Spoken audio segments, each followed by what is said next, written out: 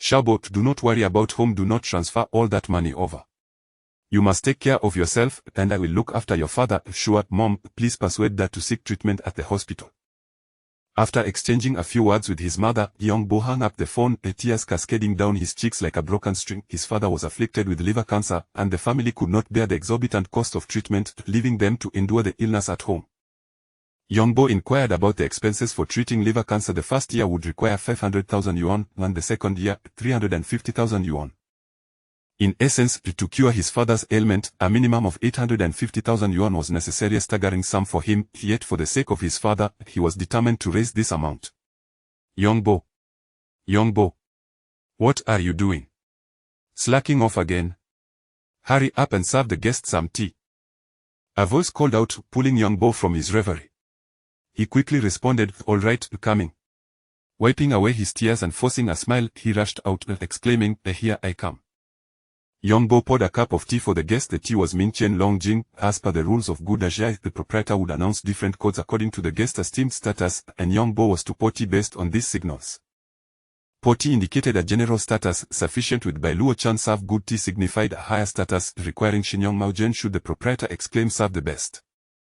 Tea, then Minchen Longjing was required. Such occasions to serve Minchen Longjing were rare in the shop, so after serving the tea, Young Bo observed the guest appearing to be in his 50s engaged in animated conversation with the proprietor, while a blue and white porcelain pestle vase rested on the table. The blue and white pestle vase bore a deep hue with a slightly subdued glaze, quite commendable, yet the proprietor's choice of Minchen Longjing was evidently a generous gesture. Young Bo swiftly assessed the situation. Having graduated from high school without gaining admission to university, he entered the antique shop as an apprentice and was now in his second year. Although the proprietor was often reluctant to teach him, Young Bo had nonetheless acquired considerable knowledge about antiques through diligent study. However, this knowledge was of little practical use. He could not approach and attempt to purchase the porcelain piece to resell it, for that would breach the established rules and lead to ostracism from all antique shops. Moreover, he lacked the necessary capital. With a monthly salary of 1800 yuan, he resided in the shop to save money for his father's treatment, sending 1500 yuan back home each month, yet this was still woefully inadequate. The sum of 850,000 yuan weighed heavily upon Young Bo's chest, akin to a boulder. After a brief discussion, the guest and the proprietor swiftly sealed the deal for the pestle vase, with both parties exchanging payment and signing a contract. Once the guest departed, the proprietor, Gobopi, circled the pestle vase with a satisfied smile, seemingly reveling in a triumph without a confidant to share it with, and could not resist boasting to Young Bo. This pestle vase was produced during the Guangxu era of the Qing dynasty. Although it pales in comparison to its predecessors, buying it for 50,000 yuan, I can easily double my investment upon resale. Haha. Gobopi cradled the pestle vase as he made his way to the back room, intending to secure it in the safe. Young Bo forced a smile towards his boss, yet his mind was preoccupied with thoughts of 50,000 yuan. This sum could afford his father the necessary hospital treatment. After enduring the long wait until noon, Young Bo stepped outside to purchase a lunchbox. Gold, the miserly employer, typically allotted him a mere 20 yuan, enough for 110 yuan meal. To conserve funds, Young Bo opted for a 5 yuan portion of fried rice, thereby saving enough for dinner. The sun blazed overhead at noon, casting a harsh light on the nearly deserted street. As Young Bo walked, he remained consumed by concern for his father's health. Should he resign from his job and labor at a construction site instead? Although the work would be arduous, it promised greater financial rewards. Gazing down at his slender frame, Young Bo found himself wavering in uncertainty. Young man, please have mercy. I haven't eaten for 3 days. Young Bo was startled by a voice from the roadside. He turned to see an elderly man, ragged and weary, leaning against the steps, sweat beading on his forehead. Momentarily hesitating, Young Bo chose not to look back. He continued on his way, grappling with his own struggles. How could he possibly help another? If one were to perform a good deed each day and pray earnestly, might his father's condition improve? The thought crossed Young Bo's mind. 850,000 was an elusive figure, leaving him devoid of any clear plan. He could only place his faith in the celestial beings, hoping to invoke their compassion. When he returned, Young Bo held a lunchbox in hand, gently placing a portion of fried rice before the old beggar without uttering a word. The old man lifted his gaze. Thank you, young man, you truly have a kind heart. Young Bo nodded slightly, preparing to leave as he contemplated whether to have dinner. Wait a moment, young man, the beggar's voice called out behind him. Turning back, Young Bo saw the old man offering a green glass bead. Here, this is for you. Young Bo glanced at the irregularly shaped bead, which gleamed with a certain luster under the sunlight. He understood well that such glass beads held little value, perhaps even less than the fried rice, and quickly shook his head. I cannot accept this. Please, just take it, insisted the old beggar, one hand clutching the fried rice while the other pressed the bead into Young Bo's hand. I found this by chance, and no one else wants it. It would be better to give it to a good-hearted young man like you. With that, the old man turned and walked away. Young Bo stood frozen for a moment, bemused by the encounter. The moment he held the glass bead, a refreshing coolness enveloped his eyes, then soon every cell in his body felt invigorated as if immersed in icy water. Time passed, though Young Bo was unaware of how long it had been. He quickly grabbed the lunch box and dashed back. Upon entering the shop, Go immediately berated him. What on earth happened today? Why did you take so long? Don't you realize that time is life? You are wasting my precious time. Do you know that? Young Bo nodded slightly. The lunch shop was exceptionally busy today, and I had to wait in line. Were you off helping some pretty girl? Have you taken a liking to the owner's daughter? Young Bo remained silent. Indeed, he had previously lent a hand over there, solely to save on a meal, without any ulterior motives. However, Gbopi had always misconstrued his intentions, then he chose not to clarify. With a dismissive snort, Gbopi seized the boxed meal and retreated into the shop to dine. Young Bo retrieved his portion of fried rice and disposable chopsticks, when a sudden thought struck him. Where had the glass bead gone? The old beggar had handed the glass bead over to him, and he had been holding on to it all along. He glanced at the clock. It was already 1 in the afternoon. He had returned half an hour later than usual, which meant he had stood there for an astonishing 30 minutes. Yet, why was it that he had not perspired excessively? Young Bo found himself perplexed by this mystery but chose not to dwell on it further, picking up his chopsticks to indulge in the fried rice. The afternoon was stifling, and the shop was sparsely populated with customers. Having made a substantial profit in the morning, Gbopi appeared exhilarated. Offering a few words of advice before departing in his car, Young Bo, troubled by matters concerning his father, paced restlessly within the confines of Gudazai. Yet he could not conjure any profitable ideas. Many of his potential ventures required capital investment, a resource he sorely lacked. Had he possessed funds, he would have long since sought treatment for his father's ailment. In an attempt to calm his mind, Young Bo, as was his custom, took a cloth to dust the items in the shop. Ordinarily, one would not so carelessly wipe ancient porcelain with a cloth, but Gudazai, being a small establishment, lacked the technical expertise for proper handling. Moreover, the porcelain displayed was predominantly counterfeit. As he absent-mindedly picked up a vase, he deftly removed the dust. And a peculiar sensation washed over him. The vessel appeared to emanate a faint glow. Leaning in closer, he observed that the glow seemed to coalesce into a soft halo around the bottle. A gentle luminescence that appeared to be a mere reflection of light concentrated in a small circle. Young Bo widened his eyes, striving to see more clearly. Yet the luminous circle abruptly vanished, leaving him in bewilderment. He attributed the phenomenon to his recent fatigue and dismissed it from his mind. After a brief respite, he picked up a plum vase, feeling an inexplicable surge of excitement. His gaze fell upon the plum vase adorned with a magpie perched on a branch of plum blossoms. The vase's surface shimmered with a luster so radiant it could reflect his silhouette. At last, he discerned the glow anew. The light gradually converged, forming a delicate and feeble halo around the neck of the vase. Though it seemed fragile enough to dissipate with a mere flick of his hand, for Young Bo, it was a delightful revelation. He felt uniquely different. His mind raced with possibilities, yet he pondered the true significance of this halo. A vague suspicion flickered in his thoughts, but he remained uncertain.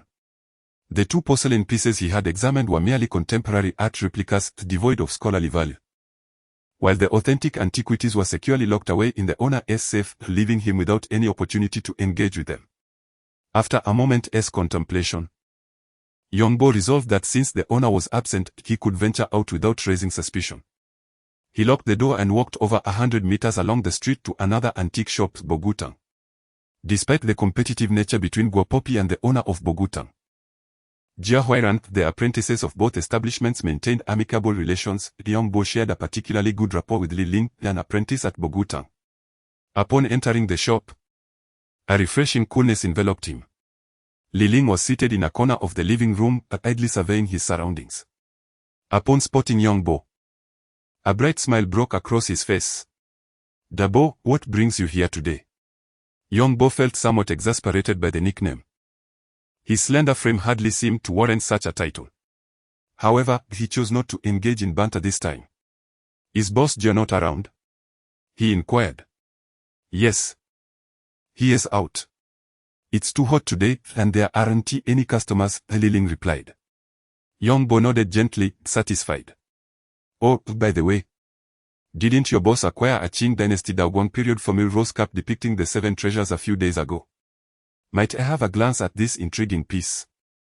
Li-Ling's expression turned hesitant. The cup was regarded as a prized possession by his boss, and he felt it was beyond his authority to display it. Young Bo quickly understood and reassured him, "Rest assured, I will not handle it," merely taking a distant look. "It is not often that I encounter such authentic artifacts. My curiosity is piqued." Li-Ling, having his doubts alleviated by Young Bo's promise of non-involvement, replied, "Very well, but do not touch it. I shall fetch it for you." With that, Li-Ling entered the inner room. Given his familial ties to Boss Jia, he was entrusted with the valuables, which Boss Jia felt secure leaving in the store. The famille rose cup soon emerged, its exterior adorned with golden decorative bands dividing it into 3 layers, while the central motif depicted a lotus cradle supporting the 7 treasures. An exquisite and intricate composition, indeed a remarkable rarity. However, Young Bo's intent was not merely to admire, he sought to validate his hypothesis. Fixating intently on the cup, Young Bo's heart raced as he noticed wisps of light emanating from its surface, gradually coalescing into a luminous halo, which thickened significantly, soon surpassing the density of the previous 2 halos. Suddenly, the ray of light detached itself and surged towards Young Bo's eyes. He instinctively shut them, feeling a refreshing coolness spreading around the edges of his eyeballs, only to vanish in an instant. Upon reopening his eyes, he observed that the halo remained, with no other noticeable alteration. He also sensed that his vision seemed to linger longer than usual. Could that fleeting ray of light have had an effect? Young Bo closed his eyes once more, suddenly overwhelmed by an impulse to laugh joyously towards the heavens. For he realized he might have stumbled upon a treasure. The thickness of the halo was evidently correlated with the age of the porcelain. If this were indeed the case, could he potentially authenticate ancient artifacts with such ease in the future? Would he not surpass the experts, eliminating the need for carbon dating to determine the age of the items directly? "Debeo, what is the matter with you?" Li-Ling inquired. Noticing Young Bo's prolonged gaze at the porcelain, followed by his closed eyes and seemingly dazed demeanor, Young Bo snapped back to reality. "Oh, it's nothing.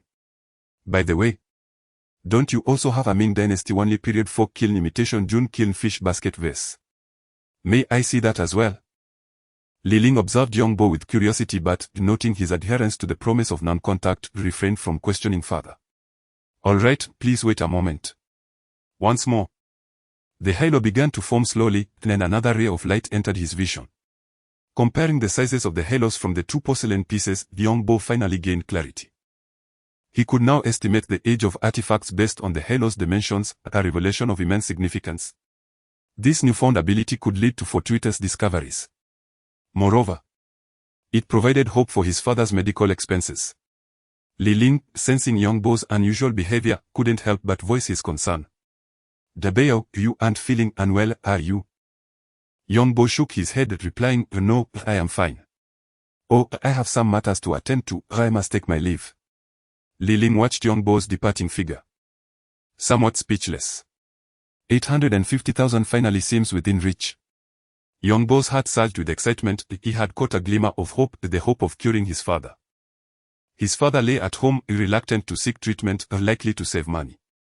If only he possessed sufficient funds, he could ensure his father received the finest care. The thought of his mother's weary, hoarse voice during their phone call brought a sting to Young Bo's nose, then a wave of warmth welled up in his eyes.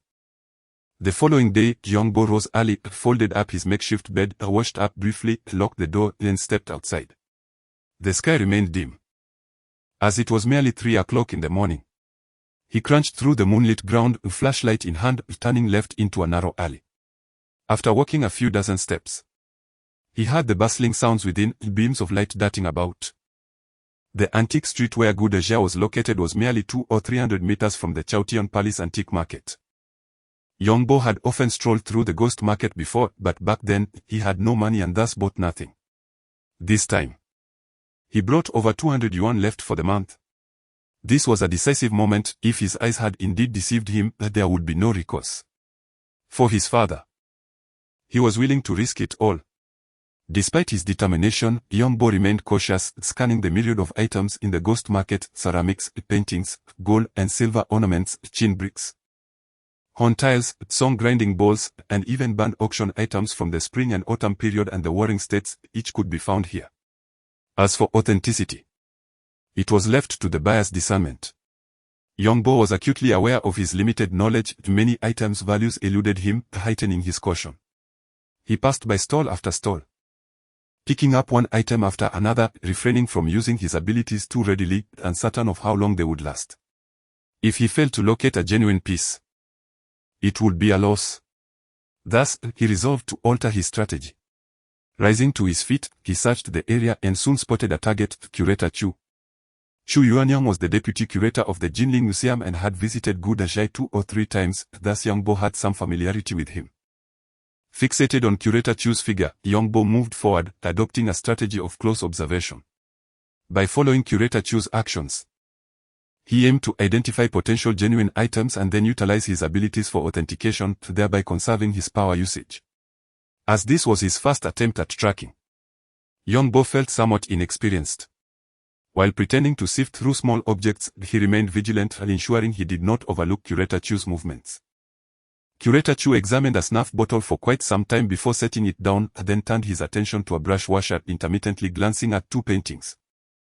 The chaotic and seemingly random selections left young Bo somewhat bewildered, but he possessed ample patience. With so little money in hand, a single misstep would mean waiting until the next month. He could not afford to wait. Early treatment for liver cancer still held promise, and every day of delay extinguished a flicker of hope. Before long, young Bo noticed Curator Chu hesitantly holding a porcelain piece resembling a fish basket, scrutinizing it intently. As young Bo felt a stirring in his heart, he followed and approached closer. He squinted his eyes as wisps of luminescence seeped from around the porcelain, remarkably accentuated in the darkness of night. This radiance gradually converged at the neck of the fish basket vase, accumulating more and more until it formed a halo. Young Bo focused intently, his heart racing. This halo was even more substantial than that of the earlier seen Daoguang pastel cup, indicating that this fish basket vase predated the Daoguang era. After the initial thrill, a sense of anxiety washed over him. He feared that Director Chu might express an interest in purchasing it. Standing beside Director Chu, young Bo refrained from turning his head, fixated instead on the small jade piece before him, only exhaling a sigh of relief once Director Chu fell silent and turned away. He hastily seized the porcelain.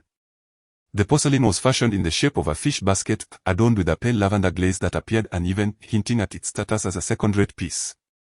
Yet, having honed his knowledge over the past 2 years, young Bo recognized it as an imitation of Song Dynasty Jun-Qin porcelain, with the Qing Dynasty's Jun-Qin replicas from the Yongsheng and Qianlong eras being the most renowned. Given that it predated the Daoguang era, even if it were crafted during the Jiuqing period, it would still be a profitable acquisition. After a thorough inspection revealed no additional damages, he felt a sense of reassurance. Young Bo lifted his gaze to the vendor and inquired, "How much for this?" The vendor, a man in his 30s sporting a small beard and sharp eyes, replied, "Do you know who was inspecting the porcelain before you?" Young Bo shook his head. "Who was it?" The vendor chuckled, "Don't you recognize him? That was Director Chu from the Jinling Museum."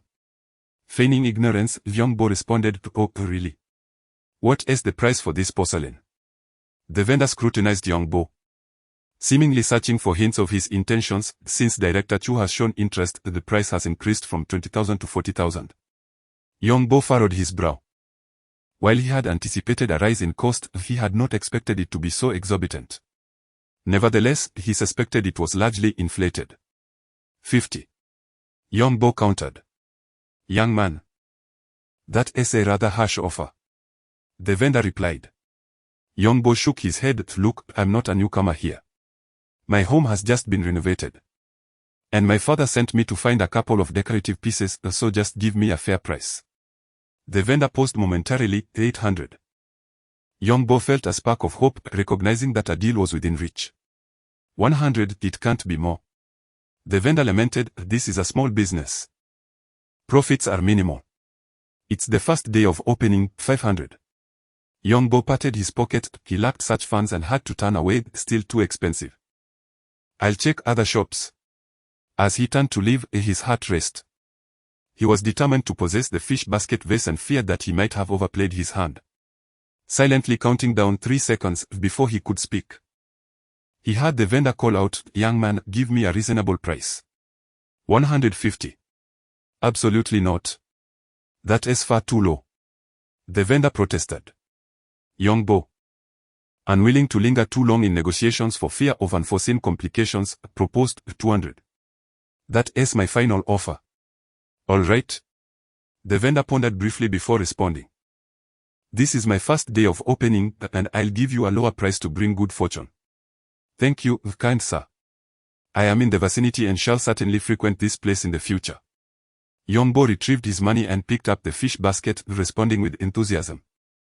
His heart brimming with anticipation. Carefully cradling the fish basket, he contemplated his next course of action. He was determined to sell it promptly. For he had but a day or two's worth of meal money left. Should he fail to act swiftly, hunger would soon follow. The crux of the matter lay in the fish basket, which was pivotal to his forthcoming plans. "Oh, young man, hold on a moment." As Young Bo made his way home, he heard a call. Looking up, he was taken aback to see Director Chu standing before him. A cheerful smile lighting up his face as he gazed at the fish basket in Young Bo's arms. Instinctively, Young Bo hugged the fish basket tightly to his chest. "Greetings. Is there something you need?" Young Bo feigned ignorance, adopting a somewhat foolish demeanor. "Hello, young man. Were you not the one squatting beside me just now?" Director Chu inquired. Squinting his eyes, Young Bo was momentarily stunned, his heart sinking, yet he denied it by saying, "Really? I didn't notice." Director Chu chuckled, remarking, "You possess quite the discerning eye. This fish basket was my initial interest. The vendor is rather cunning. Had he known I was keen on it, he would surely have raised the price. Thus, I planned to take a detour before returning to purchase it, never anticipating that you would seize the opportunity." Young Bo felt a mix of uncertainty and apprehension, unsure how to respond, fully aware that his actions were somewhat unscrupulous. Yet, he could not afford to dwell on such matters for long.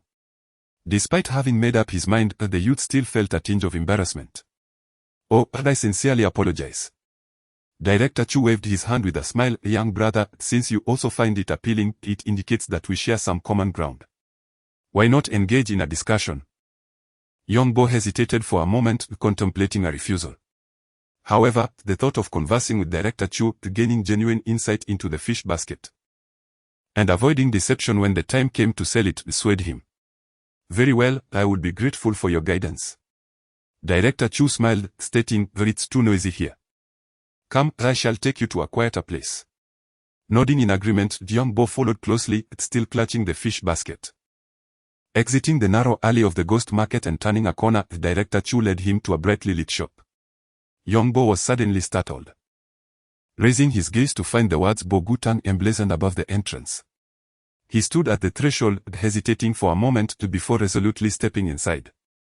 At that moment, Boss Jia of Bo Gutang approached them, and Director Chu politely remarked, "I found an intriguing item at the ghost market and have come to trouble Boss Jia." Boss Jia clasped his hands in greeting, saying, "It is an honor for Bo Gutang to host Director Chu. There is no question of causing trouble." After exchanging pleasantries, Boss Jia noticed Young Bo standing nearby. Young, what brings you here?" "Oh, really?" Boss Jia recognizes Yang. Director Chu seemed intrigued. "Young. He is an assistant at Good Jia," Boss Jia explained, turning to Director Chu. "What brings you to accompany him?"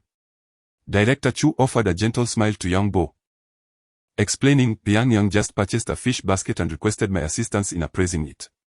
Upon noticing that Boss Jia was open for business, we decided to drop by."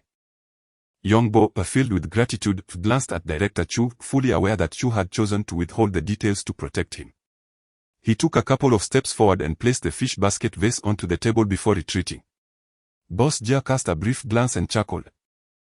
Yang has only dabbled in antiques for a year or two, yet due to a mere request, he has gained Director Chu's discerning eye. Truly, what great fortune. Director Chu waved his hand with a smile, saying little more. "Let us first examine this fish basket vase, shall we?" With that, he produced a magnifying glass from his belongings and leaned over to scrutinize the vase. The fish basket vase resembled a fisherman's basket, hence its name, but in reality, it possessed little practical use, serving merely as a decorative piece. Boss Jia regarded young Bo with genuine interest, pondering how the young man had stumbled upon such luck. Suspecting that the vase was likely a replica, Director Chu tapped and inspected it, soon settling down and subtly gesturing to Boss Jia. Not one to be shy. Boss Jia also took out a magnifying glass and began his examination. Before long, as Boss Jia stood up, Director Chu inquired, "What do you think, Boss Jia?" After a moment of contemplation, Boss Jia shook his head. "I cannot comprehend." Young Bo felt a wave of uncertainty. The implication of not understanding suggested that the fish basket vase was indeed a counterfeit. Yet, to his eyes, it had evoked a response. Hesitating, Boss Jia remarked, "This imitation June-kiln fish basket vase appears full, but in truth, it is overly rotund, its distended belly detracting from the overall aesthetic." Director Chu, equally pensive, nodded. "When I observed it earlier, the lighting was dim, and I could not discern clearly. Now, I find your assessment to be accurate." Young Bo gazed intently at the fish basket vase. To him, it exuded a sense of fullness and grace, its overall form impeccable. How could it be described as rotund? Nevertheless, after being dismissed by two individuals he respected, a doubt began to creep into young Bo's heart. He felt a darkness closing in, a wave of dizziness washing over him. He had come with high hopes, but it seemed that his first foray had led to a financial disaster. What would he do about the 850,000 he needed for his father's medical treatment? The weight of that sum pressed heavily upon his chest, suffocating him, as the momentary relief he felt earlier vanished, leaving him gasping for breath. Young, this market is not so easily navigated. You may have had numerous success stories, but remember that such victories are rare, while the majority end up suffering devastating losses. Jia Huairan counseled, exchanging a glance with Director Chu before continuing, "Young, life is not easy for you. How about this? I will take the fish basket vase off your hands. At least it will have a chance to be sold in my possession, while in yours, it would be as good as lost." Young Bo stared at the vase, the light coalescing before him into a thick, ethereal halo that left him momentarily dazed as he heard Boss Jia's voice. He could not help but glance over, only to hear Boss Jia continue, "Young.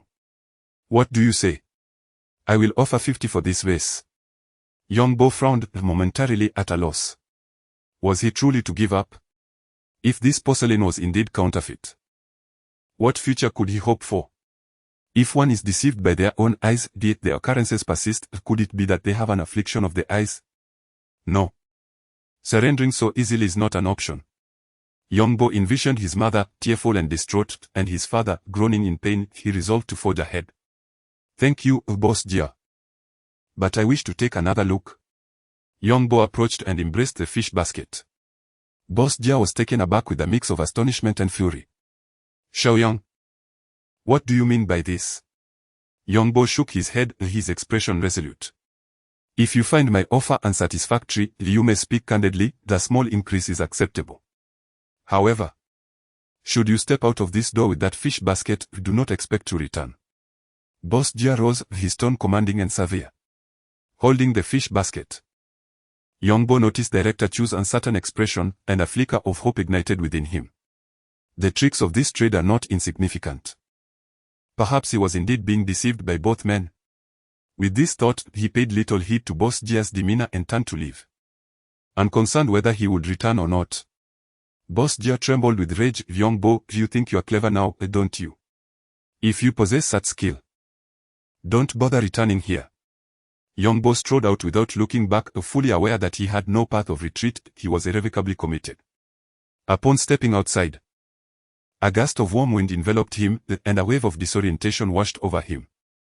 With an initial investment of 200, Boss Jia's offer dwindled to a mere 50. If he were to relinquish the item now, he would surely find himself starving in the days to come. Yet, what could he do? Seek another shop to sell it? Young Bo chuckled softly. While outsiders perceive this trade as a chance for overnight wealth, those immersed in it know that many suffer the misfortune of becoming destitute overnight. Moreover, it is often a realm rife with deceit, where unscrupulous shopkeepers exploit ordinary sellers, offering paltry sums in exchange for their goods. However, returning to the night market would not yield a better price, leaving young Bo in a quandary.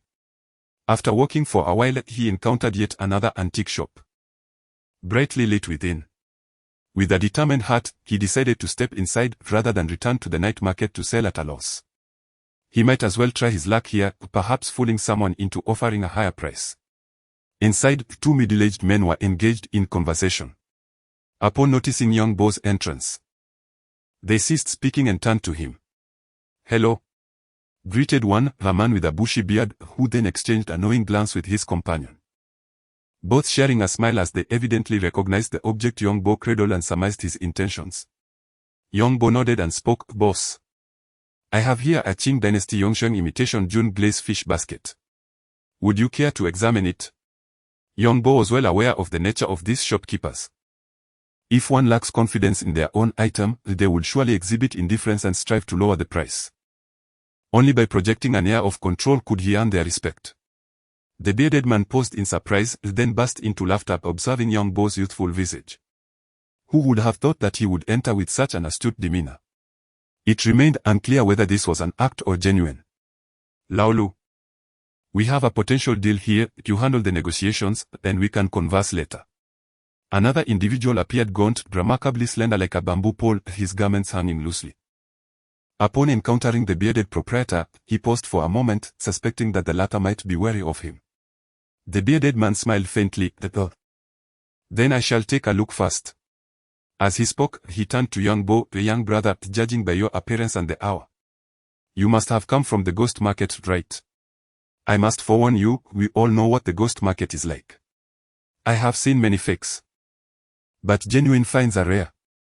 If this fish basket vase proves to be flawed, are you prepared for that possibility?" Young Bo nodded, replying, "Mr. Lu, please examine it at your discretion. If you find it unsatisfactory, I shall not utter a word." "Very well, my young brother is a forthright person." The bearded man chuckled. He then procured a magnifying glass and a flashlight, beginning his inspection.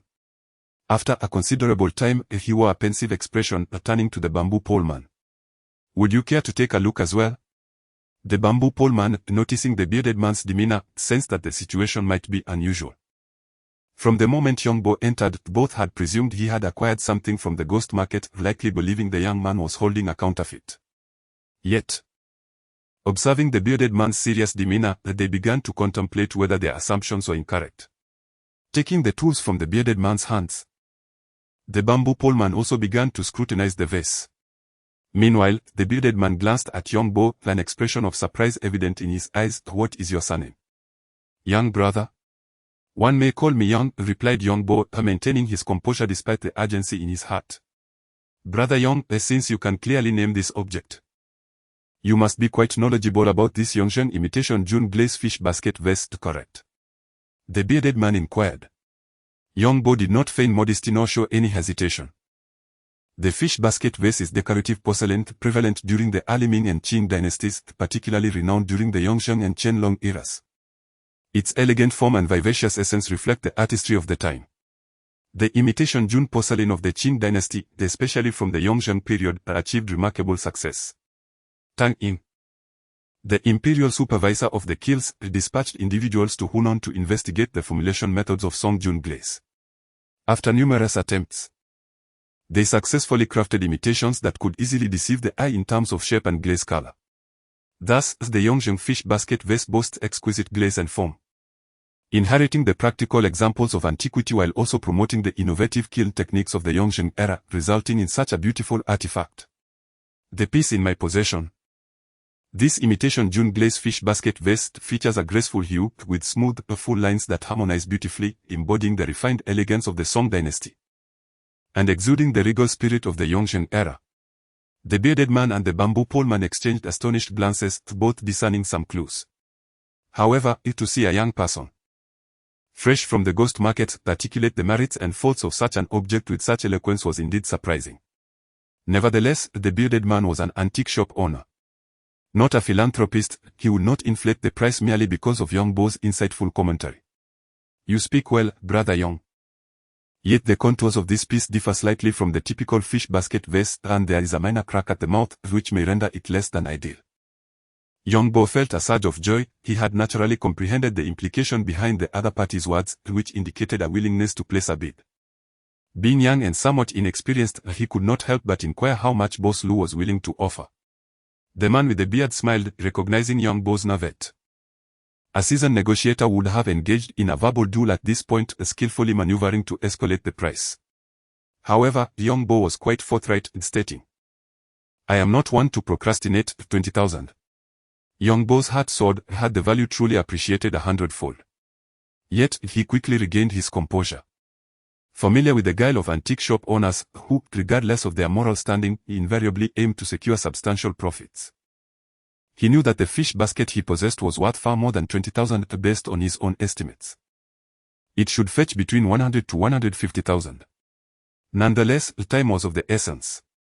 If he were to bring it to an auction house, it would undoubtedly achieve that valuation, but in the antique shop, he would be at the mercy of the seller. Still, he resolved to negotiate for a better price. Inching closer to his goal of 850,000. "Boss Lou, my father is reluctant to part with this fish basket.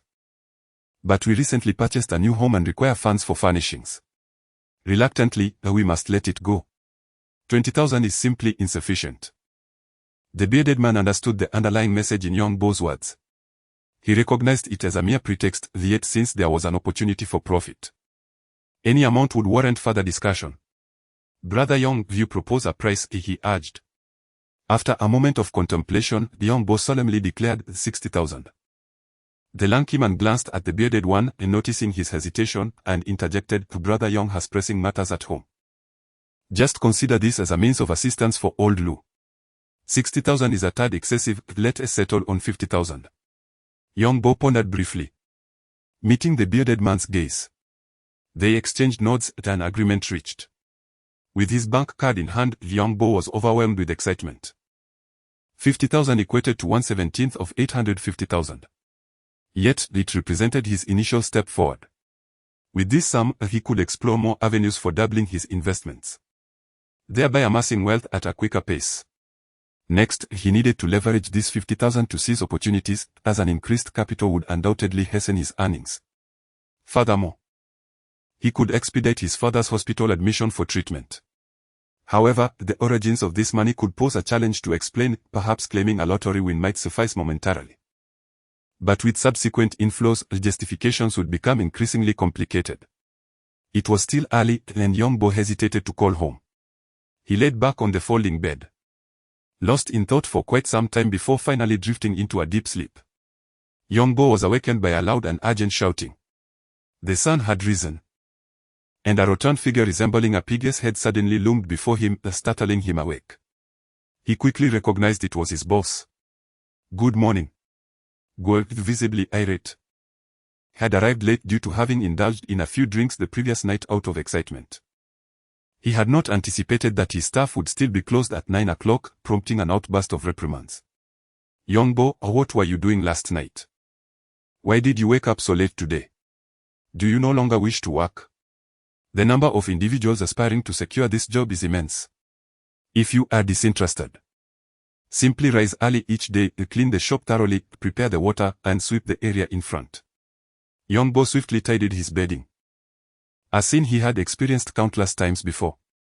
Were it not for the desire to reassure his parents, he would have resigned long ago, remaining silent until Gobopi himself declared he was exhausted and paused. "All right, I shall say no more.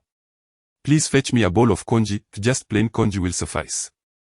Gobopi finally ceased his activities, tossing 10 yuan to young Bo for breakfast.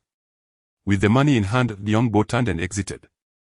Upon his return, he bought 2 portions of breakfast. He handed the plain congee to Gobopi, who could not help but glance over, only to discover that young Bo had also purchased a bowl of congee and even an additional youtiao, which was entirely out of character for him.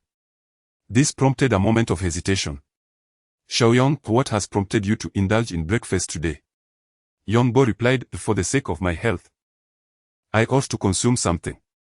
Gobopi observed young Bo as he sipped the congee and munched on the youtiao. "Oh, then do eat quickly. After finishing, we must tidy up." Young Bo acknowledged with a sound and began to eat while pondering the reasons he might give for calling home. Gobopi scrutinized him. Sensing something amiss, as it appeared there was something unusual in Young Bo's plain kanji. Unable to contain his curiosity, he finally inquired, Xiaoyang. That I sent just plain kanji, is it? Young Bo, lost in thought, was taken aback by the question. This is century egg and lean pork kanji. Guobopi's eyes widened in astonishment. Century egg and lean pork kanji. Realizing his tone may have been inappropriate, Guobopi quickly added, Xiaoyang. You mentioned your father's health is poor, it would be wise for you to save more money for his treatment. Young Bo nodded, I am aware. Guobopi glanced at Young Bo's kanji, then down at his own, feeling a sudden disillusionment. The sense of superiority he usually felt was diminished, leaving him disinterested in his meal. After finishing breakfast, Young Bo promptly tidied the shop, and then customers began to trickle in. Jinling is renowned for its heat, particularly in August, yet due to its proximity to the Chaotian Palace, there were always visitors from the Jinling Museum passing by the shop, occasionally stepping inside. Young Bo, with a book in hand, sat on a small stool in front of the shop. When customers entered, he lacked the enthusiasm to greet them, fully aware that most were merely browsing. Previously, Young Bo had spent his days studying antique knowledge purely as a pastime. However, upon discovering his newfound abilities, he felt an intensified eagerness to acquire this knowledge. Despite Guobopi's stinginess, he had amassed a considerable collection of professional books in the shop. Young Bo had read most of them but could only recall about a third. Now, with his remarkable memory, he could retain information after just 2 readings, which compelled him to revisit the text once more. Time slipped away unnoticed as Young Bo immersed himself in his studies. It was only when he heard Guobopi's loud call from the inner hall that he snapped back to reality, realizing it was time to buy lunch. Taking the money, he made his way to the fast food restaurant with ease, passing by the same spot he had seen yesterday. He couldn't help but glance over. The old beggar was no longer there, and the glass beads had disappeared as well. Yet, it seemed that fortune had come his way. Perhaps a testament to the adage that good deeds are rewarded. He thought of his father's ailment, which remained untreated. And he had once fantasized about a miraculous benefactor descending from the heavens to bestow upon him 850,000 or a miraculous medicine that could cure all ailments. However, he soon came to the realization that one must rely on oneself to forge a future and alter one's destiny. Even with extraordinary abilities, the diligence in learning remained essential. Otherwise, one might possess treasures without awareness and squander them in vain. Upon returning with his lunch, he found that Guobopi had received a visitor. A middle-aged man, disheveled and bearing a long box, stood in the shop. Boss, he implored, this painting is a family heirloom crafted by the monk Quan Kan. I would not part with it if not for my child's battle with leukemia. You must understand. This painting is meant to be passed down through generations and will only increase in value. The man's voice, heavy with sorrow, resonated with Young Bo, reminding him of his own circumstances. His elderly father was in a similar plight, and he felt a pang of guilt for not being able to fulfill his filial duties. What good would it do to earn wealth if he could not save his father? Setting his lunch aside, Young Bo approached to examine the painting Guobopi was scrutinizing. It depicted pavilions and towers, a serene body of water, and a solitary figure fishing at the bow of a boat. The foreground was shrouded in wisps of white clouds, with peaks looming in the distance along a winding path leading to tranquility. The background offered a view of remote, undulating hills, and the entire composition portrayed the pristine and serene beauty of mountains after rain. Upon closer inspection of the signature, he read rain-washed mountain base, accompanied by a 5-character poem. Rain washes the mountain base white, pure as a cold river at night. Amidst the clear mist, the peaks stand before me. The seal bore the words Falling Stone Creek. The entire artwork exuded an air of purity and tranquility, evoking a sense of transcendence. Young Bo couldn't help but admire its beauty, yet he remained vigilant. Suddenly, a glimmer emerged from the painting, gradually coalescing in the center, forming a halo. A beam of light shot forth and entered his eyes, causing him to rejoice. This aura was even more substantial than that of the fish basket. However, his elation was tempered by suspicion, as he understood that this painting might never come into his possession. Guobopi gazed at the painting for quite some time before finally lifting his head to address the middle-aged man. I'm sorry, but I cannot appreciate this artwork. Perhaps you should try your luck elsewhere. The man was taken aback, disbelief etched on his face. Boss, please reconsider. This is a treasured family possession. Gobopi waved his hand dismissively. It's lunchtime now, you must hurry. Otherwise, other shopkeepers might step out for their meal and you'll waste precious time. With a heavy heart, the middle-aged man sighed, gathered his painting, then turned to leave. As young Bo was about to utter a word of persuasion, he heard Gobopi exclaim with a sigh. What a fabricated tale. In this profession, such stories are utterly intolerable. A son with leukemia, a father with heart disease, it's all a ruse. Did you notice? That man just now uttered the filthy clothes, yet the skin exposed on his neck and arms was quite fair. He must lead a life of luxury, devoid of labor. His attire appears to be merely a prearranged prop, such and professionalism. Young Bo, taken aback, inquired. Is your conclusion that the other person's painting is a forgery based on this observation as well? Indeed, Gobopi replied. I saw nothing amiss with the painting he held. Does he think that works by Cuenca are so easily obtained? He was one of the 4 monks of the early Qing dynasty. And a single painting could be worth hundreds of thousands. What sort of person would have access to such a treasure? While lamenting, Gobopi took out his boxed lunch. Exclaiming in astonishment, young Bo, you actually bought a 10-yuan meal today. Have you stopped being frugal? At that moment, young Bo had no time to ponder these matters. He turned and rushed out, saying, Boss, do you eat fast? I have something to attend to. I might be back a bit late. Gobopi shouted after him. Where are you going? Don't forget to return to work this afternoon, I have things to handle. Understood, I shall return promptly. Young Bo stood at the door, surveying his surroundings. He was uncertain of the man's direction, but he surmised he must be heading towards the antique shop. Determining his course, young Bo proceeded to the next antique store. The nearest establishment was the Bogutang. When he arrived, he spotted the man engaged in conversation with Jia Huairan from a distance. Young Bo hesitated before entering. His intention was to intercept, and it would be inappropriate to enter the store. He resolved to patiently wait at the entrance. Before long, the middle-aged man emerged, visibly dejected. Upon exiting, he spat disdainfully and cursed, what a bunch of fools. Why is my treasure considered worthless? They all put on airs. But when I strike it rich, they'll be begging me to buy these worthless trinkets. With a scowl, the middle-aged man trudged forward, only to suddenly notice young Bo standing in his path. He found the young man somewhat familiar and recalled him as a staff member from the previous shop. Feeling a twinge of embarrassment at his earlier remarks, feigning ignorance, young Bo approached, asking, has your painting sold? No, the middle-aged man replied, momentarily taken aback. But then a flicker of hope ignited within him. After all, young Bo had pursued him, which might imply that the previous shop regretted its decision and wished to purchase his painting, filling him with a sense of pride. Young Bo, understanding the man's thoughts, smiled and said, could you show me the painting first? It would be the same if you examined it at my shop, the man retorted. No, you misunderstand my intent. I wish to purchase the painting myself, not through the shop. Do you grasp what I mean? Young Bo clarified. The middle-aged man paused, then chuckled, intrigued by the notion. You are merely a staff member, do you truly possess the means to procure such a costly piece? Young Bo shook his head, stating, the actual worth of your painting is yet to be determined, we can negotiate the price afterward. The middle-aged man had traversed numerous shops, all of which had dismissed him.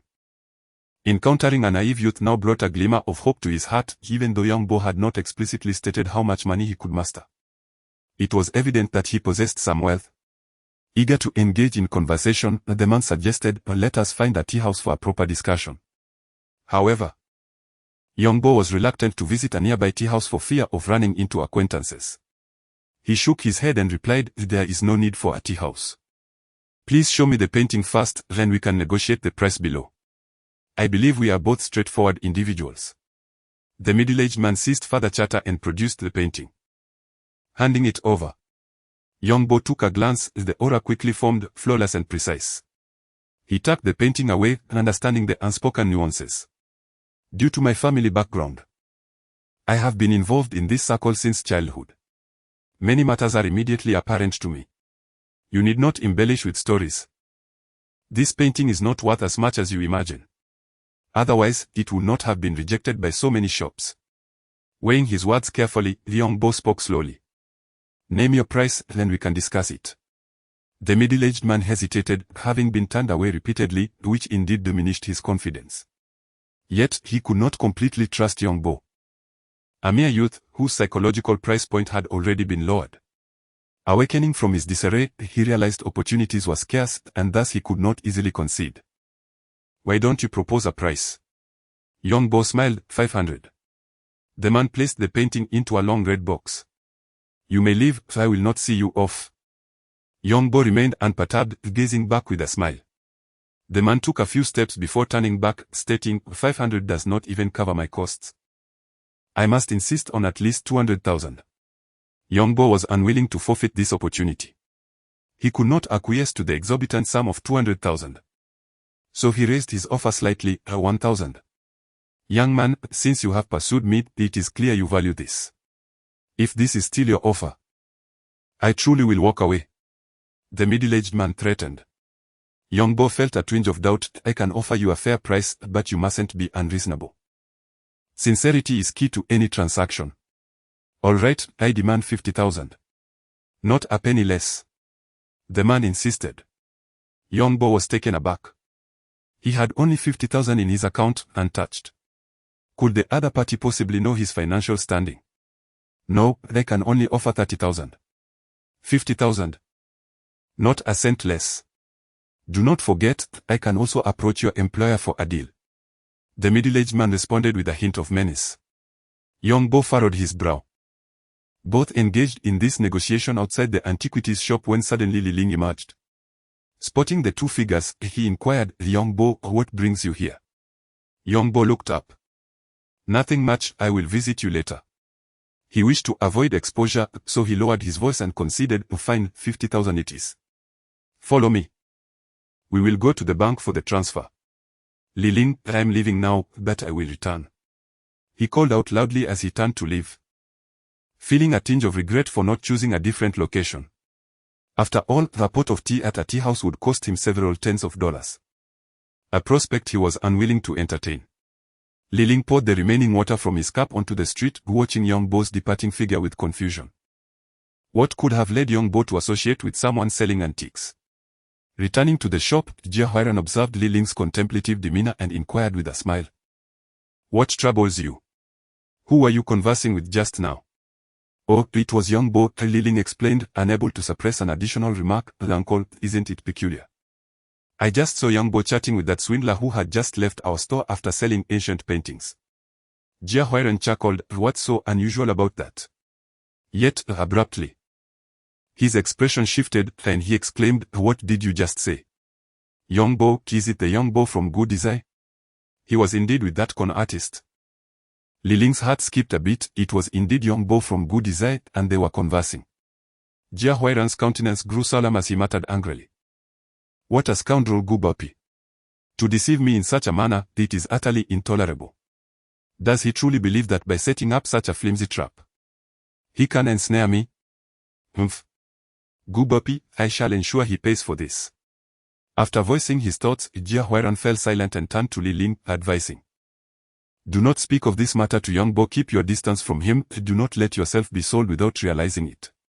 Li Ling, contemplating the situation, recognized the likelihood of his uncle falling victim to a conspiracy orchestrated by Young Bo and his employer, filling him with righteous indignation. How foolish of me to regard you as a brother. Unbeknownst to Young Bo, he was oblivious to the brewing storm. He had accompanied a middle-aged man to the bank, where they swiftly drafted a transfer contract and signed it, completing a transaction of 50,000 yuan. Holding a red rectangular box in the bank's service hall, Young Bo felt a wave of relief, yet a heavy burden loomed over him. The 50,000 yuan he had just acquired seemed to vanish in an instant, but thankfully, he had refrained from contacting his family. The brocade box in his embrace brought him a sense of comfort. He could only hope that this painting would bring him good fortune. With the ancient painting secured, his next concern was how to sell it. Goodize and Bogouge were the first establishments to eliminate from his options. Although there were several antique shops nearby, few were truly trustworthy. Earlier that morning, he had accompanied Deputy Director Chu to Bogouge and had nearly fallen victim to Jia Huairan and his two accomplices, if he could be deceived by acquaintances. How much more vulnerable would he be to those unscrupulous individuals? After pondering for a while, Youngbo decided to revisit the shop where he had previously sold the fish basket, as he had already established a professional rapport there. Surely, Boss Lu would not dare to take advantage of him. The characters Jia Tang were artistically inscribed as Youngbo entered. The shop was empty, with Boss Lu leisurely sipping tea in the main hall while his assistant dozed at the table. Upon seeing Youngbo, Boss Lu was initially taken aback before breaking into a smile, recognizing that any business brought in was akin to welcoming the god of wealth. Xiaoyang, do you have something good in hand? Youngbo nodded and placed the box down, saying, please take a look first, then we can discuss. Excellent. Boss Lu responded with a grin, instructing his assistant, the tea in the pot is too weak, go brew a proper pot. The assistant cast a puzzled glance at Youngbo, uncertain why the boss regarded this young man with such respect. Youngbo, on the other hand, smiled. Realizing that the customs in every shop were quite similar, there was indeed a distinction between ordinary tea and fine tea. Despite having acquired a genuine piece from Youngbo, Boss Lu was evidently cautious this time. He opened the box, retrieved the scroll, and meticulously laid a cloth upon the table before placing the scroll atop it. As he gradually unfurled the artwork, a wave of pure, tranquil Zen essence enveloped him, prompting an involuntary exclamation of admiration. Youngbo, seated nearby, savored his tea. Earlier that morning, anxiety had gripped him, rendering him restless and devoid of the inclination to appreciate his beverage. Now, with a sense of assurance blossoming within him, he glanced around the shop's decor, entering a state of contemplative reverie. In the past, Youngbo had observed the diverse clientele who frequented the antique shop. Each visitor bore a distinct identity, and their behaviors varied accordingly. Farmers, when presenting their items, often appeared apprehensive, casting furtive glances, their eyes lacking focus. In contrast, the shrewd conmen and brokers entered with composure, maintaining a facade of joviality during discussions, yet their merchant-like insincerity was unmistakable. Finally, there were the collectors. Individuals exuding an aura of sophistication, whose every utterance could leave even the most eloquent speechless, though they constituted a mere minority. Youngbo had previously fantasized about his own identity as a collector, envisioning himself wielding esteemed artifacts, bronzes, jades, paintings, and curios. When he spoke, he imagined his words would dazzle like golden lotuses, compelling admiration. In retrospect, such musings appeared somewhat absurd. Without diligent study, how could one ever realize such aspirations? As he pondered, Boss Lu returned to the table, remarking, Xiaoyang, you truly are efficient. This ancient painting could not have been acquired just today at noon, could it? It was evident that Boss Lu perceived Youngbo as one of the second-hand dealers in the trade. Youngbo smiled, neither affirming nor denying the implication. The scroll was by Quan Kan, a member of the Four Monks of Qing, and its composition was both secure and intricate, its scenery profound in its simplicity, showcasing extraordinary brushwork. Noticing Youngbo's sole focus on the painting, Boss Lu was reluctant to delve into further conversation, harboring a sense of wonder about the mysterious background that had cultivated such an individual. Indeed, Quan Kan emulated the styles of Huang Gongwang and Wang Meng, leaning particularly towards Wang Meng. His compositions were meticulously structured, with vigorous brushstrokes, often employing a dry brush technique to create layered textures that were both rich and dynamic, capturing the essence of ordinary landscapes with profound depth. Youngbo chuckled softly, sipping a small amount of tea, the clear liquid gliding smoothly down his throat, leaving a fragrant trail. Boss Lu's demeanor grew more serious. Xiaoyang, you must understand, this painting is not comparable to the previous fish basket. We cannot afford to stray from the proper path. This street is lined with shops, and many items hold renown. Word travels among us. At first, Youngbo did not grasp the underlying implication of these words. After a moment's contemplation, he realized that the other party suspected him of thievery. Having concealed his identity had inadvertently led to such wild conjectures, leaving Youngbo in a state of helplessness. Yet, he could not reveal his true position. Would he confess to being merely an assistant at an antique shop? Such an admission would obliterate the aura of mystery he had cultivated around his identity, significantly diminishing his standing, for without clarity regarding his status, the other party would hesitate to offer a fair price. Rest assured, Boss Lu, I never engage in dubious dealings. The items I possess are acquired through legitimate means.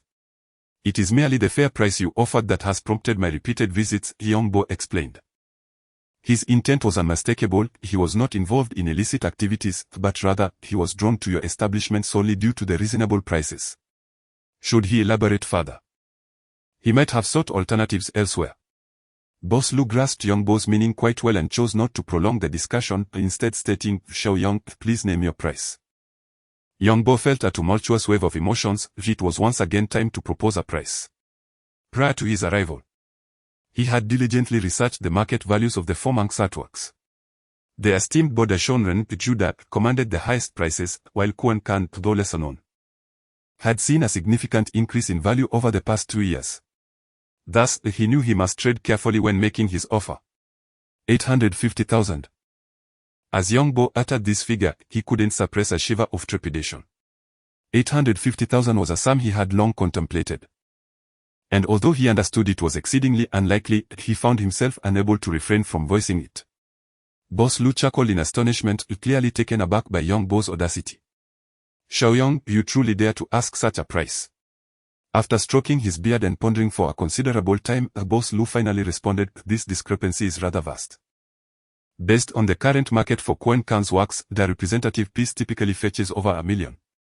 For this particular artwork, I could offer no more than 200,000. Young Bo exhaled in relief. It would have been peculiar had his initial offer been readily accepted.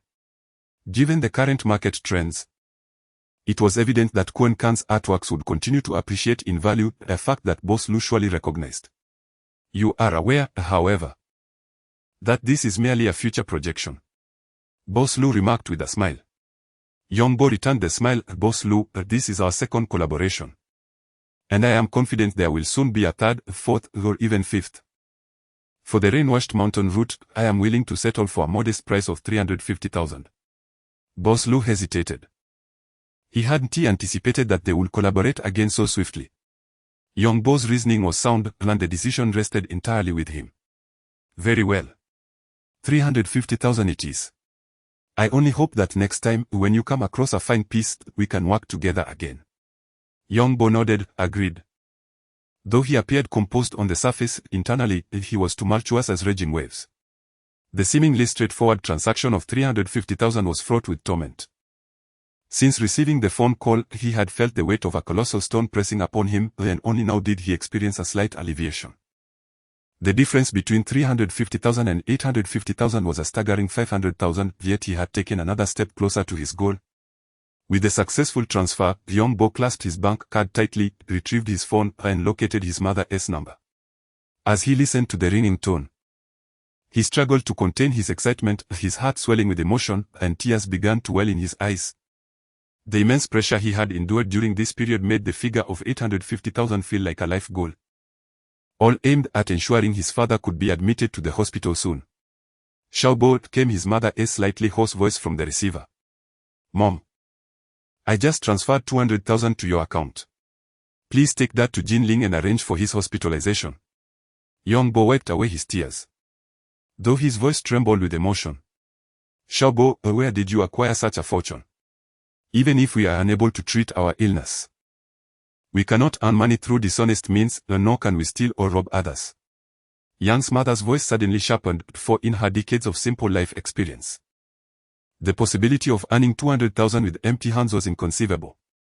"Mother, rest assured, this money is earned honestly." Young Bo quickly quelled his emotions, raising his voice slightly. "Am I not working at the antique shop? Over the past 2 years, I have learned a considerable amount about antiques. Last night, at the ghost market, an evening market, I spent 200 yuan on a painting. Mother, do you know? That painting turned out to be an authentic piece, as verified by an expert here. In an instant, that 200 yuan painting was sold for 200,000. You should take this 200,000 first to help further with his medical expenses. Bring him to Jinling, where the medical facilities are superior." At merely 20 years of age, and yet to celebrate his 20th birthday, the thought of having his mother bring his father for treatment filled Young Bo with excitement. Young's mother listened attentively to Young Bo, and after a long pause, she sighed deeply. "Shao Bo, I have consulted the doctor as well. Your father's illness requires at least 800,000 to 900,000 yuan. If it worsens, it may even exceed $1 million. Such a burden is beyond our family's means. I will save this 200,000 for you, Mother." Young Bo could not help but exclaim, if father were to pass away, what use would this 200,000 be? Xiaobo, your father and I lack great means and cannot provide you with the best conditions. Our family has no substantial foundation to leave you with such a heavy burden. This 200,000 should be reserved for you to marry a wife. If your father could hold a grandchild before he departs, I believe he would have no regrets. Mother. Young Bo covered the phone, sitting on the bank steps, tears blurring his vision. The reason he transferred the money back was to convey to his parents that he had the ability to earn a large sum. Yet he discovered that they had already made plans to allocate it. This realization plunged him into a state of anguish, guilt, and grievance, overwhelming him with emotions. The facade of composure he had maintained was shattered in that moment. Clutching the bank card, Young Bo struck his chest with determination. Was he truly to be defeated by such minor setbacks? His original intention was to gather 850,000 as quickly as possible, prepare the medical expenses, and then bring his father over for treatment. He had the capability, he was certain he could master the remaining 500,000 in the shortest time possible. I will succeed. Returning to the shop, it was already 3 in the afternoon when he heard Guobapi complaining, Xiaoyang, I am not saying this to scold you. But what time is it? Did I not tell you I have matters to attend to this afternoon? You really have no sense of time. Boss. I had something to attend to, Young Bo interrupted Guobapi's complaints, marking his first interruption. Guobapi was taken aback, not expecting Young Bo to respond in such a manner. However, upon seeing Young Bo's swollen eyes, he swallowed his words. Xiaoyang, work hard. I have matters to attend to, so I'll take my leave. Young Bo sat in the hall, sipping tea, momentarily lost in thought. Though Guobapi was notoriously stingy, a veritable miser, and often babbled incessantly, he was not entirely unkind. However, such traits were hardly sufficient to warrant Young Bo's continued presence. Ever since he received his first payment of 50,000, thoughts of departure had begun to take root in his mind. Yet, the full sum of 850,000 remained elusive, and finding a new place to settle post-departure was indeed a cumbersome task. Nevertheless, having resolved to leave, he felt it necessary to inform Guobapi when the time was right. In the afternoon, with a dearth of customers, the Young Bo seized the opportunity to raid. Benefiting from a brief respite, rising at dawn had left him fatigued, and employing his abilities required a considerable expenditure of energy.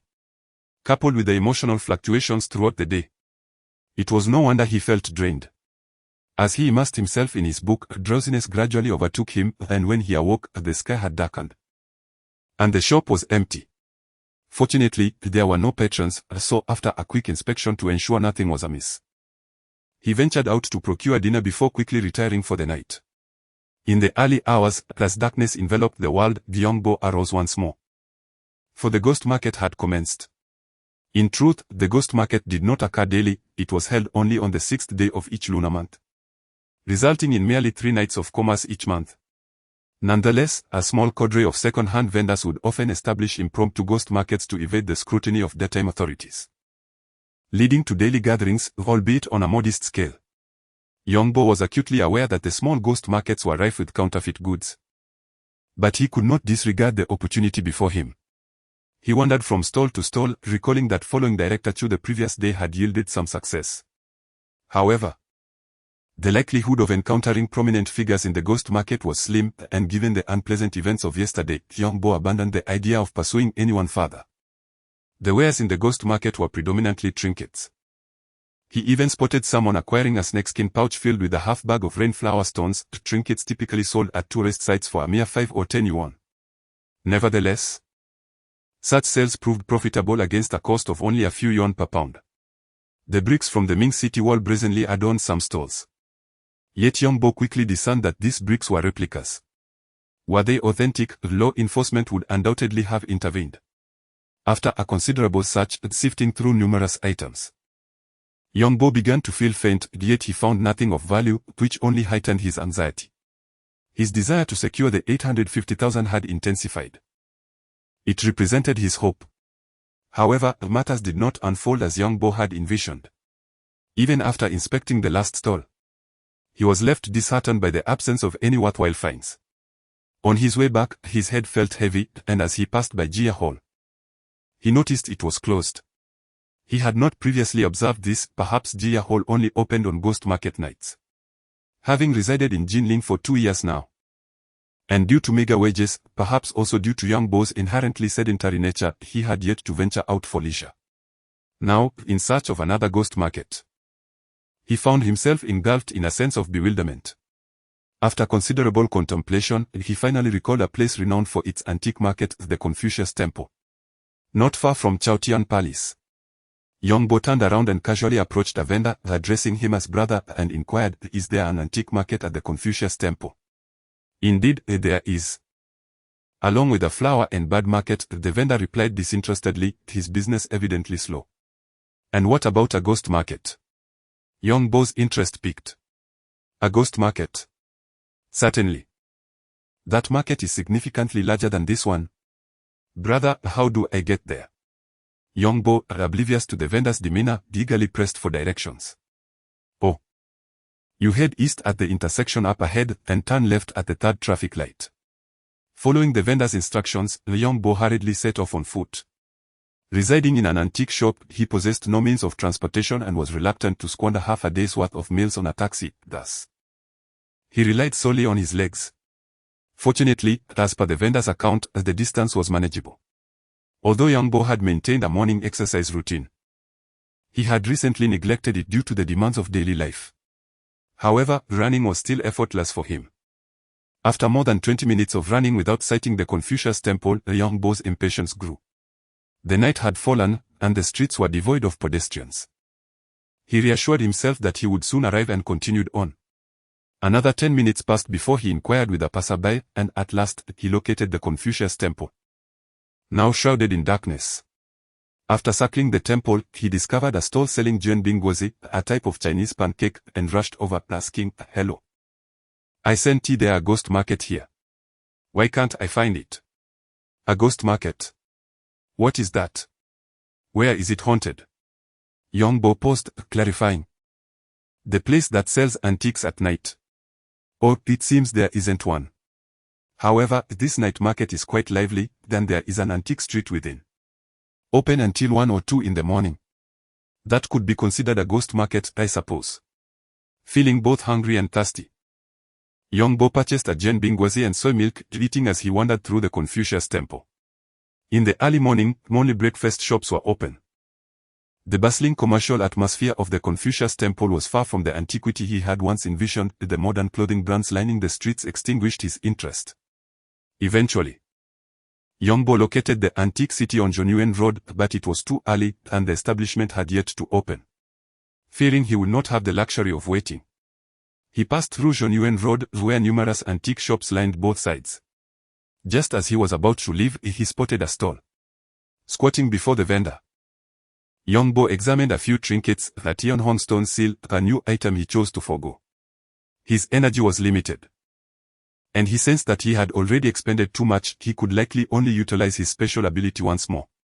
The bright, lustrous yellow porcelain bowl gleamed too brilliantly, suggesting it lacked age. Thus, Young Bo also decided against it.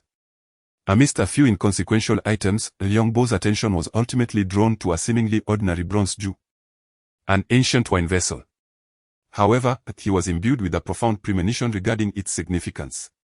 Suddenly, a radiant light emerged, forming a thick halo that astonished Young Bo. He pointed towards the Jew and inquired about its price. The vendor, garbed in a grey robe, glanced up and replied, 50. Without haggling, Young Bo paid the sum and acquired the Jew, feeling a sense of accomplishment after a long night. The vessel's exterior was cloaked in a layer of green patina, yet its condition remained relatively intact. Based on Young Bo's appraisal, it likely dated back to the Shang or Zhou dynasty, although precise identification proved elusive. Nevertheless, even with this acquisition, Young Bo felt a tempered excitement. The domestic market for bronze artifacts was limited. The stringent regulations surrounding ancient bronze transactions in the country deterred many from collecting such items, thereby stifling their value. Yet, the mere act of purchasing the Jew instilled in Young Bo a flicker of exhilaration. As tangible success bolstered his resolve to persevere. On his way back, Young Bo hailed a taxi, exhaustion weighing heavily upon him. Upon arriving at Gudajai, he found the shop's door ajar, a sight that evoked little surprise and even instilled a sense of tranquility within him. Where have you been? Guobopa inquired. Seated prominently in the center of the hall, the cup of tea in hand. Oh, I just took a stroll. It felt stifling to remain indoors all day. Yongbo explained. Guobopa raised an eyebrow, noting the unusual composure in Yongbo's demeanor, which contrasted sharply with his typically subdued responses. As Yongbo ascended the stairs, intending to place the Jew in a secure location, Guobopa's keen eyes caught sight of the green-tinged object in Yongbo's grasp. Wait a moment. He called out, a smile spreading across his face. What rare treasure do you have there? May I take a look? After a brief hesitation, Yongbo placed the Jew on the table. This is quite the first for you in the 2 years you've been here, Guobopa remarked, his enthusiasm palpable. Yongbo remained non-committal, choosing not to respond.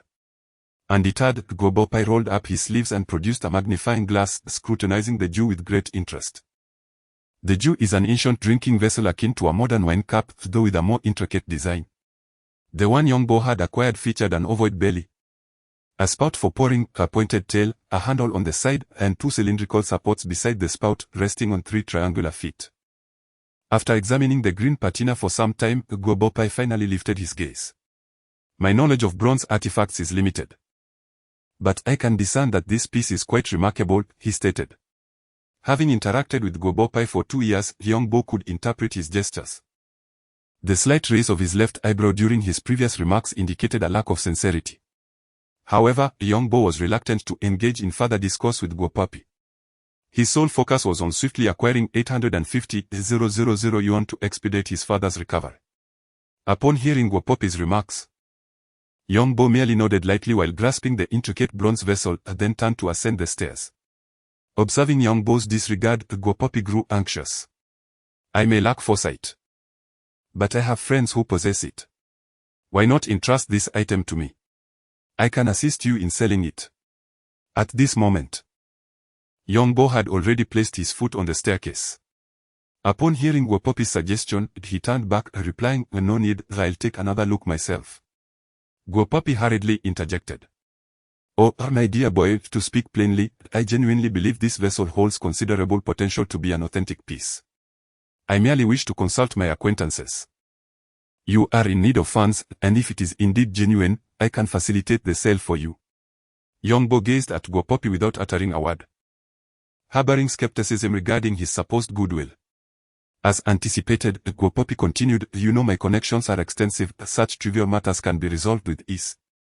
Should a deal materialize, a mere 10% commission would suffice. Yongbo's eyes widened in disbelief. If this vessel was correctly identified, it should date back to the early Shang dynasty. Even in today's market, where bronze artifacts are challenging to sell, it ought to fetch at least 10,000 to 20,000 yuan. A 10% cut would amount to 1,000 to 2,000 yuan, an amount he could not tolerate.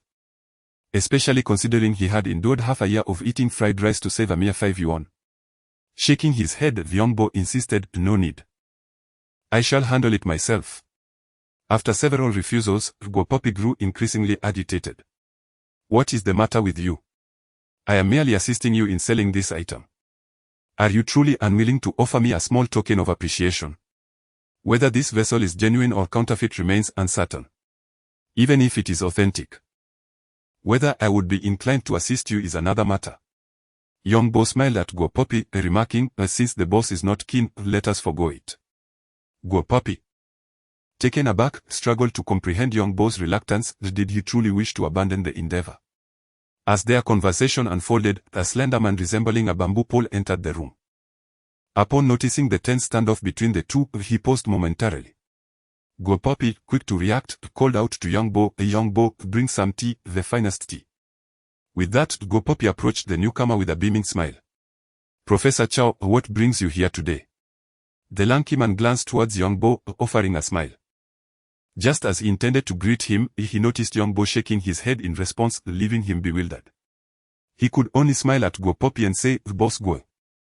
I am simply enjoying a leisurely weekend, hoping to browse and perhaps discover some curiosities. Professor Chow, if what you find are merely trifles, then what we uncover must be of little value. Guobopa quipped, delivering a not-so-humorous jest. yet feeling a sense of pride that their humble shop had attracted the attention of Professor Chow Yuenda. Young Bo, however, was engulfed in tumultuous emotions. He had not anticipated that the slender man he encountered that night at Jia Hall would resurface, with the ambitious plan of 850,000 yet to be realized. He was reluctant to expose himself, even desiring to keep Guo Poppy oblivious to these developments. After 2 years of close companionship, just as Young Bo was familiar with Guo Poppy had also come to understand Young Bo's behavioral patterns. The sudden influx of wealth and a series of fortunate finds inevitably aroused suspicion, a notion he wished to avoid at all costs. Carrying a pot of Longjing tea, Guo Poppy gestured to Young Bo, instructing him to tidy up, as Professor Chow had come from afar to visit their establishment, and it was imperative to leave a favorable impression. Young Bo, disinclined to linger, seized this opportunity to withdraw. To his surprise, Chow Yuenda interjected. "There is no need for such formality, cleanliness can be attended to later. I believe young people should engage more with cultural relics and gain practical experience." Guo Poppy promptly agreed, exclaiming, "Indeed. Professor Chow is absolutely right, the youth must learn and grow." He then admonished Young Bo, "Shouldn't you express your gratitude to Professor Chow?" The stark contrast in Guo Poppy's demeanor, now overly respectful, was so pronounced that it elicited a frown from Chow Yuenda, who could not help but glance at Young Bo, curious about their true relationship. Young Bo remained begrudgingly and cast a disapproving glance at Chow Yuenda. The latter, feeling somewhat awkward, remarked, "Mr. Guo, education should indeed be the priority for the youth." Without waiting for Guo Poppy's response, he continued, "I overheard your conversation outside regarding the bronze Su NWNJ.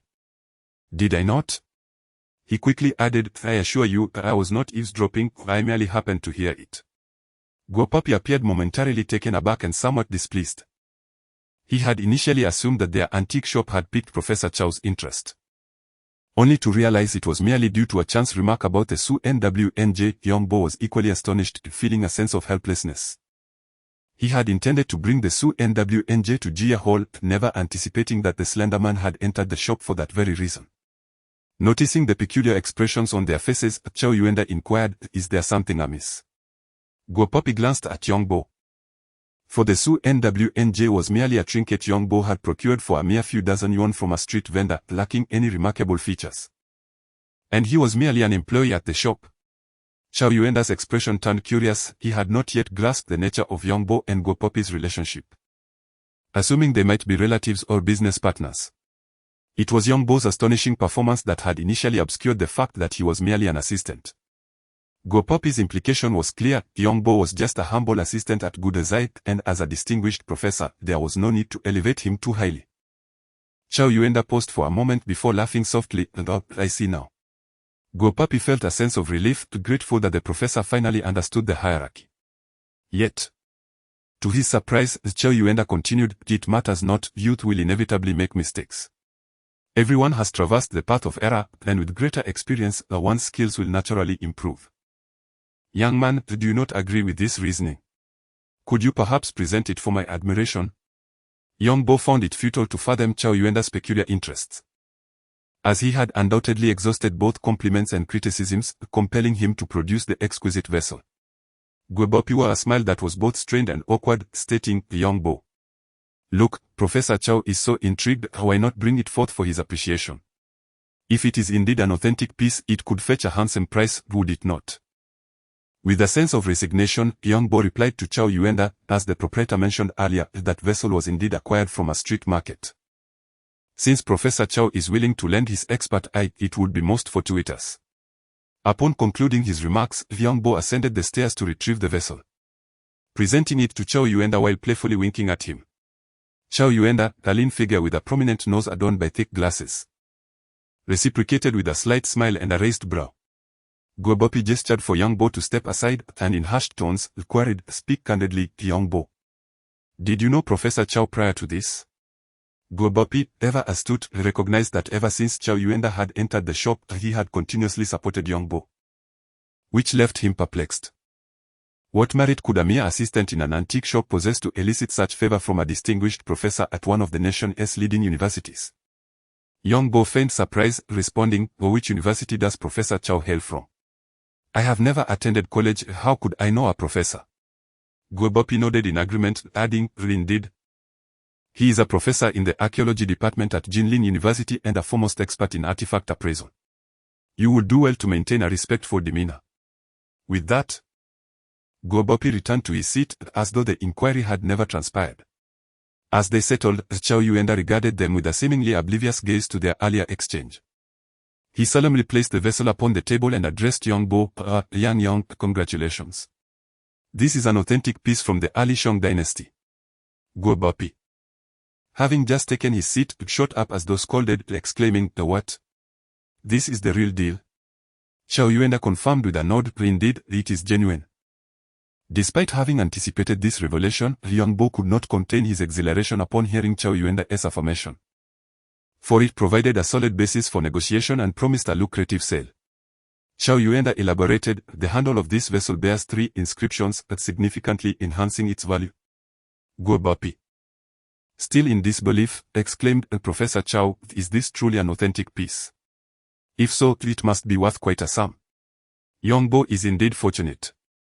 "Oh, by the way, Yongbo, you have yet to disclose where you stumbled upon this treasure. I am keen to investigate, perhaps I can find a matching pair." Guobopi inquired eagerly. "Guobos," Chao Yuenda sighed, "even if you were to learn the location, do you genuinely believe you could procure it?" "That remains to be seen." Guobopi's mind was racing with the conviction that he could indeed uncover a gem, for if Yongbo could, surely his own expertise would surpass that of Yongbo, enabling him to discover even more treasures. Chao Yuenda smiled inwardly at Guobopi's favor, realizing he had been contemplating dissuading him, which would amount to obstructing his financial prospects. It appears that Guobopi has failed to grasp his own meaning. What he intended to convey was that, given Yongbo's capabilities, how could he possibly overlook an item for you to pick up? However, it is evident that Guobopi did not comprehend this. Or perhaps he simply did not consider it at all. Observing Chao Yuenda's impatient demeanor, Yongbo felt a sense of annoyance and wished to dismiss him quickly. He remarked, "I found it at a street stall on Zhong Garden Road in Confucius Temple, but I am unsure if that stall still exists." "That is no issue. I will manage to find it." Without allowing Yongbo to speak further, Guobopi hastily rushed outside, calling out, "Make sure to keep an eye on the shop." With Guobopi's departure, only the two of them remained seated, and the atmosphere in the room fell into a momentary silence. Chao Yuenda looked at Yongbo with a smirk, clearly taken aback. Yongbo, feeling helpless, pondered what he was surprised about. Was it that he was merely a shop assistant at an antique store? Chao Yuenda nodded with a smile, acknowledging this was but one aspect. Upon hearing Guobopi refer to him as a shop assistant, he had assumed that the previous incident involving the sale of the fish basket was orchestrated by Guobopi from behind the scenes. In the past, he had interacted with Guobopi and sensed he was not that kind of person. Given Guobopi's eager demeanor, it seemed that the actions that day were indeed Yongbo's own doing. Yongbo smiled but refrained from responding, feeling no need for clarification. "Brother Yang, you are truly gifted. At such a young age, your expertise in antique appraisal has already reached remarkable heights," praised Chao Yuenda.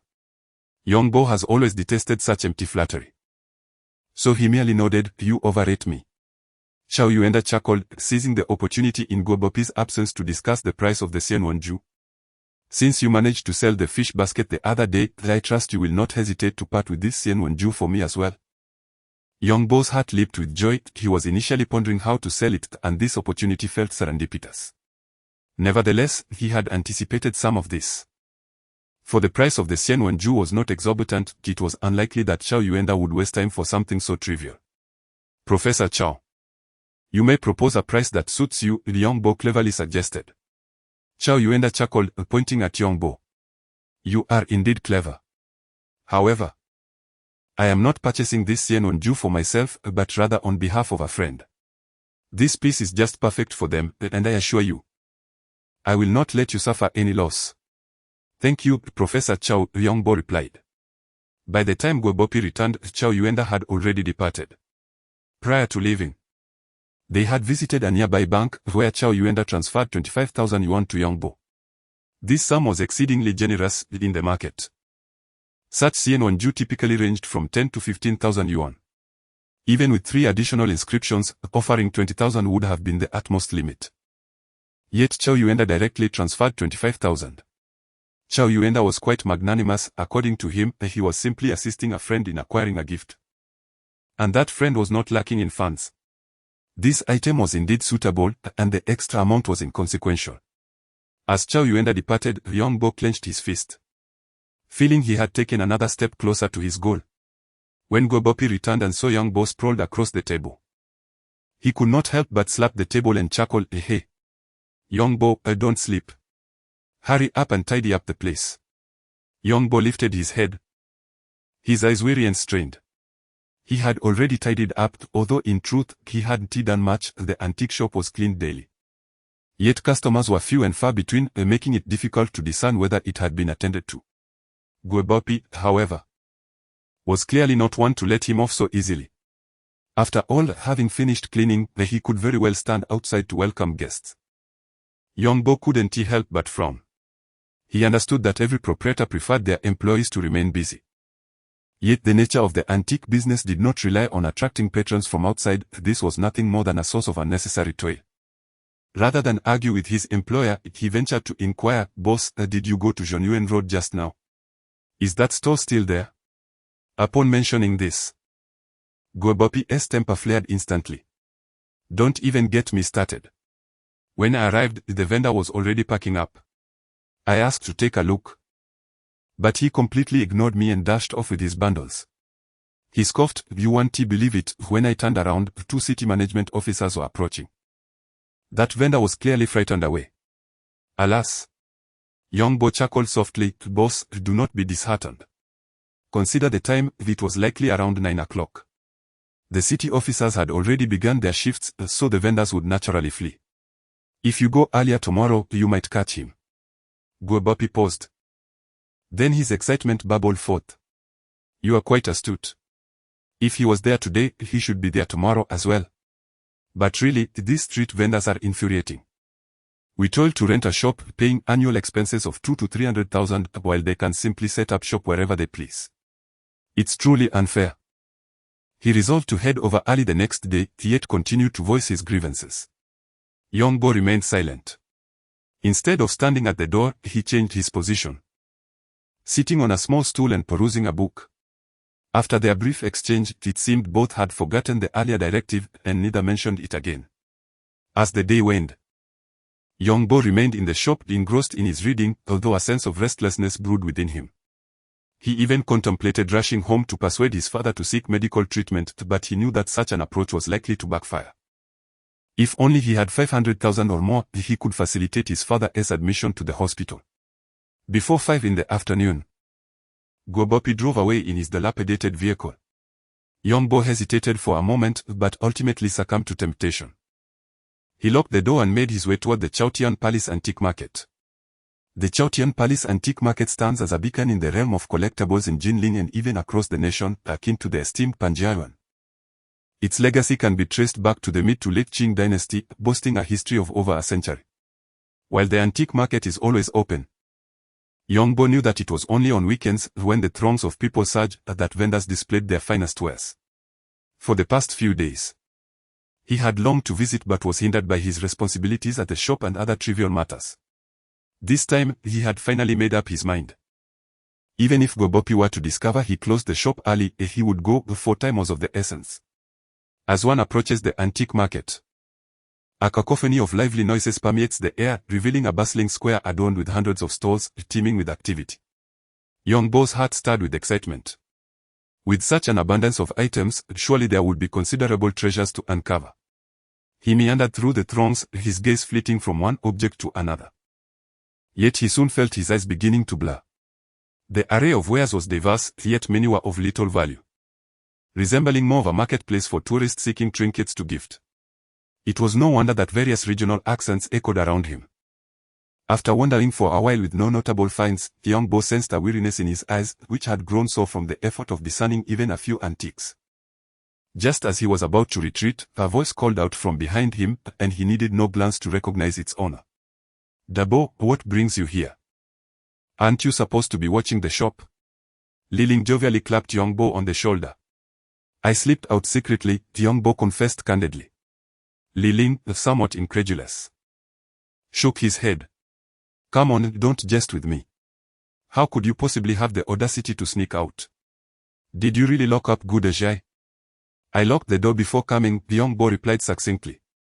Li Ling paused in surprise. Well, I'll be. Dabo, you are quite bold. Young Bo smiled wryly, explaining. I've been cooped up for too long, I just wanted to take a stroll and clear my mind. Li Ling, interpreting Young Bo's actions as a response to familial pressures, offered some counsel. You shouldn't burden yourself too heavily, such matters cannot be resolved merely by wishful thinking. Each to their own fate. Young Bo offered a bittersweet smile, choosing not to respond. Though they were of similar age and had shared much in the past 2 years. He hesitated to confide in Li Ling, feeling the need to guard his ambitions until he was more prepared. Oh, by the way. Didn't you say you would come find me later when you were at our shop yesterday? I waited for you quite late, but you never showed. Li Ling suddenly inquired, his gaze fixed intently on Young Bo. Feeling a bit flustered, Young Bo explained, I got caught up in something and lost track of time. I truly apologize. Li Ling's smile faded slightly, but he quickly shifted the topic. Oh, I see. Business at Goodajai is thriving, I sent it. Unlike Bo Gutang, which has been dead on its feet for days. Young Bo inwardly cursed Jia Huairan, whom he deemed a mercenary, yet outwardly remarked. In this line of work, it's common for some to remain dormant for 3 years and then flourish for 3 more. Their conversation meandered through polite exchanges. Yet each felt an increasing distance between them. After a few more exchanges, Young Bo, sensing little prospect of discovery, turned to leave. Li Ling watched Young Bo's retreating figure, pondering. Their similar ages had drawn them together, and Young Bo's earnest nature had fostered a connection, yet recently. Young Bo had grown increasingly enigmatic, leaving Li Ling perplexed. Upon returning to the antique shop, Li Ling recounted to Jia Huairan his encounter with Young Bo earlier that day. Ultimately concluding, I feel increasingly unable to fathom the Bo. Jia Huairan cast a glance at Li Ling, reminiscing about the somewhat headstrong youth from days past. Reluctant to see his nephew mingling with Young Bo, he inquired, has your friend mentioned that he recently acquired a Qing Dynasty Yongshan imitation June glaze fish basket vase? Li Ling was taken aback, shaking his head with a smile. His skills are only mediocre, not much better than mine. It must surely be a counterfeit. No.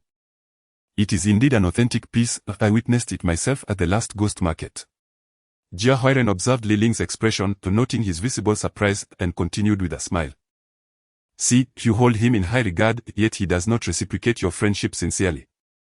Otherwise, why would he keep such a find to himself instead of sharing it with a friend like you? Li Ling sat silently, his countenance shifting as he absorbed the implications. Although he sensed that their friendship had been waning significantly in recent times, he had not anticipated such a rapid decline. Li Ling, do not be easily deceived by others. Do not place your trust in outsiders lightly. Remember, it takes 3 days of burning to test jade, and 7 years to discern the quality of materials. The strength of a horse is known on a long journey, and the true nature of a person is revealed over time. Jia Huairan chuckled. You may find it hard to believe now, but these are the insights gleaned from decades of experience. Li Ling sat in contemplation, momentarily at a loss for thoughts. After a pause, Jia Huairan casually inquired, I recall you mentioned that someone in Young Bo's family is ill and in urgent need of funds, correct? Li Ling nodded blankly. Yes, his father has liver cancer and requires a substantial amount for medical expenses. Oh, I see.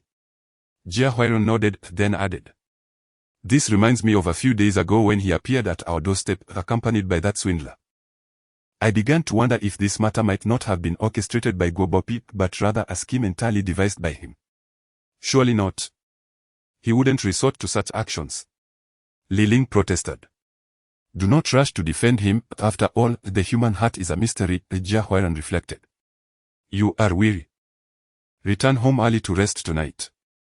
I have some matters to discuss with others here. Li Ling, his mind awash with questions, was uncertain if he had truly absorbed Jia Huairan's words. He nodded and departed. Jia Huairan watched him leave, sighing softly, this cannot be attributed to me. That lad simply does not recognize the value of his fortune.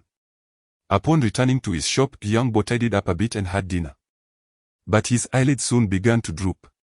After attempting to read for a while, he succumbed to fatigue and retired early. When he awoke in the early hours, Young Bo hesitated. Although there were many items at the small ghost market, genuine treasures were scarce.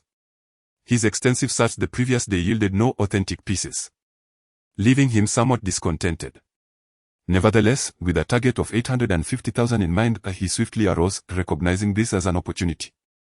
Perhaps seizing it would bring him closer to gathering the necessary funds. The last sale of the rain-washing mountain route painting fetched a staggering 350,000, from which 200,000 was transferred home, leaving him with 150,000. Just yesterday, he sold an early Shang Dynasty bronze wine vessel for 25,000, bringing his total to approximately 175 million. However, this amount still fell short of his aspirations. Entering the ghost market, the atmosphere was bustling with vendors and an array of miscellaneous items sprawled about. Having learned from yesterday's experience, Young Bo approached his search for artifacts with less patience and diligence than before. In this small ghost market, the majority of traders consisted of local stall owners and shopkeepers from Jinling, whose standards for items were relatively low, often even accepting poorly crafted replicas. Consequently, most items were of shoddy workmanship, with genuine pieces being exceedingly rare, if not altogether absent. After searching for quite some time without encountering anything of interest, Young Bo furrowed his brow and continued his patient examination. "Hey, brother, why not come take a look over here?" Suddenly, he heard a voice beckoning from behind. Turning around, he saw a man in his 30s with shifty eyes, raising his eyebrows as he spoke in a harsh tone. "Brother, I have some fine items here.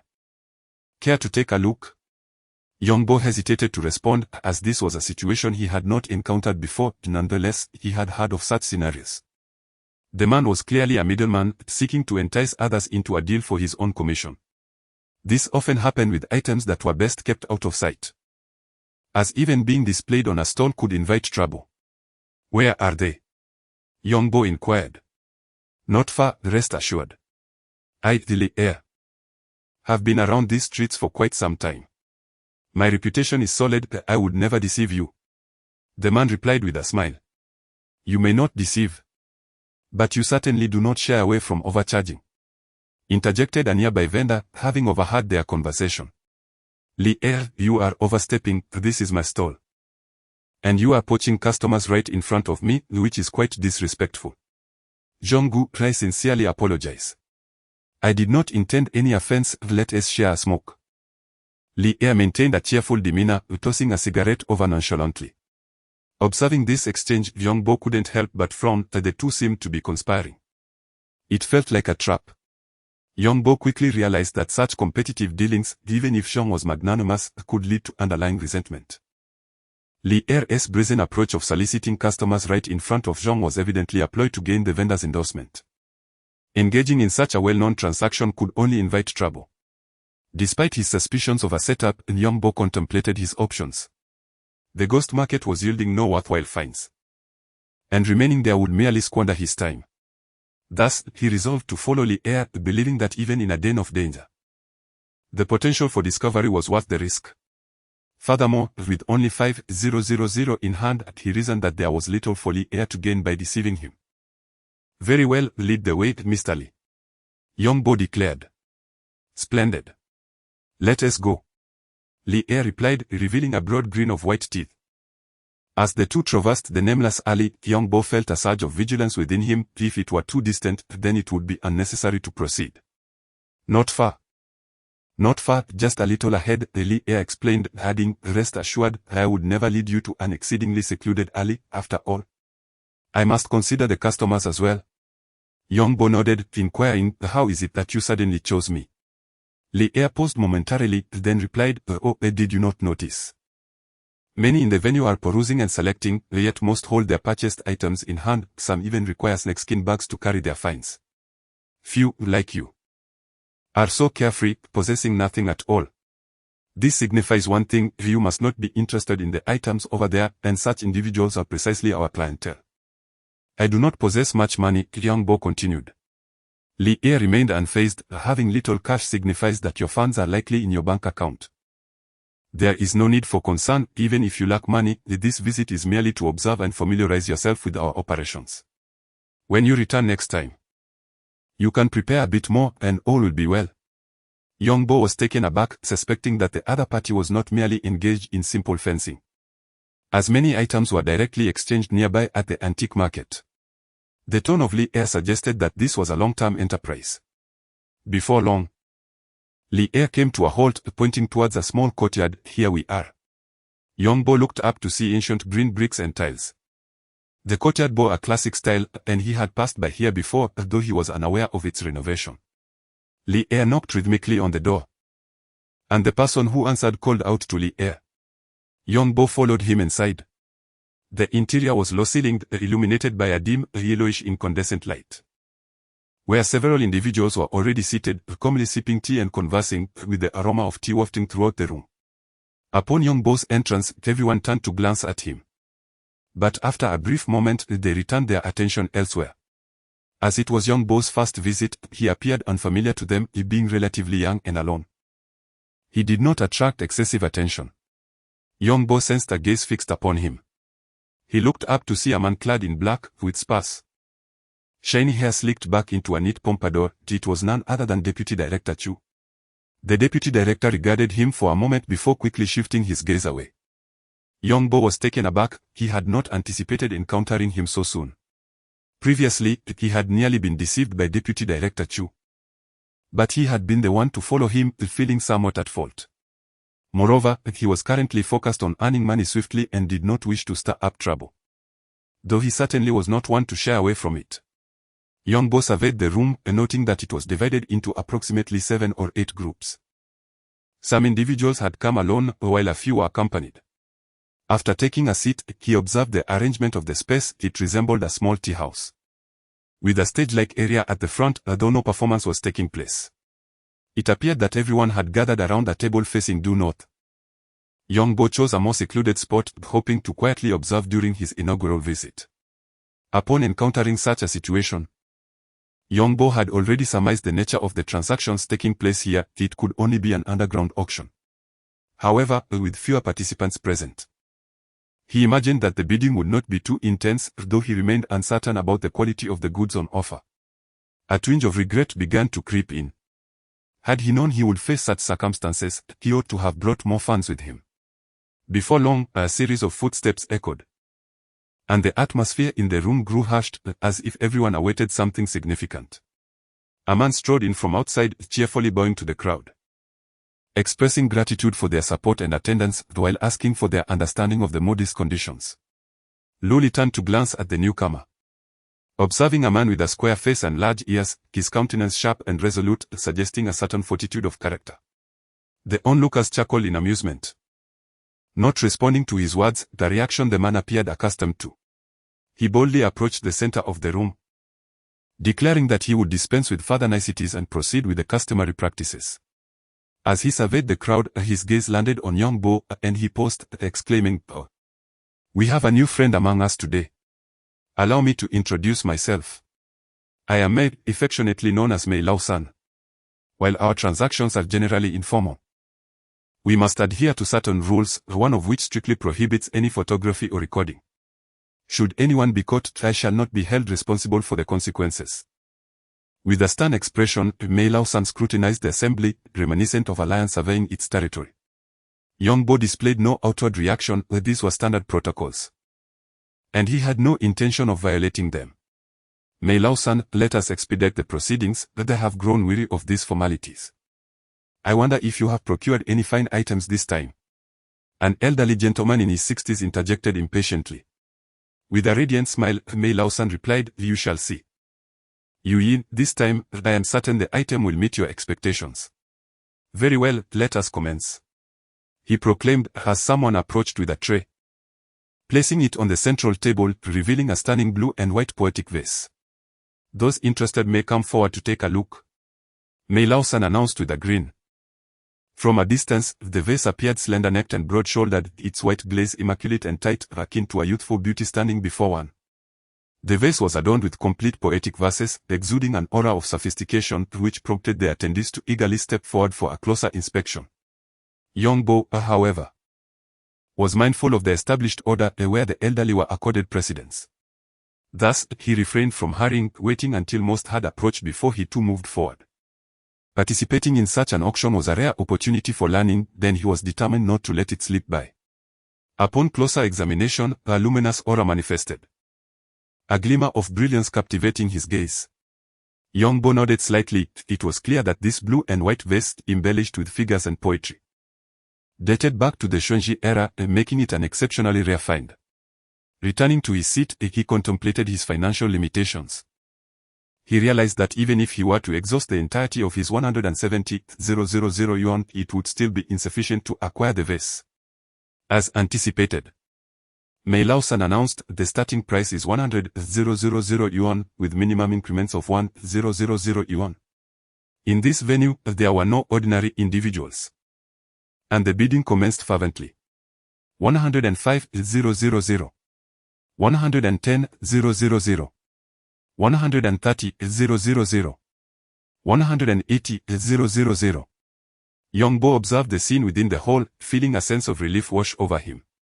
His mindset gradually became more tranquil. Not every antique had to be a hidden gem for him. He would be content with earning enough to cover his medical expenses. No longer wishing for more. The subsequent bidding became less intense and soon came to a halt. 230,000. An elderly gentleman with the surname you announced. No one else in the hall responded, and Mei Laosan chuckled, "Master Yu, this piece is yours." Young Bo calculated that the actual value of the vase was several tens of thousands higher, so securing it at this price was indeed a small fortune. Especially considering the taxes and fees one would incur at an auction house. With the acquisition of the first item, the atmosphere in the hall began to tense. Everyone's eyes were fixed on the table, eager to seize any valuable item that came their way. After all, many antiques here were reasonably priced, making any purchase a profit. The second item was Qigong's fishing by the lake and mountains. Contemporary calligraphy and painting. Young Bo was taken aback, not expecting to encounter such modern works. In his view, many items here might bear potential issues, likely being stolen goods. However, it appeared there could be other sources as well. Due to the nature of the artwork, significantly fewer people approached this time. With only Master Yu and another elderly gentleman stepping forward, Young Bo refrained from joining them, well aware of his limited knowledge regarding calligraphy and painting. Instead, he chose to observe from afar, finding it difficult to gauge the piece due to the faint light surrounding it. After the two men concluded their examination, Mei Laosan hesitated for a moment, noticing the lack of response, which left him somewhat disappointed. Nevertheless, he maintained his smile, stating, "Master Qi is a revered scholar and an esteemed master of traditional Chinese painting. I am sure everyone is aware of his name. The starting price for fishing by the lake and mountains is 200,000. A profound silence enveloped the room, with no one daring to bid, leaving Young Bo momentarily stunned. Unable to appraise the piece himself, he was eager to observe the reactions of others. The stillness only amplified the tension, with only the sound of breathing breaking the silence. Underscoring the prevailing apprehension, Mei Laosan appeared somewhat awkward, declaring, "I, Mei Laosan, conduct my business with utmost integrity." "All right, Laosan, no need for further words. If no one is interested, your insistence will not change that." Master Yu interjected. "Mei Laoban, we came here to purchase items, not to witness your displeasure." Young Bo turned to see a young man reclining in his chair, his posture resembling that of someone lounging on their own sofa. Upon hearing this, Mei Laosan, far from being offended, wore a serious expression, apologizing, "I sincerely apologize, everyone. I got carried away, let us continue." Young Bo watched the peculiar auction unfold, intrigued by the unexpected drama he was witnessing on his first visit to such a venue. The third item presented was a Ming Dynasty statue of Kuan Yin. Young Bo approached to inspect it closely, adorned with a golden crown. The figure's features were delicately sculpted, draped in a flowing robe with white sleeves, and adorned with elegant jewelry, exuding a demeanor of grace and compassion. A ray of light glimmered in his eyes, indicating this was indeed a masterpiece. The starting bid was set at 30,000, with each subsequent bid requiring a minimum increase of 1,000. Mei Laosan meticulously observed the expressions of the crowd below, however. Being seasoned veterans, they were adept at concealing their emotions. Even Young Bo, a novice entering the scene for the first time, maintained a facade of composure. 50,000. A young man's voice drifted to Young Bo's ears. "My elderly grandmother is a devout Buddhist and wishes to acquire a statue. This one seems quite suitable." Young Bo, intrigued, turned to glance at the young man. Was it necessary to mention such a motive during the auction? Young Bo could effortlessly elaborate on that topic for over 10 minutes without repetition. To Young Bo's astonishment, the moment the young man spoke, an immediate silence enveloped the room. Surprisingly, Mei Laosan displayed no sign of displeasure. Instead, he smiled and remarked, "Since young Master Luo desires it, feel free to express your wishes." Young Master Luo waved his hand with a chuckle, saying, "Business is business, and friendship is friendship. Let us not conflate the two." Indeed, indeed. What young Master Luo says is wise. Mei Laosan's smile deepened, seemingly filled with delight. "So, is there anyone else willing to raise the bid?" he inquired of the crowd. Young Bo, however, scoffed inwardly. It seemed that young Master Luo had a formidable background, causing everyone to shy away. This Guanyin statue should fetch at least 200,000 to 300,000, yet out of deference to young Master Luo's status, no one dared to raise the bid. Mei Laosan's inquiry was merely a formality. As anticipated, after a single question, he eagerly declared, "This Ming Dynasty Guanyin statue will be acquired by young Master Luo." With no response from the audience, Mei Laosan promptly moved on to the next item. This incident piqued Young Bo's interest in young Master Luo even further. He observed that it was always young Master Luo who initiated the bidding, followed closely by his appraiser. They seemed to understand the nuances of propriety. After acquiring the Guanyin statue, they rarely made further bids. After several more items were auctioned, a jade figurine of a dancer was presented. Crafted from white jade. Certain sections had developed a reddish hue, suggesting that the provenance of this piece might be questionable. Young Bo suspected that this jade dancer had likely just been excavated from a tomb. Drawn to the jade dancer, Young Bo approached for a closer examination. The dancer was depicted in a graceful pose, with one arm raised elegantly while the other rested on her slender waist. The flowing sleeves cascaded down one side, creating a captivating silhouette. Despite its small size, the piece exuded a remarkable charm. A radiant glow emanated from the dancer, forming a halo around her waist that gradually thickened, surpassing the brilliance of many objects Young Bo had previously encountered, although it fell short of the exquisite craftsmanship seen in Shang Dynasty pieces. The intricate lines, vivid and dynamic, suddenly sparked a train of thought in Young Bo's mind. After the spectators had finished their observations, Mei Laosan decisively announced, "This Han Dynasty jade dancer has a starting bid of 20,000, each increment must be no less than 1,000. The dancer's elegant form attracted fierce competition among the attendees. Aware of his limited financial resources, Young Bo did not wait for others to begin. He was the first to declare 21,000. Being relatively youthful, this was Young Bo's first bid at the midpoint of the auction, prompting many to turn and glance at him. 25,000. Mr. Yu interjected. 27,000. Young Bo replied, nodding in acknowledgement towards Mr. Yu. The young man exhibited remarkable politeness. And as it was his first time speaking up, I decided not to raise the price. In the room, only Young Bo and Master Yu had made remarks, and unexpectedly, after just a couple of rounds, Master Yu withdrew, leaving Young Bo somewhat astonished. Master Yu expressed goodwill, which Young Bo acknowledged with a nod in his direction. Mei Laosan paid little mind to this. The jade figurine was merely an ordinary object, likely to fetch a slightly higher price, and since Master Yu aimed to be benevolent, he was more than willing to cooperate. Observing that no one else in the room was responding, Mei Laosan prepared to conclude the matter. 28,000. This proclamation suddenly reverberated through the room, leaving everyone momentarily stunned when Young Bo gaped in astonishment, turning to see that it was none other than Director Chu who had spoken. An indescribable anger surged within Young Bo. He had indeed seized the treasure from Deputy Director Chu, but according to industry norms, once Deputy Director Chu had left, he had no right to prevent others from purchasing it.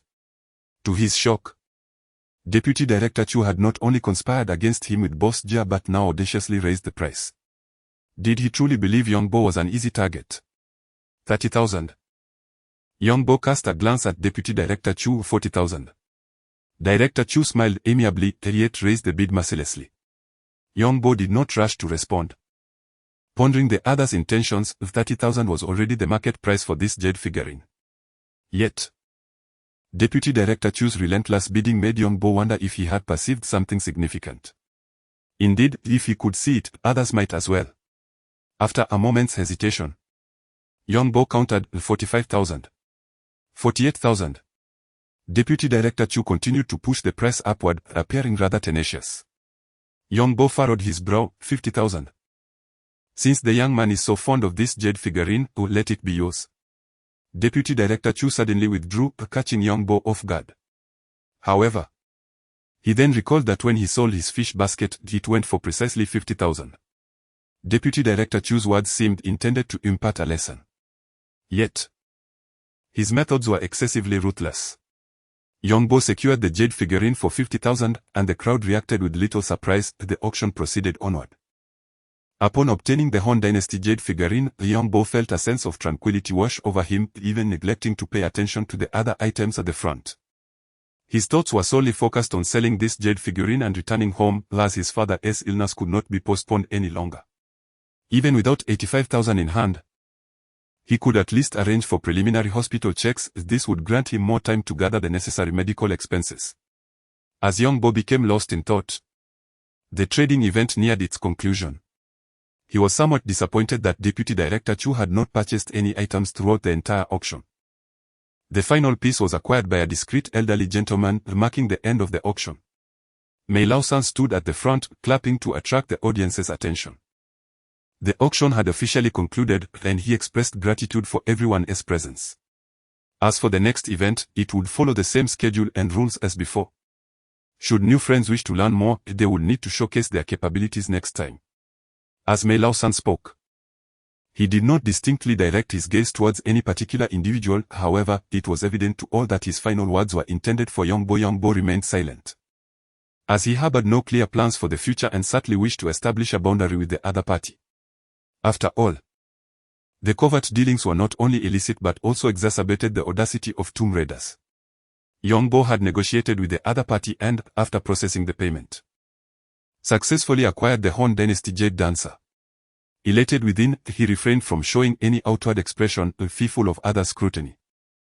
As Yongbo prepared to depart with the Jade Dancer in hand, he heard the tattooed, bald man handling the transaction inquire, "Mr. Yong, will you be returning next time?" Yongbo hesitated. Despite his reluctance to return, he was uncertain if he could secure sufficient funds for his father's medical expenses later on. This was indeed an opportunity, just this once, then never again. Ultimately convincing himself, Yongbo nodded in affirmation, indicating that he would come back. "Very well, Mr. Yong. Please leave your contact information, and you shall be notified in due course." The robust man, though seemingly rough around the edges, was remarkably courteous in his dealings. Contemplating that he should sell the Jade Dancer by morning and inform Gobopi of his plans, Yongbo resolved to return home to transfer funds. He considered it preferable to forcibly take his father to the hospital rather than wait for him to go on his own. Once the Jade Dancer was sold, he would have gathered a significant portion of the medical expenses. As Yongbo stepped out of the courtyard, he encountered Luo Shao and his appraiser, both standing outside as if awaiting someone. Yongbo remained somewhat unclear about Luo Shao's identity, yet he offered a slight nod before attempting to leave. Suddenly, he heard Luo Shao call out, "Young brother Yong, please wait." Yongbo halted, glancing back in confusion, unsure of Luo Shao's intentions. With a smile, Luo Shao stated, "Master Feng has a question to pose to you, young brother Yong." Following Luo Shao's gesture, Yongbo noticed that the elderly appraiser accompanying him bore a kind smile. "Do not be alarmed, young man, I merely wish to inquire about the provenance of that Han Dynasty Jade Dancer and your compelling desire to possess it." Yongbo paused briefly before responding, "Master Feng had examined this Jade Dancer as well. Whatever you perceive in it is indeed valid." Just then, the Deputy Curator Chu, having exchanged pleasantries with a few acquaintances, stepped out and overheard their exchange. With a chuckle, he remarked, "Dear Feng, why the need for such inquiries? Those unaware of the details might easily be deceived by this young lad. I, however, am well informed Yongbo is a clerk at Gudashai." Gudashai was a quaint antique shop located near the Chaotian Palace, where Yongbo had worked for merely 2 years. Such a fellow had managed to infiltrate this realm solely through his eloquence. Deputy Curator Chu cast a disdainful glance at Yongbo, who nodded in acknowledgement. "Indeed. I am a clerk at the antique shop. There is no point in disputing that, and I have never introduced myself under any other guise." Deputy Director Chu smiled coldly, acknowledging the truth I had exposed with surprising candor. Yet, this individual was morally depraved and of low character. He had once stood behind me and snatched a coveted artifact right from under my nose, truly a display of unethical behavior. Chu's remarks were evidently aimed at conveying a message to the young Master Luo. Upon hearing this, Luo displayed little reaction, while Mr. Fong furrowed his brow, pondering the implications. Young brother, how shall we proceed?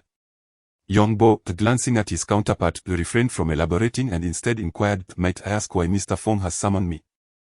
If it pertains to these private matters, I fear I cannot oblige.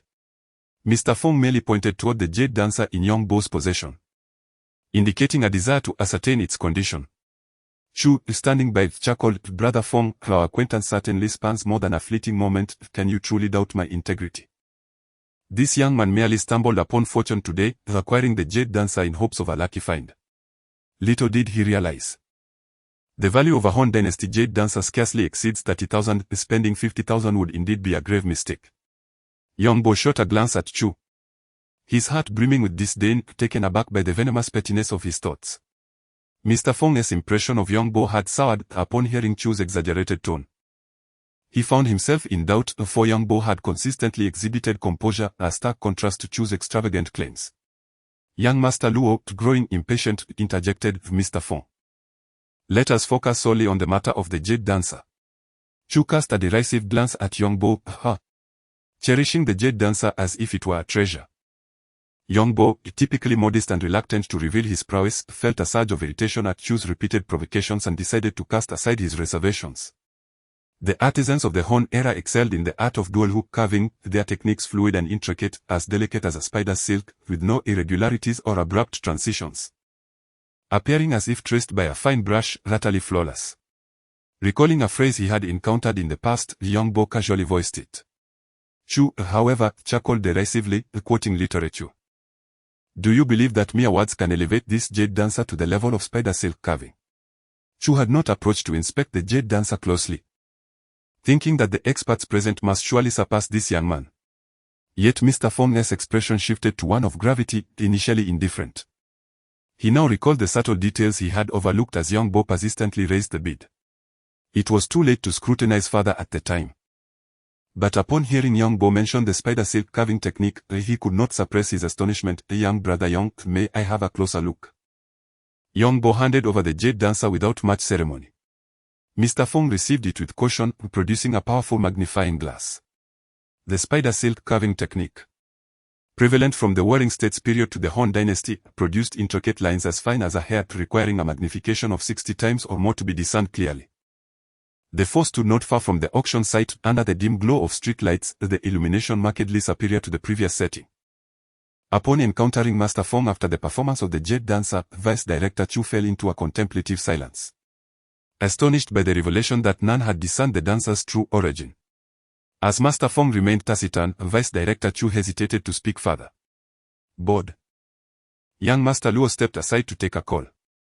After a considerable pause, Master Fong lifted his gaze, exhaling a profound sigh, lamenting the passage of time and his waning eyesight, lamenting the fact that he had overlooked such an exquisite jade piece meticulously crafted from fine silk. Vice Director Chu's expression shifted, and he couldn't help but glance at Yongbo. Noticing Yang's calm demeanor, he understood that this was no mere coincidence. What he had presumed to be a stroke of fortune had, in fact, turned into a boon for another. With a cold huff, Vice Director Chu departed, unable to mask the desolate air surrounding him. Yongbo chuckled softly, unperturbed, as he contemplated whether this incident might lead to future complications. The dim lighting in the room, coupled with the low-powered magnifying glasses most had brought, contrasted with the high-powered lens he had fortuitously carried with him. Yongbo offered an explanation. Master Fong smiled, choosing not to verify the authenticity of Yongbo's assertion regarding the magnifying glass. Young friend, you are quite the accomplished individual, he remarked. And Yongbo felt a swell of pride at the shift in address from little brother to young friend. Before their pleasantries could extend further, young Master Luo returned from his call. Master Fong, a friend of mine spent 5 million on an item in the suburbs and is feeling uneasy, suspecting something amiss. Are you available today? The underground auction was set to commence at midnight, and Yongbo noticed the eastern sky beginning to lighten. He nodded slightly at young Master Luo, who then turned to head back. Master Fong hesitated before responding. Young Luo, I fear today may not be feasible. I must travel to the capital for a meeting this afternoon. Moreover, I am growing old, and my energy may not suffice. You have my sincerest apologies for the inconvenience. Master Fong. I appreciate your assistance today. The journey to the capital will be taxing. Let me arrange a first-class ticket for you so you may rest on the flight. Young Master Luo said, his face a mask of regret. Master Fong accepted the offer graciously. Young Master Luo promptly made the call. Though a hint of anxiety crossed his features. Master Fong, the ticket is secured. My friend holds a significant position, I must assist him. Do you have any acquaintances of similar stature to recommend? With a chuckle, Master Fong replied, everyone is likely quite busy. However, given your friend's importance, I believe I might have someone suitable in mind. Who? Young Master Luo inquired, his impatience evident. Look, he has not wandered far. Master Fong indicated with a nod toward young Bo, who had just stepped away. Young Master Luo glanced in that direction and frowned, pondering the youth's capabilities. Despite the entire room being oblivious to the jade dancer's uniqueness, he was the only one to perceive it. What do you think of him? Master Fong asked. Young Master Luo was taken aback, as he had been preoccupied with his phone call and was unaware of the earlier developments. The exquisite jade figurine, known as the Jade Dancer, is a relic of the Han Dynasty, crafted using the long-lost technique of fine silk carving, which bears immense value. Among the multitude participating in the auction, his discerning eye prevailed that the item he acquired for 50,000 yuan is valued at a minimum of 200,000, yielding a remarkable fourfold appreciation. Sensing that Luo Shao might not fully comprehend this, Fong Yi elaborated on the matter. Luo Shao frowned, dismissing the gravity of the situation. Isn't it still a considerable profit for us? He remarked, prone to catch the peculiar expression on Fong Ye's face, causing his cheeks to flush. Everyone knew how he had made his gains. Each time he raised the bid, no one else contested, all due to the influence of the individual behind him. Well then, let us seek him out, Luo Shao said with an awkward smile. Young Bo, clutching the jade dancer, strode purposefully towards the Jia Hall, eager to conclude the transaction and return home without delay. The honking of a car horn echoed behind him, followed by a voice calling out, Brother Yong, wait a moment. Turning around, he saw Luo Shao and Fong Yi emerging from the vehicle, making their way directly toward him. With a broad smile, Luo Shao inquired, Brother Yong, do you have a moment today? Young Bo was momentarily taken aback. Luo Shao, what brings you here? Fong Yi stepped forward, explaining, a friend of young Luo requires assistance. I have a meeting in the capital today and cannot attend. I recommended you, as I believe your talents are commendable. Young Bo was taken aback, realizing that this assistance likely pertained to authentication matters. Fong Yi, you have also heard Vice Director Chu mention that I am merely an assistant. Even a sweeping monk can be a master of martial arts, why should a mere assistant in an antique shop be any different?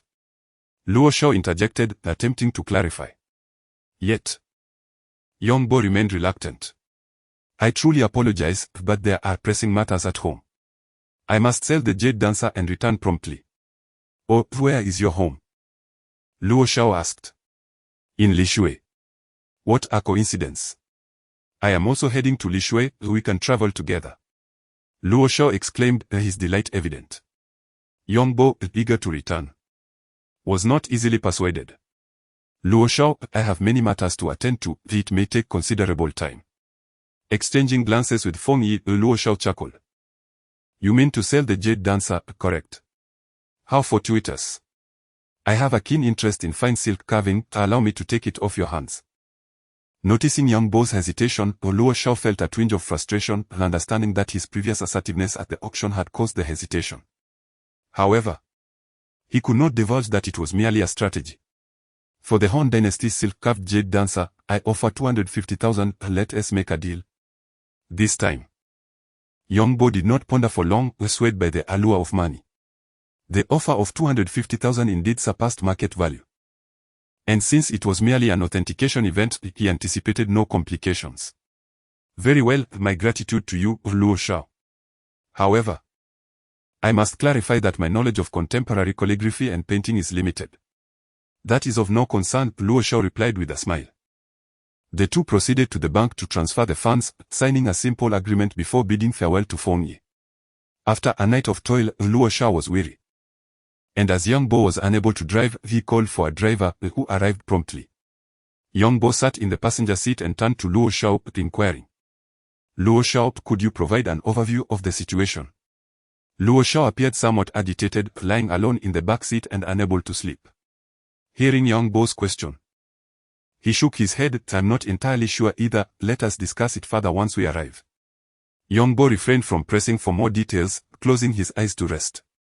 Though he found himself increasingly curious about Luo Xiao's identity. Upon arriving in Lishui County at around 9 in the morning, they exited the vehicle for a brief breakfast before driving into a hotel. Luo Xiao stepped out, adjusted his attire, and then turned to Young Bo with a cautionary tone. "Please be mindful of your words later." In that moment, Luo Xiao's demeanor shifted from polite to commanding, delivering the admonition as if it were an order. Young Bo couldn't help but furrow his brow, yet he understood he had embarked on a precarious journey, blaming only his own greed.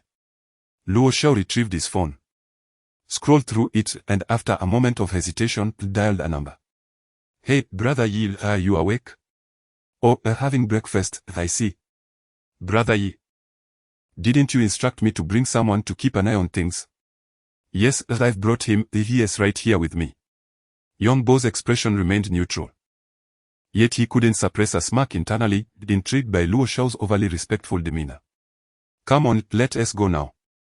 After hanging up, Luo Xiao led the way, while the driver summoned by the call followed closely behind Young Bo, giving off an air of surveillance. Young Bo maintained his composure, resolute in his decision to depart as soon as the appraisal was concluded. The hotel was extravagantly adorned, resplendent with golden hues, marking Young Bo's first experience in such an upscale establishment. However, he felt no inclination to admire the opulence and followed Luo Xiao to a room on the 18th floor. Upon entering, they encountered a man in his late 30s, seated confidently in a chair. Luo Xiao hurried forward, greeting him with enthusiasm. "Brother Yi, since you're in Jinling, it's a pleasure to have you contact me. I may not boast of much, but I can certainly serve as an adept free tour guide." Brother Yi smiled in response. "Yaohua, I apologize for calling so late. I came to Jinling for a vacation, but unexpectedly found a promising opportunity here. After acquiring it, I felt a lack of confidence, which prompted me to reach out." Despite Brother Ye's courteous words, he did not rise to greet them upon their arrival. And even Luo Xiao remained standing, indicating the esteemed status and pride of their guest. Luo Yahua quickly responded, "Brother Yi, it is an honor for you to call me." Brother Yi scrutinized Luo Yahua's posture with a hint of skepticism. "Xiao Luo, did the appraiser I asked you to find not arrive?" Luo Yahua trembled slightly at the tone, sensing the displeasure, and gestured towards Young Bo. "Brother Yi, the appraiser I engaged has indeed arrived, it's him." Brother Ye's expression darkened, his voice imbued with a chilling tone. "Xiao Luo, this is the appraiser you found for me." Luo Yahua hastily clarified, "Brother Yi, it's not. Brother Yi interjected, his demeanor growing increasingly unfriendly. Luo Yahua grew anxious, beads of sweat forming on his forehead. "Brother Yi, that is not what I meant. I intended to convey that Young Bo is skilled in appraisal, as introduced by an expert." "Skilled in appraisal?" Yuelin glanced in Young Bo's direction, his expression rife with skepticism. "Such youth is hardly consistent with the objective norms of this field. Is it not true that only with age comes experience?" Wiping his brow, Luo Yahua replied, "Brother Yi, that may not necessarily be the case. Why not allow him to take a look first?" Yuelin raised a hand, his eyes half closed, and remained silent. The room fell into a hush, while Luo Yahua, perspiring profusely, found himself at a loss.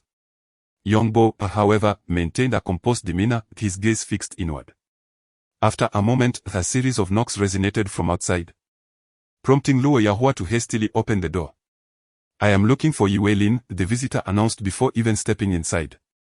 The voice struck Young Bo as somewhat familiar, compelling him to glance over. "Please, Mr. Chao, come in." Yuelin opened his eyes and stood, striding towards the entrance. A gaunt figure, slender as a reed, entered the room. Yuelin grasped the man's hand, exclaiming, "Professor Chao, we have long awaited your arrival." Chao Yuenda, maintaining a demeanor neither overly humble nor arrogant, replied, "Mr. Yi, you are too kind." Young Bo's eyes widened in astonishment. He had not anticipated that the visitor would be Professor Chao Yuenda. The very individual who had observed him selling the fish basket at Jiatang and who had also acquired the cord pattern goblet from him. Yi Weilin continued. I sincerely apologize for troubling you, Professor Chow, but with your assistance, I can rest assured. Chow Yuenda, still courteous, responded, Mr. Yi, you honor me too greatly. I merely possess a modicum of knowledge. Professor Chow, you are too modest. Yi Weilin gestured for him to proceed further inside. Chow Yuenda raised his head and suddenly spotted Yongbo, exclaiming, Mr. Yi, who are these two? According to the customs of the industry, it is preferable to invite only one person to inspect for respect's sake, and Yi Weilin had clearly deviated from this norm. However, he remained unperturbed, stating, these two are inconsequential individuals, merely here to assist me in moving some items. Luo Yahua forced a sheepish smile, inwardly seething at being mistaken for a mere laborer. Feeling a profound loss of face. Yet, he dared not vent his frustration towards Yi Weilin and could only glare at Yongbo. Yongbo looked towards Chow Yuenda, contemplating whether the latter truly intended to feign ignorance. Chow Yuenda shook his head with a smile, pointing at Yongbo, I recognize this gentleman. Observing Yi Weilin's expression shift, Chow Yuenda continued, Yang is my esteemed friend. He possesses a remarkable talent in appraisal, and I had not anticipated that Mr. Yi would have invited him as well. This presents an excellent opportunity for us to exchange insights. Yi Weilin, taken aback, had never imagined that the individual he had disregarded was indeed an expert. To receive commendation from Chow Yuenda suggested that Yongbo possessed considerable skill.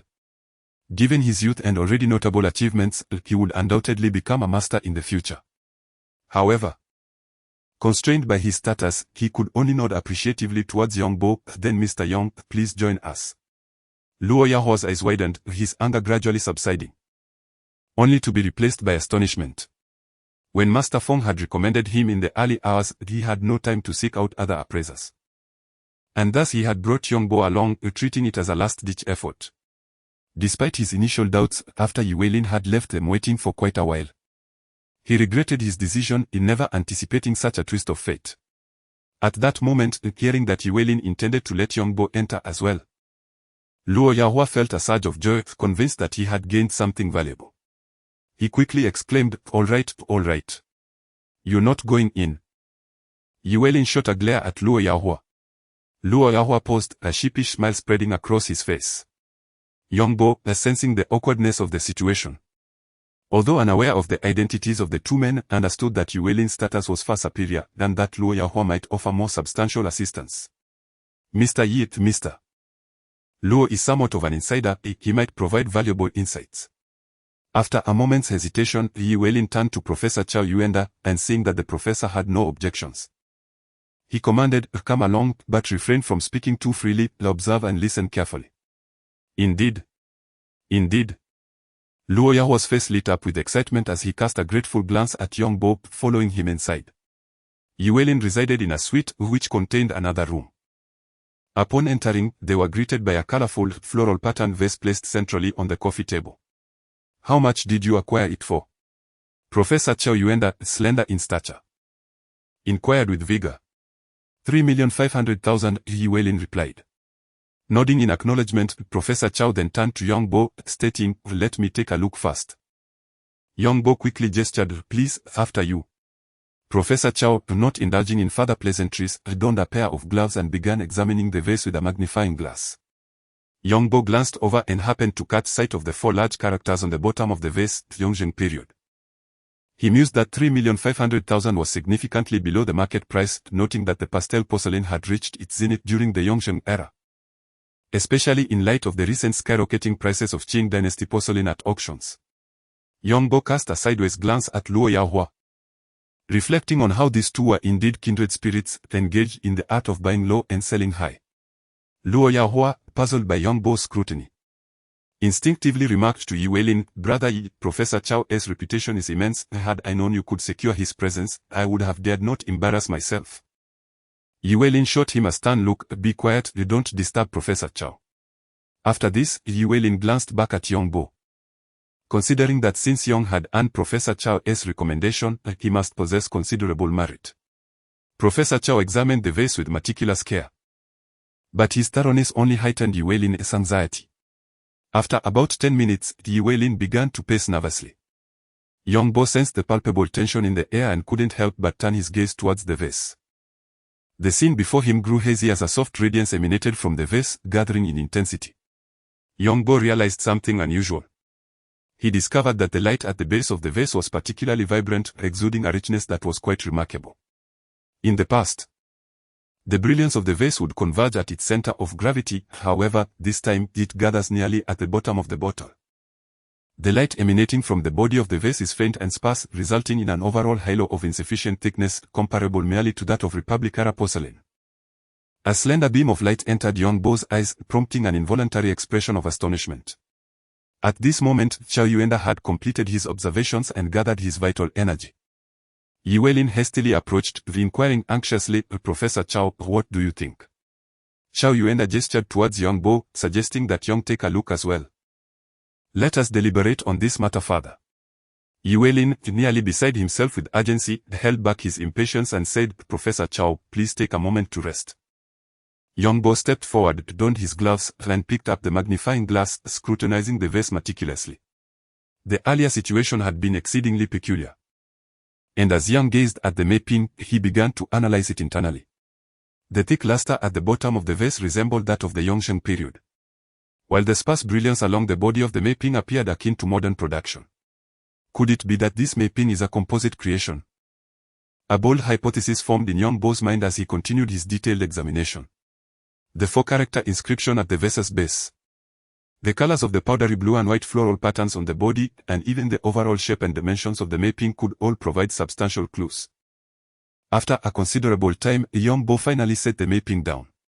Llewellyn promptly turned to Xiao Yuanda. "Professor Chao, may we speak candidly now?" With an impassive demeanor, Xiao Yuanda replied, "I cannot ascertain the authenticity of this mapping." Llewellyn stood frozen in disbelief, before eventually articulating, "Professor Chao, please speak plainly.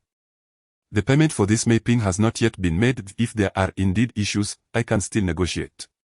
Xiao Yuanda looked to Yongbo. "Surely, Yong, you must have discerned something noteworthy as well." Yongbo offered a wry smile. "I too cannot determine its authenticity." In contrast, Llewellyn was inclined to trust Xiao Yuanda's judgment, but the professor's unwavering admiration for Yongbo led to a united front that left him feeling uncertain. "Xiao Yong, what is your perspective?" Llewellyn asked, feeling that extracting clarity from Xiao Yuanda had proven challenging. Yongbo did not withhold much, expressing a peculiar sensation. "In essence, the overall design of this porcelain is aesthetically pleasing, yet when examined closely, every detail seems excessively meticulous, almost to an extreme." "Excessively meticulous. Shouldn't that be normal?" Llewellyn questioned. "Meticulousness is indeed normal, but when it reaches a certain degree, it resembles deliberate imitation," Xiao Yuanda interjected. Following this, he turned to Yongbo. "What have you discovered? Speak freely." Yongbo hesitated momentarily, not particularly surprised, as he anticipated Xiao Yuanda would elevate his observations. "I believe this mapping may be a composite piece." "How so?" Xiao Yuanda pressed. "A new body with an old base," Yongbo replied succinctly. "Composite?" Llewellyn interjected. Astonished, he had not expected such a revelation. Xiao Yuanda nodded, sharing the same judgment. The inscription on the base of this mapping was undoubtedly authentic.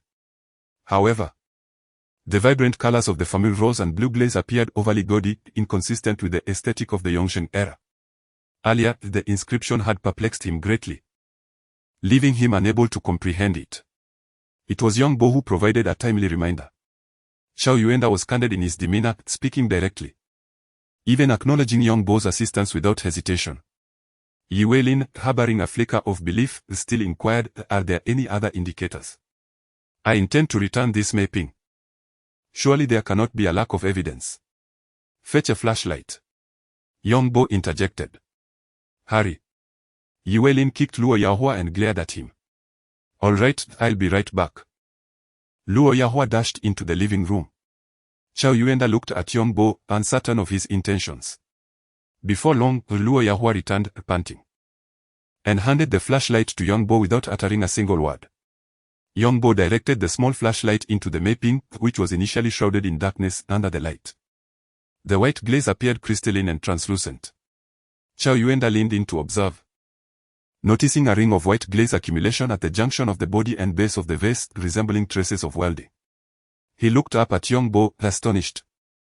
He had initially perceived Yongbo as somewhat talented, with considerable knowledge in appraisal, yet lacking practical experience. He never anticipated that Yongbo would so swiftly overturn his assumptions.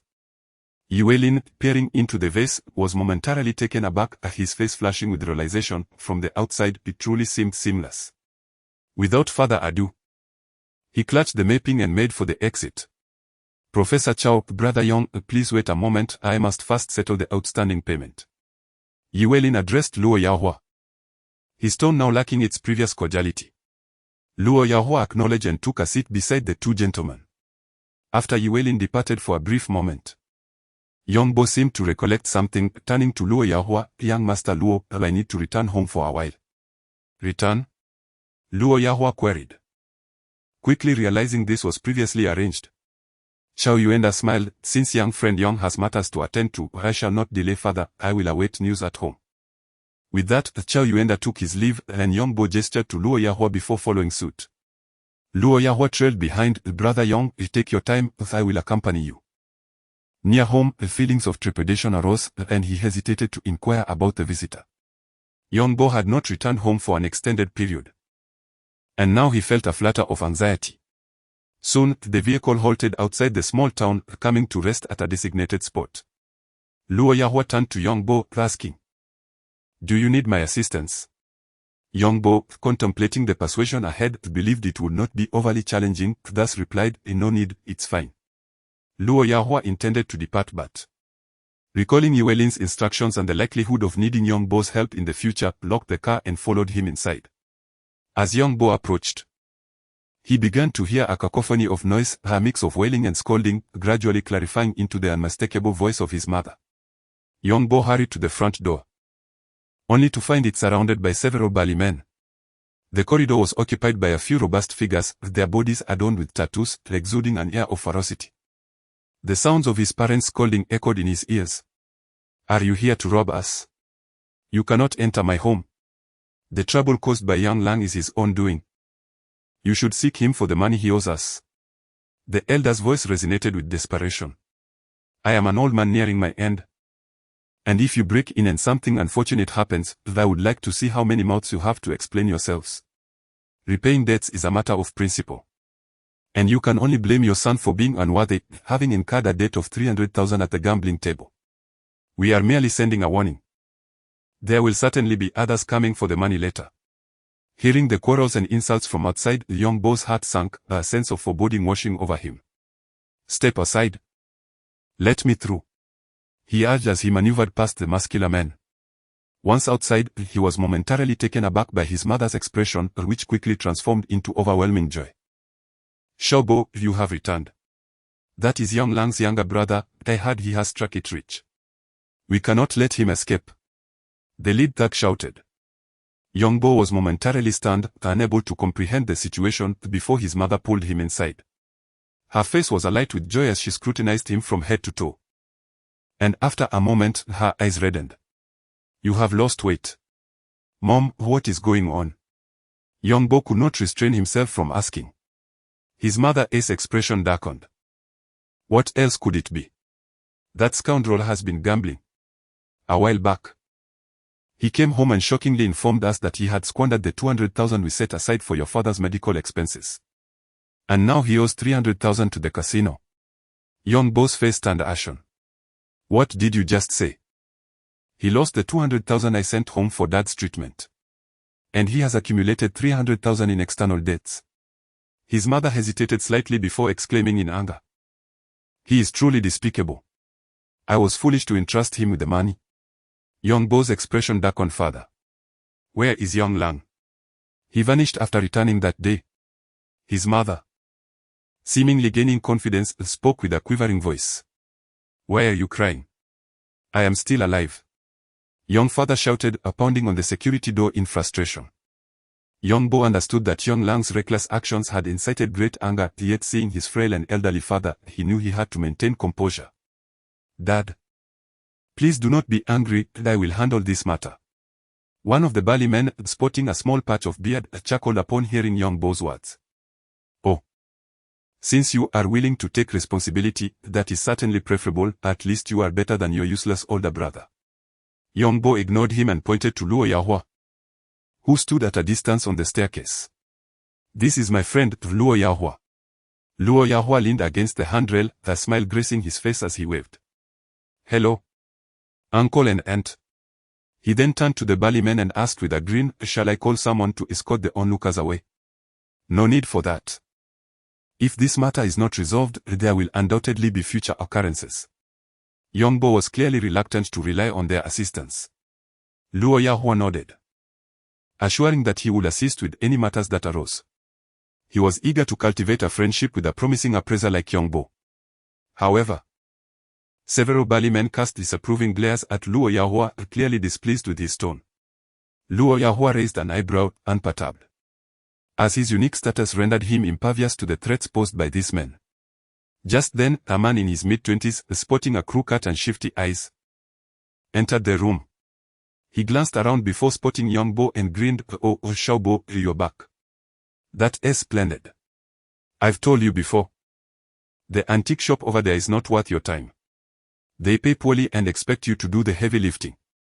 Even I wouldn't take such a job. It's fortunate for you that you can endure such hardships. By the way, mother mentioned you sent back 200,000. Could you lend that to me for a while? I promise to return it once I'm back on my feet. You needn't worry. Dad, Mom. Where is our property deed? Yonglang inquired, directing his question at his parents. Yang's father, his face dark with anger, retorted, Wretched son. What do you need the property deed for? Dad, please don't misunderstand.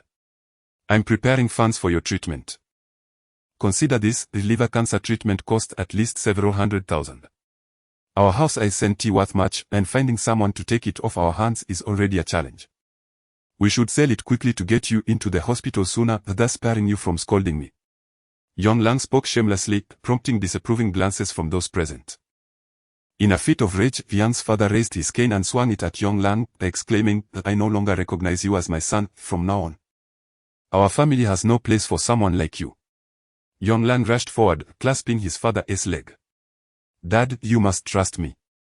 I will repay these debts. You know I've always followed the path you laid out for me. Just think, if my business goes well, won't the wealth flow in? You must give me this chance. You know Shao Bo is introverted and likely won't pursue business, making it even harder to gather funds for your treatment. I am the pillar of this family. How dare you speak such shameless words? Young Bo could no longer contain himself upon hearing Yonglang's outrageous claims and struck out fiercely. His fist met flesh, causing a sharp pain, but he pressed on, delivering blow after blow, determined to teach this disgraceful individual a lesson in humility. Second brother, why are you hitting me? Rest assured, I will repay you, believe me. Yonglang pleaded, but Young Bo was beyond hearing his empty promises. After a flurry of punches, he finally ceased. Noticing Yonglang's bruised face and blood trickling from his nostrils and mouth. Dad, about the house. Young Bo turned back to his father. The house cannot be sold, it is our last inheritance. Yang's father pounded on the security door, agitated. Young Bo contemplated his finances, realizing that repaying his debts would leave him with insufficient funds for medical treatment. How unfortunate Yonglang was. Shao Bo, my illness is not of great concern. Do not worry, there will be opportunities in the future. It's only early-stage liver cancer. Even if I were to pass away at home, I would not wish to burden you brothers in the slightest, Yang's father reassured him. Father, I will think of another way. Young Bo felt a pang of sorrow. Unwilling to give up so easily, yet his financial resources were dwindling. He turned to Luo Yahua, noticing his indifference, and said, The young master Luo, could you please help me delay the debt repayment for a while? Luo Yahua smiled. If you had mentioned it earlier, it would have been easier. He then addressed several Bali men, Gentlemen, shall I have someone escort you away, or will you leave on your own accord? The men, already simmering with anger, were typically unbothered by such matters. If it weren't for the presence of a critically ill patient, they would have acted long ago. Kid, mind your own business. They snapped. They formed two groups, one heading upstairs while the other advanced towards Luo Yahua. Luo Yahua, standing alone, waved his hands urgently. Do not make a move. You will surely regret it. As he spoke, he fumbled for his phone, trembling as he dialed a number, but the call went unanswered. This prompted 3 burly men to encircle him. You cannot touch me, Luo Yahua exclaimed in alarm. Yongbo was equally startled. Since Luo Yahua had accompanied him, any trouble would implicate him as well. Tomorrow, if 30,000 is not delivered, Yong Lang's safety will be in jeopardy. A man with a goatee threatened before turning to leave. As Yongbo descended the stairs, he happened to witness Luo Yahua being pushed to the ground by one of the men who sneered and uttered a cruel remark, prompting laughter from the others as they departed. Yongbo helped Luo Yahua up, but he shrugged him off, coldly stating, "You need not concern yourself with this matter. I will handle it. Young Master Luo, I have already troubled you enough." The Yongbo began to speak, but was interrupted by Luo Yahua. "Do not meddle." Yongbo, feeling helpless, remained uncertain of the man's identity and feared his impulsiveness might escalate the conflict. Suddenly, Luo Yahua's phone rang, and his expression shifted as he answered. "Brother Yi. What is the situation?" "What? They are attempting to force a sale." "Brother Yi, please hold on a moment, I will be there shortly." After hanging up, Luo Yahua called to Yongbo, "Shouyang, let us depart immediately." Upon arriving at the hotel room, they found shards of porcelain scattered across the floor. Yuelin sat silently in a chair, his face ashen. Luo Yahua, astonished by the white fragments, could not help but exclaim, "Brother Yi, have you shattered the vase?" Yongbo discreetly tugged at Luo Yahua's sleeve, gesturing towards a tea table in the corner of the room. Luo Yahua then noticed the vase and quickly changed his tone. "Brother Yi, who dares to bully you in such a manner? Just tell me, and I shall seek retribution on your behalf." Yuelin cast a glance at Luo Yahua and coldly remarked, "Indeed, one can find scoundrels in remote corners." He recounted his visit to the countryside yesterday, where he encountered a boatman who led him to a certain Yuan Iri, where an abundance of porcelain and paintings awaited. Among them, he had immediately set his eyes on a magnificent Yongsheng formule rose and blue and white plum vase. Upon hearing Yuelin's account, the peculiar expression crossed Luo Yahua's face. "Brother Yi, did you perhaps pay a deposit of 350,000? How did you know?" Yuelin responded with surprise, looking up. "Yuan Iri has a bit of a reputation in our circle. Although I have never purchased anything from him, I am well aware of the customary 10% deposit." Luo Yahua explained. Yuelin scrutinized Luo Yahua, noticing a softer demeanor from him at that moment. Suppressing his anger, he remarked, "It's fortunate he wasn't on my turf. Had he provoked me there, he would certainly learn how to write the characters for regret." Luo Yahua felt the awkwardness of the situation and, sensing Yuelin's discontent, quickly added, "Brother Yi, leave this matter to me. I will make a phone call to ascertain the specifics. Rest assured, I will ensure you do not suffer any loss and will seek retribution for you." With that, Luo Yahua stepped aside to make a call. Yuelin turned to Yongbo, who had remained silent and composed throughout, feeling a twinge of displeasure. "Brother Yong, have you returned home to resolve matters? Is everything settled?" Yongbo shook his head. "I have only partially addressed the situation. Upon hearing that there was an issue here with you, I hurried over." Yuelin nodded slightly. "Oh, I must thank you for your loyalty, Brother Yong. However, being a local of Jinling, do you happen to know this Yuan Iri?" Yongbo, having recently entered the trade and only mingling within the small circle of antique shops in Jinling, was unfamiliar with the so-called Yuan Iri. Thus, he shook his head. "I do not know him." Yuelin prolonged the sound and fell silent. Soon, Luo Yahua returned. "Brother Yi, I have gathered the information. This Yuan Iri is somewhat of a local bigwig. He runs a gambling house and sells antiques, and he is known to be quite righteous. He possesses a considerable collection of antiques, some of which are indeed remarkable.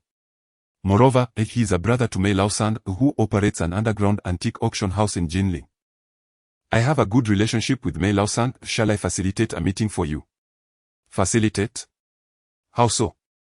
With an apology, Yuelin's face darkened. Gripping the armrest of his chair tightly, his veins bulging, clearly on the brink of fury. "Yes, Brother Yi, rest assured, we will host a banquet and offer apologies, ensuring he compensates you with even better items." You will not suffer any loss. Luo Yahua lowered his head, utterly oblivious to Yue Lin's mounting rage. Yongbo stood silently beside him, refraining from correcting Luo Yahua's misstep. Upon hearing the introduction of Yuan Iri, he felt something was amiss. Having grown up in the area, he had never heard of Yuan Iri but was familiar with another moniker, Yuan Miemen. Yonglang lost nearly 500,000 in gambling. And Yongbo, without needing to ask, already knew it was at Yuan Miemen's casino where the loss occurred. Yuan Miemen earned his notorious title due to the numerous instances of families being ruined and lives shattered by gambling in his underground establishment. If the young family were not still in a position to repay their debts, it is likely that the creditors would not have been so easily deterred today. Yue Lin was filled with righteous indignation. How could this be? Running an underground casino and selling counterfeit antiques could be deemed noble. Treating outsiders as mere prey was also considered virtuous. If this was what virtue entailed, then what of the world was not virtuous? With a resounding slap, Yue Lin struck the tea table, causing a precious Yongsheng period vase to crash to the floor, shattering into countless pieces. Luo Yaohua, startled by the display of fury, finally recognized Yue Lin's seething anger and quickly said, "Brother Yi, no need for apologies.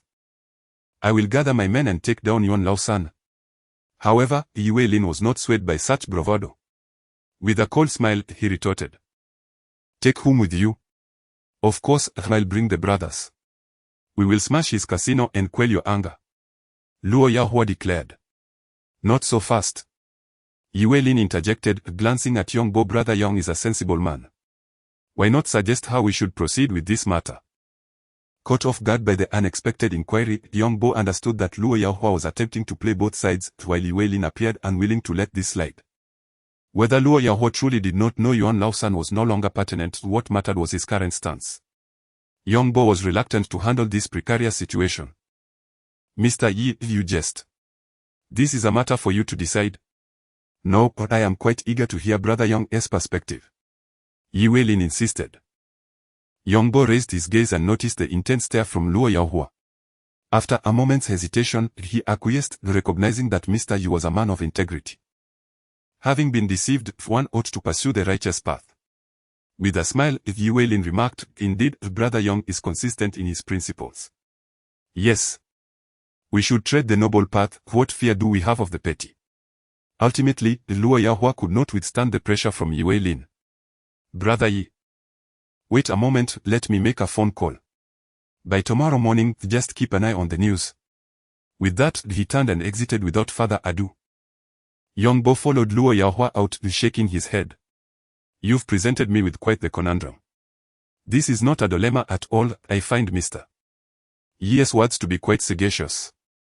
The straightforward path is indeed the right course," Yongbo remarked, casting a glance at Luo Yahua. Luo Yahua fell into contemplative silence, finally retrieving his phone. The following dawn, Yongbo was awakened by a call from Luo Yahua. They met up. With Luo Yahua driving through the darkness. "Where are we headed?" Yongbo inquired, curiosity piqued, as he harbored a suspicion that felt improbable. "Do not ask too many questions, you will know upon arrival," Luo Yahua replied, focused on the road without further explanation. In the stillness of night, the moonlight cascaded like water, casting a serene glow that rendered the August evening imbued with a hint of chill. The vehicle finally came to a halt in front of a hotel situated at a prime location, right at the bustling intersection of the city center, where foot traffic and vehicular flow were incessant and business thrived. Yongbo had certainly heard whispers about this hotel, which was none other than the site of Yuan Ye's underground casino.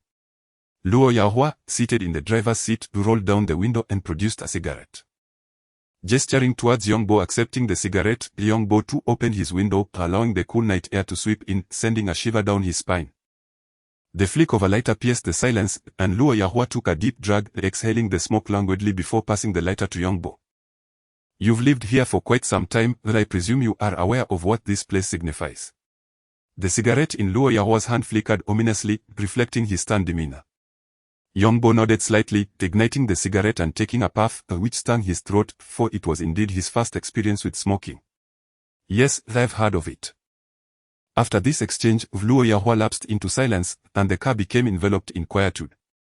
After a prolonged pause, he finally smirked coldly, "Perhaps in your eyes, I hold some semblance of status, yet in the eyes of others, I am nothing but a mere speck. I can't even protect a dog. Young Bo refrained from responding. Having his suspicions confirmed, albeit not anticipating Luo Yahua's candid acknowledgement. The interior of the vehicle fell silent once more, with only the acrid smoke lingering. Despite it being 3 in the morning, the hotel entrance remained bustling with comings and goings. Soon, dozens of vehicles converged upon the hotel as they halted. A cadre of trained police officers disembarked and stormed into the establishment. A cacophony of shouts erupted from within. Luo Yahua remained motionless, and naturally, Young Bo had no intention of alighting to witness the scene. He was perplexed as to why they would want him to witness such a spectacle. Was it a mere amusement to slaughter the dog they had raised? Amidst the chaos outside, Young Bo's thoughts drifted to young Lang, his elder brother by 6 years, who had always been drawn to the company of unsavory characters during his school days. After completing his vocational studies, he vanished from sight, inciting their father's wrath, who often threatened to break his legs, yet their parents harbored significant hopes for this eldest son, ultimately relinquishing 200,000 to him. Young Bo had yet to inquire how young Lang had secured that sum, but now he was disinclined to delve further. The 30,000 in gambling debts had been wiped clean overnight, and with the over 300,000 still at his disposal, he could take his father to Jinling for treatment. As for young Lang, he had yet to devise a plan for his handling. But it had become imperative to remove him from this environment. He must take his father to Jinling. He must extricate young Lang from the soil he had grown so accustomed to. The hotel erupted with screams and pleas for mercy. The scene descended into chaos, and the neon lights flickered, as if the splendor had withered away, witnessing the rise of tall edifices, the hosting of grand banquets, only to behold their eventual collapse. Luo Yahua, panting with agitation, fixated his gaze outside at the gamblers being escorted away, and inquired, "Do you know my identity?" Young Bo shook his head, uncertain. Luo Yahua smiled faintly, pondering that sometimes it is better not to see too clearly. This time, it seems another tremor is imminent. The two sat in the car, observing the commotion outside, listening to the clamor and screams, until the dawn broke and the sun rose in the east. Only then did Luo Yahua exhale softly, saying, "Let us go, we should have breakfast and perhaps report back as well." Young Bo felt perplexed, unsure why he was being drawn into this matter. Yuelin mentioned your name and suggested you observe the excitement. He thinks you are a trustworthy person, Luo Yahua explained, with a hint of disdain in his voice. Young Bo remained silent. After finishing their meal, they returned to the hotel. The room had been tidied up, and the sound of the morning news broadcast filled the air with the announcer's clear and articulate voice. "Early this morning, the police conducted a search at a hotel in our city, uncovering a major illegal gambling operation." Yuelin's eyes were glued to the television, chuckling as he turned to the two of them. "Quick action. This is truly gratifying." Luo Yahua maintained his smooth demeanor from yesterday. "The farming, indeed, Yigu is right. It is remarkably satisfying. The police received a tip-off from a concerned citizen and deployed a significant force last night. The main perpetrator, Yuan Lao Air, has been apprehended." "Excellent," Yuelin exclaimed, then turned to Young Bo. "Xiao Yang, don't you think this is a delightful turn of events?" "Yes," Young Bo replied with a nod. Finally emerging from the hotel, Young Bo let out a sigh of relief. Being around Yi and Luo always created a sense of pressure. Problems that felt insurmountable to him seemed trivial to them, solvable with just a phone call. This stark contrast led him to reflect deeply on the long road ahead. Young Bo was acutely aware of his somewhat awkward position. While he had certain skills in appraisal, his age and lack of renown rendered him less trustworthy. Moreover, he recognized that he was merely being utilized. Once the appraisal was completed, he would return to his previous life. Upon returning home, Young Bo did not take a moment to rest but urged his mother to pack her belongings. His father glared at him. "Where are you going?" "I'm not going anywhere." Young Bo looked at his father, gently advising, "Dad, perhaps you haven't seen the news this morning. Yuan Lao Air's operation has been shut down. The Yuan family has been eradicated." His father was taken aback, while his mother's eyes glistened with tears. "What? Bo, are you saying that the Yuan family has been captured?" Upon seeing Young Bo nod, his mother eagerly inquired, "Does this mean that the 300,000 owed by Lang no longer needs to be repaid?" Young Bo nodded again, and his mother burst into tears of joy. "What about the 200,000 lost before? Can we get that back?"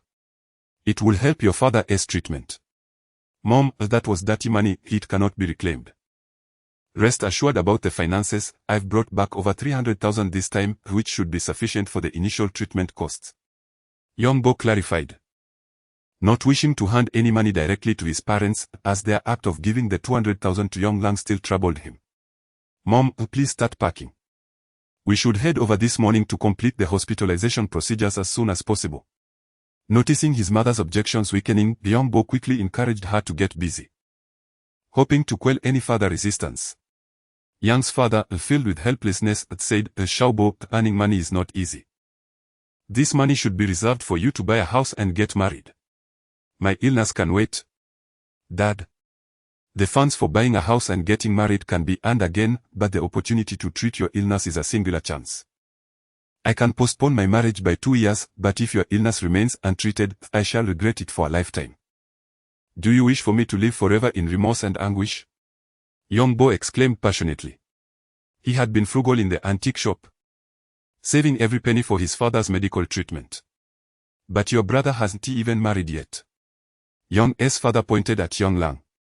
Young Bo, filled with indignation, thought that if his brother could engage in something worthwhile over the years, they wouldn't be in this predicament. His feelings towards his brother were a mix of pity for his misfortune and anger at his lack of ambition. Since graduating from vocational school, 7 or 8 years had passed, yet Young Lang had never held a proper job, preferring to squander time and ask their parents for living expenses. Young Bo recalled vividly that during his senior year, Young Lang had stolen 200 yuan from home to treat his friends to a meal. Even though he was already 24 years old at the time. In an era where countless jobs were available. Even serving food or washing dishes could yield a monthly salary of 2,000 yuan, Young Lang resorted to theft instead of seeking honest work. Young Bo disdained Young Lang. Although he was his elder brother, he could not simply hand over money without justification, as this would only encourage Young Lang's laziness. Furthermore, the fact that Young Lang had gambled away the funds intended for their father's treatment shattered Young Bo's limits of tolerance. After hearing Young Bo's words, Young's father stood in silence for a moment before waving his hand dismissively. Enough, enough. I can no longer concern myself with your future. You reap what you sow. Your achievements as brothers will entirely depend on your own efforts. Young Lang stood silently to the side, absorbing his brother's reproach until their father spoke. He then shook his head defiantly. I don't need your concern. Where do you think you're going? Young Bo asked loudly. It's none of your business. Young Lang retorted. You cannot leave. You must go to the hospital to care for him. Young Bo took a couple of steps forward, attempting to block his brother's path. Young Lang hesitated briefly, then turned and walked out without another word. Young Lang, if you step out that door, don't ever return. Their father bellowed. He recognized that his younger son had managed to earn a substantial amount of money in such a short time, indicating a promising future, and perhaps Young Lang could find an opportunity for redemption by following him. Young Lang did not stop. His footsteps gradually faded away in the corridor.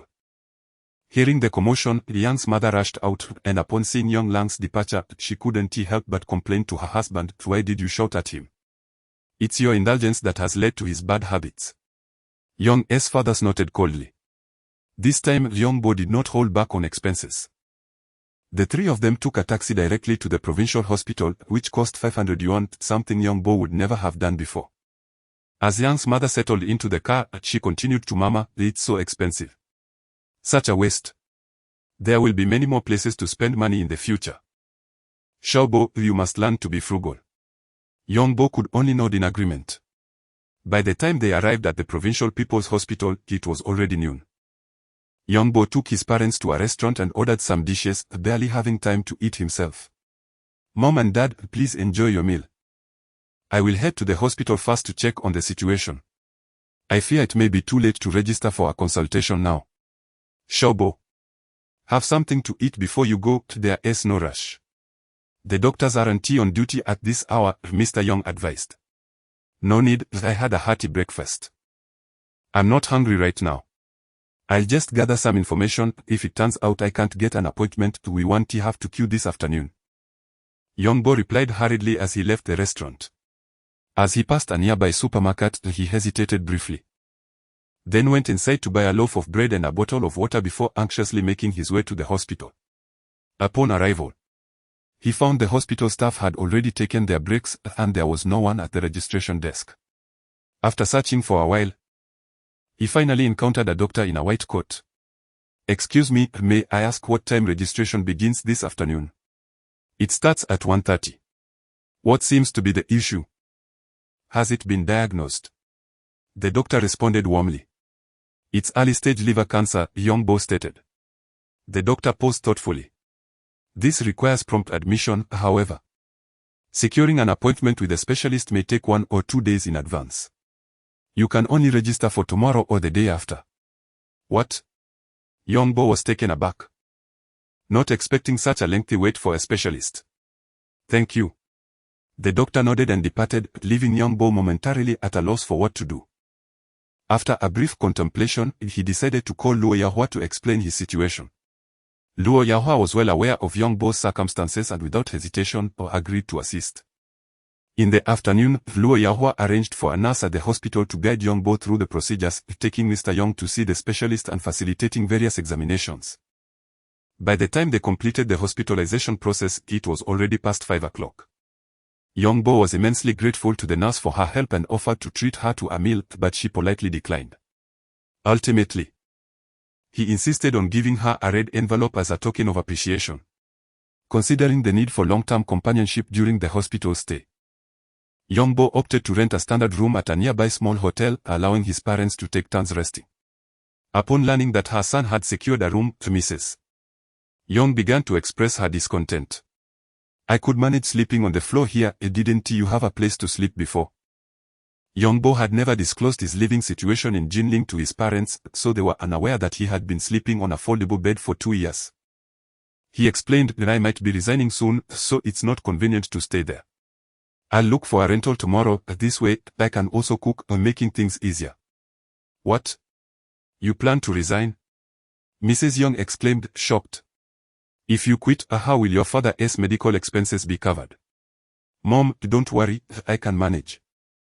Youngbo reassured her. Mr. Young, lying in the hospital bed, said, "The child has grown up, let him decide." With a sigh, Mrs. Young fell silent. Despite having had little sleep the previous night and feeling exhausted from the day's events, Youngbo insisted that his mother take the room at the small hotel while he stayed behind at the hospital to provide care. In the silence of the night, Youngbo found himself slumbering beside the hospital bed. When his mother arrived with breakfast, she urged him to leave and return to the hotel for some rest. Back in his hotel room, after freshening up, he lay on the bed, eyes closed, yet sleep eluded him. Thoughts of the unanswered calls on his phone and the fact that he had yet to resign from Gudezai plagued him. Thus, he rose once more, donned his clothes, and boarded a bus heading towards Gudezai. Having already been absent from work for nearly 2 days, he imagined Gobopi must be quite anxious. At that moment, Gobopi indeed sat in the shop, noticing Liling lurking outside. He scolded, "Liling, what are you doing?" Liling, standing outside, appeared somewhat timid, responding, "Though, I just wanted to see if the boy has returned." With a disdainful snort, Gobopi retorted, "That scoundrel has shown his face in 2 days. When he returns, I shall ensure he is dismissed." Liling interjected, "Boss Go, you know the situation at the boss home. He hasn't been back in 2 years. Perhaps he has simply gone home out of longing." "Gone home? If he has, why can't I reach him by phone? His family lives in the mountains." Gobopi replied, brimming with indignation. Upon disembarking from the bus, Youngbo strolled along the familiar streets, feeling a wave of nostalgia. He never imagined he would achieve this milestone. According to his previous plans, such a feat would only be attainable in his 40s, yet here he was, having accomplished it much earlier than anticipated. As he ventured into a narrow alley near Gudezai, Youngbo spotted a man in his 30s with a bulging cloth bag at his waist, moving suspiciously. He merely cast a glance, refusing to involve himself. He had encountered such vendors before. They seldom set up stores openly but instead roamed the streets in a clandestine manner to attract buyers, often with overpriced items, which Youngbo preferred to avoid. "Hey, brother, would you like to buy an inkstone?" Just as Youngbo intended to walk past, the man intercepted him, holding an inkstone protectively with his garment. No, thank you, Yongbo replied after a fleeting glance at the inkstone, which was as black as ink and caked with dirt. He recognized it as a counterfeit, evident from the obvious signs of aging. Brother, just take a look, I have plenty more. The vendor persisted, swiftly pulling out another item from his pocket and presenting it to Yongbo. Without even glancing at it, Yongbo shook his head. Forget it. I don't have the money. The vendor scrutinized Yongbo, seemingly trying to ascertain something, yet casually remarked, brother. It's hard to believe someone would come to the antique street without money. Yongbo's gaze fell upon the object in the vendor's hand, a peach-shaped Duan inkstone. One of the 4 renowned inkstones, hailing from Zhaoqing in Guangdong province. May I see that inkstone? Upon realizing that Yongbo had finally relented, the vendor beamed with delight and promptly handed over the Duan inkstone. Yongbo examined it closely. Its overall form resembled a peach, delicately crafted, with the top adorned with several carved peach leaves, while the ink pool conformed to the shape of the leaves. The inkstone was shallow and smooth, its entirety appearing as if it had been sculpted in one seamless motion. Yongbo had never had the opportunity to encounter a Duan inkstone before. Although he was somewhat familiar with its characteristics, he found it challenging to authenticate contemporary pieces. Upon examining the inkstone, he noticed an inscription on the bottom that read Master of Qing Snow Studio, with 5 delicate characters engraved upon it. How much for this inkstone? Yongbo inquired, narrowing his eyes as he scrutinized the piece. 10,000 yuan, Feng Yuan replied, elaborating further, Duan inkstones are exceedingly rare now due to the depletion of quarries. Their production has dwindled significantly, and many contemporary pieces lack authenticity. Even the finest examples seldom reach the hands of ordinary folk. This particular inkstone dates back to the mid-Qing dynasty, making it quite a treasure. A glimmer of light flickered before Yongbo's eyes, a halo gradually converging at the center of the inkstone. As the faint aura began to take shape, he sensed the futility of his desire and decided to return the peach-shaped inkstone. It's too expensive, I cannot afford it. Feng Yuan was taken aback, not anticipating such a reaction from Yongbo. After all, businessmen are typically aware of the art of negotiation. However, after a brief, awkward smile, he produced another inkstone and offered it to Yongbo. Here, perhaps you might find this one appealing. Yongbo glanced at it and gently shook his head. No. I think I'll pass. I cannot afford any of this anyway. Don't be in a rush, there's bound to be one that suits you. Feng Yuan chuckled, reaching into his bag to reveal 3 more inkstones, 2 of which were Duan inkstones. Yongbo laughed, it seems you specialize in Duan inkstones. Indeed. I have a particular fondness for them among the 4 great inkstones, Feng Yuan admitted. Yongbo examined the pieces briefly before returning them. I think I'll pass for now. Feng Yuan appeared anxious, seemingly distressed at his inability to sell an inkstone to Yongbo. He pressed his hands together. Wait a moment, I'll go fetch a few more. I refuse to believe I don't have something you desire. Yongbo shook his head, stopping him. There is no need to trouble yourself. Your inkstones are too pricey. I have some matters to attend to, let us chat another time. Feng Yuan grasped Yongbo's arm. Don't be hasty, it'll only take a moment, just 5 minutes. I live nearby, please wait for me. Without waiting for a response, Feng Yuan turned and hurried away. Yongbo stood there, bewildered for a moment, unable to decipher the intent behind Feng Yuan's actions. Did he really feel compelled to sell him an inkstone? The thought struck Yongbo, and his heart raced. Being a naturally suspicious person, his 2 years of frugality had made him as cautious as a miser, particularly regarding financial matters.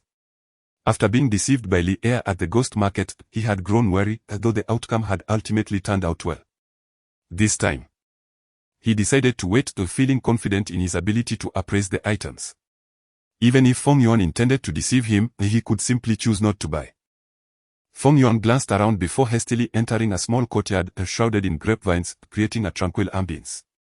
A figure was already standing there, looking towards Feng Yuan. So, what is the outcome?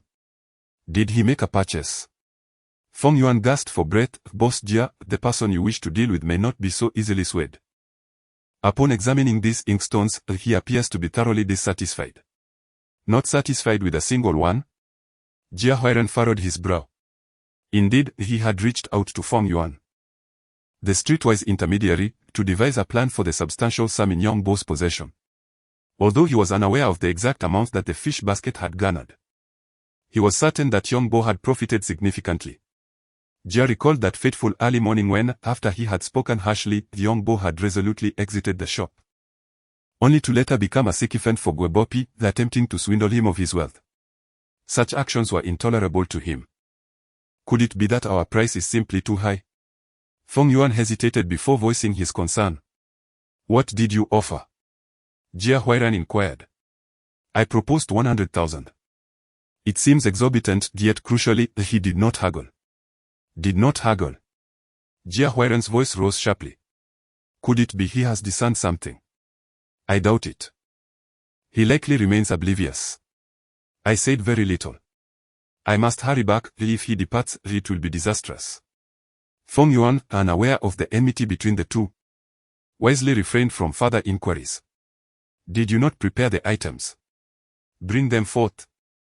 Feng Yuan instructed as he stepped toward the room. There are Buddha statues, an ivory tablet, and an inkstone, though the latter lacks quality, Jia Huairan called out, while advising, ensure the price remains reasonable, not too high, yet not too low. A range of 30 to 50,000 should be within his reach. Understood. As young Bo grew increasingly anxious while waiting, he was suddenly met with the sight of Feng Yuan hastily returning, a cloth bag clutched in his hand. Mr. Young, I apologize for the delay, Feng Yuan panted, his speech punctuated by breaths. Young Bo paused momentarily before responding with a smile. Not a problem, it hasn't been long. You reside quite nearby, I see. However, Feng Yuan's heart sank before he realized he had committed a grave error. In their previous exchanges, they had not shared names, as this transaction was to be singular, with no second meeting anticipated. Even if names were to be exchanged, they would likely be aliases, and thus both parties tacitly avoided such inquiries. He could only manage a sheepish smile, scrutinizing young Bo's expression. Noting only a hint of confusion without further questions, he felt a twinge of anxiety yet replied, yes. I have brought a few items for you to inspect. Young Bo smiled, his confidence growing. The lack of self-introduction from Feng Yuan indicated that the latter was well prepared. But who had orchestrated this entrapment? Resolving to remain composed, young Bo took the Buddha statue, examined it briefly, and then set it aside without uttering a word. Next, he picked up the ivory tablet known as a chauban, utilized by ancient ministers to jot down thoughts they wished to present during court sessions. Akin to a modern-day notepad, albeit crafted from more exquisite materials. After studying it for a moment, he too placed it down. Ultimately, what remained was a solitary inkstone, markedly inferior to its predecessors. Its design was exceedingly simplistic, resembling a mere brick, devoid of any intricate patterns, save for a solitary character at its base, offering no further clues.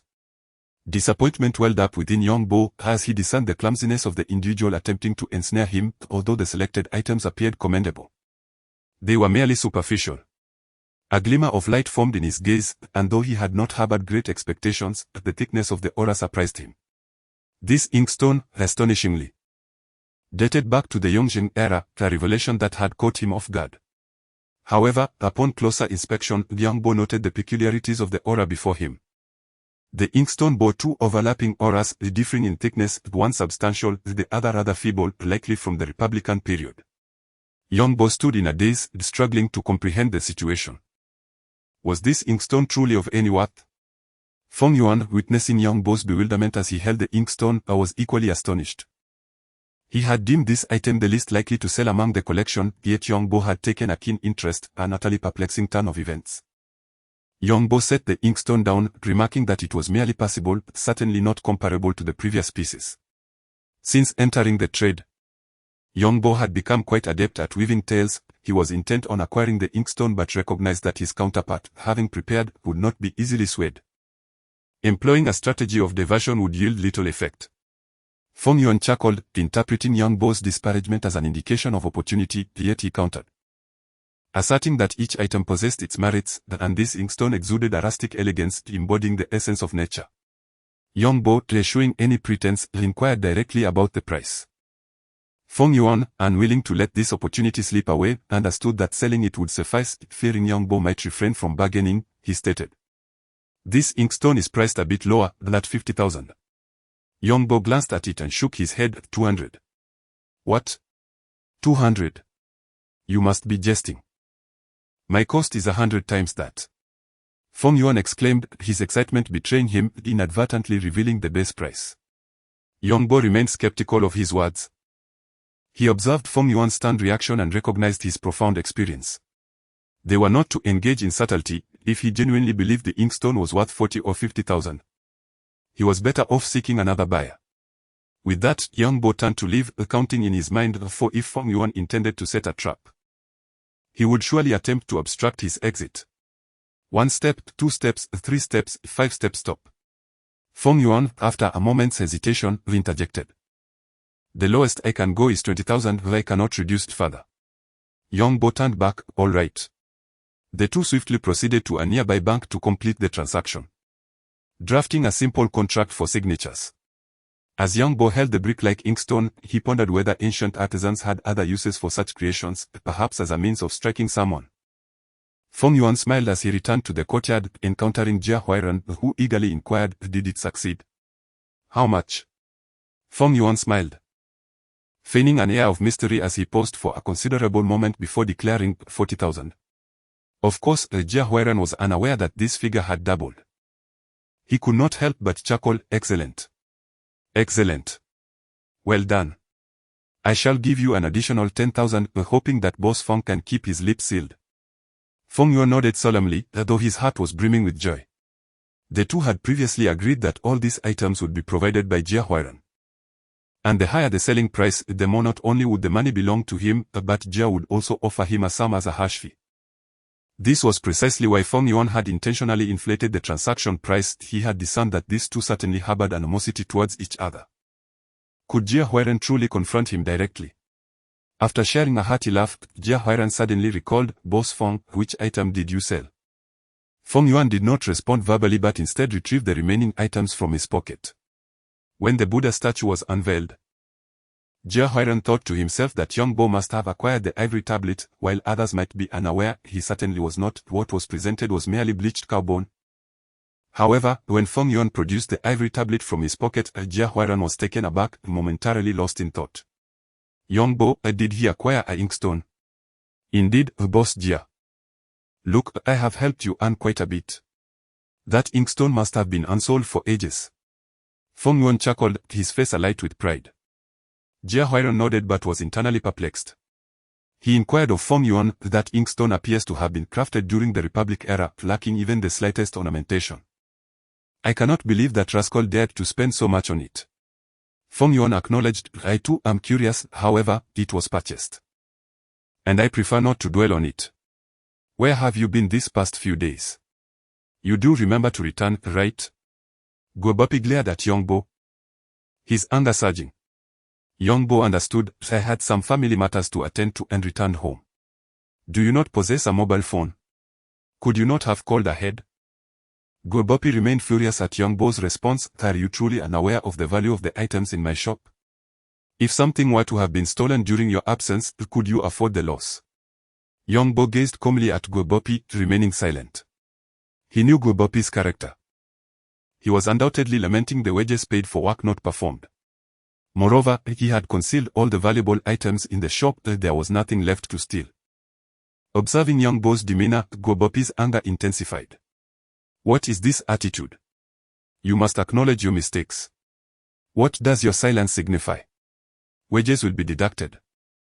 Since you have been absent for 2 days, your pay will be withheld, and you shall face double penalties. It is evident you do not wish to continue. Guobapi appeared somewhat hysterical. Upon hearing Guobapi finally mention this, Yongbo was ready to affirm his decision to resign from the job. Yet just as the words were poised on his lips, a light laugh echoed from outside, followed by the sound of applause and boisterous laughter. Boss Guo, you truly have a commanding presence.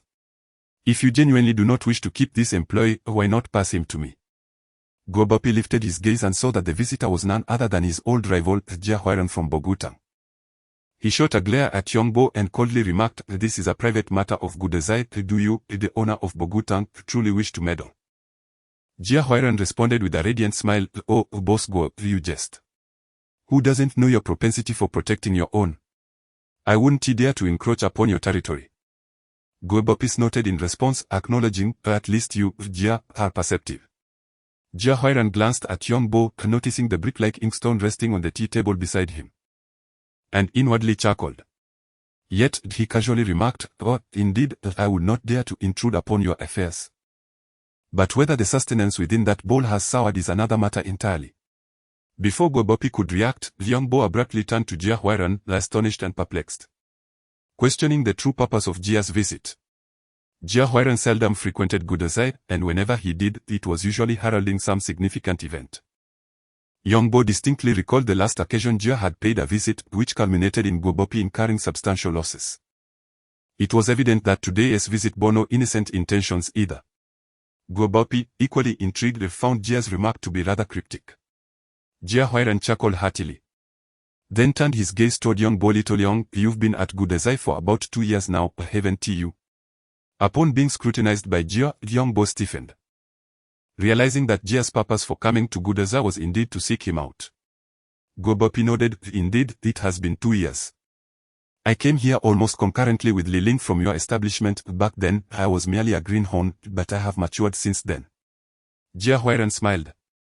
2 years can be neither long nor short. Some individuals remain unchanged, while others can transform dramatically within that span, evolving from a penniless lad to an appraiser. Gwebopi, although the meaning behind Jia's words was somewhat ambiguous, quickly deduced their implications. With a playful smile adorning his face, Jia continued.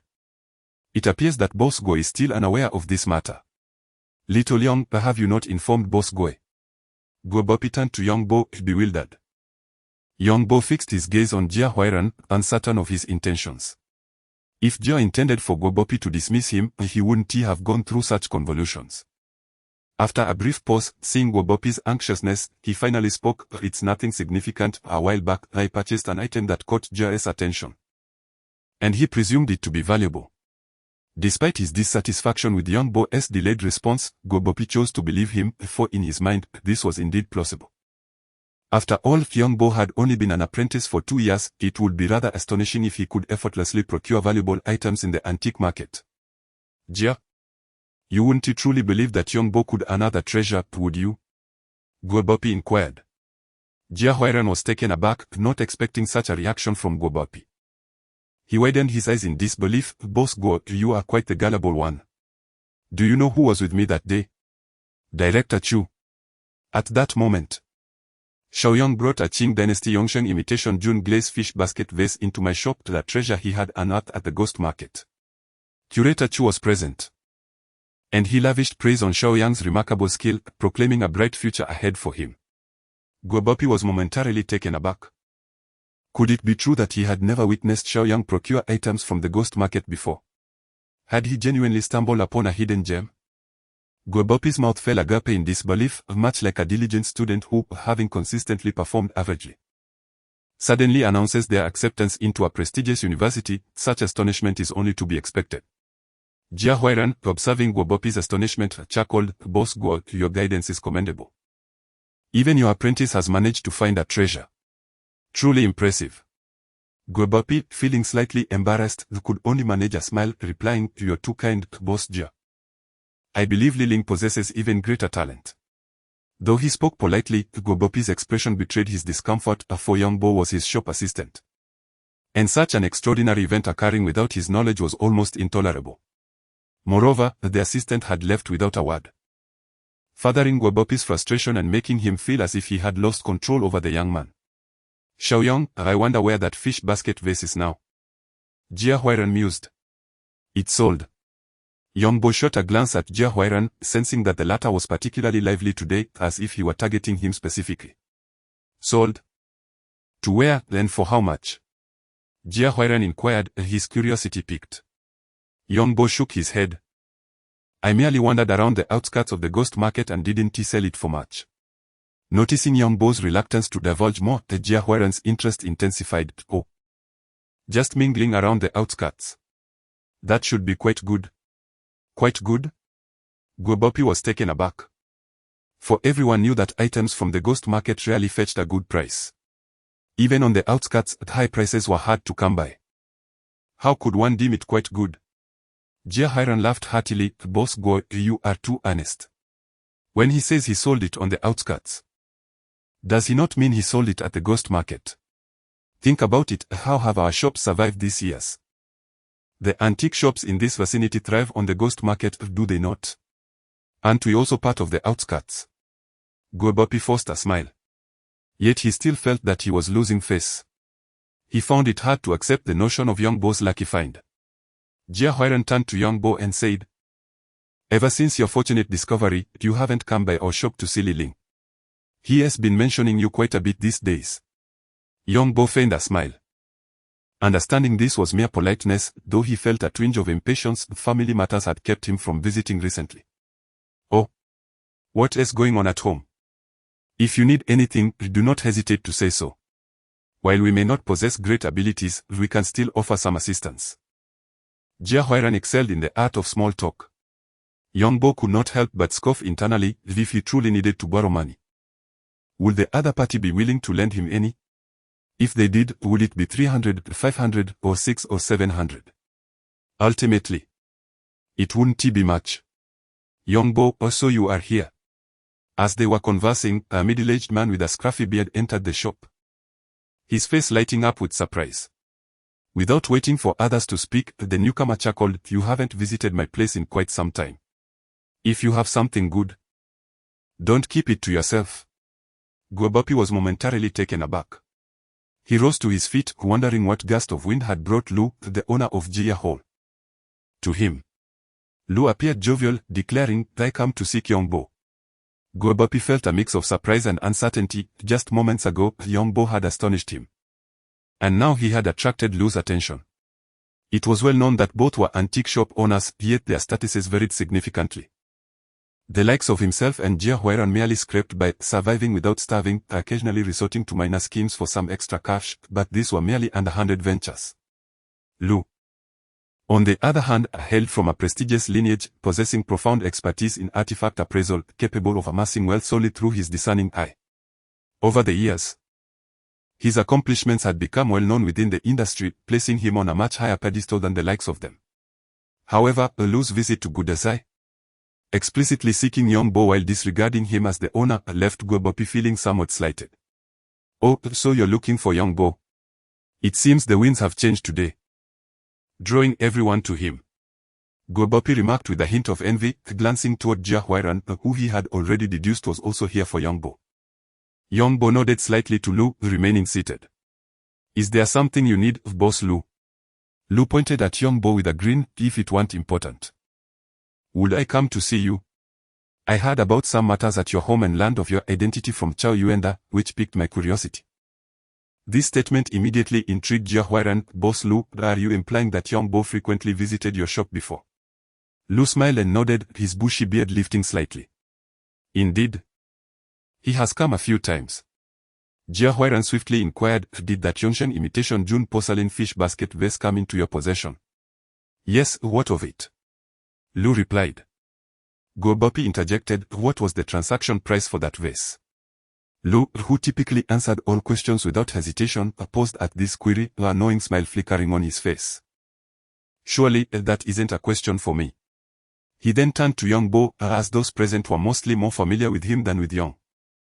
It was evident that both Go and Jia were unaware of the vessel's transaction price. Clearly due to Young Bo's reluctance to disclose it, this was a matter he would not divulge. Young Bo maintained a calm demeanor, stating, 50,000. 50,000? Gobopi exclaimed in astonishment, rising to his feet, particularly surprised that it was Young Bo who spoke. With this revelation, Young Bo felt no need to conceal anything further, as he had resolved to resign and would henceforth have no ties to these two. Moreover, he recognized the need for someone to publicize such fortunate discoveries. The endorsements from reputable industry figures would bolster his authority in appraisals. Recently in the capital, someone had crafted a set of gold-threaded jade garments, relying on the certification from esteemed experts to secure a loan of 10 billion from the bank. If Young Bo wished to navigate the industry more comfortably in the future, he certainly needed to cultivate a reputation. It was nothing much. Later, I sold a painting to Boss Lu. Young Bo began to speak again. What painting? Jia Huairan inquired hastily, sitting in his chair with his neck stretched long. Yongbo picked up a nearby teacup, took a sip, and, remarkably composed, ceased to speak further. Guo Papi was also quite anxious, wishing he could stride forward and kick Yongbo to the ground. However, he suddenly realized that Yongbo was no longer the same as before. Could he still command him as he once did? Upon seeing Yongbo glance in his direction, Boss Lu understood that anything said by Yongbo would lack persuasive power, only he could articulate it appropriately. Cursing under his breath at the cunning fox, he finally spoke. It is the rain-washed mountain base painted by Kankan, one of the 4 monks of Qing. Kankan. Jia Huairan, in shock, leaped to his feet. The stone man Kankan. The Kankan of the 4 monks of Qing. Guo Papi, initially devoid of reaction due to his ignorance of who Kankan was and the painting's worth, feigned astonishment upon witnessing Jia Huairan's surprised expression, thinking that he must not lose face at such a moment. Boss Lu. Is that the painting that Jia Yitong invited experts from the Painting Academy to authenticate a couple of days ago? Jia Huairan recalled the rumors and inquired. Boss Lu, having gauged Yongbo's stance, no longer concealed anything regarding this matter. With a chuckle, he affirmed, indeed, that is the painting. Jia Huairan, stunned, found himself momentarily speechless. And after a pause, cautiously asked, the value of the 4 monks' works is considerable, and they have been appreciating over the past 2 years. May I inquire about the transaction amount at that time? 350,000, Yongbo replied. Jia Huairan, suppressing the tumult within, managed a sheepish smile. That's about right. That price is reasonable. Guo Papi abruptly rose, exclaiming, 350,000. You first sold it for 50,000, then sold it for 350,000. Jia Huairan had no choice but to pull Guo Papi back down, saying, Old Guo, sit down, don't be so excited. Guo Papi, unable to contain his astonishment, thought to himself that 350,000 was indeed a staggering sum. His mind was reeling. He never expected Yongbo had such capability. Jia Huairan was equally astonished, having never anticipated such a result. After a brief pause, he turned to Yongbo and asked, Yongbo, is that an inkstone beside you? Did you acquire it recently? How much did it cost? Yongbo's heart stirred. He glanced over, having placed the inkstone prominently to test Jia Huairan. Among those on this street, the only one he had a grievance with was Jia Huairan, particularly since his purpose for visiting today was dubious. Hearing his question further confirmed his suspicions. Is it this one, Boss Yong? Yongbo raised the inkstone and inquired. Yes, how much did you obtain it for? It looks quite nice. It should be worth around 40 to 50,000, right? Jia Huairan deliberately asked. 40 to 50,000? How could this inkstone be worth that much? Guo Papi, finally snapping out of his shock, queried. Jia Huairan frowned. Why not? Perhaps Yongbo merely has a discerning eye. Yongbo, having closely observed Jia Huairan's expression, clarified, I didn't spend that much, it was only 20,000. Jia Huairan was taken aback. Feng Yuan had mentioned a staggering sum of 40,000. He opened his mouth to protest but ultimately restrained himself, merely exclaiming, indeed, a person of wealth, 2,000 is hardly worth their consideration. Boss Lu extended his hand to receive the inkstone, glancing at it before lifting his gaze to Yongbo. This inkstone, with its rustic and natural craftsmanship, appeared to originate from the Republican era, and its price seemed unjustifiable. Yongbo nodded in agreement. I too believe this inkstone is overpriced. Are you foolish? If you deem it not worth the price, why purchase it? Guo Papi inquired. Yongbo offered no reply. Instead, he picked up the inkstone and pointed to the underside, declaring, because there is a character for Gu. With that, Yongbo took the inkstone and strode purposefully towards the staircase, the sound of his footsteps echoing in the air. What do you mean by this? Guo Papi shouted upstairs, but the wooden staircase only returned silence. The three exchanged puzzled glances, uncertain of Yongbo's intentions. Jia Huairan turned to Guo Papi. Is there something up there? There's his belonging, Guo Papi replied. Moments later, the staircase resonated with thudding sounds as they turned their attention to see Yongbo descending with the hammer in hand. What are you planning to do? Jia Huairan felt a surge of anxiety. He realized his previous demeanor had been too conspicuous. Yongbo must have noticed. But he had not anticipated Yongbo would come down wielding a hammer. Was he seeking to enact violent retribution? Without uttering a word, Yongbo set the inkstone down and scrutinized it for a moment before gently tapping the left corner with a small hammer. Ding! The hammer met the inkstone, producing a crisp sound. This scene rendered the three speechless. None could fathom that Yongbo, having incurred a loss, would deliberately ruin the inkstone. Yongbo! What on earth are you doing? Boss Lu stepped forward and grasped Yongbo's shoulder. Since you acquired it for 20,000, consider it a lesson learned. Everyone makes mistakes. This Republican inkstone could still fetch 1 or 2,000. The loss isn't catastrophic. Lu reassured him. Yongbo raised the hammer slightly, looking up at Boss Lu. Rest assured. I have my own plans, you shall see shortly. With that, Yongbo ceased his explanations and resumed his gentle tapping. His movements were so light that they hardly suggested a desire to shatter the inkstone. As the three grew increasingly impatient, Yongbo's face lit up with a hint of a smile. Next, he produced a thin-bladed pencil knife from his pocket and inserted the blade into the inkstone. Can a blade penetrate stone? How is that possible? Guopapi observed, about to urge Yongbo to stop. But the ensuing scene left him wide-eyed in disbelief as he witnessed the blade indeed sink into the inkstone. How can this be? Guopapi exclaimed. How could the blade penetrate the stone? It seems there is a fissure. Boss Lu noted. Observing that Yongbo had only partially inserted the blade and was gently prodding with the tip as if attempting to pry open the stone. Soon, the inkstone in Yongbo's hand began to separate. A small piece of the brick-like material peeled away like a cap being unscrewed. With a firm tug, he heard a pop akin to the sound of a wine bottle being uncorked, and the inkstone was completely detached. The three onlookers were astonished by this spectacle as they watched Yongbo gently tilt it downward. To their amazement, a fine inkstone slid out from within the brick-like structure. This was utterly unbelievable. Mr. Lu gasped in awe. Jia Huairan, equally shocked, felt a surge of anger, for this inkstone had been entrusted to Yongbo by him. Although its origins remained unclear, the meticulous protective measures indicated its considerable value. Yongbo, how did you come across this? If there had been any lingering doubt from Guopapi, it evaporated upon witnessing Yongbo's discovery, leaving him utterly defeated. Yongbo lifted the inkstone. A smile gracing his face as he noted the inscription in seal script at the lower right corner, made by Gu Anyong of Woman. The thick aura before him radiated a beam of brilliance into his eyes, prompting an involuntary smile. Gu Anyong was a renowned female inkstone craftsman from the Qing dynasty. Active during the Yongsheng to Qianlong periods, and was well regarded by the famous inkstone collector Huang Ren.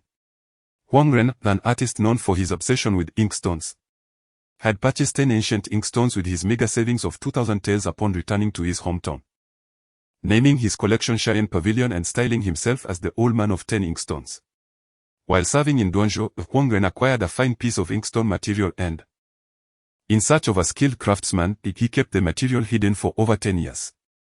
Upon learning of Gu Anyong's expertise in Suzhou, he traveled a great distance from Yongfu in Fujian, bringing his precious stone. Seeing Huang Ren's sincerity and recognizing the quality of the material, Gu Anyong gladly crafted an exquisite inkstone for him.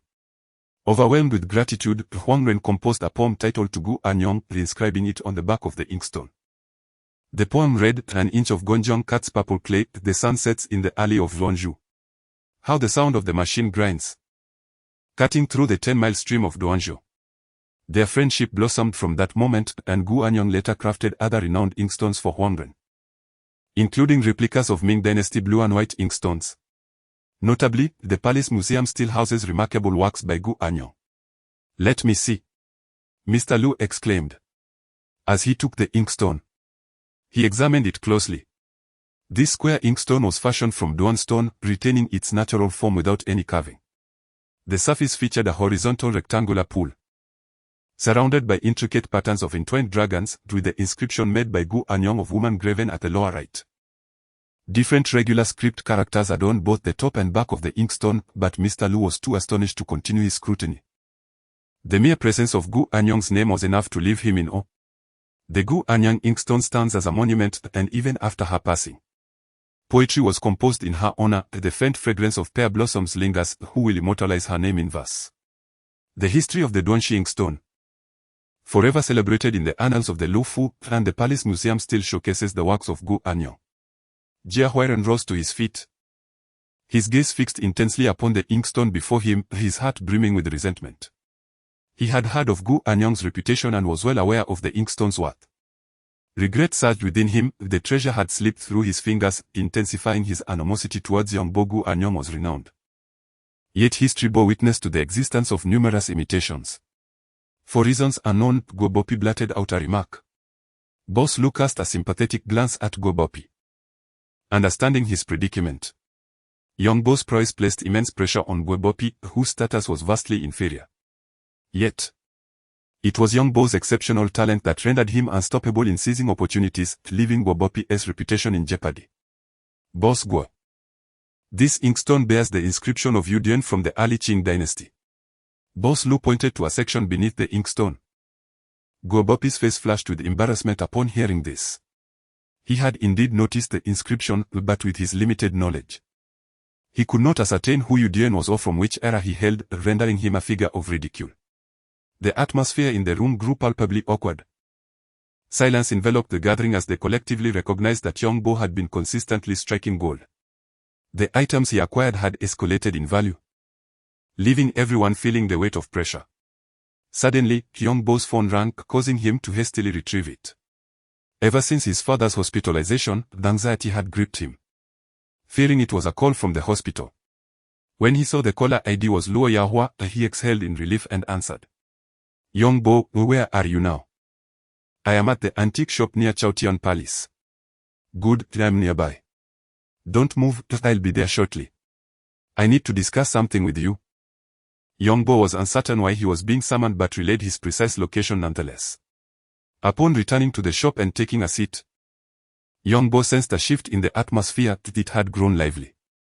He raised his head, intending to broach the subject of resigning, only to be interrupted by Jia Huairan. Yongbo, if I recall correctly, your father is gravely ill. You must have brought him back to Nanjing for treatment a few days ago, right? I understand you've earned quite a bit recently, but with such a serious illness, the expenses will surely mount. Those funds may not suffice. He paused momentarily. Have you considered parting with the Gu Anyong Panlong inkstone? Yongbo turned to Jia Huairan, his expression reflecting a desire to strike him. I hadn't contemplated that, he replied with a smile. Jia Huairan's smile faltered, becoming increasingly awkward before fading entirely. To ease the tension, Boss Lu interjected, Gu Anyong's reputation is substantial. This Panlong inkstone holds considerable value and is highly collectible. It is entirely reasonable for Yongbo to wish to retain it. Silence ensued, and the atmosphere grew more uncomfortable. Yongbo, understanding Jia Huairan's ulterior motives, realized he intended to seize the opportunity to acquire the inkstone at a bargain before Yongbo could fully grasp its significance. Little did he expect Yongbo would categorically refuse. Yongbo's desire to collect was not particularly strong, as he only had the initial medical expenses on hand, and the future remained uncertain. Naturally, he would be delighted to have more cash at his disposal, yet he would never sell his possessions at a loss. Nor would he willingly give away money to others. Yongbo, I never anticipated that you were actually working as an assistant in the antique shop. When you introduced it the other day, I thought you were jesting. Luo Yahua's voice carried from outside the shop as he stepped inside without a second glance, making a beeline for Yongbo.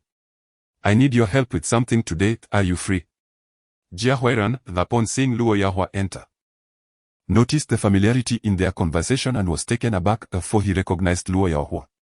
He could not feign ignorance and thus stood up, greeting Luo Shao. What brings you here? Luo Yahua glanced at him. Oh, Boss Jia is here too. I came to find Yongbo. With that, he ceased further conversation and focused on Yongbo. Yongbo had not anticipated Luo Yahua's prompt arrival, but since he sought assistance, he felt obliged to help.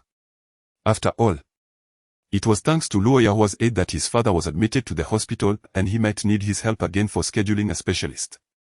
Without a moment's hesitation, he replied, Sure. You didn't even hesitate. Aren't you afraid I might sell you out? Luo Yahua chuckled.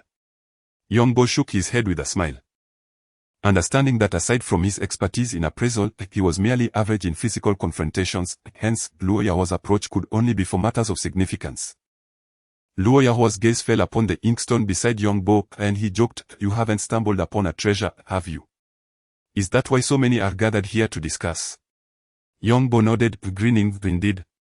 Luo Yahua's smile faltered. You must be joking. How could that be possible? It is true. Young Bo insisted. Luo Yahua could not help but exclaim, how is that even conceivable? Just a couple of days ago, you sold me a Han Dynasty jade figurine. How could you possibly discover another treasure so quickly? Young Bo smiled and replied, it must be my good fortune. Someone set me up, yet it turned out to be a gift of exquisite art. While speaking, he cast a glance at Jia Huairan, who had remained silent until now. Wanting to gauge his reaction, Luo Yahua, oblivious to the subtlety, exclaimed, your luck is astounding. When will such fortune come my way? Your fortune. If someone set a trap for you, could you escape? Young Bo countered. Luo Yahua's expression darkened, realizing the truth of Young Bo's words. However, the person who plotted against you must be regretting it deeply. Young Bo turned to Jia Huairan, noticing his grim countenance and silence. Boss, I am resigning. The room fell silent at his declaration. Guobapi looked up. He had anticipated Young Bo's departure but had not expected it to happen so soon. Could you delay it for a few days? Guobapi hesitated slightly before speaking, uncertain of his own thoughts, feeling that if he let this matter go, it would result in significant losses. Young Bo shook his head. Boss, I brought my father to the hospital yesterday. I will likely need to stay with him at night, making it quite difficult to return to work. This is also why I have decided to resign. No worries, I can grant you a few months off. Once your father recovers, you can return to work. Guobapi seized the opportunity, taking Young Bo's polite words at face value, eager to retain him. Young Bo appeared embarrassed, realizing he had been overly courteous. Luo Yahua, unable to bear it any longer, recognized that while he was unaware of Young Bo's previous salary, he understood that a worker typically earned a meager wage. Guobapi's intention to keep Young Bo without discussing compensation was utterly unrealistic. Young Bo, since you have resigned, how about becoming my consultant in the future?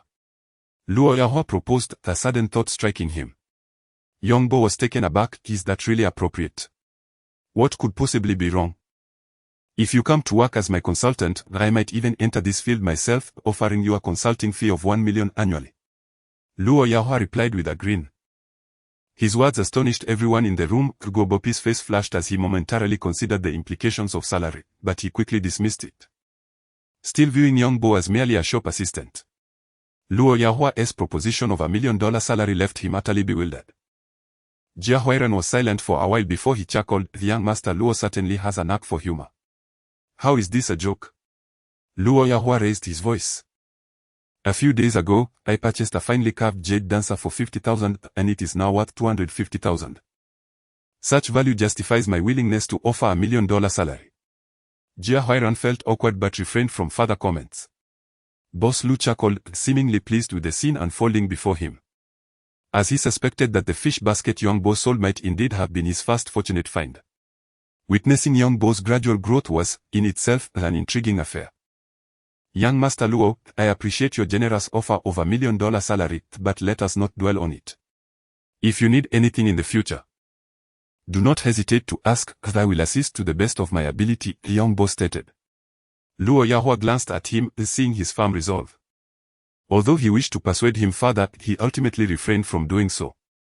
Young Bo ascended to gather his belongings, while Luo Yahua leaned against the wall, offering no assistance but commenting, your bedding is looking quite worn. With all your earnings, why not purchase a new set? Young Bo looked down at the duvet cover, which he had used since high school nearly 5 years ago. However, the frugality he had cultivated over the past 2 years led him to decline the suggestion, opting to keep it. With no other choice, Luo Yahua helped Young Bo load his items into the car. Sitting in the driver's seat, he rolled down the window and lit a cigarette, gesturing towards Young Bo. Young Bo waved his hand in refusal, having been unfamiliar with Luo Yahua previously. He felt it unnecessary to indulge in smoking out of mere politeness. Mei Laosan seemed to sense the shifting winds and altered his usual habits. In the past couple of days, he has consecutively hosted auctions, with another scheduled for tonight. Luo Yahua took a deep breath and explained. Young Bo paused momentarily, realizing that Mei Laosan was likely attempting to flee. His relationship with Yuan Laodi was indeed close. Luo Yahua nodded, noting that they were sworn brothers. And many matters were not as straightforward as they appeared. Mei Laosan had managed to operate in the bustling city for 2 years without any issues on the surface. It seemed I was protecting him, but in reality, I was merely a runner. Luo Yahua exhaled, turning to gaze out the window. Now, with the Yi family's formidable influence sweeping through, there was little hope for Mei Laosan's safety. He must have sensed the urgency himself, hastily preparing for an escape. What can I do? Yongbo preferred not to delve into these secrets. For him, the less he knew, the better. Join me at the auction tonight. The current scrutiny at the auctions is stringent and familiar faces are not permitted. Since you attended last time, you should have no problem entering again. We must be present to stall this auction. It is highly likely that action will be taken tonight. Luo Yahua extinguished his cigarette and turned to ask. Do you need to go to the hospital first? Yongbo nodded, indicating he needed to make some arrangements.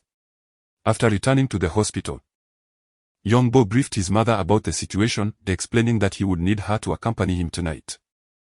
He also gave her some cash and spoke with his father before finally stepping outside. Have you considered moving to a VIP ward? Luo Yahua awaited Yongbo outside the room. Yongbo glanced at him. Do you have the connections? I can try to arrange it, Luo Yahua replied, striding out.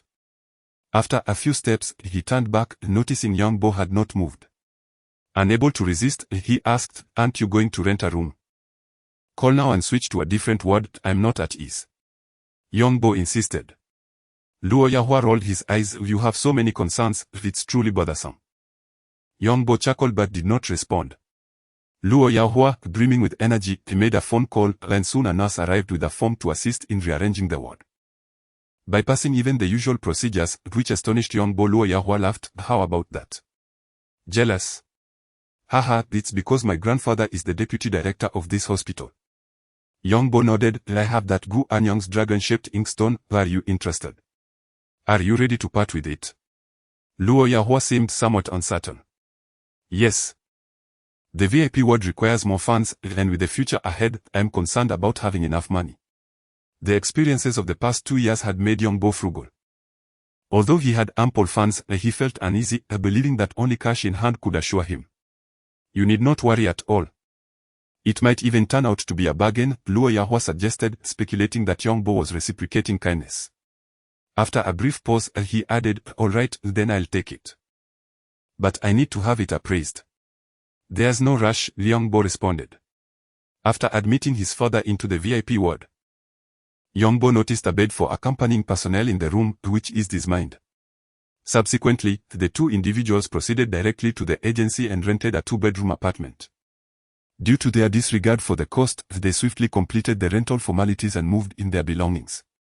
After a hasty cleaning of the premises, they had dinner. Yongbo specifically requested the restaurant to prepare steamed mandarin fish with poria, chicken eggs with green fruit, meat stewed with kiwi roots, and a soup of crucian carp with thistle, all of which were prescribed by the physician. Upon returning to the hospital, Yongbo glanced through the glass door of the ward and noticed that his parents were having their meal. It was around 5:30 in the afternoon. He had intentionally arrived a bit early, fearing they might dine too early, only to realize he was still a tad late. As he pushed the door open and entered, both his father and mother turned to him, instinctively concealing their bowls of rice. Yongbo approached them and feigned ignorance about their meal, saying with a smile, there are many dietary restrictions for liver disease. I consulted the doctor and compiled a list. I'll give it to Mom later so you can pay attention to it during meals. Oh, great. His mother quickly nodded in agreement. Yongbo placed the dishes he carried onto the table while discreetly observing his parents' bowls. Although they attempted to hide them, the small confines of the room made it difficult. Their dinner consisted of plain rice adorned with pickled radish. Upon seeing this, Yongbo felt a lump in his throat, tears welling in his eyes and nearly spilling over. At times, he wished to endure hardship himself to present a dignified image to his parents. Yet witnessing them eat plain rice with pickles made him feel inadequate in his efforts. I had a meal outside and brought back some dishes. Yongbo managed to suppress his emotions, speaking somewhat slowly. His mother responded with a surprised "oh," and his father straightened his posture, asking, why did you change words? This one feels like a hotel. Is it significantly more expensive than the previous one? It is a bit pricier, but not excessively so. A friend of mine, yes. The one I brought home that day has connections, so the hospitalization won't cost too much. You can rest assured and focus on your recovery, I'll handle the financial matters. Yongbo explained, aware that Luo Yahua was waiting outside and not wanting to bring him in. Ah! His mother exclaimed suddenly while tidying up the dishes. Turning to Yongbo with a puzzled expression, Xiaobo, why did you buy so many dishes? We won't finish them. It's not that much. Dad needs to maintain his nutrition during hospitalization, and Mom, you should also eat something good. Yongbo clarified, urging them not to worry about medical or living expenses, as he would take care of everything. His father fell silent for a moment, looking at Yongbo with concern. You earn money with great difficulty. Don't skimp on yourself just to provide for the family. Take care of yourself. Yongbo nodded, reassuring him, you can rest easy. As he exited the ward, he spotted Luo Yahua leaning against the corridor wall, offering him a slight nod as he walked past. Luo Yahua followed him, his eyes slightly reddened. Oh, really? Yongbo replied, then inquired, is Mei Laoson's auction taking place in the late hours? Do you have an invitation or anything? Luo Yahua chuckled, and an invitation. If I decide to go, do you think Mei Laosan would dare to deny me entry? Yongbo suddenly fell silent, prompting Luo Yahua to glance at him. What is wrong? Are you feeling unwell? Do you think I am abusing my authority? Yongbo shook his head, not particularly. When I first entered this line of work, it was purely by chance. I was merely pondering, given the circumstances, shouldn't Mei Laosan change the location of the transaction? Luo Yahua was momentarily taken aback, then exclaimed. Why didn't you mention this sooner? He is so cautious, it's highly likely he has already made the change. With that, Luo Yahua grew anxious. This matter has been entrusted to me, and I must ascertain the time and place. What should I do now? Yongbo suggested. Do you know anyone who frequently participates in underground auctions? They might have received the notification about the change. Of course, it's also possible that nothing has changed. Impossible. It will definitely be altered, Luo Yahua replied with conviction. He then pulled out his phone, I'll call Master Yu. He is a regular client and a major player there, so he'll surely be informed. After dialing, the call connected after a brief wait. After exchanging pleasantries, Luo Yahua inquired, Master Yu, I received a notification last night to head to the alley, but there was no one there. What is going on with Laosan? Didn't he properly notify everyone? There was a moment of silence on the other end before a response came through, a new address has been established. Laosan didn't he inform you? Those under Laosan are so careless. I must reprimand him later, Luo Yahua said, clearly displeased. He wanted to mention that last night's transaction appeared somewhat chaotic, and those involved were not as competent as usual. Master Feng then complained and provided a new address. Chuckling, tonight we shall witness your prowess, Luo Shao. Luo Yahua laughed, Master Yu, please do not belittle me, I am merely a novice in this field. Surviving on the goodwill of gentlemen like yourself. I owe you my gratitude for your support.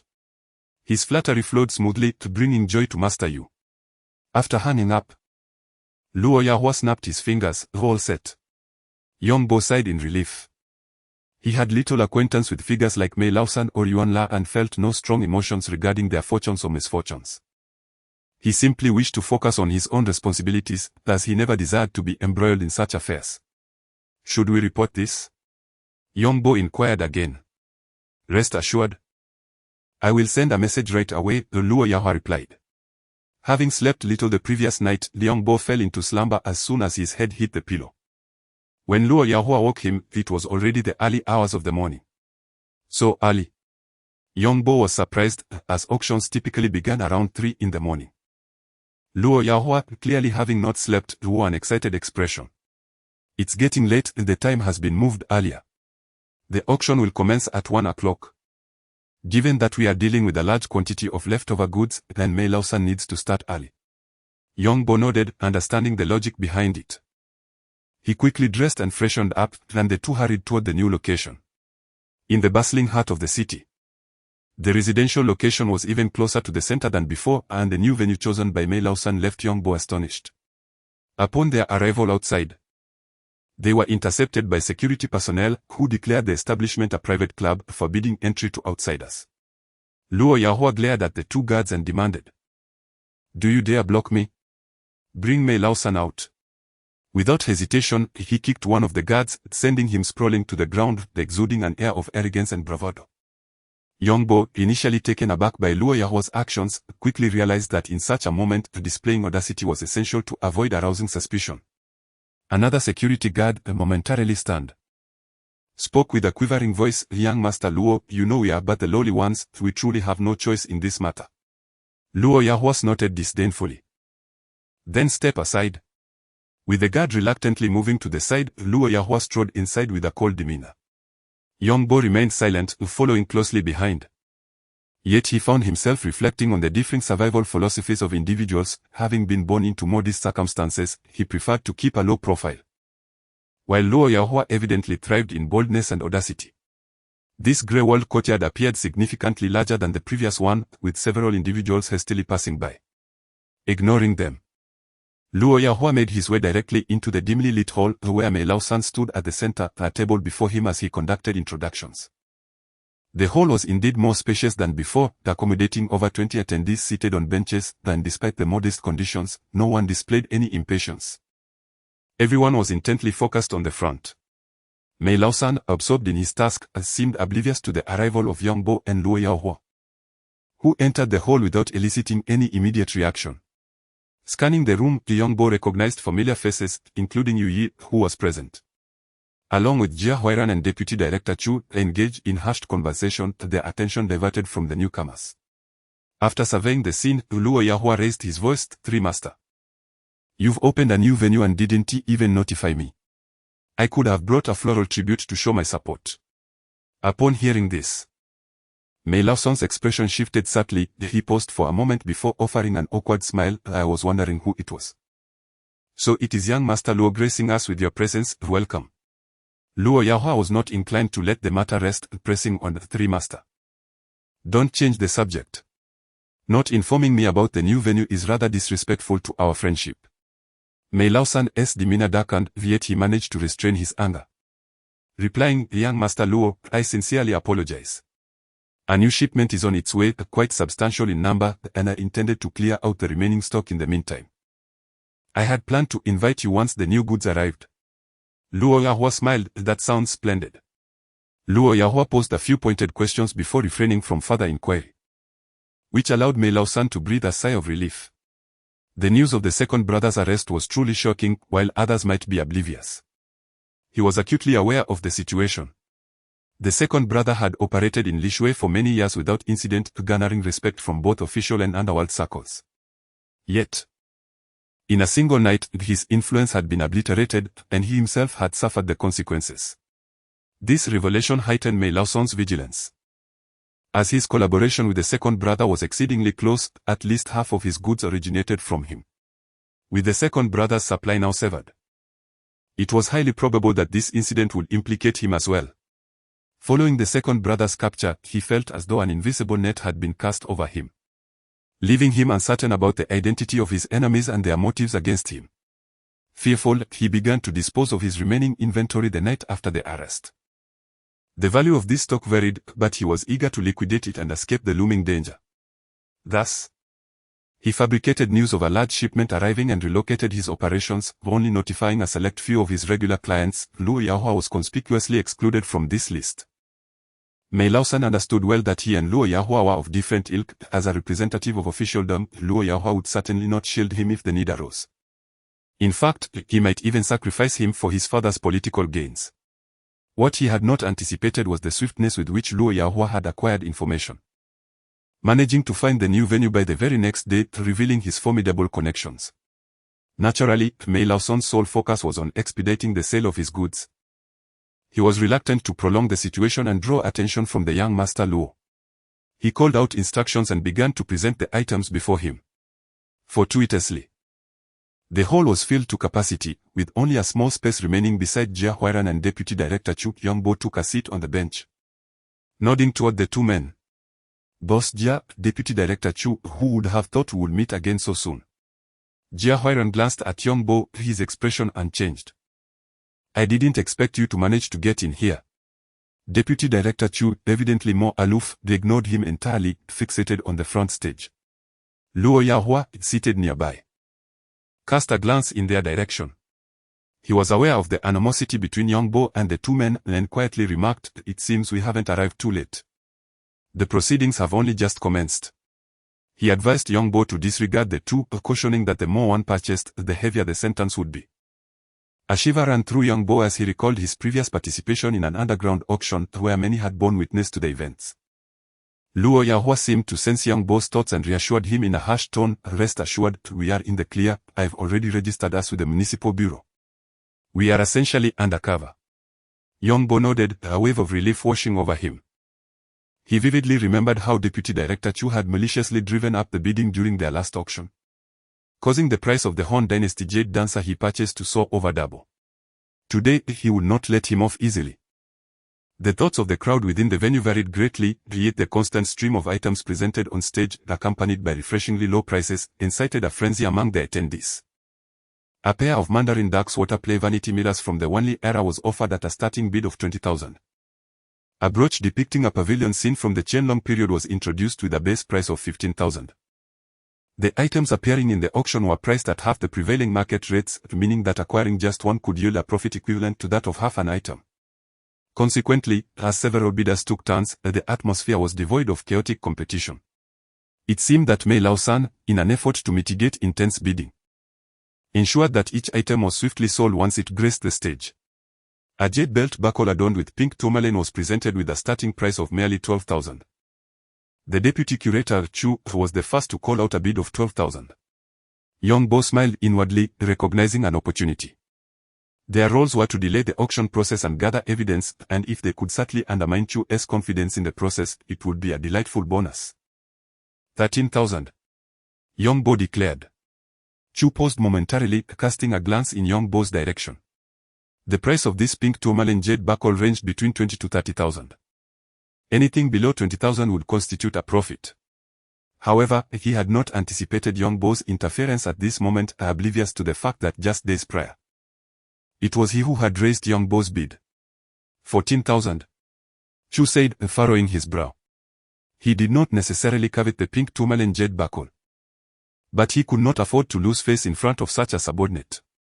15,000. Yongbo replied with a slight smile, unhurried, even if he won the bid. It mattered little, as he would ultimately not be able to claim it. 16,000. Chu, feeling a surge of irritation, fixed his gaze on Yongbo. Luo Yahua tugged at Yongbo, advising him to play along without taking things too seriously. Yongbo had set a trap for Chu and was not about to relinquish it easily. 18,000. Chu hesitated, having learned of the auction's proceedings through the grapevine and secured an entry pass. Due to insufficient funds, he had enlisted Jia Huaren to join him, aiming for a significant profit. Clearly, Yongbo was obstructing his financial pursuit, and he could not afford to concede easily, otherwise, Yongbo would likely press further. 20,000. Yongbo chuckled, refraining from further bids, for this was merely a test. Mei Lao-san swiftly announced the results. In the past, he had relished the excitement of bidding wars, but now he grew impatient that squabbling over a few thousand would waste too much of his time. At this point, any sale would translate to money in his pocket, and he could no longer afford to concern himself with the quantity sold. He was eager to gather his earnings and make a hasty exit from the venue.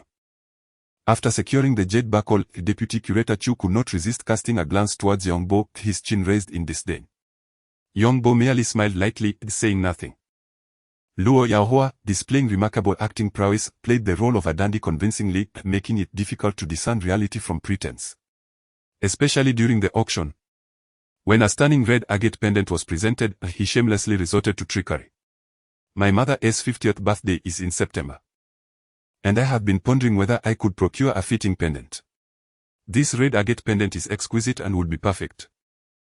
I'll bid 1,000 over the base price, 51,000. Yongbo sat beside Luo Yahua, unable to suppress his admiration for his shamelessness. This reasoning was not new to him. The other attendees in the venue shared similar expressions of discomfort, but given the nature of the occasion and the underground dealings, none dared to offend this scion of the legitimate world. With no bids placed, Luo Yahua's unscrupulous strategy prevailed. By market standards, the red jade pendant should have fetched at least 100,000, yet old Mei wore a smile, seemingly relieved by Luo Yahua's presence. As if his involvement guaranteed the safety of the auction. During the subsequent auction, Yang Bo participated sparingly, yet whenever Jia Huairan and Vice Director Chu entered the fray, Yang Bo ensured he had a hand in the bidding, raising the prices just enough to yield a profit without overreaching. Demonstrating a deft understanding of the situation that left Jia Huairan and Vice Director Chu grinding their teeth in frustration. The spectators, initially mere onlookers, began to discern Yang Bo's intentions, chuckling inwardly at the two men's folly in offending someone of his caliber, now facing the repercussions. Another item. Amid Qing Dynasty silver inlaid jade egg treasure dragon pattern kettle was presented with a starting bid of 70,000. Jia Huairan, seething with frustration, provocatively glanced at Yang Bo and called out 90,000. Yang Bo chuckled, his aim solely to vex his opponent, and remained unfazed by the provocation, choosing not to respond. Jia Huairan, unable to contain himself, exclaimed, Yang Bo, you are merely a pawn shop assistant. Do you truly believe that having snagged a couple of bargains puts you on par with me? You are far from it. Yang Bo shook his head, replying, Boss Jia, we are indeed miles apart, but your assertion is inverted. Jia Huairan scoffed, ask everyone here who is mistaken. Old Mei quickly interjected. Please refrain from discussing matters unrelated to the auction. Very well, Boss Jia bids 90,000, is there a higher offer? After 3 counts, Jia Huairan successfully acquired the item. His gaze towards Yang Bo laced with disdain. As the clock struck 3 in the morning, the pace of the auction notably quickened. The attendees, now weary, neglected to raise their bids, often settling for the starting price. Even the prior protocol of item appraisal before bidding was cast aside. With everyone focused solely on acquiring the items, authenticity be damned. Yang Bo exchanged a glance with Luo Yahua, both smiling knowingly. This was old Mei's final frenzy. Possibly sensing something amiss, eager to conclude the proceedings and depart. Had they arrived a day later, old Mei might have absconded with the funds. By 5 in the morning, as dawn approached, exhaustion gripped everyone in the hall. The number of items auctioned was staggering, exceeding 200, with genuine pieces surpassing half of the total, a remarkably high probability. Sweat beads cascaded down Mei Laoson's cheeks, rendering him as though he had just emerged from the depths of water, his garments thoroughly drenched. His voice had grown hoarse. And in his possession was a small bag of coins. Due to their overwhelming quantity, they would not be auctioned separately. Those interested were invited to make a bid, and the transaction would be concluded. Yang Bo cast a glance and discovered that the so-called bag was a commonplace shopping tote from a supermarket, nearly half-filled, revealing a multitude of coins stacked haphazardly within. Of course, the worth of these coins could not merely be assessed by their age. The currency of the Yan state from the Warring States period, known as the Mingdao, boasted a history of 200-300 years, despite its antiquity. Its market value hovered around a mere 100 yuan. In contrast, the Han dynasty's 5 coins from over 2000 years ago, or the Tang dynasty's Kaiyuan Tongbao and the Northern Song's Xuanha Tongbao, were astonishingly affordable, often available for just a few yuan. Coins minted over a century ago, such as the Tianguo Tongbao and Qing dynasty currency like the Qishong Zhongbao, could command prices exceeding 10,000 yuan during the Taiping Rebellion. Following the Xinhai Revolution, the silver dollar issued by Yuan Shakai, colloquially known as the Yuan Big Head, was also exceedingly valuable, reaching several thousand yuan apiece. Yang Bo merely observed without the slightest inclination to purchase, for he was already aware of the ultimate fate of these items. The bag of coins was eventually acquired by an antique shop owner for a meager sum of 20,000 yuan, a price that seemed preposterously low, though it was predicated on the possibility of rare coins being concealed within. Soon, the transaction was completed, and individuals took turns approaching to tally their possessions before settling their accounts. Yang Bo lingered at the periphery of the crowd, watching the cacophony unfold. He noticed Luo Yahua rushing forward to swipe a card for payment and caught a glimpse of Jia Huairan's resentful gaze as he settled his bill, pondering when the planned actions could commence. Freeze. Police. Suddenly, a sharp command pierced through his thoughts. Yang Bo turned to see the front door of the parlor forcefully kicked open, a throng of police officers surging in. He swiftly moved to the corner, crouching down with his hands clasped atop his head, observing the chaotic scene before him. Mei Laosan stood in the center of the hall, paralyzed by the authoritative shout. his face ashen. By the time he regained his wits and attempted to escape through the back door, the sheer number of people crowded within thwarted any chance of flight. The critical issue was that many participants in the transaction were antique shop owners or notable collectors accustomed to a life of comfort. Encountering such a situation left them utterly petrified, with thoughts of escape far from their minds as they huddled down in fear. The proprietor, who had purchased the bag of ancient coins, clutching it tightly, was so startled by the shout that the bag slipped from his grasp, sending coins clattering to the floor. Young Bo, still crouched in the corner, witnessed the pandemonium unfold as several ancient coins rolled before him. He glanced down and discerned two worthless Kongshi Tongbao coins, a yuan big head and one obscured by dirt, rendering its design indecipherable. After a moment's hesitation, Young Bo pocketed the last coin, tucking it beneath his insole, neglecting the yuan big head valued at several thousand yuan. At that moment, the crowd was completely surrounded. Each individual assigned a specific officer to oversee them. As you stood in the hall, he was reluctantly compelled to squat down, his expression stern, yet he ultimately acquiesced. A young, portly manager, when ordered to kneel, raised his hands in a gesture of surrender, his voice tinged with a whimper, pleading, "Please don't hit me. I beg you, I am Director Young." The hefty manager was then questioned, "Which director are you?" "I am from the Collectors Association." A sharp slap rang out, and the officer, visibly enraged, retorted, "The director of the Collectors Association. There are numerous associations, how are we to know which one you represent? There are many directors in such an association. And I dare say you wield little authority." Young Bo, observing this scene, could not suppress a chuckle. The officer assigned to oversee him, noticing his compliance, refrained from twisting his arm, merely giving him a light tap, advising, "Don't look around, behave yourself." Everyone was subdued and escorted away from the scene. Luo Yahua successfully negotiated his release, allowing Young Bo to escape as the authorities commenced inventorying the seized items. Luo Yahua, leaning casually against a pillar, cast a glance inside, marveling at the unforeseen turn of events that led to the dismantling of this hideout, a task he had inadvertently accomplished. "I sent it rather gratifying to play the role of a harbinger of justice." Young Bo chuckled, albeit with a hint of regret, "Alas. This is only my second visit to such a place, I never anticipated it would be dismantled so swiftly. During my inaugural visit, I consoled myself, thinking I would refrain from returning after 2 visits because it seemed unsafe. Who would have thought my musings would materialize so soon?" Luo Yahua jested. "You might just be the reason for its downfall." "How could I possibly be involved?" Young Bo inquired. "Because you are a calamity. And the catalyst for this incident was that porcelain piece worth 3,500,000. Dare you assert that it wasn't you who authenticated it?" Luo Yahua laughed. Young Bo found himself momentarily speechless. Indeed, this matter had significant ties to him, with every thread seemingly leading back to his involvement. The cleanup continued, and someone approached Luo Yahua, asking, "Director Luo, do you know any experts in artifact appraisal? The cleanup is quite intricate, and our personnel are unfamiliar with these matters. I fear they may inadvertently damage something valuable. It will be prudent to conduct a preliminary assessment before moving on to detailed appraisals." Luo Yahua glanced at Young Bo and proclaimed, "Captain Leong, behold, this gentleman here is the expert you seek." Captain Leong, in his 40s, with considerable grey at his temples, skeptically regarded Young Bo. "Isn't he still a university student? He should possess some level of expertise. At the very least, he ought to be able to handle initial assessments." Young Bo hesitated before responding. He grasped Luo Yahua's wrist, glancing at the sunlight streaming in, noting it was nearly 6 o'clock. With a hint of uncertainty, he looked at Luo Yahua and said, "I fear my time is limited." Luo Yahua patted his shoulder reassuringly, "Aren't you concerned about your parents? Rest assured, I will handle this matter. I will call them and arrange breakfast. The expert consultation is already in the works, and it should occur soon, facilitating an earlier surgery."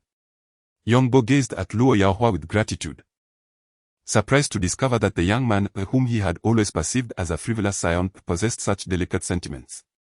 "Captain Leong, please arrange for me an assistant," he said, feeling a sense of relief as he turned to Captain Leong. Captain Leong smiled and replied, "Certainly. You are recommended by Section Chief Luo, who is quite knowledgeable in the realm of artifact collection. I trust his judgment." Calling out, Captain Leong summoned Xiao Yuan. Yes. A young policewoman approached, standing before Captain Leong. Inquiring, Captain, is there something you need? Xiao Yuan, you will assist this gentleman, primarily responsible for organizing and recording the results of artifact appraisals, Captain Leong instructed. Realizing he had yet to learn Yongbo's name, Yongbo looked up to see that Xiao Yuan was a strikingly attractive policewoman with fair skin. Seemingly of a similar age, however, he understood that current police officers must pass civil service examinations and hold at least a university degree, implying she might be a few years his senior. Yuan Yezi glanced at Yongbo, noticing the boyish innocence in his features, and then chuckled. Is he really proficient in artifact appraisal? I have yet to hear of any prodigies emerging in our country. While Yongbo was unfazed by the remarks of others, the comment from the beautiful woman caused a faint blush to rise on his cheeks. We'll find out soon enough. Though Captain Leong found Yongbo somewhat unappealing, viewing him as yet another example of someone who lacked the maturity to act responsibly, he reprimanded Yuan Yezi, asserting, do as you're instructed without questioning. Yuan Yezi pouted. Trailing behind Yongbo, observing her apparent nonchalance, Yongbo spoke, prepare some paper and pens, preferably sticky notes, along with a camera. Curious, Yuan Yezi couldn't help but ask. What do we need those for? Yongbo frowned, replying, if it's not pertinent, refrain from asking. You will understand shortly. Taken aback, Yuan Yezi retorted silently, feeling a bit put off by his brusque demeanor. Nevertheless, she hastened to gather the tools and quickly returned. Yongbo's tone was somewhat aloof as he spoke. Having ceased his studies, he rarely interacted with young women. His friend Guo Poppy often teased him about his infatuation with the daughter of a fast food restaurant owner.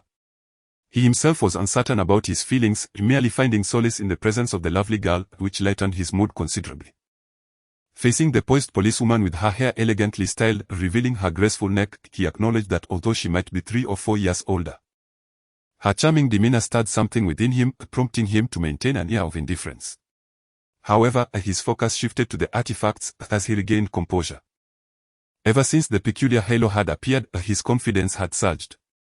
All artifacts had been collected and arranged in the courtyard to prevent any opportunistic theft amid the chaos. The police needed to promptly document these items. Yongbo's task was to accurately name each artifact with precision. Yuan Yezi stood behind Yongbo, casting a glance at him before rolling her eyes at Captain Leong, evidently expressing her dissatisfaction. It was primarily due to Yongbo's youth. He had yet to shave his peach fuzz, and at such a tender age, how could anyone trust his ability to authenticate artifacts? Captain Leong, feeling uneasy, trailed behind Yongbo, feigning ignorance of Yuan Yezi's gestures, yet his heart weighed heavy with regret for hastily agreeing to Luo Yahua's recommendation. Nonetheless, he reminded himself that Luo Yahua was, after all, the son of the director, and some respect was due. He could only hope that the authentication experts contacted by the bureau would arrive soon. As dawn broke in the east and the clamor in the courtyard gradually subsided, Yongbo stood before the artifact, lifting the first piece and scrutinizing it briefly before stating, this is a Qing Dynasty Daogong period Celadon jade dragon pattern vase. Yuan Yezi, still holding her notebook, was momentarily stunned, unable to comprehend his words. What did you say? Yongbo furrowed his brow and repeated. Record this, it is a Qing Dynasty Daogong Celadon jade dragon pattern vase. Yuan Yezi's pink lips parted in disbelief, then her almond-shaped eyes widened. You merely glanced at it. This is no jest, we are conducting a statistical analysis, which serves as critical evidence that may later influence their sentencing. You must take this seriously. I am not jesting. Write it down. Yongbo had not anticipated that this was merely the beginning of the scrutiny he would face. Captain Leong, standing behind, was also dissatisfied with Yongbo's hasty declaration about the small jade vase. Although he understood that this statistical assessment would not directly determine sentencing as Yuan Yezi claimed, it was still a preliminary evaluation. If there were significant discrepancies with the actual findings, he would find himself in a difficult position later. Moreover, he was certain that a swarm of reporters would soon arrive, raising concerns about how he would report this data. Captain Leong Yongbo's expertise in authentication is considerable. If you do not trust him, must you also doubt me? Luo Yahua, observing the dynamics in the room, realized that his intervention was crucial for progress. Captain Leong paused, Unable to suppress his surprise at Luo Yahua's unwavering support for young Bo, he turned to glance at the young man among the crowd who, despite his ordinary appearance, bore an expression of resolute determination. Finally, Captain Leong addressed Yuan Yezi. The director Luo is also a collector and a knowledgeable figure in this field. His words hold weight. Record whatever young Bo states. But Yuan Yezi began to object, only to be interrupted by Captain Leong. No buts, obey the order. With no alternative, Yuan Yezi reluctantly noted the information while scrutinizing young Bo, hoping to discern a hint of expertise behind his unremarkable visage, but her hopes were soon dashed. Imitation of Qing Dynasty Qianlong period 3 Sons of the Cold Year in Famille Rose Porcelain. Young Bo announced as he picked up the next piece, glancing at it before continuing. Yuan Yezi did not write it down but instead inquired, an imitation. Young Bo nodded. Indeed, it is an imitation, likely produced by Jing Dajian in recent years. Just as Yuan Yezi was about to jot this down, she paused, asking, how do you know? I perceive that this porcelain lacks any luster and appears rather antiquated. Young Bo, already somewhat anxious to return to the hospital, found his fleeting fondness for Yuan Yezi extinguished by her incessant questioning. With a hint of impatience, he declared, I assert that it is a replica, and there is no room for alternative possibilities. After uttering this, Young Bo shifted his gaze to Captain Leong, requesting, Captain Leong, please have someone else take notes, preferably 2 additional individuals. Prepare small tags to hang on the objects or place paper slips directly beneath them. Labels should not be affixed directly, as that would cause undue damage to the items. Captain Leong was momentarily taken aback and prepared for Young Bo's unexpected request. To him, it seemed that in the face of public skepticism, Young Bo ought to adopt a more humble demeanor. Was it not overly ostentatious to demand a change of personnel? Yuan Yezi, upon hearing Young Bo's words, froze in place, her eyes suddenly welling with tears. What do you mean by that? To enhance efficiency. Young Bo replied, steeling himself. He was indifferent to his involvement in such matters. His only motivation was to repay a favor to Luo Yaohua, though he felt unable to decline. However, the relentless scrutiny he faced had become intolerable. Deep down, Young Bo realized that the root of the issue lay in his lack of renown. If only he bore the titles of a distinguished appraiser or a celebrated collector, who would dare to question him? Luo Yaohua, feeling somewhat helpless, had not anticipated this turn of events, nor did he expect the typically mild-mannered Young Bo to make such a demand. Having already elevated Young Bo's status, he felt it unwise to retract now, stating, Captain Leong, this batch of artifacts is considerable, and dawn is fast approaching. Once work hours commence, the city government will likely require a report on the specifics. Reminded by Luo Yaohua, Captain Leong suddenly grasped the gravity of the situation. He had been too short-sighted. This weighty achievement needed to be secured without delay. Even if mistakes occurred, he could easily deflect blame. Easy, return. Resolute, Captain Leong instructed, Shao Lu, allow you. Come here, to do as Young Bo has suggested. The two promptly approached, and Young Bo could distinctly sense the animosity in the young one's eyes. Presumably fueled by the matter concerning Yuan Yezi. Young Bo nodded slightly, exhaling in relief. The path ahead would undoubtedly be fraught with challenges. Replica of a Qing Dynasty white jade inlaid with treasures depicting longevity, inscribed with imperial poetry. A pair of Republican era Qing Dynasty white jade 8 treasure pattern armrests. As Young Bo's emotionless announcements echoed through the courtyard, everyone fell momentarily into a stupor, including the officers collecting clues, who slowed their pace, wary of disturbing the ongoing inventory. Young Bo's speed was astonishing. Within half a minute of acquiring the artifacts, he had already proclaimed their identities. While many could achieve such a feat, it was his ability to also declare the respective dynasties that truly astonished all present. The treasure appraisal programs on television often appear to be mere transitions of camera angles, giving the impression that experts can swiftly determine the age of artifacts. However, this is merely a product of post-production editing. A modicum of common knowledge would suggest that artifact appraisal demands extensive professional expertise and experience. Young Bo's actions seemed to subvert this widespread perception. Captain Leong, upon witnessing this scenario, grew increasingly grave. The disparity between Young Bo's age and the professional acumen he exhibited was stark. Most present were colleagues from the police force, whose investigative skills might prove useful, yet when it came to artifact appraisal, they were utterly at a loss. This left Captain Leong in a state of perplexity. unable to ascertain whether Young Bo's judgments were indeed accurate. Standing nearby, Yuan Yezi was still seething, cursing Young Bo for being entirely incorrect. Due to Young Bo's rapid pace, an additional recorder was required, alongside several others tasked with organizing the information.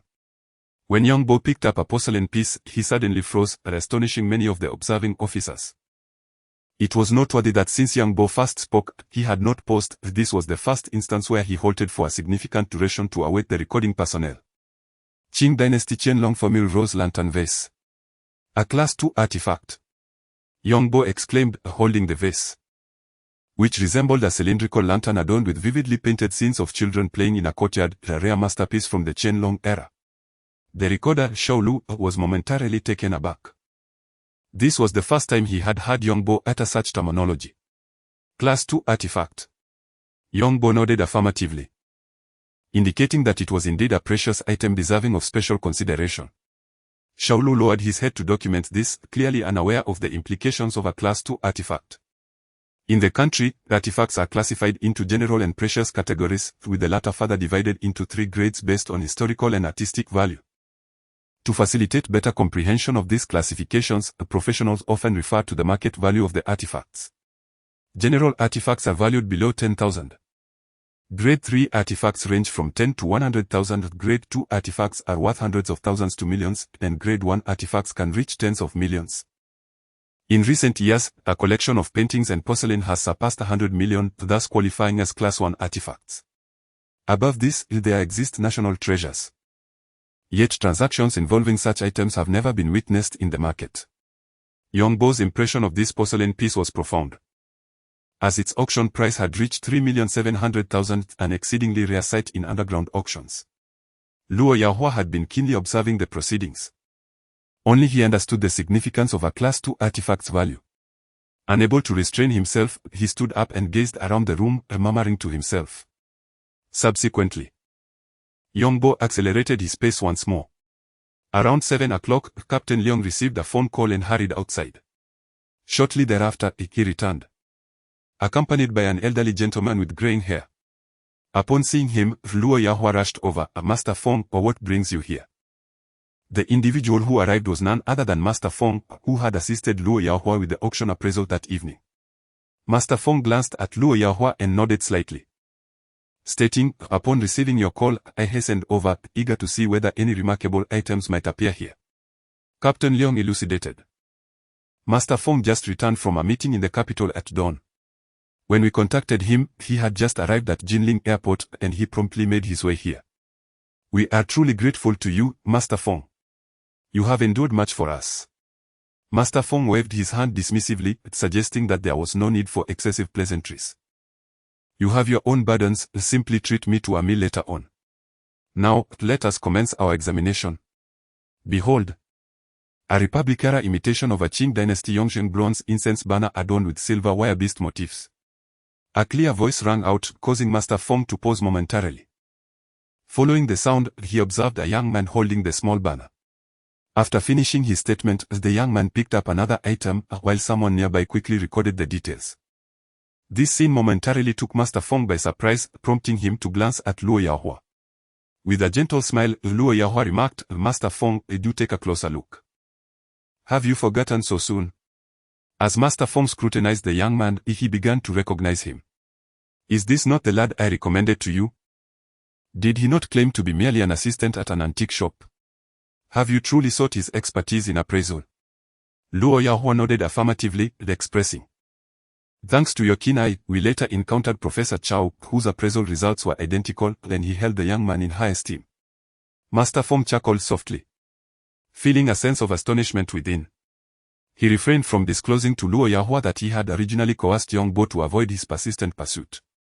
Nonetheless, he had indeed recognized Young Bo's potential, though he had not anticipated the young man's prominence in Professor Chow's eyes. Oh, is that so? That is splendid. Master Feng's weathered face creased into a smile. Captain Leong could not contain himself and interjected, Master Fong, prior to your arrival, Yang Yong had appraised numerous items. Would you care to reassess them? Master Fong glanced at Captain Leong, comprehending his intent, and replied with a smile, very well, let us take a look. With that, Master Feng, guided by Captain Leong, proceeded towards the artifacts.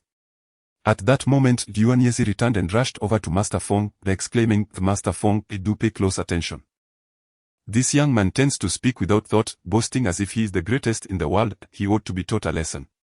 Master Feng chuckled amiably, casting a sidelong glance at young Bo, who remained engrossed in his task, seemingly oblivious to the commotion. However, it was evident that others were questioning his abilities. All right. Yezi, let me examine it first," Master Feng replied with a smile, stepping forward to pick up the first item. Beneath it lay a note. And as Master Feng looked closer, he saw a Qing Daogong period Celadon and white jade vase adorned with a dragon motif. He smiled subtly, withholding judgment as he carefully examined the white jade vase. The dragon was imposing, with fierce claws, yet it lacked a certain vitality, likely carved during the latter half of the Qing dynasty. Master Feng's demeanor shifted slightly as he meticulously compared several details, searching for common signs of forgery. After a lengthy inspection, he finally set the white jade vase down. All eyes were fixed upon him, even the young assistant, Xiaolu, who was supposed to be diligently recording for young Bo, found himself lost in thought. At that moment, Xiaolu's emotions were tumultuous. Yuan Yezi was one of the few girls in the team and undoubtedly the most exquisite blossom among them. Her vivacious personality endeared her to everyone. For Xiaolu, however, this admiration ran deeper. Despite recognizing it as a mere fantasy, he often felt an overwhelming urge to protect her. Reluctantly, when Captain Leong assigned him the recording task, he was unwilling, especially since the young man before him had carelessly caused Yezi to cry. Yet, ultimately, he succumbed to the captain's authority and began his recording, unaware that this task would stretch on for what felt like an eternity. For nearly 2 hours, he scarcely paused. His pen danced across the page as he swiftly transcribed the succinct descriptions provided by the speaker. Even though he harbored disdain for the individual, he could not deny that, despite being a fraud, this person possessed far greater acumen than the average collector. As the session progressed, an esteemed elder expert arrived, igniting a flicker of hope within Xiaolu. Perhaps the true nature of the young man before him was about to be unveiled. And perhaps there was no need for further proceedings. Amidst the recurring echoes of young Bo's voice, Xiaolu finally regained his focus, his pen moving rapidly as he recorded. Though his gaze involuntarily drifted towards the elder expert, he glanced back at young Bo, noting his intense concentration on a bronze artifact, likely feeling an immense pressure himself. Master Feng stood in contemplation for a considerable time before he finally responded, glancing at the crowd with a smile and nodding, remarking on the impressive skills of the young man. Setting down the jade bottle in his hand, Master Feng did not elaborate. Yet his single remark struck like a bolt of lightning, causing hearts to race. The phrase "quite impressive" raised the possibility that young Bo might indeed possess remarkable talent. Yuan Yezi pondered this, her thoughts swirling chaotically, and she quickly shook her head to dispel such notions, resolutely affirming to herself that it must be mere coincidence. How could someone so young possibly possess such high proficiency? Captain Leong, upon hearing Master Feng's remarks, felt a wave of relief wash over him. Uncertain of how to process his emotions. If young Bo truly was exceptional, it would certainly bode well, as it meant that after his appraisal, everyone would only need to tally the results. However, if errors were made, it would necessitate a re-evaluation, leaving him to contemplate how to report to his superiors and address the media. As Master Feng assessed the porcelain piece reminiscent of the Qing dynasty's Qianlong era, he confirmed its authenticity. Setting down the second porcelain item, he elaborated, "This piece, while appearing to have lost its fiery essence, employs a rare aging technique that could easily deceive the unwary. It was likely crafted in Jingdajian a few years ago." With the second porcelain piece placed down, the room fell into a profound silence. Yuan Yezi felt her mind clouded at the echoes of earlier conversations reverberating within her thoughts, imitating the exquisite Guangzhou porcelain of the Qianlong era from the Qing dynasty. An imitation? Indeed, it seems to have originated from Jingdajian several years ago. How do you know?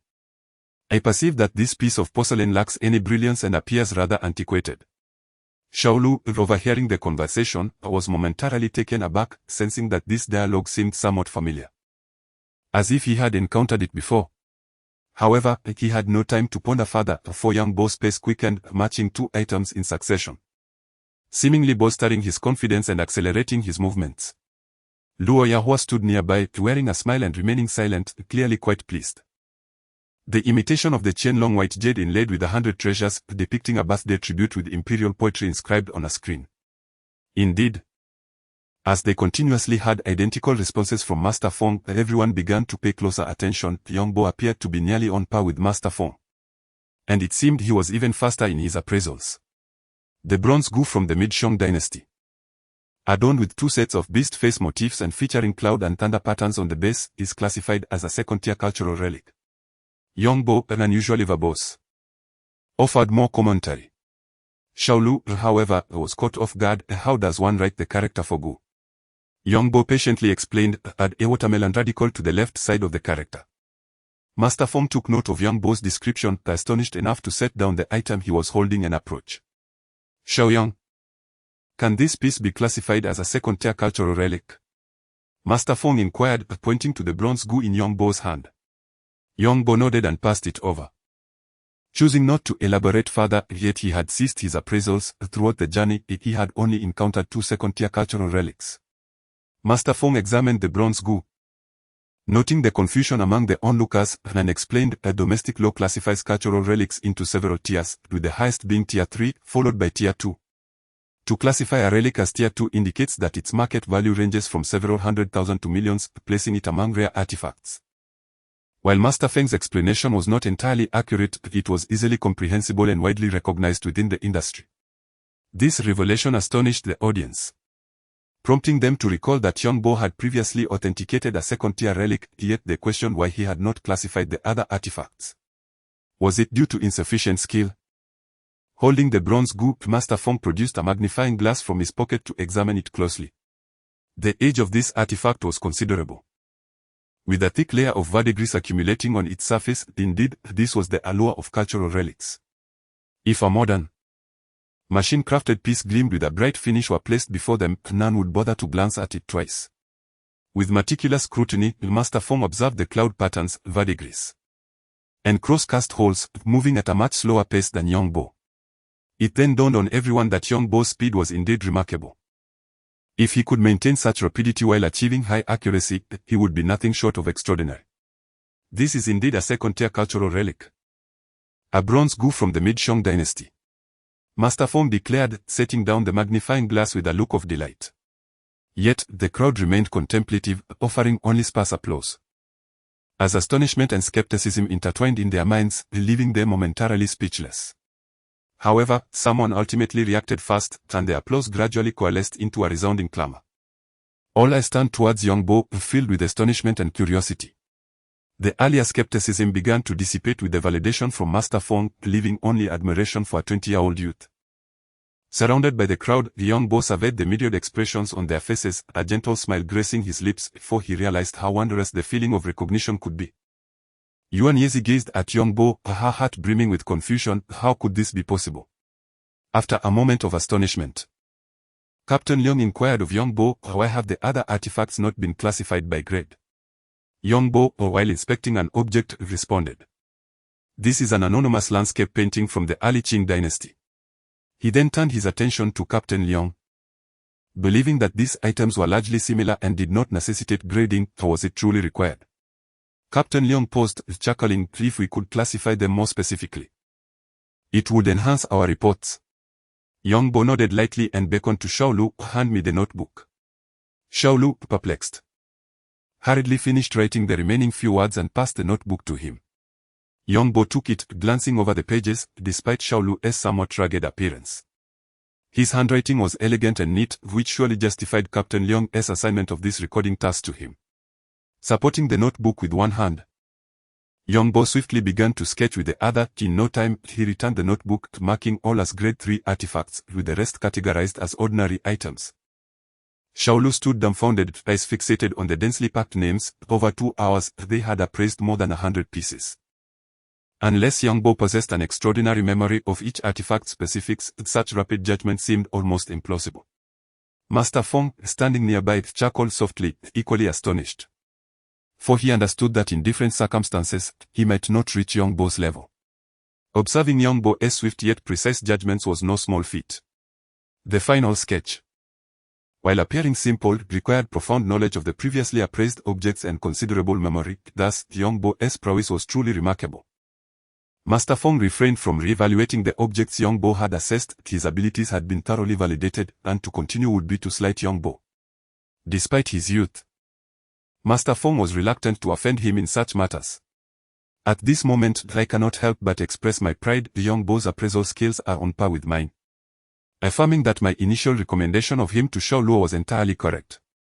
I may be aging, and my sight may falter when examining these artifacts, yet unexpectedly, my ability to discern talent in others has greatly improved. Master Fong pointed at Yongbo, smiling as he spoke. Upon hearing these words, the crowd erupted in laughter, dispelling the previously oppressive atmosphere within the room.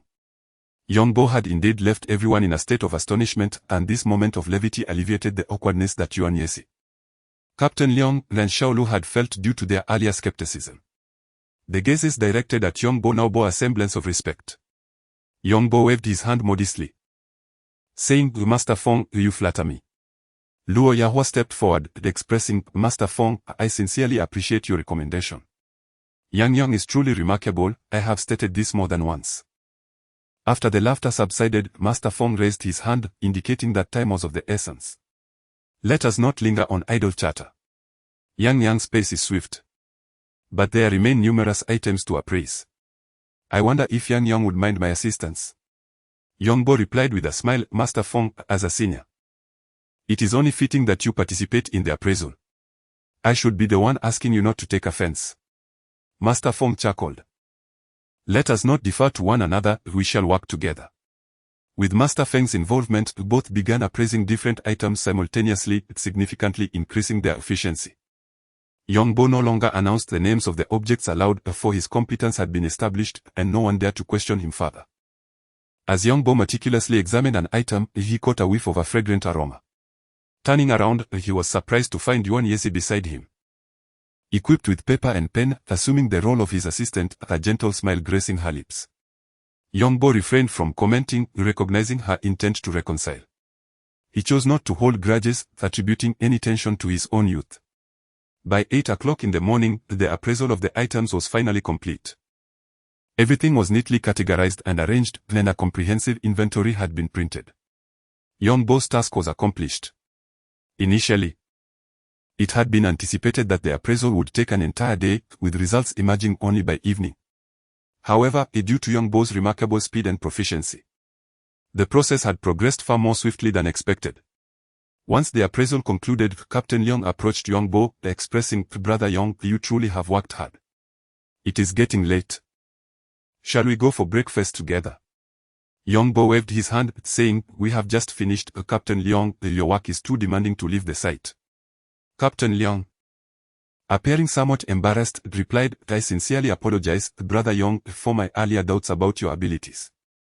However, I have come to realize that your appraisal skills are indeed exceptional. Regardless of how busy one may be, there is always time for breakfast. I hope you will not mind." Yongbo hesitated momentarily when Luo Yahua approached him and gently urged, "What are you thinking? Sharing a meal won't cost you anything.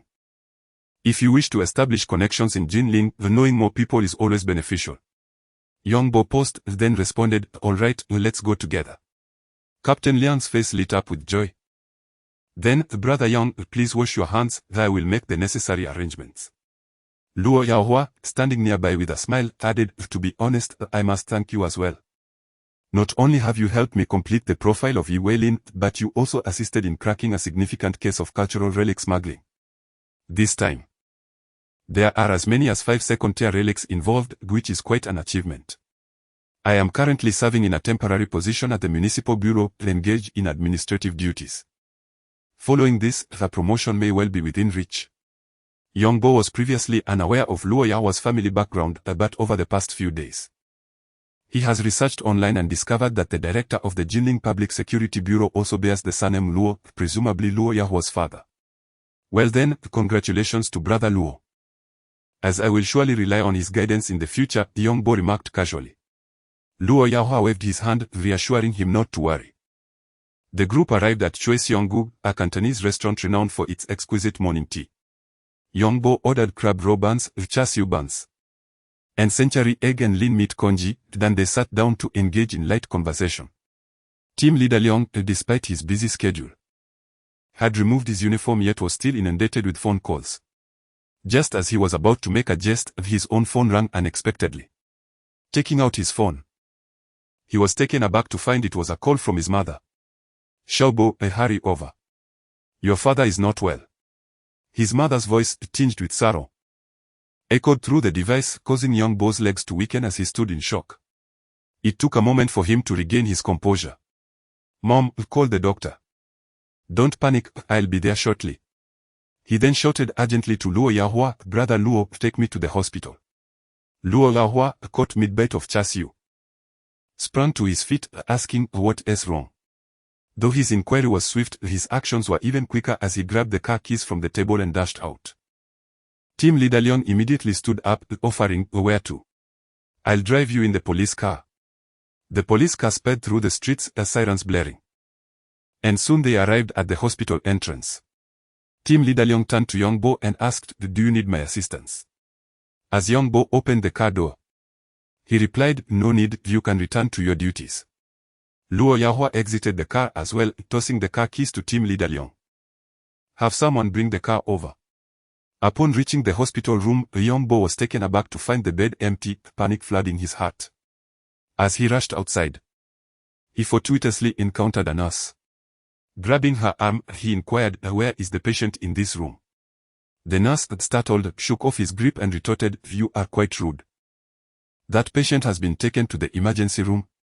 Young Bo was struck with shock, as he distinctly remembered that his father had been diagnosed with early-stage liver cancer just 2 days prior. How could he have suddenly been moved to the emergency room? Just as he was about to ask further, the nurse had already walked away. Anxious thoughts swirled in his mind as he dashed toward the emergency room. His mother sat despondently on a bench outside the emergency room, her head bowed. Young Bo rushed over to support her, noticing her face was streaked with tears. Upon seeing her son, Liang's mother cried out, Xiaobo, it's all my fault. It's all my fault. I didn't take care of your father. Young Bo embraced her, gently supporting her back as he whispered soothing words, Mom, it's not your fault, it's not your fault. While he comforted her, a tempest of emotions roiled within him, his gaze fixed on the illuminated lights of the emergency room. Once his mother's emotions had stabilized somewhat, he cautiously inquired, Mom. During the examination the day before, didn't they say it was early-stage liver cancer? How did it suddenly escalate?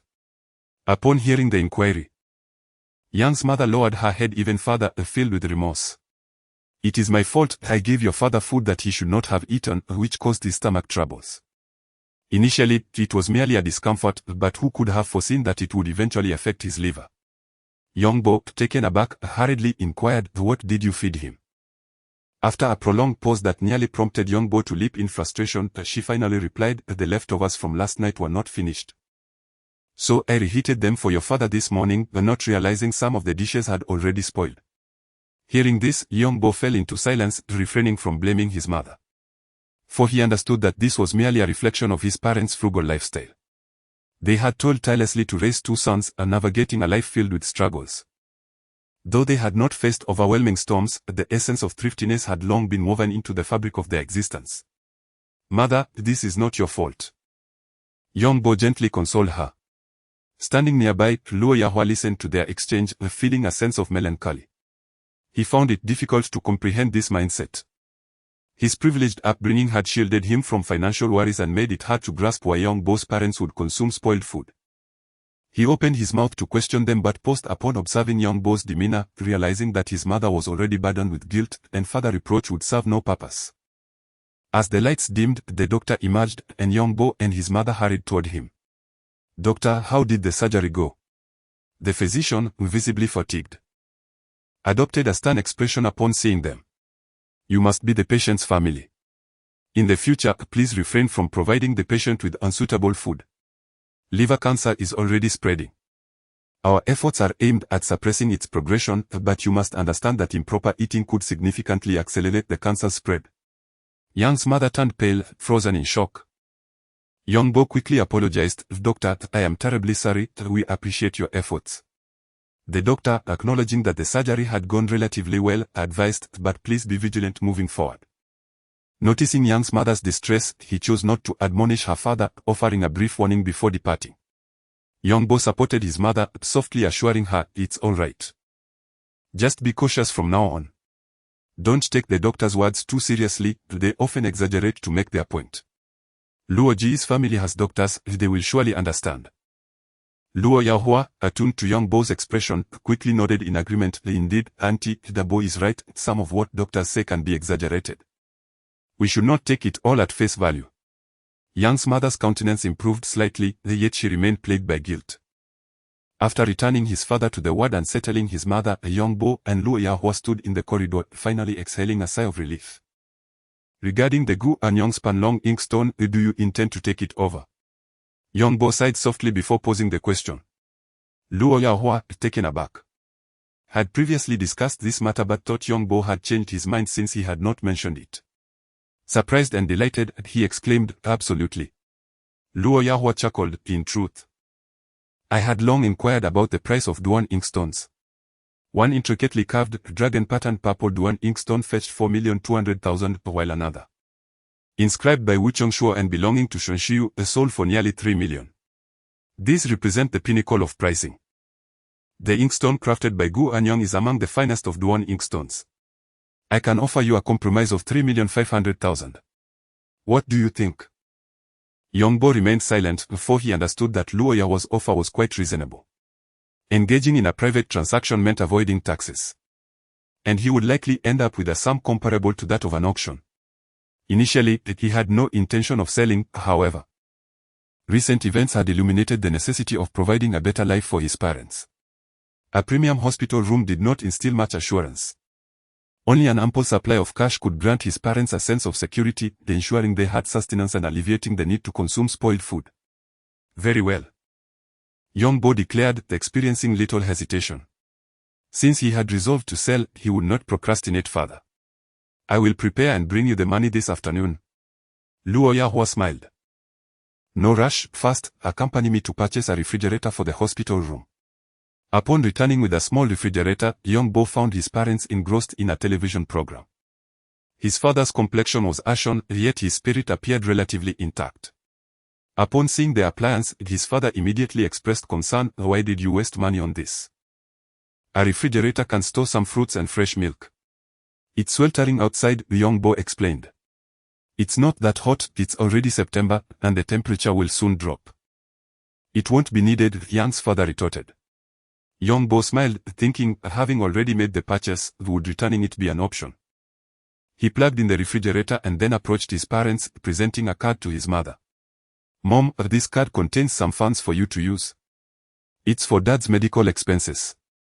His mother waved her hand. You should keep this money, I might lose it. Mom, please take it, Yongbo insisted, pressing the card into her hands. Curious, his mother inquired, little Bo, how much is on this card? 1 million, Yongbo replied. What? His parents were taken aback by the figure. His mother stared at him. Yongbo, we must not engage in any illegal activities. His father also looked intently at Yongbo, anxious. Although he had previously received tens of thousands from Yongbo, this sum was unprecedented. 1 million was a lifetime's worth of earnings. Yongbo shook his head with a smile. Mom, rest assured, I would never engage in unlawful activities. Just the other day, I sold an inkstone for over 1 million. He then produced another card, saying, this card is for medical expenses. Use this one for living costs and buy some supplements. Yang's father resisted. I cannot accept this card, your earnings should be for your own use. Your mother and I are aging, and we have not provided you with much in terms of inheritance. From now on, you must rely on yourself. Yet Yongbo still handed the card to his mother, smiling, now that I can earn, I will certainly continue to do so in the future. You need not worry. His mother weighed the card in her hand, seemingly gauging its balance. How much is on this card? 100,000, Yongbo replied. Yang's mother held the card, momentarily lost in thought, before finally speaking. Xiaobo, you have the ability to earn money, more so than your brother. He is already 26 this year, let's not mention him. Yang's father interjected, cutting off Yang's mother's words. Young Bo fell into silence, fully aware of his mother's intentions. She wished to provide Young Lang with financial support. He bore no resentment towards Young Lang previously, when he lacked the means to assist him. He had intended to bring Young Lang to the city to care for their parents. However, Young Lang's eventual departure left him feeling helpless, extinguishing any desire he had to offer financial aid. If a person is unfilial, it follows that emotional ties would be sparse even if money were given. It would likely yield little in the way of positive outcomes. Mother, I understand your intentions, but it's not that I wish to disregard him. However, given his current state, even if we were to give him $1 million, do you truly believe it would compel him to settle down and start a family? Young Bo stated. Young's mother fell silent for a moment and finally responded, in that case, there must be some hope, right? Young Bo said little more. Yet his meaning was clear. Young's mother wore a troubled expression, her hands were calloused, a testament to her labor. Yet her elder son had always been a source of concern due to his mischievous nature. The hospital room felt somewhat oppressive, the television broadcasting news from Jinling. In the early hours, the Jinling police, acting on intelligence, searched a residence and uncovered an underground auction site for cultural relics, apprehending over 30 suspects on the spot. Experts in cultural relics were called in for immediate assessment, resulting in the seizure of 5 second-tier relics, 133 third-tier relics, and numerous ordinary artifacts. It was reported that this was the largest seizure of its kind in Jinling. As the scene shifted, Young Bo was shown appraising cultural relics. Young's mother, who had merely glanced at the screen, suddenly exclaimed, "Old man, look. That is Xiaobo, he is on television." Young's father glanced up just in time to read a line identifying Young Bo, but his vision was blurred, prompting him to ask, "What do those words mean?" The line read, "Cultural relics appraisal expert from Jinling," as someone explained it to him. Young Bo turned to see a beautiful young nurse entering, who was not from their ward. Curiosity piqued, he glanced at his parents. Young's mother smiled and said, "Xiao Xian, are you looking for Xiao Yu? She is sent here right now." Xiao Xian, appearing no older than 18 or 19, smiled sweetly. "Auntie, I heard that uncle was taken to the emergency room. So I came to see if you needed any assistance." Young's mother seemed quite fond of her, taking the girl's hand. "Xiao Xian is such a good child. Understanding and sensible at her age, just like our Xiaobo. What a blessing it would be for any family to have such a daughter-in-law." Xiao Xian's face flashed at the compliment. "Auntie, it's too early for that." Young Bo glanced over but said nothing, his mind occupied with thoughts of his next steps. Having received a substantial transfer of 3,500,000, he had only given his mother 110,000, leaving him with a considerable sum of 260,000. With enough funds for medical expenses secured, Young Bo felt a sudden sense of relief. The long burdened stone, once set down, left Young Bo feeling somewhat at a loss. With over 200,000, he could purchase a decent property, but what followed the acquisition? Marriage and children. Young Bo found himself in a state of confusion. As his phone rang, he picked it up, noting that the nurse had already departed. "Young Bo, have you ever participated in an auction?" Captain Leong inquired urgently. Young Bo was taken aback but did not conceal the truth, there had been one occasion. "Deputy Director Chu has already implicated you during the interrogation. This situation is rather troublesome, he seems unperturbed by the potential escalation, making reckless accusations." Captain Leong expressed his indignation. Young Bo was greatly astonished before he understood that involvement in underground relic trading was not a severe offense, and those who participated usually had some backing. In such circumstances, it was advisable to remain silent and maneuver carefully. Eventually, a resolution would present itself. Deputy Director Chu's actions suggested he was intent on magnifying the issue. What is he attempting to accomplish? Does he wish to jeopardize himself? Young Bo questioned. His past is murky. His current predicament has unveiled his activities at the museum. Do you know what he has done? He replaced genuine artifacts at the museum with forged items and auctioned the originals to Mei Lao-san. Captain Leong elucidated. Young Bo was taken aback. He exited the hospital room, pacing the corridor. Such revelations were profoundly shocking. He had interacted with Deputy Director Chu several times and had always sensed that the man harbored a small-minded disposition. Never did he anticipate that Chu would descend into such madness. He has disclosed that you acquired a Han Dynasty jade dancer at the underground auction, which was actually pilfered from the museum. Captain Liang's subsequent remark left Yongbo frozen in the hallway, his mind racing with recollections of previous encounters. The fortunate finds at the night market might have been mere coincidence. The collusion at the antique shop was likely inherent to the nature of those two individuals. The bidding at the underground auction was orchestrated by Deputy Director Chu to inflate the price. After all, how could a deputy director intentionally oppose a mere young man like him? With everything clarified, Myongbo felt a chill run down his spine. Captain Liang, how do we resolve this? The artifacts from the museum will undoubtedly be pursued, but some matters can always be explained clearly. Just remember one thing, you are my informant. Your participation in the auction was to gather intelligence. Captain Liang asserted gravely. After ending the call, Yongbo returned to his room, informed his parents of a matter requiring his attention, and then exited the hospital, hailing a taxi. Meanwhile, Xiao Xian returned to the nurse's lounge, coincidentally encountering Feng Yu seated inside. She greeted her with a smile. Sister Yu, have you finished? Feng Yu, engrossed in her phone, looked up and replied. Uncle Yang has been admitted to the emergency room due to food poisoning. I just came back from there. I truly cannot fathom how this family manages to access the VIP ward. Xiao Xian smiled knowingly, being familiar with Feng Yu's mindset. She understood that anyone permitted into such a place aspired to ascend the social ladder. However, this was not merely about seeking connections, rather. It signified the abundance of benefits available there. For instance, affluent patients often bestowed gifts upon nurses, and any surplus would be shared with them. A luxury evidently absent in Uncle Yang's case. Moreover, Xiao Xian was aware that Feng Yu's brother had been home for quite some time after his graduation. Feng Yu was pinning her hopes on finding her brother a job through caring for patients, a task that was clearly beyond the capabilities of Uncle Yang. After some contemplation, Xiao Xian chose not to disclose what she had previously overheard.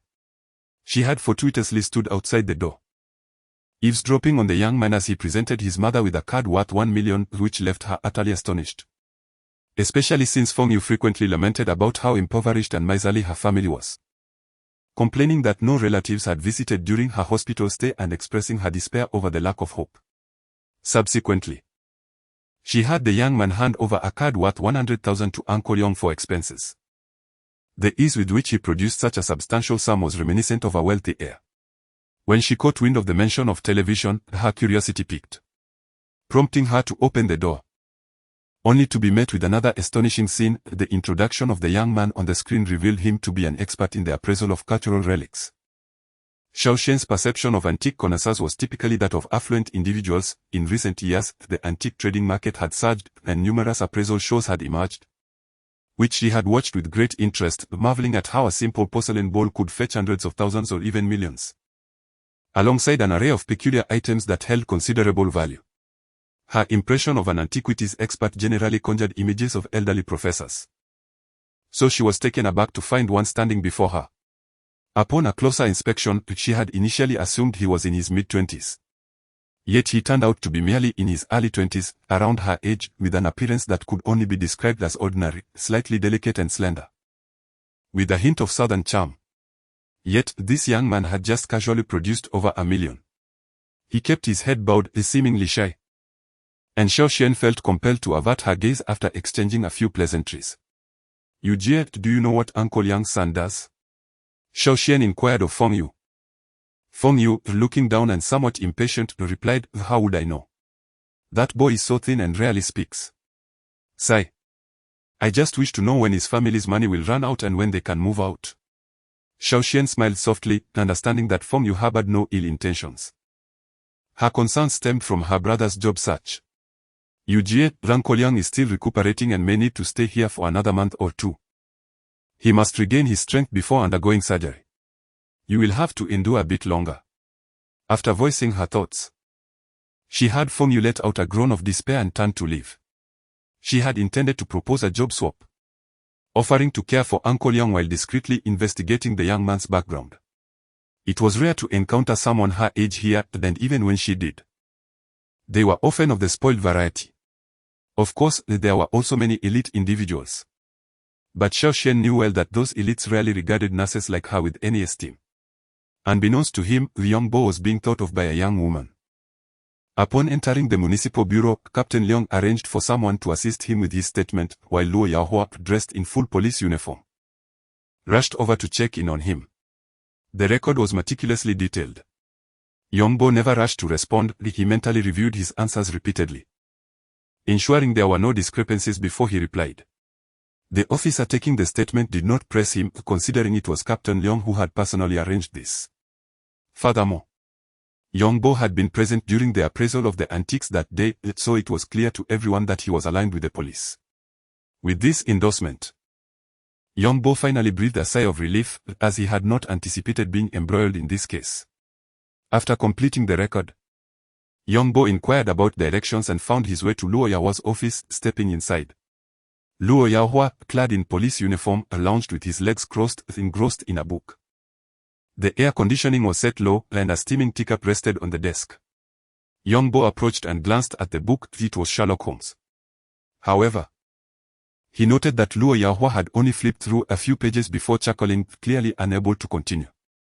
Luo Yahua closed the book, met Yongbo's gaze, and shook his head, exclaiming, "There is no helping it, one must strive to enhance their professional competence." Yongbo smiled gently, remarking, "Is reading a novel truly beneficial?" After closing the book, "Do you even remember which page you reached?" Luo Yahua paused, then chuckled, admitting, "You've seen through me. How did the statement go? Were you treated poorly?" "Not at all, our police officers are quite amiable and courteous," Yongbo retorted playfully as he took a seat. Luo Yahua refrained from elaborating. He understood that the police's image was not particularly favorable. Any governmental department interacting with the grassroots rarely garnered a good reputation, then certainly, the internal corruption existed. Suddenly, Yongbo asked, "May Lausan and Yuan Laudi have already been apprehended? I wonder if there is a DNC?" Luo Yahua was taken aback, admitting he had not heard of such. After a moment's pause, he added, "By the way, during the auction, there were two individuals who persistently raised the bids, and both of them are headed for incarceration." Yongbo was startled, recalling that Captain Leong had mentioned only Vice Director Chu would be implicated. "I'm not entirely sure. It seems that one of them secretly swapped items from the museum, while the other provided replicas. Their collaboration was quite seamless," Luo Yahua explained. Yongbo was taken aback, realizing that the two had conspired together. No wonder he often saw them congregating. Previously, when he visited the Bogutang to find Liling, he had not been familiar with Jia Huairan. He had only heard Liling mention that business at Bogutang was not thriving. Yet Jia Huairan seemed to be living quite well. It turned out the issue lay therein. Surprised, Yongbo exclaimed, "Brother Luo, the jade dancer I sold you a few days ago is still with you, right?" "Indeed," Luo Yahua replied. Vice Director Chu detailed the events of that day. "This jade dancer must now be considered stolen property. I'll return the money to you, but please give me back the jade dancer," Yongbo explained. "Is that necessary?" Luo Yahua responded, seemingly reluctant to part with it. "If this matter I sent you resolved properly, it will ultimately leave a loose end," Yongbo added. Luo Yahua hesitated, feeling uneasy but unable to refuse, lamenting, "I've only just acquired it and haven't had the chance to appreciate it yet." Yongbo transferred the funds and retrieved the delicate jade dancer from Luo Yahua, delivering it to Captain Leong. Engrossed in his tasks until the afternoon, Yongbo managed to consume a light snack before heading to the hospital. He endeavored to persuade his mother to return to their rented accommodation for some rest, however. She declined, insisting instead that he should rest. Having spent the night awake, Yongbo's eyes were bloodshot, and as fatigue began to overwhelm him, he ceased his attempts and retreated to his rented room to sleep. Upon awakening, he found that darkness had enveloped the sky. A glance at the clock revealed it was already past 8 o'clock. Initially, he had intended to deliver dinner to his parents, but the late hour suggested they had likely already dined. Contemplating his options, he decided to call the restaurant downstairs and ordered a nourishing soup. After washing his face and changing out of his slippers, he slipped into his shoes, only to feel an unusual hardness beneath his feet. Suddenly, he recalled the ancient coin he had hastily acquired amidst the chaos and quickly withdrew it from his shoe. When he had initially obtained the coin, it was caked in mud, obscuring its details. Surprisingly, after a day in his shoe, it had been polished considerably. Previously unnoticed. He now observed the black stains on his white socks. The coin, with its shovel-like shape, featured a round head, shoulders, and base, resembling a circular fabric piece. Each end had a circular hole, earning it the name three-hole fabric coin. Yongbo retrieved a soft cloth and meticulously began to clean the coin. After a considerable time, he finally discerned the two characters inscribed on it, Wuyong. A wave of excitement washed over him, causing his lips to curve into a smile as he brought the coin closer to his eyes. A radiant glow began to emanate from the center of the coin, deepening in thickness until it became distinctly visible. Yongbo, estimating its thickness, felt his smile broaden. "This is a three-hole fabric coin from the Warring States period," he exclaimed to himself. With renewed diligence, he continued to polish the coin until it gleamed, and then secured it with a red string, placing it in his wallet for safekeeping. After retrieving the prepared soup, Yongbo hailed a taxi to the hospital. Upon entering, he was taken aback to find his parents already enjoying their soup. It was now 9 o'clock, and according to their routine, they were on the verge of sleeping, having no custom of late-night snacking. "Xiaobo, what brings you here?" his mother inquired, followed by, "Hurry over, this soup was brought by Xiaoxian to taste it." As Yongbo approached, he noticed that the soup his parents were savoring was a delicate sand ginger and carp soup. Curiosity piqued, he asked the mother, "Did you go out to buy this?" His mother smiled gently, "No, it was sent by Xiaoxian. She mentioned they had cooked too much and wanted us to have a taste." Yongbo nodded thoughtfully, refraining from further inquiries. Although he was puzzled by the relationship dynamics between nurses and patients, he had always understood that it was customary for patients to gift nurses, not the other way around. Moreover, the high-end hospital wards typically enjoyed better amenities, and his family had never sent gifts to the nurses. Why then would they send soup? Was it the nurse from this morning? Yongbo asked again. "Indeed, Xiaoxian is truly a wonderful girl. Whoever marries her will be extraordinarily fortunate," his mother remarked. Yongbo sensed the underlying significance in his mother's words but chose to remain silent. He lifted the thermos in his hand and declared, "I just bought some soup. You should save this for tomorrow morning." Yang's father lifted his head, noting that the temperature here was not low, and if left until tomorrow morning, the soup might spoil. "Please take this soup to the nurses' lounge, I have troubled them during this time." Yongbo glanced at the small refrigerator nearby, understanding his parents' intentions without needing further elaboration. He was still young and not in a hurry to get married or have children. Upon entering the nurses' lounge, he found two nurses engaged in conversation. Feng Yu, who had been caring for Yang's father, was absent, replaced instead by the young girl from the morning shift. Yongbo knocked lightly on the door. Upon seeing the nurses turn their heads, he smiled and said, "Sorry to interrupt." He stepped inside, lifting the thermos in his hand, and added, "My mother made some soup. She asked me to bring you a bit." Xiaoxian smiled, while the round-faced nurse stood up, grinning at Yongbo. "You're not trying to quote our Xiaoxian, are you?" Yongbo approached, lifted the lid, and a fragrant aroma wafted through the air.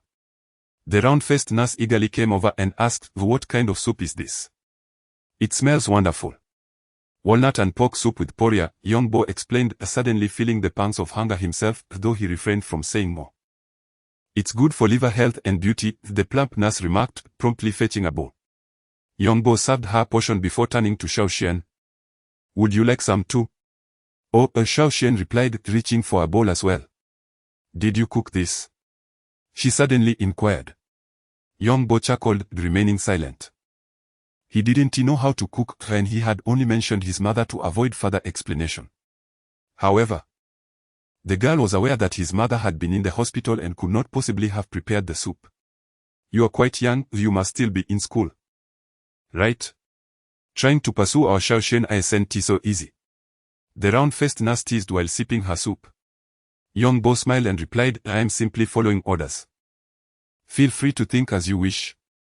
Xiaoxian shot a glare at the round-faced nurse, admonishing, "What nonsense are you talking about?" After they finished their soup, Yongbo collected the thermos, noting the time. "It's getting late, you should rest. I'll walk you out," Xiaoxian offered. Yongbo was about to decline, but she added, "I need to check on the room anyway." The round-faced nurse chuckled. Oh, really? Once outside, Xiao Xuan's cheeks were still flushed. Seemingly a mix of shyness and annoyance. She shot a glare at Yongbo, muttering, "It's all your fault." Yongbo sighed, "Thank you for looking after my parents. Things have been a bit hectic, the surgery can't be scheduled immediately. I truly appreciate it, it's just a small token of gratitude." Xiao Xian lowered her gaze, noticing the red envelope in Yongbo's hand. Her almond eyes widened as she quietly scolded, "What are you doing? Uncle Yang and the others have treated me well. Bringing them soup is nothing special. If you keep insisting, I'll tell Uncle." Yongbo awkwardly put away the envelope, feeling somewhat embarrassed. "I apologize, it's getting late. So I should head back." He entered the elevator, feeling slightly flustered. His intention in giving the red envelope was to avoid feeling indebted, but after being refused, he thought it best to let it go. In this society, who could truly escape the web of favors owed? After returning home, he had dinner, washed up, and went to sleep once more. The following morning, Yongbo completed his morning routine and tidied up his room, intending to deliver breakfast to his parents when his phone suddenly rang. "Yongbo, Jia Huiran has entered," exclaimed Boss Lu from the other end of the line. "Yes, I have heard," replied Yongbo. "But did you know that Bogutang is up for transfer?" Boss Lu inquired again. Yongbo was taken aback. "Transfer? Have you not considered taking it over?" Boss Lu suggested. Upon arriving at Jiatang, Yongbo found Boss Lu and Chao Yuenda already seated in the hall, sipping tea and waiting. Boss Lu pointed at the hurriedly approaching Yongbo with a smile, saying, "Yuenda, see, I told you he would come. Yet you did not believe me." Chao Yuenda, slender in build, leaned against the side of his chair, making it seem as if two of him could fit in that seat. "Yongbo, have you truly thought this through? Are you really considering taking over?" Chao Yuenda directly questioned Yongbo, ignoring Boss Lu. To claim he did not wish to take over would be disingenuous. After working as an apprentice in an antique shop for 2 years, Yongbo had often imagined the day he could own his own store. He had not anticipated that such a possibility could arise so soon. Chao Yuenda set down his cup, leaned back, and turned to Boss Lu. "Liangyu, today's youth are far too eager for quick success, few can genuinely settle down to pursue scholarly endeavors." Boss Lu retorted with a laugh.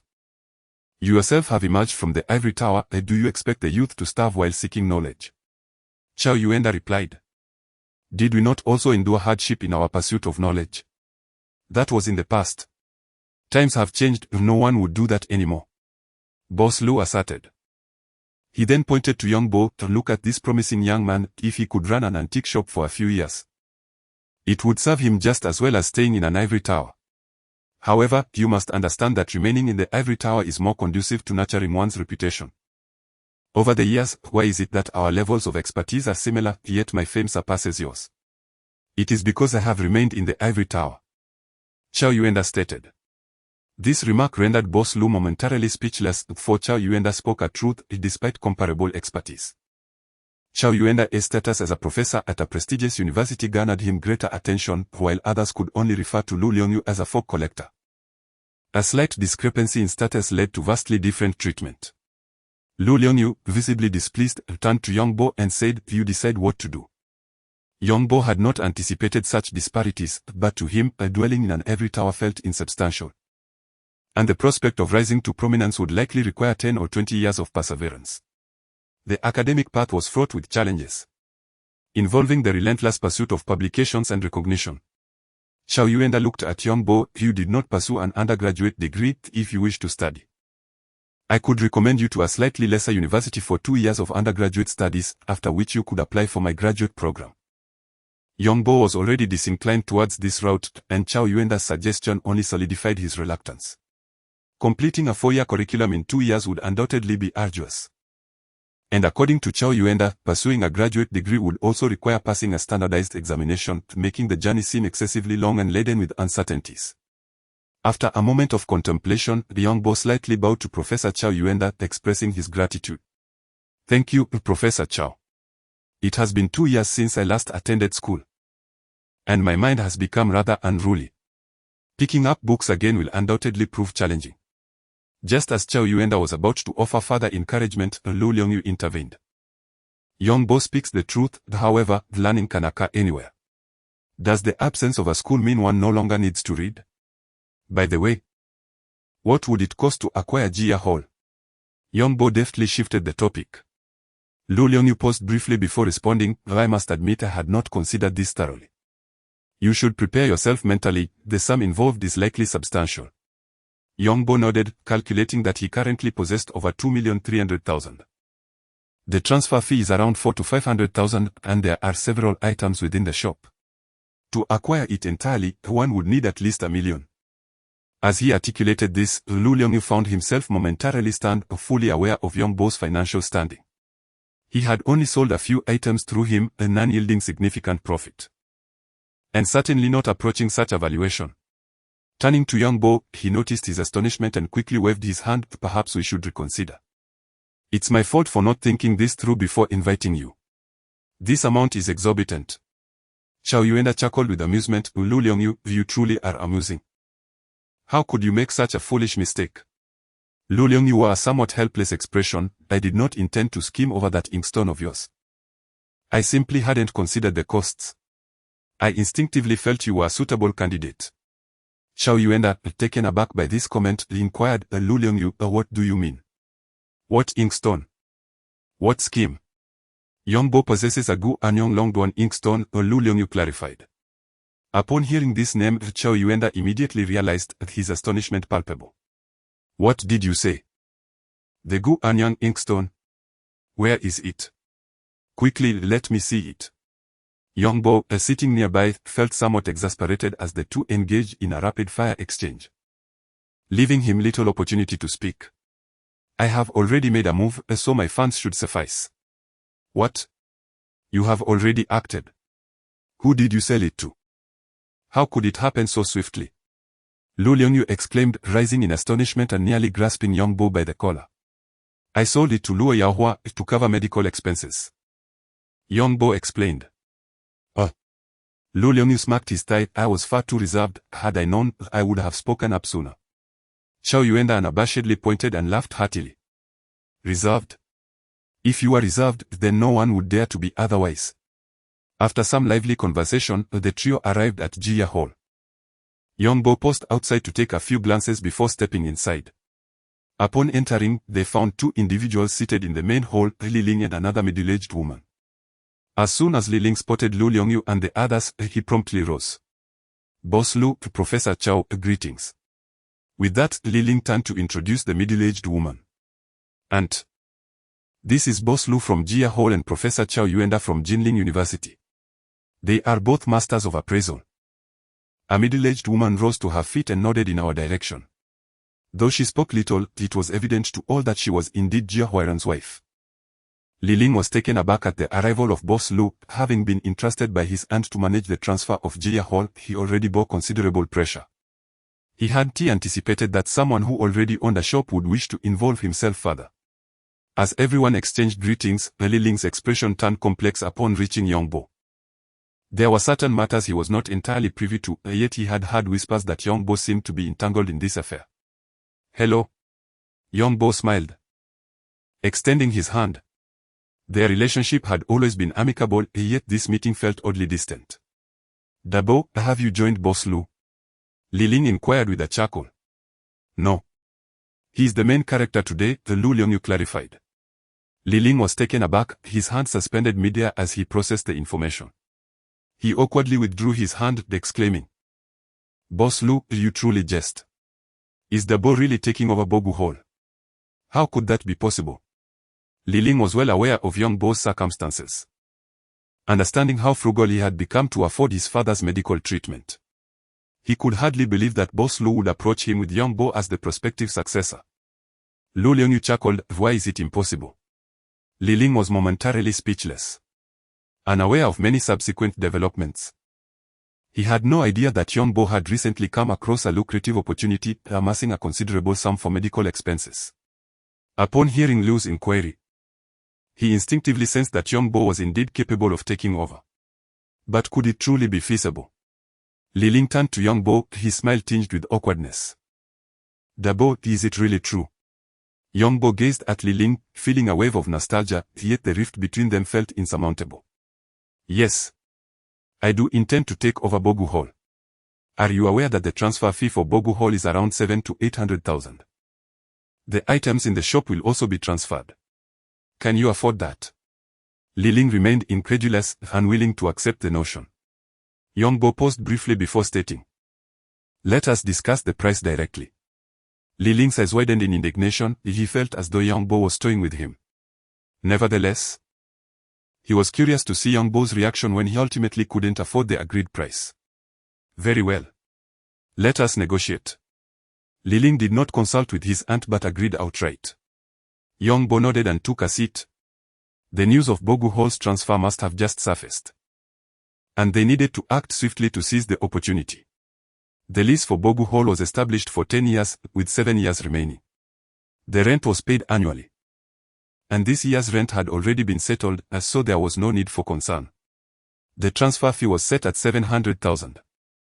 Encompassing all manner of antiques and decor, totaling 2,300,000, making a grand total of 3 million.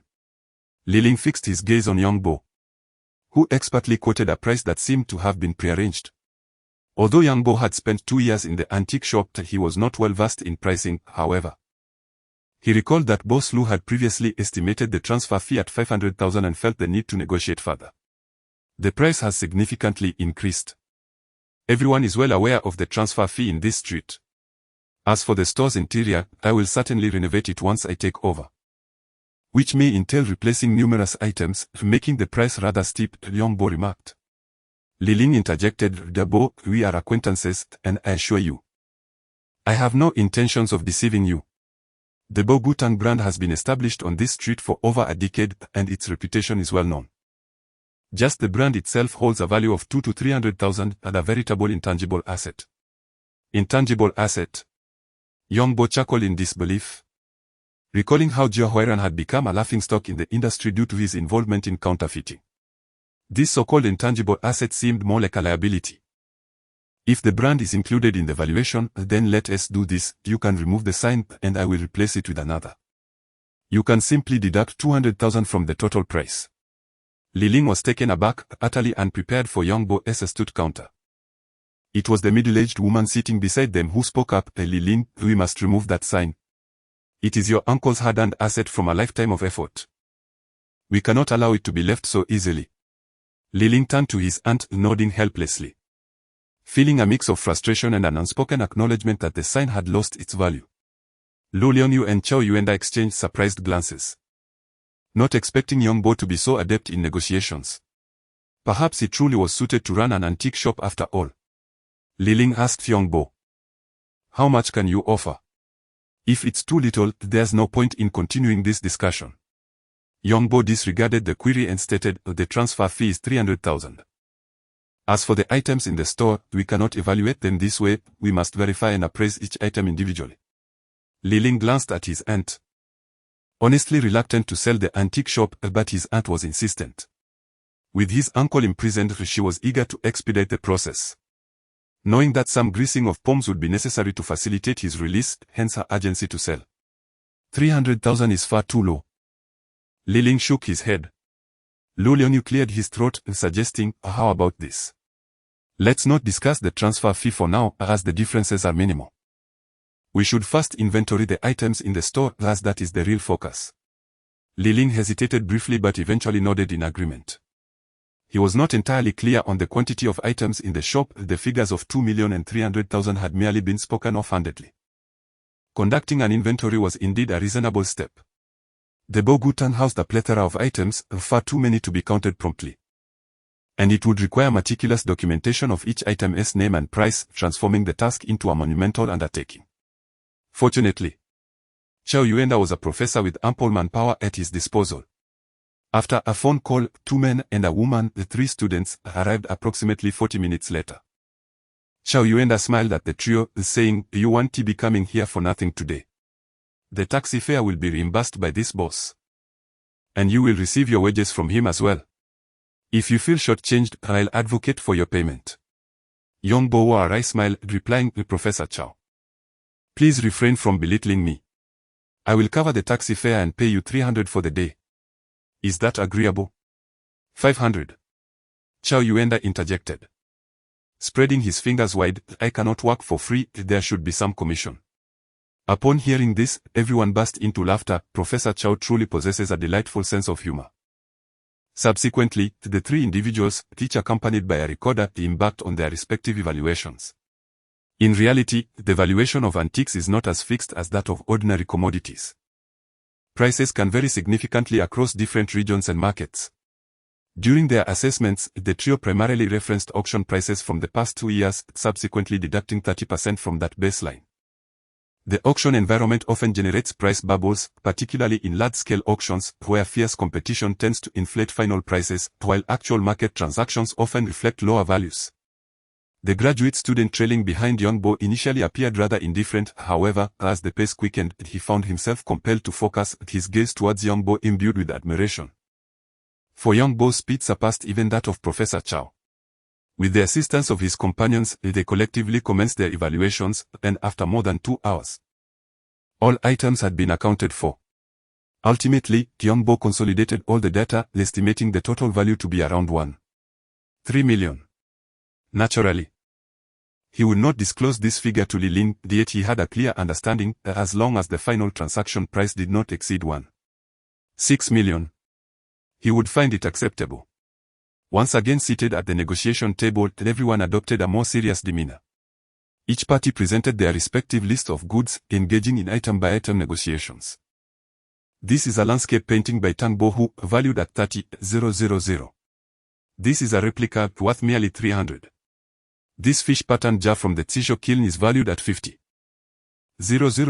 This, too, is a replica, utterly worthless. Amidst the clamor of disputes, the prices gradually crystallized, and after more than an hour of deliberation, the final tally astonished Li Ling to 108 million. Young Bo was equally taken aback, not anticipating his eloquence would yield such a low price. Li Ling immediately expressed his discontent. This is impossible. Mr. Lu raised his hand, signaling Li Ling that there is nothing impossible about this. This figure is the result of your earlier discussions. It merely serves to inform you of the true value of these items.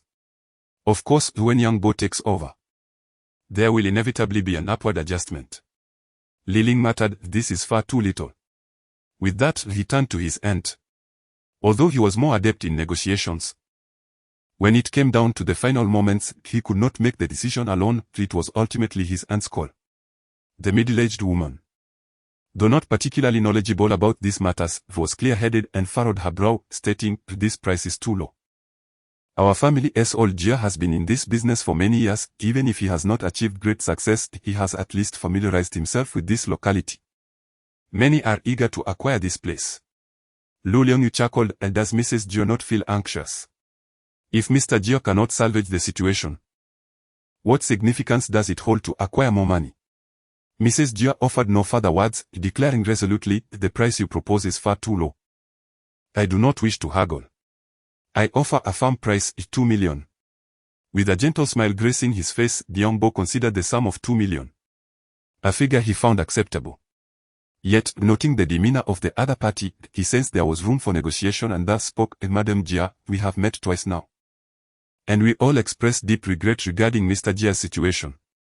We are eager to assist him in any way possible. 180,000. After a brief pause, he added, if you agree, we can finalize the contract today, and the cash will be transferred immediately. Madam Jia hesitated slightly, gesturing to halt Li Ling very well. She then entrusted the drafting of the contract to professionals. After a phone call, a lawyer arrived to prepare the agreement, and upon signing, Young Bo promptly transferred 180,000. Consequently, only over 50,000 remained in his account, a significant reduction that momentarily stung his heart. However, he soon felt exhilarated. A soldier who does not aspire to be a general is not a worthy soldier. Just as a partner who does not wish to be a boss is not a commendable partner. Young Bo had successfully transitioned from a mere aide to the proprietor of an antique shop. He vividly recalled the penetrating gaze of Li Ling during the bank transfer. After receiving the keys, he contacted a locksmith to change all the locks. Lu Liangyu and Chow Yuenda congratulated him, to which Young Bo returned the gesture. Chow Yuenda chuckled. So, when will the wages be settled? Young Bo was momentarily taken aback, only then noticing the 3 students who had come to assist seated in the corner. He promptly replied, "Let us settle it now. I am committed to honest dealings, with no deceit." Boss Lu pointed at Young Bo with a smile. "You know the market well enough. In this line of work, can you really claim to be entirely above board? Are you not aware of how profits are made in the antique business?" "Of course I am." Young Bo laughed. He retrieved cash to pay the 3 graduate students and then invited a few others to dine together. During the meal, he did not forget to seek advice from Boss Lu. Having previously been an aide, he was familiar with many aspects of the antique shop. Yet he recognized that his perspective was limited, and there were matters Boss Lu understood far better. "Do not rush to open the store. First, you must renovate. The old sign must surely be replaced, which calls for a fitting name. The interior decor style needs to be established, and the safe upstairs Boss Lu, indeed experienced, spoke at length once he got started. When Young Bo was an aide, he primarily considered the boss's ideas, with little say in transactions. Most negotiations falling outside his purview, his main role being to serve tea and water. Listening to Boss Lu's instructions now, he nearly found himself jotting notes. After Boss Lu finished, Young Bo inquired, "How much will the renovation cost?" "Perhaps around 200,000 to 300,000, came the response. "Ah." Young Bo nearly leapt up in surprise. With his dwindling funds, the prospect of such expenditure filled him with trepidation. How could it be so much? "The renovation is indeed costly, primarily due to the safe upstairs. You currently lack alternative storage. It is best to invest in a robust safe, along with a comprehensive surveillance system," Boss Lu explained. Young Bo nodded in agreement, recognizing the wisdom in this advice. This conversation had proven immensely beneficial to him. He bid farewell to the crowd and made a phone call to his mother as he hurried towards the hospital. This time, Young Bo did not bring any soup. Upon arriving at the hospital, he found that his father was not in the ward, which made him somewhat anxious. He quickly rushed to the nurse's lounge and fortuitously encountered Xiao Xuan, to whom he inquired, "Xiao Xuan, where is my father?" To his surprise, as soon as he spoke, the lounge erupted in hushed whispers, followed by peals of laughter from several young women. Although Young Bo had yet to experience romantic love, his emotional intelligence was intact, allowing him to grasp the underlying implications of their laughter. He realized that his gesture of delivering soup the previous night might have sparked some rumors. "Uncle Young has gone for a stroll in the garden," replied Xiao Xuan. Grateful, Young Bo thanked her and hurried to the garden, where he spotted his parents supporting each other from a distance. He hesitated to approach, contemplating how to address the matter or whether to keep it to himself. After a moment's reflection, he resolved to conceal the issue, as the stakes were high. Should the investment succeed, it would be commendable, but failure would subject him to his mother's incessant nagging.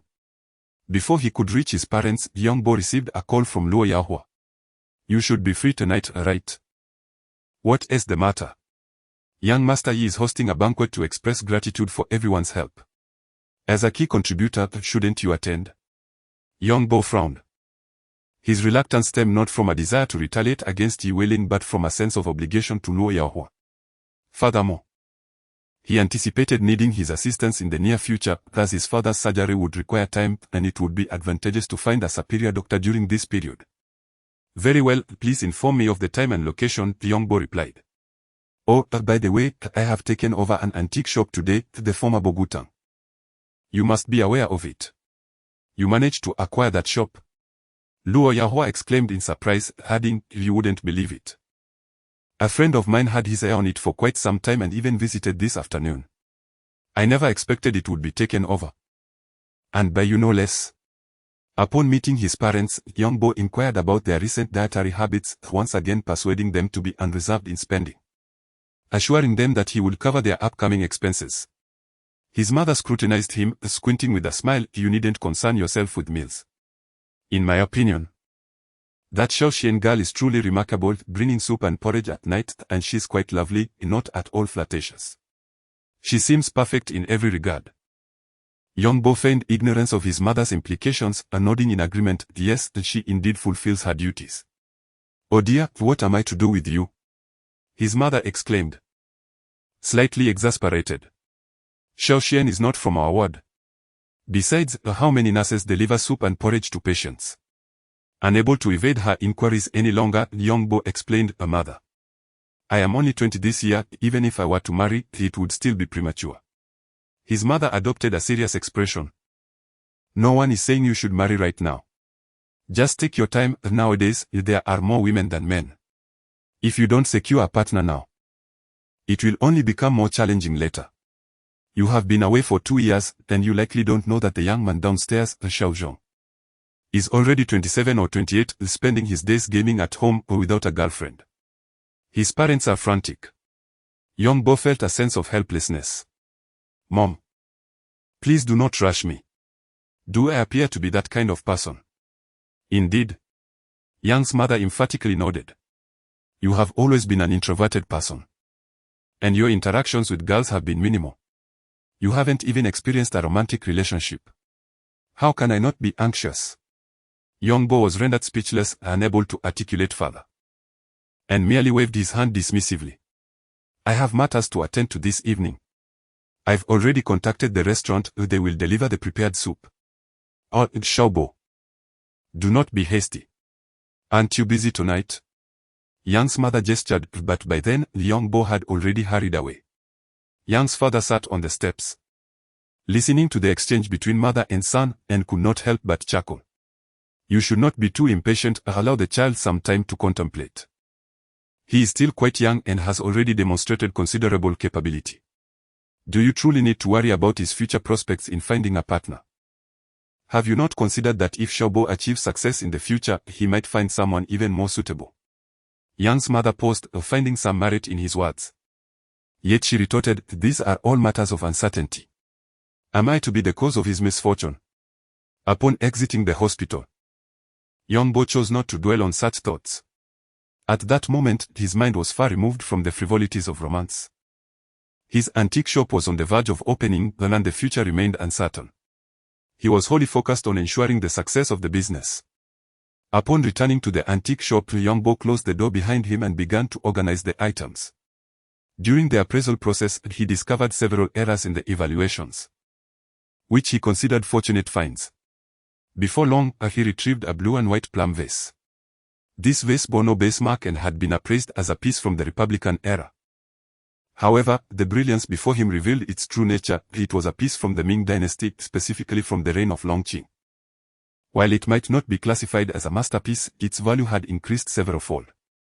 Calculating based on the Republican era pricing, the vase was worth merely 2,000 yuan, yet if it were to be valued as a Ming piece, it could fetch at least 40 to 50,000. Young Bo felt a surge of excitement as he carefully stored the vase away. Next, he picked up a calligraphic painting. The artwork was well preserved and bore a red seal, inscribed with the name Nan Yun Shon Chiao. Young Bo, then familiar with the artist, ultimately appraised it at 21,000 yuan. It was only later, upon consulting Liu Liangyu, that he learned this artist had some renown during the Qing dynasty. He was a direct descendant of the famous Ming painter Wang Zhengming, known as Wan Dian, whose name and style sounded somewhat peculiar. Nevertheless, even with such a lineage, the works of a historically significant artist like this one would undoubtedly be worth much more, potentially doubling in value. After tidying up and surveying the shop, contemplating how best to decorate it, young Bo only then rushed to wash up as the sound of the bell rang, signaling it was time to head to the banquet. The Qinhuai River is a cradle of culture in Jinling, having been a gathering place for esteemed families since the 6 dynasties, bustling with merchants and scholars alike. A period marked by the flourishing of Confucianism and often referred to as the golden powder of the 6 dynasties. The venue chosen by Yu Weilin for the banquet was situated on a boat moored along the upper reaches of the Qinhuai River. By the time young Bo arrived, night had fallen, and the lights were aglow, with throngs of visitors filling the area. Young Bo quickly located the boat and boarded without difficulty. Fully aware of his position, he had arrived a tad earlier, only to find Luo Yahua and Yu Weilin already seated at the table. Upon the arrival of young Bo, Yu Weilin smiled and clasped his hands in gratitude, exclaiming, "Thank you, Brother Yong. I have heard from Yahua that your contributions are truly remarkable." Young Bo hurriedly waved his hand, modestly replying, "I merely lent a helping hand. It is primarily Shao who commanded from the center, and Brother Luo who coordinated efforts, which enabled us to dismantle such malevolent forces." Yu Weilin laughed heartily, gesturing, "I bear no merit. Luo Yahua interjected, "How can you say that, Yi Gu? You have eradicated a menace for the citizens of Jinling." Upon hearing such compliments, Yi Weilin could not suppress his laughter, and the atmosphere in the gathering grew increasingly harmonious. Shortly thereafter, Professor Chao Yuenda entered the boat, and everyone rose to greet him. After a few polite exchanges, Professor Chao took a seat at the secondary position. Yongbo, aware of his place, settled into the last seat, speaking little and attentively listening to the conversations around him. The last to arrive was a middle-aged man accompanied by Captain Liang and Yuan Yezi. It was only when Luo Yahua called out that Yongbo realized their identities.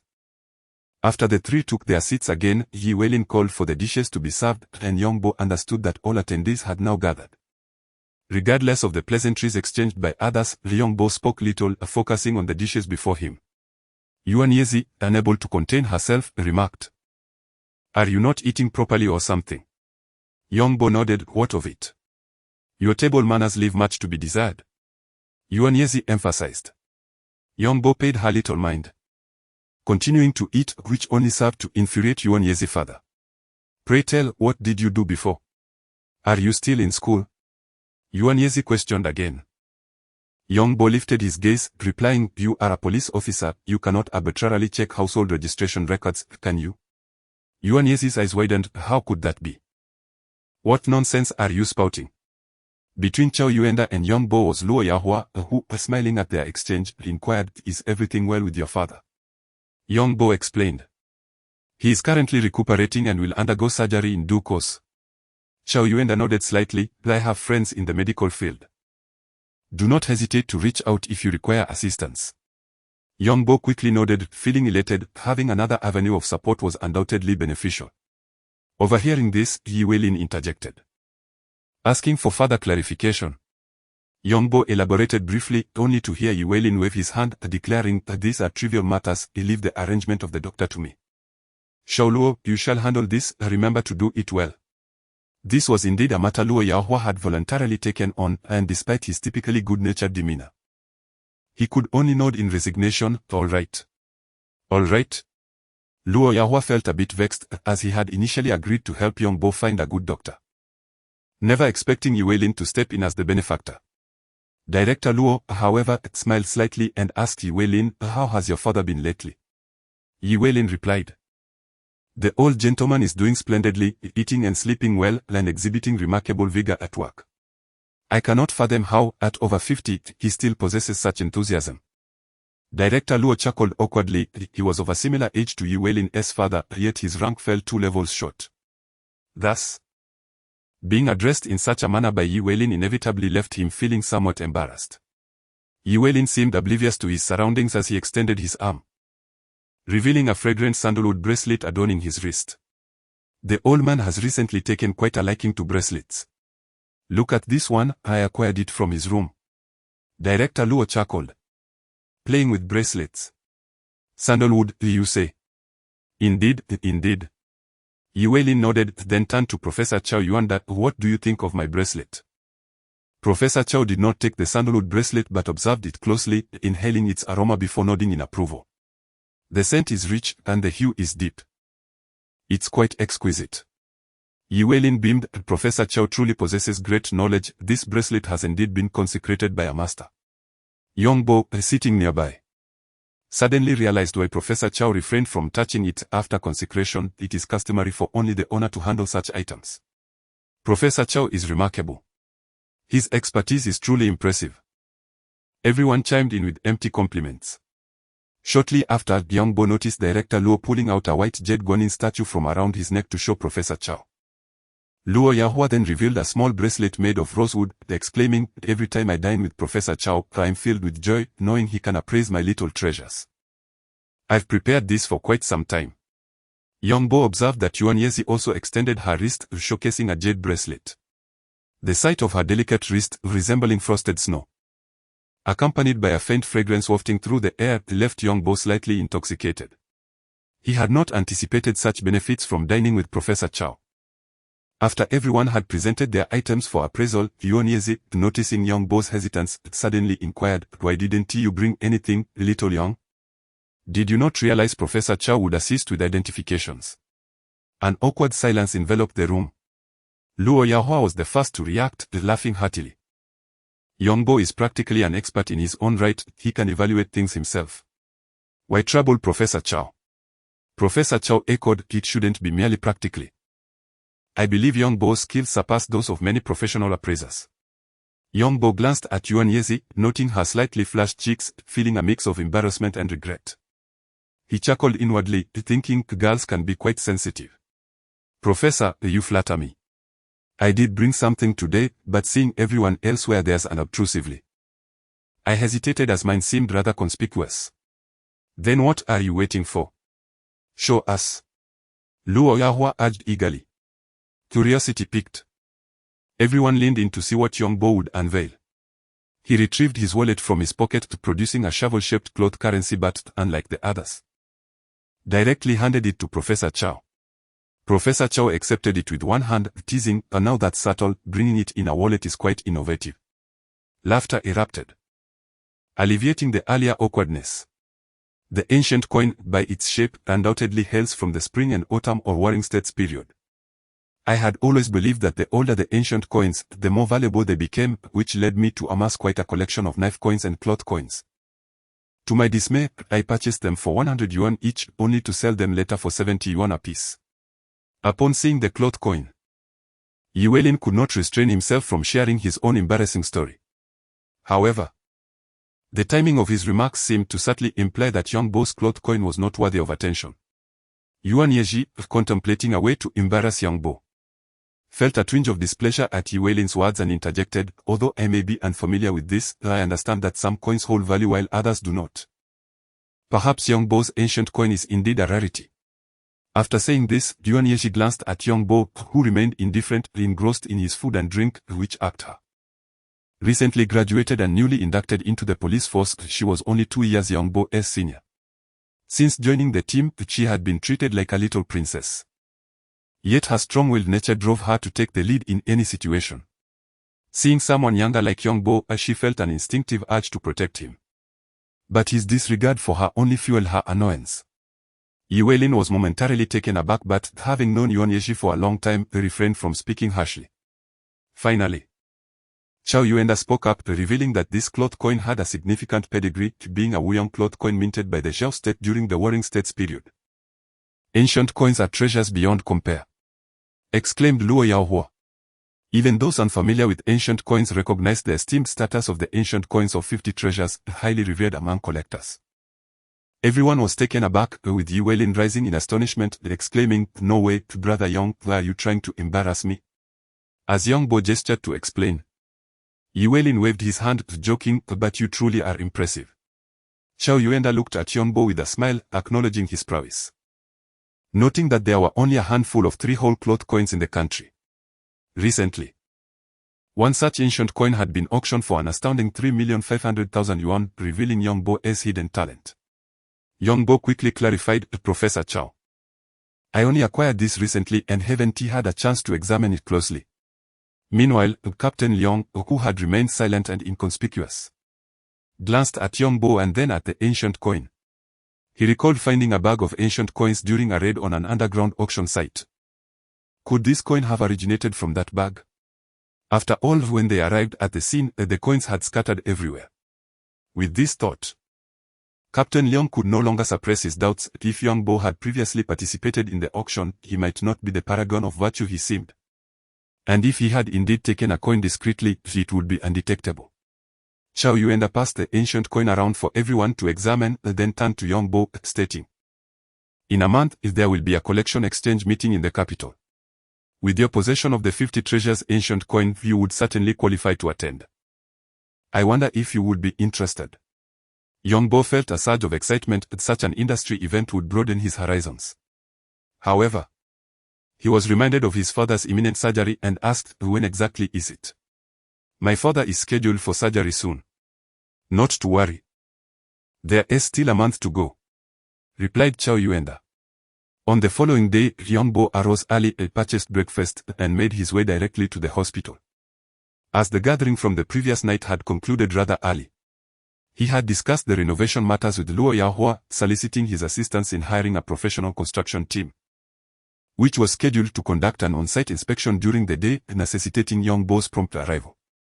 Upon reaching the hospital, Young Bo encountered his father's attending physician and hurriedly approached to offer his greetings before inquiring about his father's condition. Dr. Lu, a man in his 40s adorned with gold-rimmed glasses, remarked, "Your father's constitution is somewhat frail, however, he has fared well during these past few days of recuperation.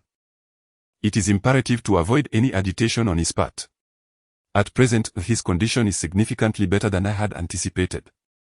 Initially, we had planned to perform surgery in a month, but with proper care, it may be feasible to advance the surgery. You must be prepared accordingly." Young Bo expressed his gratitude, saying, "But I truly appreciate your assistance. Typically, cancer cells tend to spread rapidly. Will medication be able to fully control my father's condition?" Dr. Lu candidly replied, "To be frank, controlling it is quite challenging, which is precisely why I advocate for an earlier surgery. However, considering your father's health status, we deemed it prudent to adopt a strategy of simultaneous care and observation." Nodding in understanding, Young Bo thanked him, "But I am truly grateful for your support. Do you have time in the next couple of days? I have reserved a table at the Jinling Hotel." Before Young Bo could finish his sentence, Dr. Lu waved his hand in dismissal, saying, "There's no need for formality. Treating your father will incur substantial expenses, and I understand the difficulties you face. Rest assured, we will fulfill our duties diligently." With that, Dr. Lu turned and departed. After delivering the meal and engaging in conversation with his parents for a while, Young Bo left once again. A sudden wave of guilt washed over him. In times of financial hardship, he had longed to bring his father for treatment, remaining by his parents' side. Yet now, with financial stability, he found himself bereft of time. Without dwelling on his thoughts, upon arriving at the shop, Young Bo packed valuable items into a box and transported them to his rented accommodation. When he returned to the antique shop, the design team had already arrived on site. Young Bo engaged in discussions regarding the interior decoration style, the safe on the upper floor, and the shop front sign. The team exhibited remarkable professionalism, offering numerous suggestions for various setups. Once the interior decoration style was finalized, the designer pointed at the assorted furnishings and said, "Boss Young, it would be prudent to remove these bookshelves. It is not that I doubt the quality of our workers, but given the circumstances, if anything were to be lost or damaged, it would be difficult to clarify. It is best if you remove them." Young Bo nodded in agreement, understanding the logic behind the suggestion. "Rest assured, these will certainly be moved." Regarding the sign, the designer inquired, "Have you finalized the name for the shop? And will you be enlisting a calligrapher for the sign? These details need your confirmation so we can engage an advertising company to produce it effectively." At that moment, Young Bo realized he had indeed underestimated the complexities involved. "The sign can wait. I will first tidy up the shop over the next few days. Once the design plan is ready, we can commence with the interior renovations." "Excellent." The designer efficiently presented several more questions, noted Young Bo's responses, and then departed by vehicle. As Young Bo circled the shop twice and had just locked the door, he turned to find Guo Bopi lingering outside. "Boss Guo," Young Bo called out. Guo Bopi approached. "Surprised to see you working here. Wasn't Jia Huaren arrested? Has a new owner taken over?" Young Bo nodded. "Indeed there has been a change." Guo Bopi hesitated slightly. "How much does the new owner pay you each month? Do you now regret not taking that million annual salary?" Young Bo chuckled, realizing that Guo Bopi was unaware of his acquisition of the shop. "It's not a large sum, but it has increased considerably." Guo Bopi forced a smile. "Is that so? As long as it's an increase, you should be earning around 5,000 or 6,000, right?" "About that," Young Bo replied. Guo Bopi sighed, feigning concern. "Alas, your qualifications are a bit lacking. If only you had a bachelor's degree, your salary could rise significantly." Young Bo responded. "It's still a considerable increase compared to before." Guo Bopi's expression shifted slightly. Young Bo's constant emphasis on a higher salary was undoubtedly embarrassing for him. He had no desire to continue the conversation and said, "Work hard and strive to open your own antique shop soon." Young Bo watched Guo Bopi depart, shaking his head with a smile. Lu Liongyi was enjoying tea when he spotted Young Bo entering. Unable to resist, he teased, "Though, Boss Young, What brings you to this little shop? Yongbo smiled wryly. Brother Lu, are you mocking me? Lu Liangyu laughed. Don't at the term old, am I that old? Brother Lu, your place is much better. Yongbo found a seat and continued, my side is about to undergo renovations, which may take some time. A little over a month. If you want it expedited, it could be completed in half a month. Lu Liangyu reclined in his chair, not bothering to rise. Gesturing to the teapot on the table, indicating Yongbo should pour himself some tea. Yongbo poured the tea, took a hearty sip. The fragrant liquid lingering on his palate. But during the renovation, where will I place my items? Lu Liangyu chuckled. Oh, that must be your true intention. After pondering briefly, he added, I have an apartment near Shuanwu Lake that I haven't lived in. You can store your items there. Yongbo looked astonished. A house by the lake is not an easy feat, nor inexpensive. He had anticipated Lu Liangyu's considerable wealth. Evidently, the antique shop holds great potential. Lu Liangyu, observing Yongbo's expression, teased, what is this? Are you considering purchasing a place too? Yongbo raised his hands in surrender. I have no money. Lu Liangyu suddenly stood, leaning toward Yongbo, and said, you could trade that 3-whole cloth coin for it. Let us make an exchange. How large is the apartment? Yongbo hesitated but inquired. Lu Liangyu fixed his gaze on Yongbo. That building is lakeside, 160 square meters, with 2 parking spaces. Valued at nearly 2,800,000.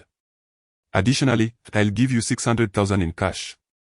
Yongbo's heart raced. Property prices have been on the rise, while the increase in antique coins has been relatively slow. However, antique coins can be passed down as heirlooms, unlike houses. Coins can be liquidated at any time, but repurchasing them can be challenging. Properties, on the other hand, always hold a price. The pros and cons left Yongbo in a state of indecision. Lu Liangyu enticed. Imagine a residence built by the lake where you could stroll by the water each evening. After your father's surgery, he will need a place to recuperate. Can you truly bear to send him back to the countryside? This struck a chord with Yongbo, for he toiled diligently to earn a living and practiced frugality. All for what purpose? To ensure his parents' well-being and to live with greater comfort and dignity himself. After a moment's hesitation, Yongbo nodded, let's do it. Excellent. Lu Liangyu responded with enthusiasm. However, there is one more condition. Yongbo interjected. What is it? Lu Liangyu appeared somewhat solemn. Yongbo chuckled, it's nothing significant. I simply need a sign for my shop. Are you looking for someone to paint a sign? Lu Liangyu inquired. Yongbo nodded affirmatively, exactly. A relaxed smile spread across Lu Liangyu's face. You should have mentioned it earlier, you nearly startled me. By the way, are you not aware that Zhao Yuanda's calligraphy is quite exceptional? Yongbo, taken aback, asked, what level of skill does he possess? A director of the National Calligraphers Association. Lu Liangyu replied. Yongbo felt a pang of regret that I could have approached him myself for the same outcome. Lu Liangyu burst into hearty laughter.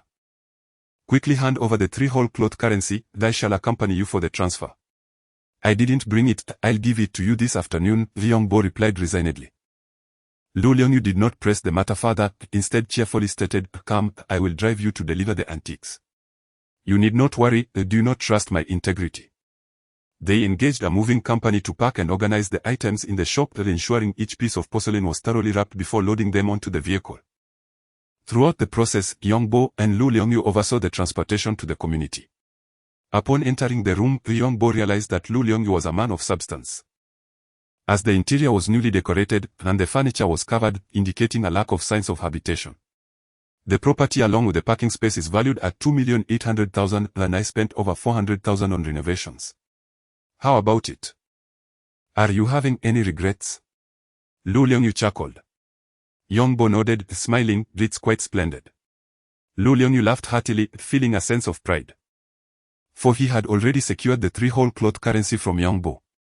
The two men moved the living room carpet aside, folding it in 2 layers, allowing the workers to bring in the items. At that moment, the carpet served as an excellent protective layer. It was not until the afternoon that all items were finally moved in, as the original furniture from the shop had already been sold by Yongbo. After completing the transfer procedures, they settled down at a restaurant. Exhausted, Young Bo collapsed onto the sofa while Lu Liongyu sat engrossed in sipping tea, neglecting the dishes when they arrived. Suddenly, Young Bo asked Lugu, if my shop opens, won't it affect your business? Is it truly wise for you to assist me like this?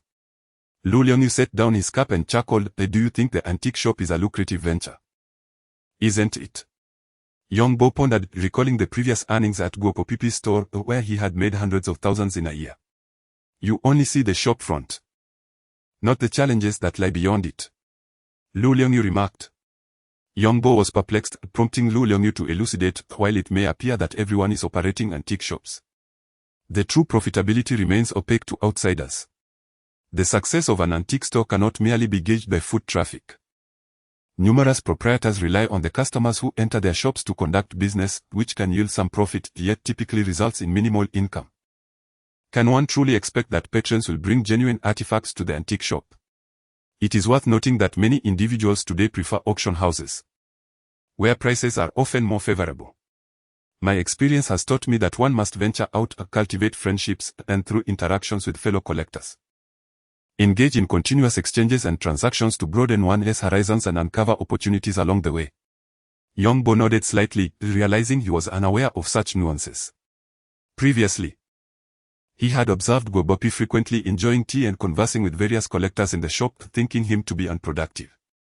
In retrospect, those tea sessions might have indeed fostered opportunities. By the way, have you been occupied lately? Lu Liongyu inquired. Young Bo lifted his gaze. I need to supervise the on-site renovation. Those are trivial matters, there are now dedicated supervision companies. You simply need to hire one, Lu Liongyu replied. Forget about that for now. I will be heading to Guangling in 2 days, you join me, and I'll take you along. Young Bo paused momentarily, to Guangling. Yes. I have a friend there who contacted me for assistance in examining some items. Rest assured, it won't be a fruitless trip, there will be remuneration involved, Lu Liongyu explained. After contemplating, Young Bo nodded in agreement, all right, I will accompany you. Finally, Young Bo managed to spend an entire day at the hospital with his parents, refraining from hastily informing them about the house exchange. He wished to surprise them once his father recovered and was discharged. Young Bo persistently urged his mother to return home, but she was reluctant. Unable to persuade her otherwise, he allowed her to remain in the hospital room. Fortunately, the high-ranking hospital room was well appointed, and with Young Bo's surplus funds, he had purchased several appliances, enhancing their comfort. During her free time, Young Bo's mother would visit the market to procure ingredients, preparing simple yet hygienic meals in the kitchen downstairs. Young Bo was sent by his mother to deliver soup to Nurse Xiaoxian, only to be met with playful teasing. Guangling, the city of historical and cultural significance, held a prominent place in history. During the Tang Dynasty, it was famously said to be a prosperous town, renowned for its wealth. After a drive of over 2 hours from Jinling, they arrived in the urban area of Guangling. Lu Liongyu navigated effortlessly, soon turning into a narrow lane paved with green bricks. The car came to a halt outside a green brick courtyard. Lu Liongyu gestured towards the lane, stating, just beyond here is the former residence of Zhu Ziqing, but we must first attend to business. With that, Lu Liongyu dialed a number. Shortly, a black wooden door swung open, and a middle-aged man emerged, beaming upon seeing Lu Liongyu. Boss Lu, we finally awaited your arrival. Lu Liongyu approached and shook hands with the man, smiling, Old Wang, it's been ages. You seem younger these days. Wang Qingmen shook his head. Your eyes cannot compare to your silver tongue. Lu Liongyu gestured towards Young Bo, introducing him, this is Young Bo, do not be deceived by his youth, he is quite formidable. Wang Qingmen shook hands with Young Bo, exclaiming, a pleasure to meet you. Turning around, he addressed Lu Liongyu, saying, let us step inside for some tea. Young Bo followed the two into the room, undeterred by their apparent disdain, for it was only natural given their age disparity. The courtyard was not as expansive as he had envisioned, the ground was paved with tiles, worn smooth by the passage of time. In the yard stood a pomegranate tree, laden with vibrant red fruits. The courtyard was clean and orderly, evoking a sense of time's passage rather than decay. Upon entering the parlor, they found a person already seated, leaning over a painting displayed on a tall square table. The commotion of their arrival did not elicit a response from this individual. Lu Liangyu gestured towards the table. And Wang Qingmin quickly nodded, indicating that it was indeed that very painting. Yongbo smiled. His knowledge of art appraisal was somewhat limited due to his brief experience. Yet he found himself intrigued by the room's deep red hardwood furniture. After acquiring the property, Yongbo had been contemplating the arrangement of the study's desk, pondering whether antique furnishings would be more suitable. Before Yongbo could thoroughly examine the interior decor, the seated individual straightened up and turned to face them, furrowing his brow. Old Wang, what does this mean? A hint of embarrassment flickered across Wang Qingmin's face as he replied, "All you, this is Mr. Lu Liangyu from Jinling." There existed an unwritten rule within the industry when an appraiser was invited to assess a piece. It was generally expected that no other opinions would be sought to avoid conflicting views. Wang Qingmin had initially invited them separately. Yuda was supposed to come a few days prior, but due to his schedule, he had only just arrived, fortuitously encountering Lu Liangyu. Upon Lu Liangyu's arrival, his expression remained largely unchanged, as if accustomed to such situations. Yuda, perhaps aware of Lu Liangyu's reputation, appeared somewhat relieved and nodded at him. "Hello." Lu Liangyu smiled in return. "Old you, why don't you take a moment to examine the piece first while we step aside?" Yuda considered this a favorable suggestion but was acutely aware that conceding might undermine his standing in the circle, suggesting a lack of confidence and competence that would deter future invitations for appraisals. "Mr. Lu, let us join you," Yuda said, seemingly unconcerned. "Very well," Lu Liangyu agreed. Moving closer to the painting, Yongbo refrained from approaching and instead took a seat, observing Wang Qingmin's smile, which indicated that regardless of the coincidence, Wang Qingmin was likely orchestrating the events, as everyone had called him prior to their arrival, and he had only needed to intercept one party. However, as this was not directly related to Yongbo, he waited until both Yu and Lu returned to their seats to sip tea and contemplate, before finally stepping forward to examine the painting more closely. The inscription at the lower right corner read, "Moonlight Painting, dedicated to Mr. Tong for his appreciation." By the 75-year-old Jin Nong, with the seal reading Golden Auspicious Seal. Yongbo recognized the painting, suddenly recalling that this piece, titled Moonlight Painting, was indeed the one housed in the Jinling Museum. Yongbo fixed his gaze upon the painting and observed that the entire canvas featured a solitary full moon, its surface marked by undulating shadows, while its periphery radiated a spectrum of colors: red, orange, yellow, green, cyan, blue, and violet.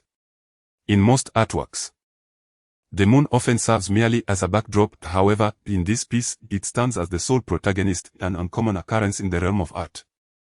Given that the Jinling Museum possesses the authentic piece, it is reasonable to surmise that this painting is merely a replica. Is further authentication even necessary? Yongbo glanced at Yu and Lu, noting their composed demeanor as they sat calmly in their chairs. He smiled gently. Nurturing one's spirit is indeed an art in itself. Before him, the moonlight map gradually began to emanate delicate rays of light, converging above the painting to form a luminous halo. Yongbo furrowed his brow, initially expecting the halo to be thin, only to discover its thickness suggested the artwork might date back to the Qianlong era. Startled, he turned his attention to the inscription, feeling a sense of perplexity. "Mr. Yu, what is your opinion on this painting?" Lu Liangyu inquired. Yuda pondered briefly, noting that the Jinling Museum possesses a version of the moonlight map, and this painting appeared indistinguishable from that one. It seemed to be a copy. After stating this, Yuda refrained from elaborating further, for it is rare for an artist to create an identical piece unless it is a deliberate imitation. Wang Qingmin's expression soured.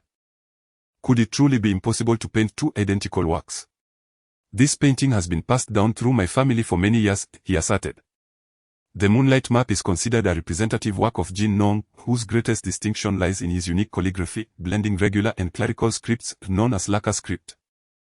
This painting bears an inscription, yet the characters appear weak and lack vitality, suggesting they were merely copied, Lu Liangyu clarified. Wang Qingmin remained fixated on the artwork, continuing to argue, "This painting has been in my family for 200 to 300 years. I have indeed seen the one at the Jinling Museum. It bears a striking resemblance, but could there not be other possibilities? Is it conceivable that Mr. Jin Nong created two identical paintings?" Yuda shot a glance at Wang Qingmin, incredulous at the notion of other possibilities. "You must understand that ancient artists were entirely different from modern ones. They would not have painted multiple copies for profit. While some contemporary artists might replicate award-winning pieces for sale, ancient masters never operated in such a manner. This painting can only be a copy, there is no other possibility. You should resign yourself to that fact. Given the yellowing paper, it is likely a replica from the Qing dynasty, potentially worth only a meager sum. Yuda spoke candidly and without mercy, leaving Wang Qingmin increasingly despondent. He turned to Lu Liangyu. Mr. Lu, do you believe there could be special circumstances? Lu Liangyu hesitated before responding. Does Mr. Yu have any other thoughts? What was Mr. Yu's family background? Yongbo had remained silent until now, seemingly forgotten by the group. This painting has been preserved. Mr. Wang's family must have been landowners. Yuda interjected. Yongbo disregarded this remark and posed another question. Mr. Wang, are you aware of the details inquired about? Wang Qingmin shook his head. It has been so many years, and our family has not maintained a genealogy, it is impossible to trace. Moreover, our family's wealth was established during my grandfather's lifetime, which coincided with the late Qing dynasty. Mr. Wang, could your ancestors have been acquaintances of Jin Nong or perhaps his servants? Yongbo inquired. Mr. Wang was momentarily taken aback. My young brother, what do you mean? Yongbo replied, I believe this painting could indeed be authentic. With that, he gestured towards the artwork, adding, of course, it might also be deemed inauthentic. Yongbo's statement left the three of them puzzled, unable to fathom the apparent contradiction in his words. Young brother, do not speak recklessly if you do not understand. How could something be both true and false? Yuda glanced at Yongbo. Wang Qingmin had entirely overlooked Yongbo's name, and at this moment he too was perplexed. Indeed, how could it possibly be both true and false? Lu Liangyu looked at Yongbo but remained silent, his curiosity piqued, eager to discover what Yongbo had unearthed. Yongbo chuckled lightly, pointing at the moonlight painting. I wonder if everyone has noticed the signs of alteration at the top of this piece. Signs of alteration? Yongbo's words sparked curiosity among the group. Lu Liangyu turned his gaze to the area Yongbo indicated and indeed spotted some hastily made strokes, seemingly attempts to conceal a mistake. Wang Qingmin scrutinized it for a moment, seemingly convinced. But what does that signify? Yuda furrowed his brow and asked. Jin Nong was one of the 8 eccentrics of Yangzhou, already quite renowned during his lifetime. A master painter of such caliber. If he were to produce a flawed work in his later years, how do you think he would respond? Yongbo pointed at the brushstrokes, smiling as he posed the question. Tear it up. Wang Qingmin replied. Under what circumstances would one choose not to tear it apart? Yongbo questioned further. The group fell silent, as Yongbo's implication was crystal clear. This painting was likely a discarded work by Jin Nong, an artifact from his creative process. Perhaps due to negligence, it was forgotten and taken by a servant, or perhaps it was acquired by a friend who had seen it. Regardless of the scenario, it explained why this painting remained intact. This revelation adeptly elucidated the issue regarding the inscriptions on the artwork, for Jin Nong would never inscribe a discarded piece. Lu Liangyu turned to Wang Qingmin. Mr. Wang, you have consistently maintained that this painting is an authentic piece. Have you conducted carbon-14 testing? Wang Qingmin hesitated slightly before nodding. Yes, the tests indicate that this painting likely dates back to around the Qianlong period. Yongbo gazed at the painting, secretly astonished, pondering whether his own eyes had undergone a carbon-14 test. Yuda, with a hint of grievance, remarked, Mr. Wang, you have been rather unfair. Since you had the results, why did you not inform us sooner? Wang Qingmin, slightly disgruntled, wore an expression of embarrassment. He likely wished for the appraiser to confirm the authenticity first. But he had not anticipated the considerable confusion this painting would cause, as the average person would have never thought of such complexities. Wang Qingmin turned to Yongbo. Brother Yong, are you suggesting that this moonlight painting is indeed authentic? Mr. Wang, this is a discarded draft. It is uncertain who added the inscriptions and seals, yet upon reflection, these embellishments have indeed imbued the painting with a richer narrative, Yongbo elucidated. Wang Qingmin nodded vigorously and turned to Lu Liangyu, expressing gratitude for having such an expert in their midst. Yuda emitted a cold snort, choosing to remain silent. Wang Qingmin chuckled, remarking that Yongbo, being relatively young and having embarked on his career late, had not yet gained widespread recognition. Oh, Is that so? Truly remarkable. Wang Qingmin exclaimed, delighted to have received the answer he sought, and began to extol Yongbo's virtues. Yongbo, weary of the accolades, merely nodded and surveyed his surroundings. Before long, the conversation concluded, and Wang Qingmin presented red envelopes to the trio. Yongbo, taken aback, accepted without reluctance, squeezing the envelope's thickness and smiling. This excursion had proven worthwhile. Once seated in the car, Lu Liongyu inquired, "What do you think about the authenticity of the moonlight painting?" Yongbo, still relishing the envelope, replied, "Mr. Wang has already made his intentions clear. If he has conducted scientific testing, why seek an appraiser? He likely wishes to elicit such speculation from us. I suspect he had this planned all along, simply bringing us in for appearances. Mark my words, I believe this painting will soon be up for auction." Lu Liongyu gazed at Yongbo in astonishment. "You have seen through it. Had it not been for your insight, I might have mistaken this piece for a forgery." With that, Lu Liongyu produced his red envelope, feeling its weight, 20,000 yuan, quite a sum indeed. Yongbo, lacking experience, could not gauge the envelope's heft and opted to tear it open, revealing the crisp notes inside, 20,000. Holding the cash, Yongbo felt a wave of nostalgia. Recalling a time when he earned barely 20,000 in an entire year, now a mere appraisal brought in that same amount with minimal effort. It was indeed a stark contrast. No wonder Lu Liongyu remarked that the art of making money lies beyond the confines of traditional work. Subsequently, the two men did not linger and drove straight back to Jinling. Yongbo began to care for his parents, acquiring numerous professional books to further his studies. He also initiated renovation work, visiting Chao Yuenda to collect the signboard he had prepared. Days swiftly passed, then once again, the time for the ghost market arrived. That evening, Yongbo retired early, and upon hearing the bell, he wasted no time hastening his way there. At that moment, he truly appreciated the convenience of having a vehicle, though he lamented not possessing a driver's license, rendering the car somewhat redundant. The ghost market buzzed with activity as Yongbo entered, perusing the various items along the street. This time, he was well acquainted with the layout. Although the duration of his eyes ability remained limited, he took his time to carefully select treasures. Undeterred by the array of porcelain and jade artifacts, "Yongbo, you have arrived," a voice called from behind. Turning around, he was surprised to find Guo Bopi standing there. Hadn't Boss Guo always been reluctant to visit the ghost market? Yongbo recalled Guo Bopi's previous aversion to this place. Although others may be oblivious to the reasons behind it, Yongbo understood perfectly well that Guo Bopi rarely found a bargain in the ghost market.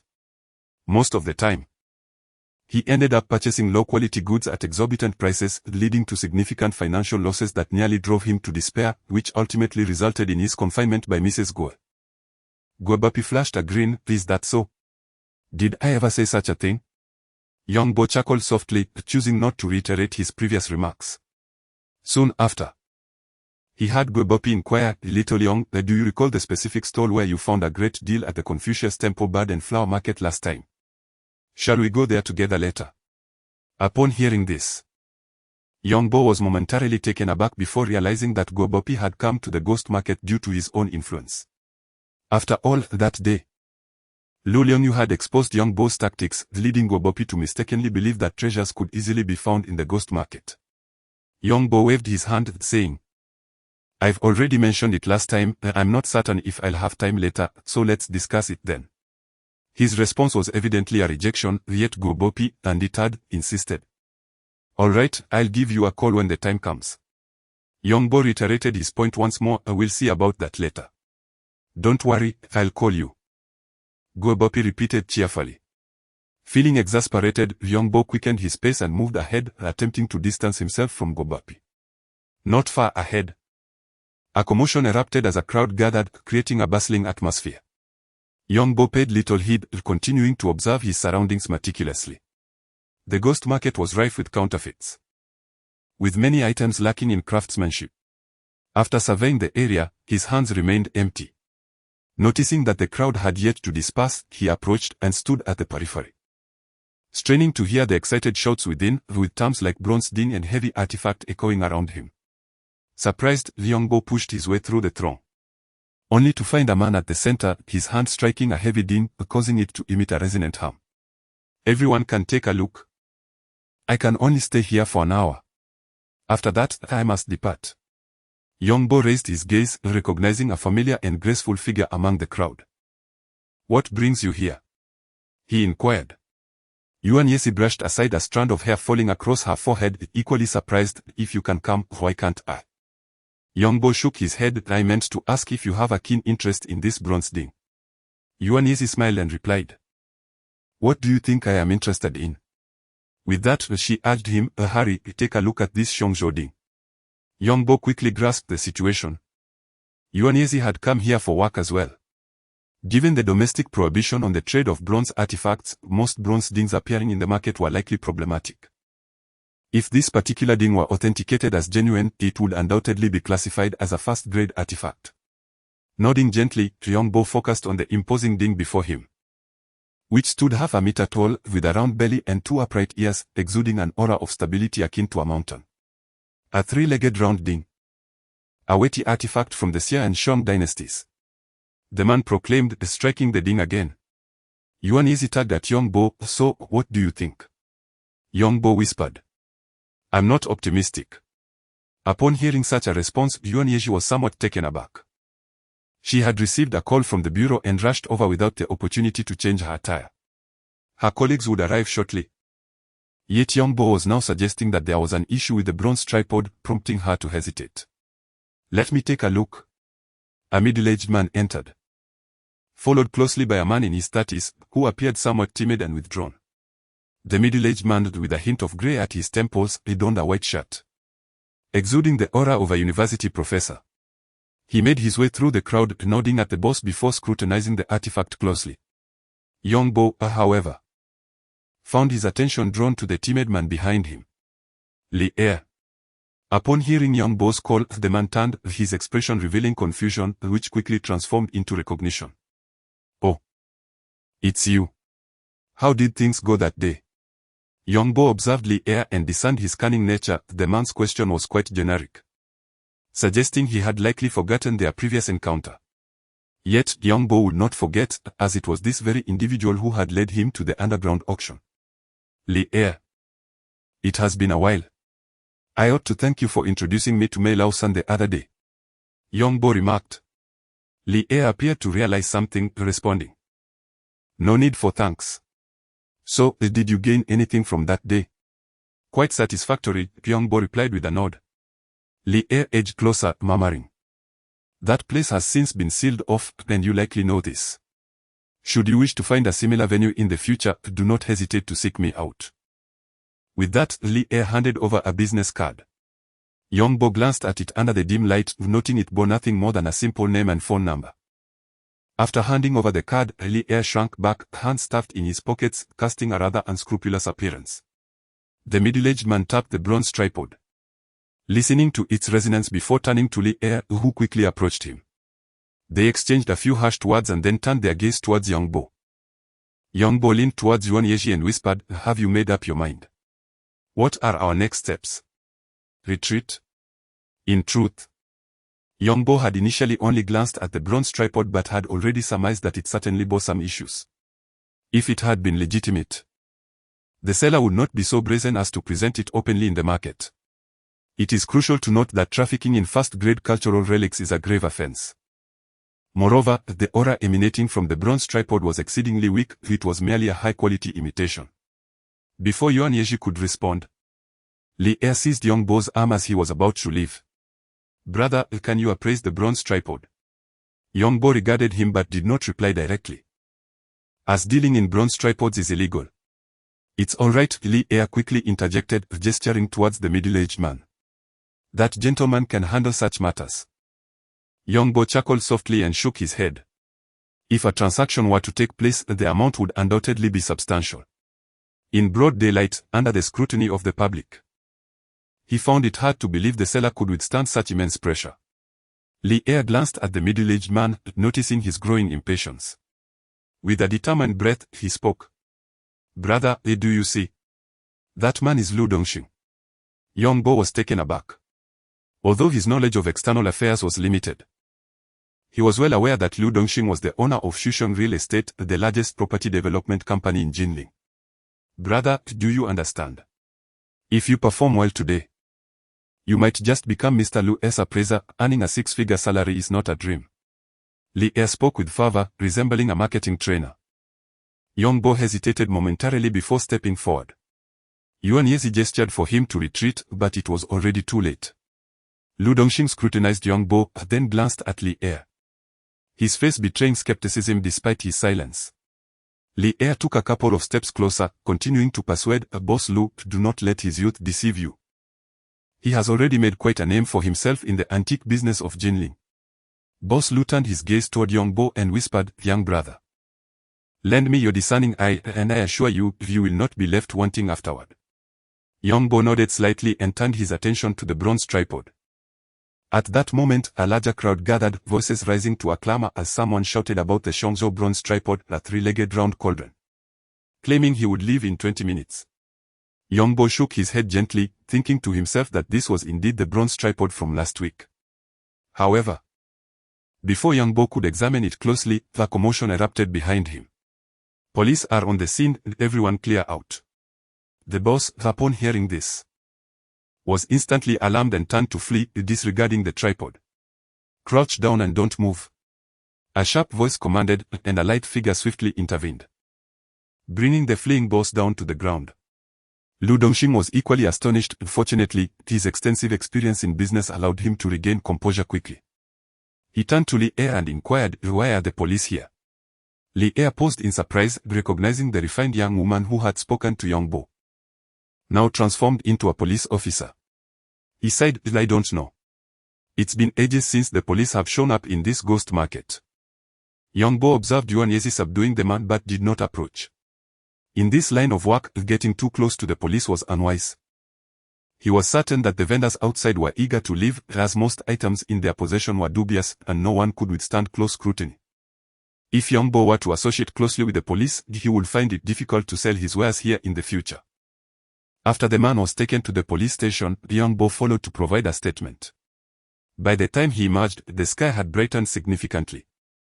Yuan Yezi was waiting outside the station, leaning against a white Jetta.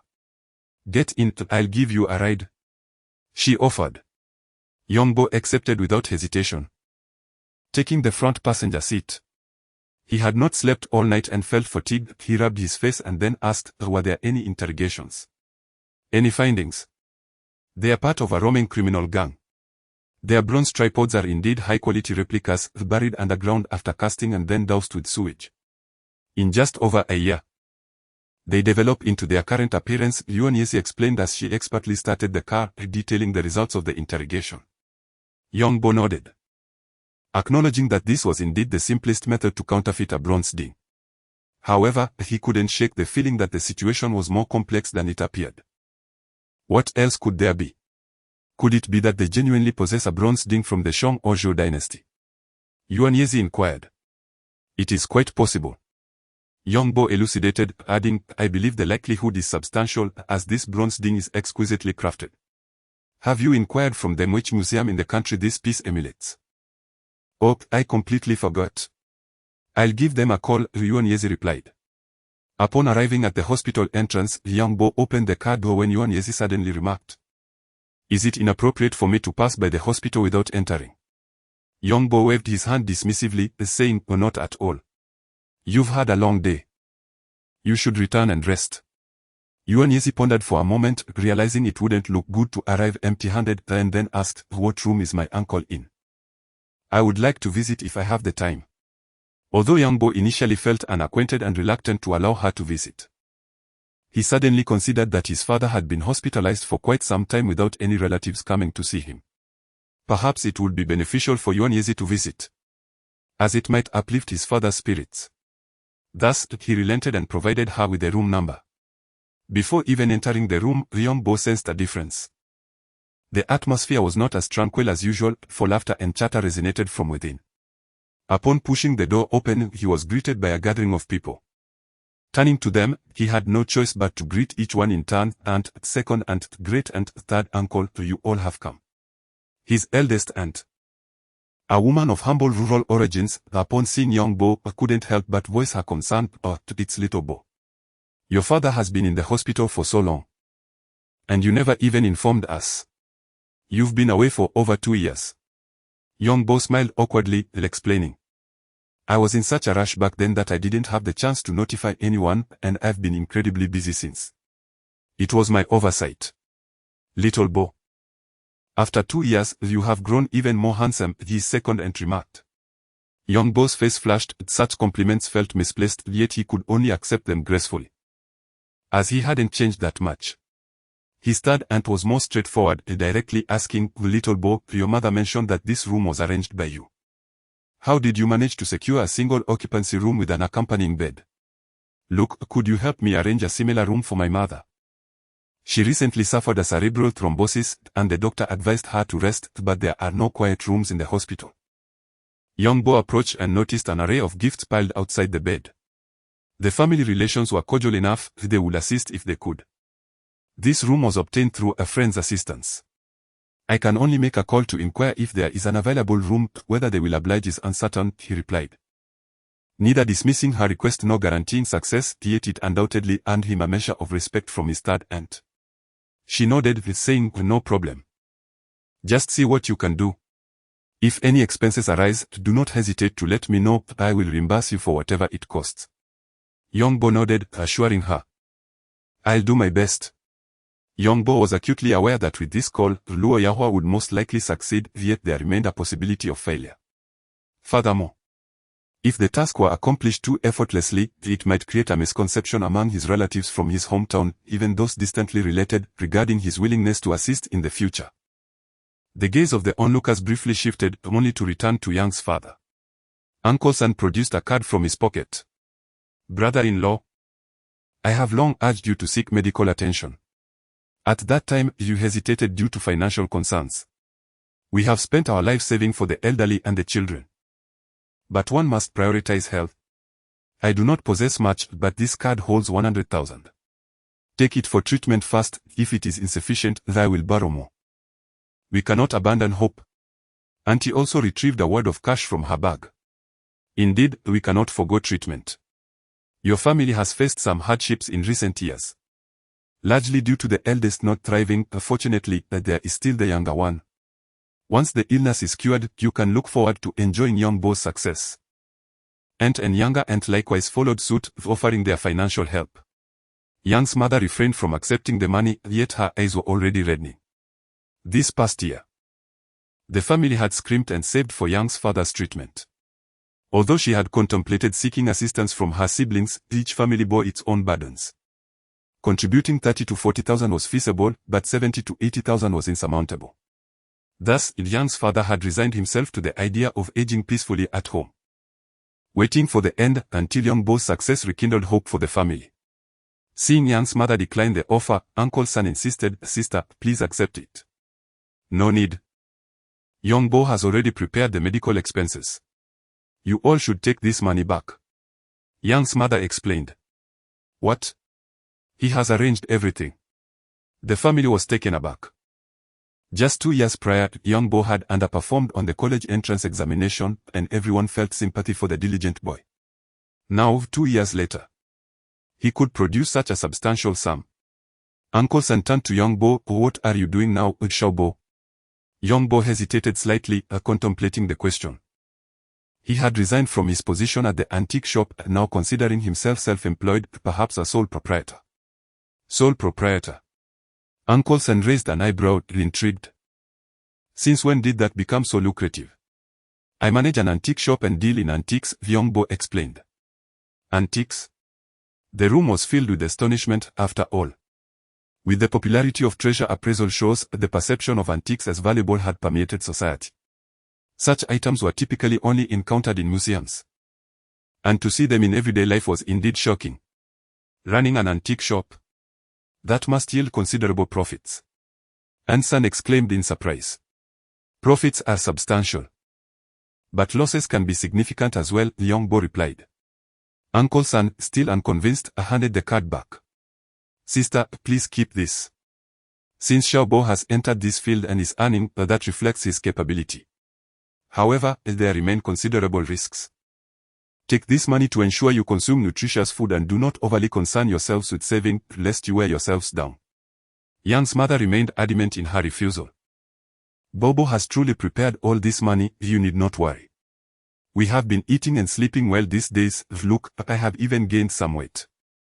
Just as she spoke, Xiaoxian stepped into the room with the thermos, and upon seeing the numerous people gathered inside, she was taken aback. However, she quickly regained her composure. Auntie, I see we have relatives visiting. Yang's mother instantly lit up with joy. Xiaoxian, come in. As Xiaoxian entered, she spotted Yongbo standing on the periphery of the crowd and nodded slightly in his direction. She then approached the foot of the bed, presenting the thermos to Yang's mother. Auntie, I brought chicken soup for uncle. Here you go, I must be on my way. Don't be in such a hurry. Yang's mother received the thermos and began introducing the guests. This is my eldest aunt, my second aunt. After completing the introductions, she turned to everyone and said, during these days in the hospital, Bobo has been busy outside, and we owe a great deal to this child, Xiaoxian, for her care. Everyone turned their gaze toward Xiaoxian, who, with her exquisite features and charming demeanor clad in a pristine nurse's uniform, appeared even more delightful. They exchanged knowing smiles. Understanding Yang's mother's implication. What a beautiful young lady, and of just the right age, quite a match. Chimed in the second aunt. Although Xiaoxian had her own thoughts. Being a young girl, she found it embarrassing to be publicly discussed in such a manner. Her face flushed crimson as she hurried out, saying, Auntie, I have other patients to attend to. I must take my leave. As Xiaoxian exited, laughter filled the room. The second aunt turned to young Bobo, quite impressive. You set your sights on a girl so swiftly. Young Bo felt somewhat helpless. He was well aware of his mother's intentions, having been prompted by her more than once. Yet, he felt he was still young and did not see the urgency in such matters. Yuan Yeji, carrying several boxes of nutritional supplements, wandered through the hospital corridor, searching for the patient room. Spotting a small nurse with a flushed face rushing past, she quickly stopped her.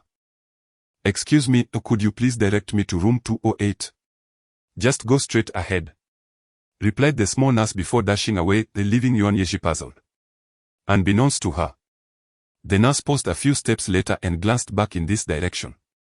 Upon opening the door, Yuan Yeji was momentarily taken aback as she observed a throng of people around the bedside turning to look at her.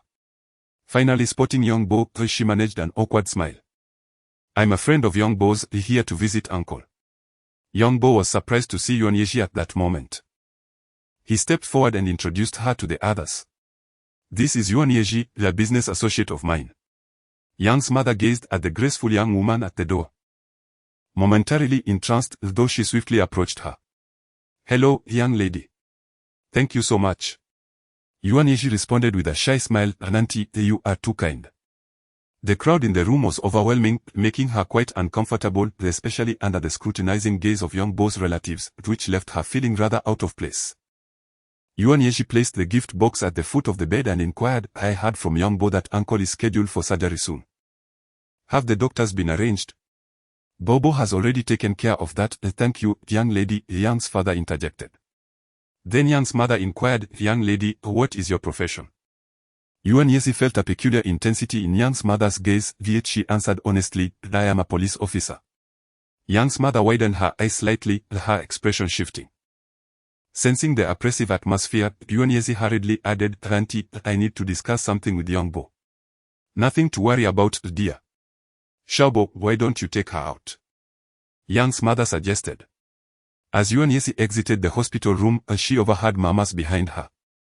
Being a police officer is dangerous, nursing seems safer, you can care for the sick. Besides, police officers often have dominant personalities. Someone like Xiaobo might struggle to assert himself. But being a police officer has its merits, good work, high salary, and convenience. Nurses often deal with patients, which can be quite unpleasant. The nurse we just saw was young, this one seems older than Xiaobo. Upon seeing Young Bo emerge, Yuan Yeji felt an overwhelming urge to grab him by the collar and demand, what is going on in your family? Do you think I'm here for matchmaking? Young Bo brushed her arm aside, asking, what brings you here? Don't try to change the subject. What did you tell your family about the nurse and police business? Are you really being set up for a match at such a young age? Yuan Yeji inquired, her curiosity piqued. Nothing of the sort, it's just my mother overthinking. Don't misunderstand, I'm not interested in you. Yongbo replied bluntly. What did you say? Yuan Yezi exclaimed furiously, gripping his collar tightly, nearly lifting him off the ground, causing him to cough. You are asking for trouble, at least I placed third in a martial arts competition. Yuan Yezi said, brimming with a sense of pride at Yongbo's disheveled state.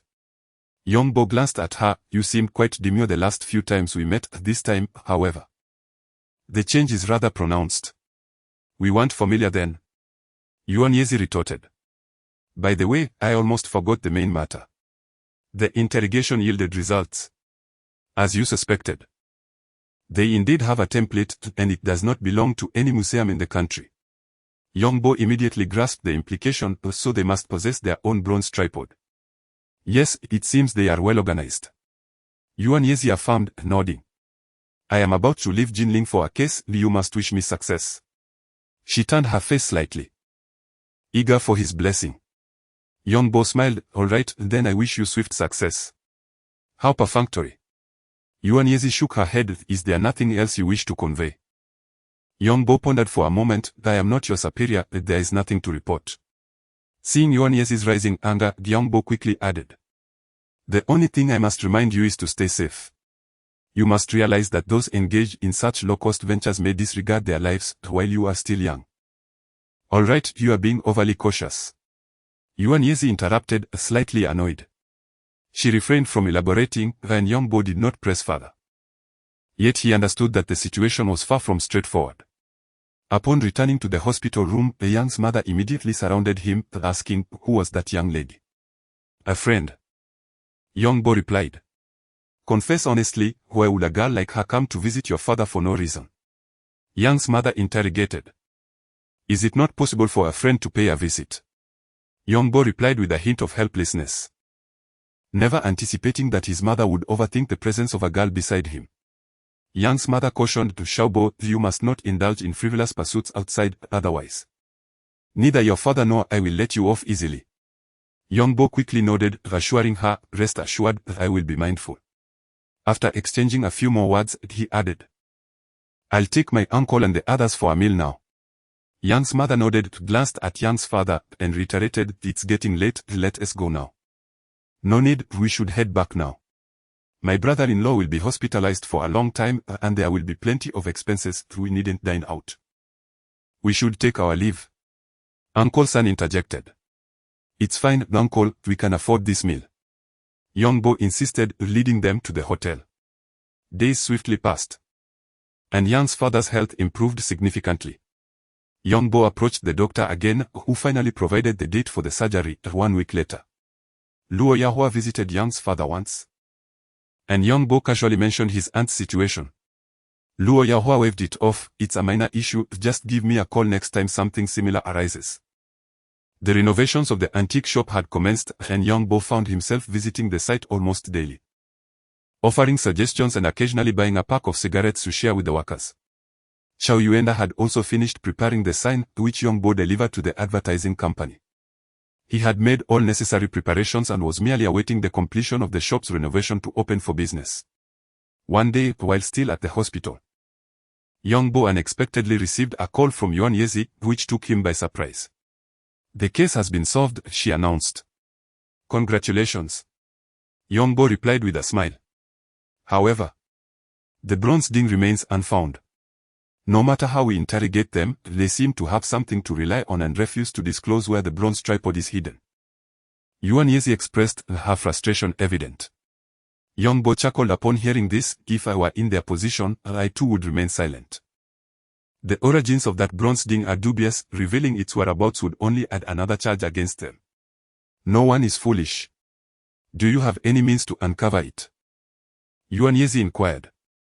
Yongbo paused briefly before shaking his head. I lack the ability to see through walls or the power of clairvoyance. If it's buried underground or hidden elsewhere, it's simply impossible to find.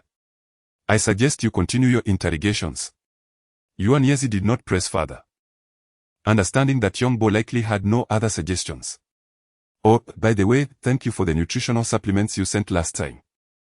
My father remarked that they are significantly more effective than those available on the market. Young Bo smiled and asked, "Where did you acquire them?" "Those were brought back by my brother-in-law from Europe, they work wonders," she replied. "That's great. Wait for me to return, and I'll send you a few more boxes." Yuanyezi did not decline the offer. "This seems inappropriate. Your brother-in-law should have purchased it for your father. It is not quite right for you to take it like this. Just tell me where to buy it and I can have someone procure it for you." Young Bo was reluctant to trouble others. "It's all right, my father is in excellent health and doesn't take supplements. Keeping them at home would only lead to waste." Yuanyezi displayed a forthright and generous nature, which starkly contrasted with her delicate Jongnon-esque beauty, leading Young Bo to increasingly feel that he was not dealing with a girl, but rather a strong woman. Young Bo busied himself daily between the antique shop and the hospital, carrying along books on the appreciation of porcelain and paintings, as well as numerous historical texts. Previously, he had enjoyed reading some unofficial histories, but now he even began to peruse various miscellaneous historical accounts. As the day of the surgery drew ever closer, Young Bo could distinctly sense a heightened tension in the atmosphere of the ward. His own disposition was rather somber. He offered a few words of comfort, but their effect was minimal. Fortunately, there was still Yi Shaoxian. With her charming appearance and lively spirit, she could easily elicit laughter from their parents with her playful antics, though she was limited to visiting only during her free time due to her responsibilities. At this juncture, Young Bo resorted to calling relatives to come over. Both sets of grandparents had passed away early, yet the siblings of his parents maintained a harmonious relationship. Even amidst the busy farming season, his aunt from the countryside made the effort to come. Young Bo felt a surge of gratitude. Naturally, he received them with utmost sincerity. His third uncle drove, and with no time to purchase a vehicle, Young Bo rented one, allowing his uncle to drive daily between his newly acquired home and the hospital. His third aunt's mother was also hospitalized, which was why they had come together the previous day. Upon their arrival at the community, they were taken aback. This complex had only been completed 2 or 3 years prior, and everything was still pristine. The community was adorned with lush greenery, fountains, streams, and pavilions, which conveyed a unique charm. His third aunt remarked, "I noticed the security at the entrance was quite strict, which made me think this community was different. Now that we are inside, it truly feels luxurious." "Xiaobo, did you really buy a house here?" His third uncle interjected. "Would Xiaobo lie about that? If he says he did, then he certainly has." Young Bo chuckled lightly. "No, it's a friend's house, I'm just borrowing it for a while. My father is about to undergo surgery, and he will need time to recuperate afterward. I don't feel comfortable sending him back home, the environment here is pleasant. And I can take evening strolls by Xuanwu Lake while I stay." His third uncle nodded. "Xiaobo, you are truly filial." Upon entering the room, his third aunt could not help but exclaim in amazement at the lavishness. "This place is incredible. If only I could own a house like this. I would have no regrets in this lifetime." His third uncle remained silent. The next day at the hospital, Young Bo was pulled into the corridor by his mother. "Xiaobo, did you buy a house?" was her immediate question. Young Bo was taken aback, glancing towards the ward. His uncle and aunt had left earlier to buy groceries. He had only reminded them the night before not to disclose anything, as he wanted to surprise his parents. He never expected that by the following morning, his aunt would let it slip. Young Bo pondered slightly. Previously, he had deceived his uncle and others with the pretext of renting a house, simply because he felt that his rapid accumulation of wealth might arouse suspicion. Yet, now confronted by his mother, he was reluctant to resort to falsehoods. "I acquired the house in exchange for an ancient coin, however, the transfer of ownership has yet to be finalized. I suppose I am merely borrowing it for now. Please do not mention this to others, it is better if fewer people know," he explained. Young's mother, well aware of the value of discretion, could not help but inquire, "What is its worth?" After a brief pause, Young Bo replied, "Including 2 parking spaces, approximately 2,800,000. Young's mother opened her mouth in surprise. And after a moment, she said, "Let us keep this matter to ourselves." Yi Shaoxian stood at the corner, holding a tray of medicine, her cherry lips parting momentarily before she leaned against the wall. As the date of the surgery approached, Young's father grew increasingly anxious. The arrival of relatives and friends did little to alleviate his distress, rather, it only intensified his agitation. On the eve of the surgery, young Bo returned to the hospital after seeing off the relatives, only to find his father lying sideways on the bed while his mother sat on a small sofa nearby, her head buried in tears. Young Bo had been gone for but a short while, and he had not anticipated such a turn of events. He remained silent, sitting beside them until he noticed his mother's emotions had stabilized. Then he gently inquired, "Mom, what has happened?" At this, his mother immediately burst into tears again, lamenting. "Your father insists that your brother's current state is the result of my indulgence. Is this truly my fault? We raised both sons together, why is the eldest so disappointing? Isn't it your indulgence that led to this? Which child dares to gamble away their father's life savings? Such a wretched son. What more can be expected from him?" Young's father shouted, turning away in frustration before falling silent again. Young Bo, at a loss for how to comfort them, finally said, "I cannot locate him at the moment. But once the surgery is over, I will return to Lishue to bring him back, and I will arrange a job for him. I will even cover the expenses for him to buy a house in the future." Young Bo understood his father's sentiments and could sense his unspoken worries. Despite the high probability of success for the surgery, his father remained preoccupied with the eldest son. As expected, no sooner had young Bo finished speaking than his father turned back, hesitating for a moment before exclaiming, "That wretched child. Why do you still concern yourself with him?" Upon hearing this, young Bo understood better and replied, "Let us wait and see. When I find him, I will ask whether he intends to stay in our hometown or move to the city. Once he decides, I will purchase a house for him, and then, Mom, you can help him find a wife. He must come to the city, he cannot remain in Lishue with those bad influences around him. He will never learn to improve." Young's father insisted. Young Bo nodded in agreement. "Very well." Following this exchange, the room fell into a quiet stillness. Young's father felt a sense of relief, while young Bo's heart ached, leaving him somewhat unsettled. Stepping out of the hospital building and circling the flower bed, young Bo could not help but lift his head, suppressing the sting in his nose. Having spent 2 years in Jinling, he had only returned to Lishue twice in the first year. Thereafter, he never went back. At that time, he deceived his parents, claiming he lived in a residential community, when in truth, he had been residing in the shop all along. Over these 2 years, his parents had never come to visit him even once, nor had they called during the festive seasons. He sent home the majority of his salary each month. While during this same period, young Lang asked for pocket money from home each month, and astonishingly, Young's mother even gave him the 200,000 that had been sent home. Young Bo sniffed, sighing internally. He found it hard to comment on his parents' attitude. He decided that in the future, they would live separately, as he had already attained financial independence. After all, it was merely a matter of a few years. Yi Xiaoshen followed young Bo out, noticing him sitting on the garden steps, lost in thought as he gazed at the sky. The moonlight cascaded down, enveloping him, making him appear even more radiant.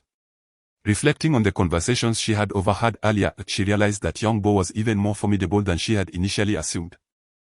He had managed to exchange an ancient coin for property valued at nearly 3 million, a feat that far surpassed that of his peers still in school.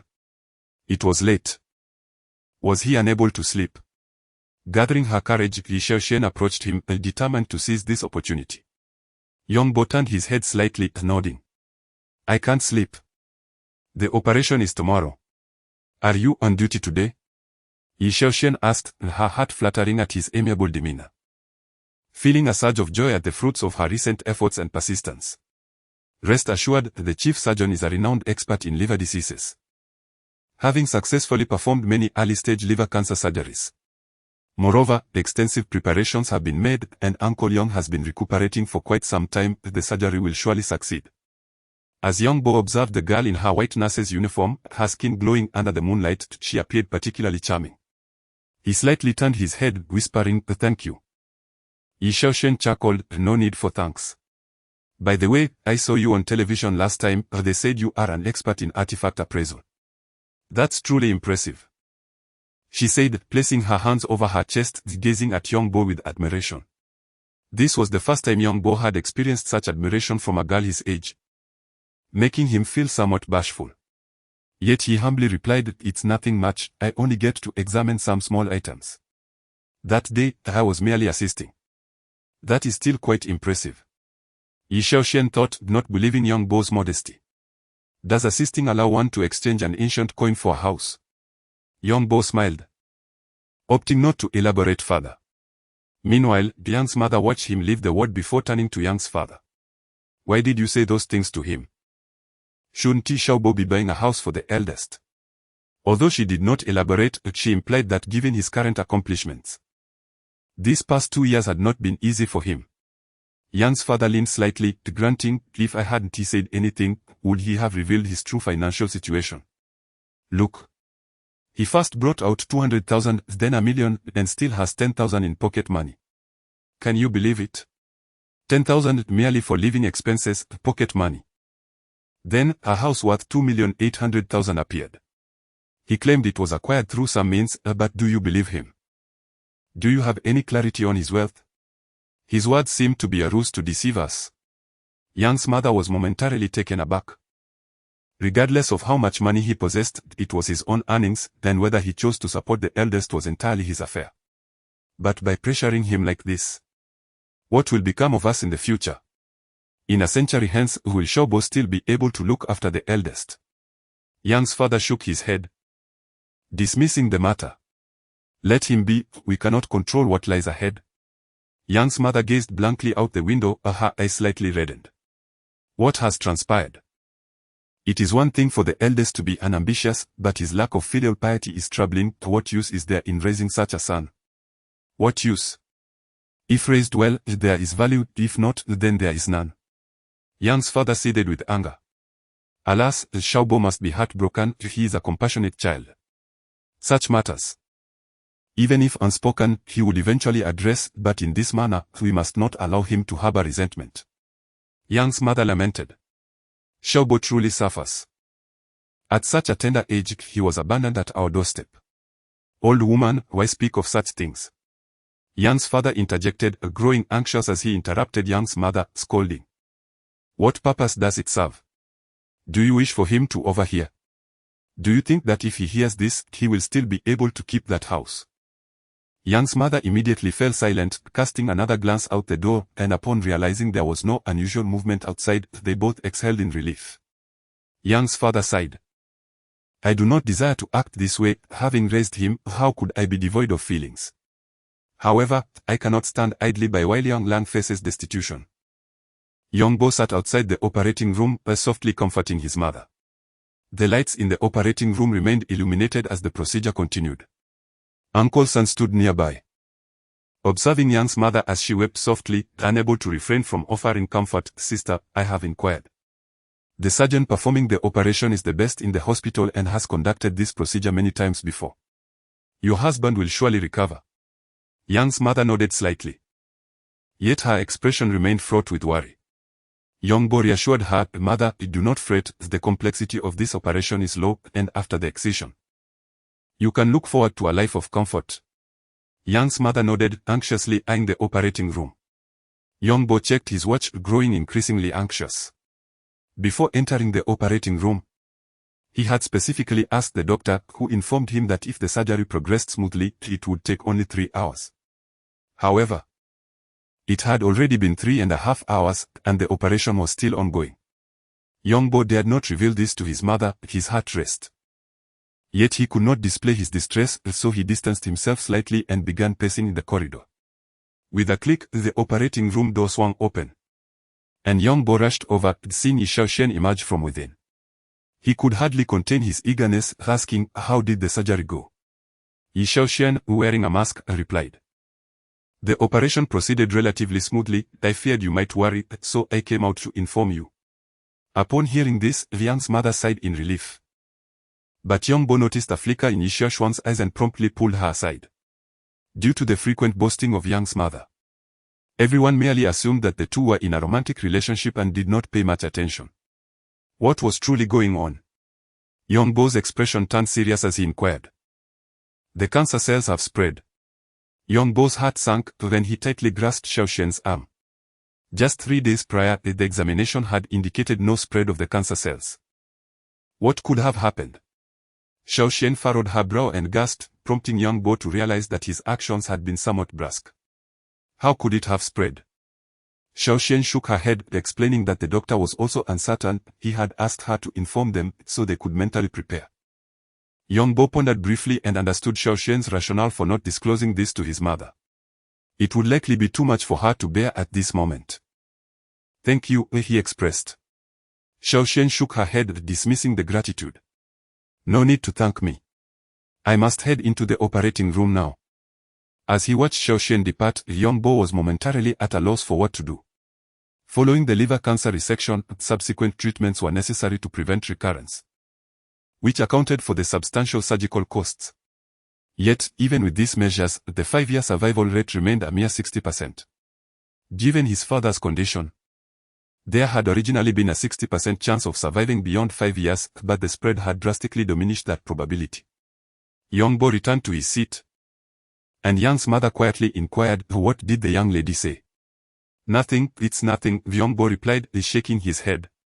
Yang's mother smiled gently, stating, "Once your father's surgery is complete, he won't be in the hospital much longer. You won't have many opportunities to visit. And I think that girl is quite wonderful. The key is that she genuinely cares for you. Where else could you find such a good girl?" Young Bo sighed, "Mom, please don't concern yourself with this matter." Yang's mother chuckled, seized the opportunity. After 5 hours had passed since the surgery began, Yang's mother finally sensed something was amiss. "Xiaobo, didn't I ask you to inquire about the doctor? How long should the surgery take?" Young Bo felt a tightening in his chest but replied, "Mom, the duration of surgery isn't fixed. It varies based on each individual's physical structure and the complexity of the operation, so there will definitely be differences. You needn't worry. By your logic, do people have different livers?" Yang's mother seized upon the inconsistency in Young Bo's words. Young Bo hesitated slightly, assuring her, "It's fine, you needn't worry." Yang's mother's demeanor shifted. "Xiaobo, you never lied before. Whenever you did, you would lower your head and confess. What did Xiaoxian truly say?" All eyes turned toward them as Young Bo opened his mouth, struggling to articulate a response. "Yong Lang!" came an exclamation from his aunt. Everyone turned to see Yong Lang. One arm bound in white gauze and hanging from his neck, his hair sleek and his clothes soiled. Yong Lang, feeling the weight of their gazes, appeared somewhat anxious. Mom, I just came to check on Dad's surgery progress." Young's mother glared at Yong Lang, her heart aching at his disheveled appearance, her eyes reddening. The tender words she wished to express suddenly turned harsh. "How dare you return? Even if your father were to die, I wouldn't want you to inquire." Yong Lang stood in the corridor, dazed, as the echo of his mother's scolding reverberated in his ears. "Even if your father is dead, do not ask. Do not ask." He turned to look this way, sniffled, and said, "Xiao Er, take good care of Mom and Dad." After uttering those words, he unexpectedly turned and walked away. Yang's mother, in a state of panic and trembling, never imagined that her son, who usually bore a thick skin, could be driven away by a single remark. "Yong Lang, come back," she called out, but he seemed to not hear and resolutely continued to walk away. "Uncle, please help chase after him." Young Bo, seeing his mother crumple, quickly supported her and urged his uncle. As his uncle rushed off to pursue Yong Lang, Young Bo managed to help his mother sit down with the assistance of relatives. Yang's mother stared blankly in the direction Yong Lang had departed, tears streaming down her face like pearls from a broken necklace. With a sudden sound, the lights of the operating room extinguished, prompting everyone to glance over. Yang's mother hastily wiped away her tears and stood up, supported by Young Bo. The doctor emerged, and Yang's mother hurried over, asking the doctor, "How did the surgery go?" The doctor, his hair graying and exhaustion etched on his face, spoke in a somber tone. "The operation went quite smoothly, but..." Yang's mother felt a momentary relief, but the word "but" caused her heart to sink. "Doctor, is there a problem?" "The cancer cells have spread," the doctor explained. "These spreading cells were too concealed to be detected earlier. Although I have removed that portion, the recovery may not proceed as we had hoped." The doctor sighed softly. "Post-operative recovery?" Young Bo inquired. "Are you suggesting that the likelihood of recurrence is high?" "Generally, We employ a combination of Eastern and Western methods to prevent recurrence, but after the spread, I can no longer ascertain the extent of the cancer cell proliferation or whether it has been eradicated. You all must prepare yourselves mentally for certain outcomes, of course. There is also a possibility of a positive turn of events. After a brief explanation, the doctor turned to leave. The group was left momentarily stunned. Young's mother turned to young Bo, asking, "Oh, what does he mean?" A bit pessimistic, young Bo replied. Silence enveloped the room. Over the past year, young Bo had tirelessly gathered funds for the surgery, and none had anticipated that such a situation would ultimately arise. After the surgery, they refrained from informing Young's father about the spread of cancer cells. He remained in good spirits. Yet his demeanor soured upon hearing that young Lang had come and then left. Young Bo felt a weight lift from his heart, although the doctor had indicated lingering issues. At least the obsession that had consumed him for the past year was finally relinquished, granting him the energy and strength to pursue other endeavors. The renovation of the antique shop was still underway, and young Bo frequently visited to oversee the progress. Meanwhile, Luo Yaohua, Chao Yuenda, and Lu Liongyu had also visited the hospital to see old Yong and had offered considerable help. One day, as young Bo stepped out of the shop, intending to visit Jiatang, he was momentarily taken aback by the figure before him. "Brother Yong, you came out from here. Isn't this place under renovation? Have you taken over this shop?" Li Er narrowed his eyes, having long coveted this storefront. However, during the period when Jia Huairen transferred it, he was absent from Jinling. By the time he returned the next day, it had already been handed over to someone else. He had learned that the new owner was surnamed Yong. Could it be the person before him? Young Bo smiled, knowing such matters could not remain concealed for long, and thus did not bother to hide the truth, stating that he had only recently acquired it. Li Er clasped his hands in greeting, exclaiming, "Congratulations, Brother Yong. I truly did not expect such a prime location. It will surely bring you abundant wealth in the future." Young Bo smiled in response, saying, "Then I shall borrow your auspicious words." After exchanging a few more pleasantries devoid of substance, Li Er turned to young Bo, saying, "Brother Yong, some time ago we gathered around the bronze cauldron. But when the police arrived, Boss Lu and I had to withdraw. You know, brother, Boss Lu's status is different. Even if he were apprehended, he would undoubtedly be released. But it would still be a loss of face. At that time, I regret not having taken you along in our retreat." Li Er's face was full of contrition as he clasped his hands, seemingly sincere. Young Bo was well aware of the underlying reasons. Boss Lu was immensely wealthy, and it was best not to involve him. In truth, this matter did not concern him greatly. "You are too kind. It was I who was unable to escape in time, and it would be unfair to blame anyone. Fortunately, that bronze cauldron was merely a forgery. I only took a simple statement and returned, without expending too much effort," young Bo replied with a smile. Li Er shook his head. "Had I not urged you to authenticate it, you might have already left." Suddenly, as if struck by an idea, Li Er looked up and said, "Brother Yong, I am going to Taizhou tomorrow with Boss Lu to discuss a business deal. If you have time, would you care to join us?" Young Bo initially considered declining. But upon reflection, he realized that Boss Lu was a billionaire. Such an opportunity to meet someone of his stature could not be trivial. Moreover, if he could cultivate a relationship with Boss Lu, wouldn't it make dealings in antiques much easier in the future? Thinking this, Young Bo nodded and said, "Certainly. It would be my honor to accompany you and Boss Lu." Li Er smiled broadly. "Brother Young, your willingness to take over the antique shop shows great confidence in your abilities. I would appreciate your expertise during our outing." Young Bo took this as mere politeness. For with Boss Lu's status, it was customary to bring an appraiser when purchasing artifacts. The last time, for reasons unknown, an appraiser was absent. Surely this time he wouldn't travel alone. "Brother Li, you flatter me. I am not particularly skilled, merely a supportive presence at best," Young Bo modestly remarked, before inquiring, "Which esteemed appraiser usually accompanies a prominent figure like Boss Lu?"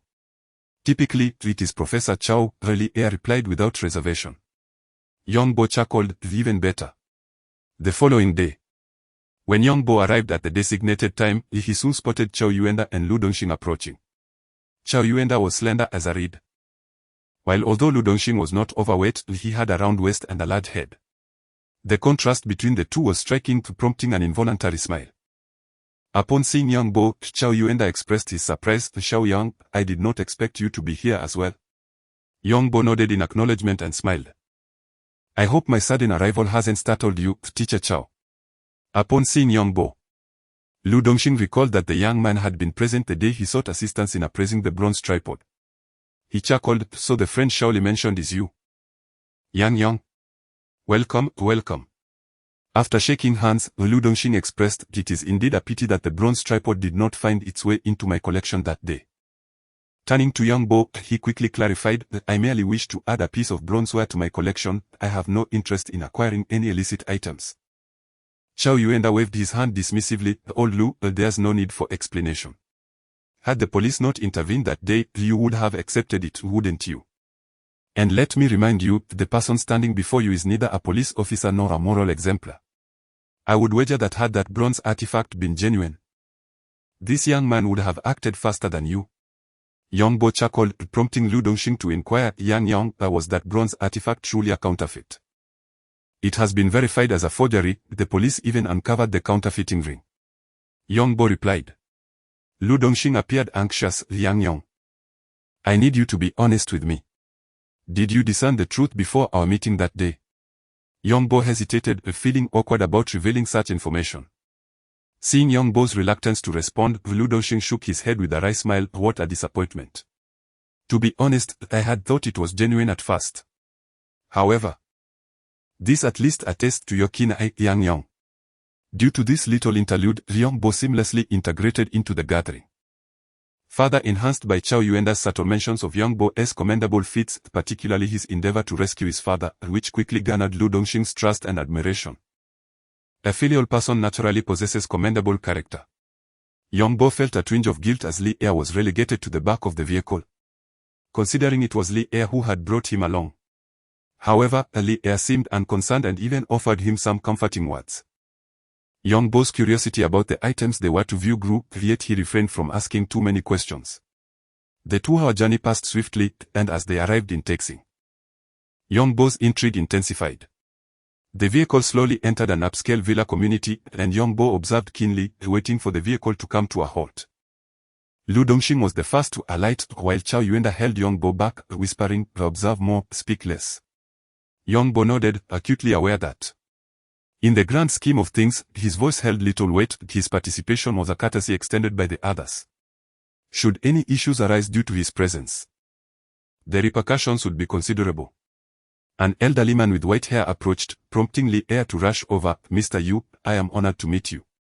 The elder, Mr. Yu, turned to Lu Dongxing with a look of surprise, exclaiming, thank you. I never expected you, Boss Lu, to grace us with your presence. Lu Dongxing responded to Mr. Yu. Too kind.